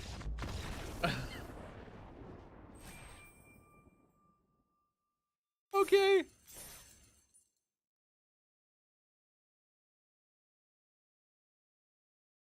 Exiled, I'm not going to get that cyber guide posted till tomorrow. So it looked like you wanted it. The way you're talking in chat, so I'm going to DM it to you.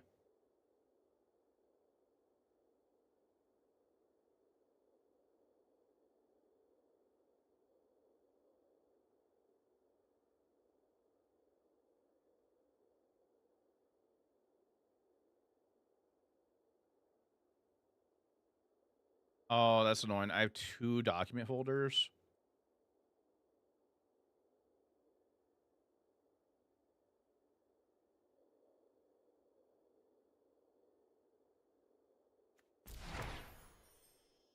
Oh, the guide also has a Golgari connoisseur.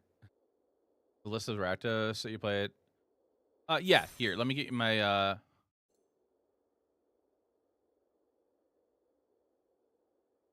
this is my Rakdos list. I play at the RCQ.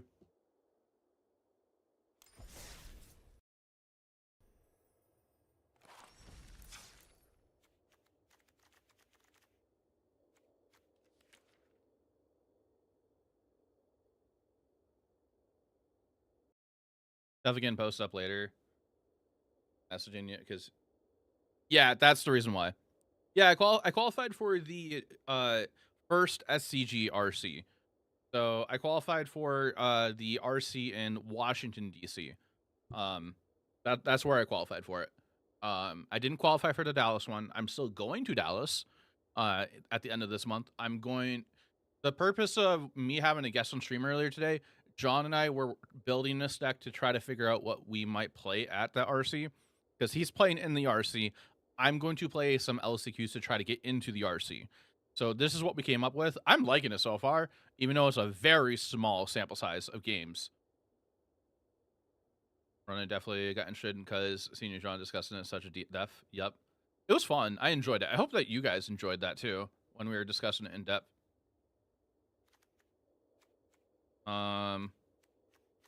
Yeah, but if anybody's wanting the cyborg guide we made up, it will be posted up later. Either I'll post it or John will post it on FlexSlot. I think it's called flexslot.gg. But it'll be before stream tomorrow. Gigantha, or am I tripping? No. So for my Pioneer deck list, if you have a card in your sideboard that doesn't work with your companion, you just don't reveal the companion if you board that card in. So, yeah. So that way you just can't play that. Do against Vander decks. You're forced to play Blot out in the main in Rakdos Sacrifice now. This was actually originally the Rakdos Sac list was originally Samsoni1's list. So you're forced to play Blot out in the main now. You Blot out in the board. The only difference between playing against vampires compared to like Rakdos mid range, Rakdos vampires is literally just Rakdos mid range with like a bigger top end. If they go turn 3 Sorin in the Vanerpur, then you just hope that you find the thing eventually. Also, I strongly believe Sacrifice is not a deck you could just pick up and just play out of nowhere. You have to get reps in with it. There's a lot of math involved, and I'm not good at math.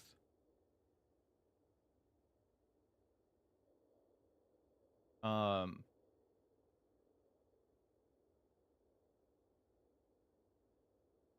that need Sacre. Yes. Played a lot in Standard.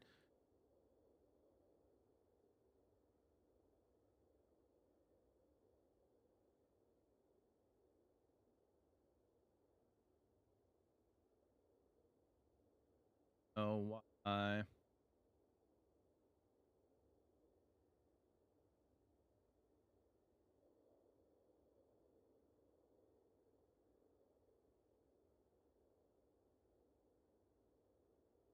Alright, needs fast. Played the Jund version with Corvold. Like Bronco is solid.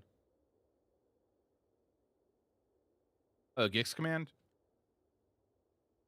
Each damage matters, yeah. Qualifying the RCQ is good. The RCQ is good. It's probably on a similar tier to Heroic right now. Thanks. Yeah, like there wasn't really that many I ran into one vampires matchup. I won it against that match. And funny thing is, I won game 3. It was 6 Mayhem Devils on the field. I thought that was funny. That was great.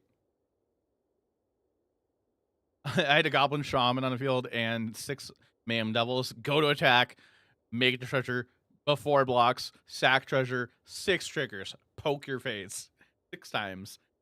Then Fatal Push, their Preacher to Schism. I lose 2, they gain 2.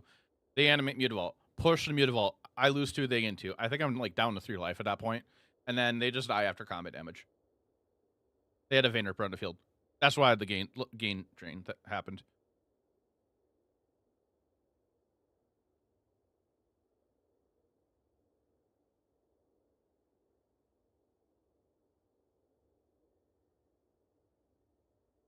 Did not have fun.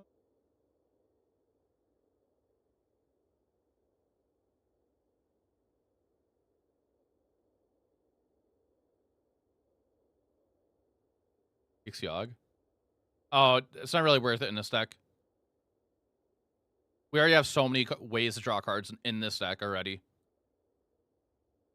But chat, I'm liking where we ended with the deck. I am Vampires by Robin, the Vayner per hit. I'm with it. Oh, nice. Riley, hope you're doing all right. But yeah, no, like Gix isn't really worth it in here because you got card draw off the Mosswood, you got card draw off Sharp-Eyed Rookie, you got card draw off the Bronco, card draw off of Glissa, and card draw off of your clues from the Hostile Investigator. But you already have so much card draw on the main board. But I'm liking the deck a lot so far. The sideboard guide that John and I built with the deck, I'll get it posted sometime tomorrow. So I usually sleep till like about 1 in the afternoon, my time, chat. Also, I go to bed late. So don't expect it to go live like early in the morning. But it will be for me. Don't expect to go live early in the morning from me, unless John gets done with it before I do. But again, just a reminder, John and I both have a podcast called the Card Ward Podcast. Definitely go check it out. Here is all the links right there. Yeah, usually I stay up till like probably 4 or 5, sometimes up to 7 in the morning. It's been 7 the past 2 days, which is not good. But I'm gonna call it night. I appreciate everybody being here, so thank you everybody for hanging out. And I'll be back on tomorrow, normal time, 6 p.m. Central Time. I'm gonna raid over to Kitty Kate. So everybody, hang out for the raid. I have a raid message for all of you too. Kitty Kate is new to Magic, so be nice to her when you go over there. AZK, no problem. Here's a raid message if you're just watching the stream. If you're subscribed to the stream, here's a raid message right there. Copy paste whichever one works for you. And be sure to give Kitty Kate a follow and say hi when we get there. This is what my raid message with my emotes will look like if you're subscribed to the channel here. Yeah, she is awesome, but is still learning the game. So be nice, be awesome in her chat. And I hope you all have a great night. Bye, everybody. Later.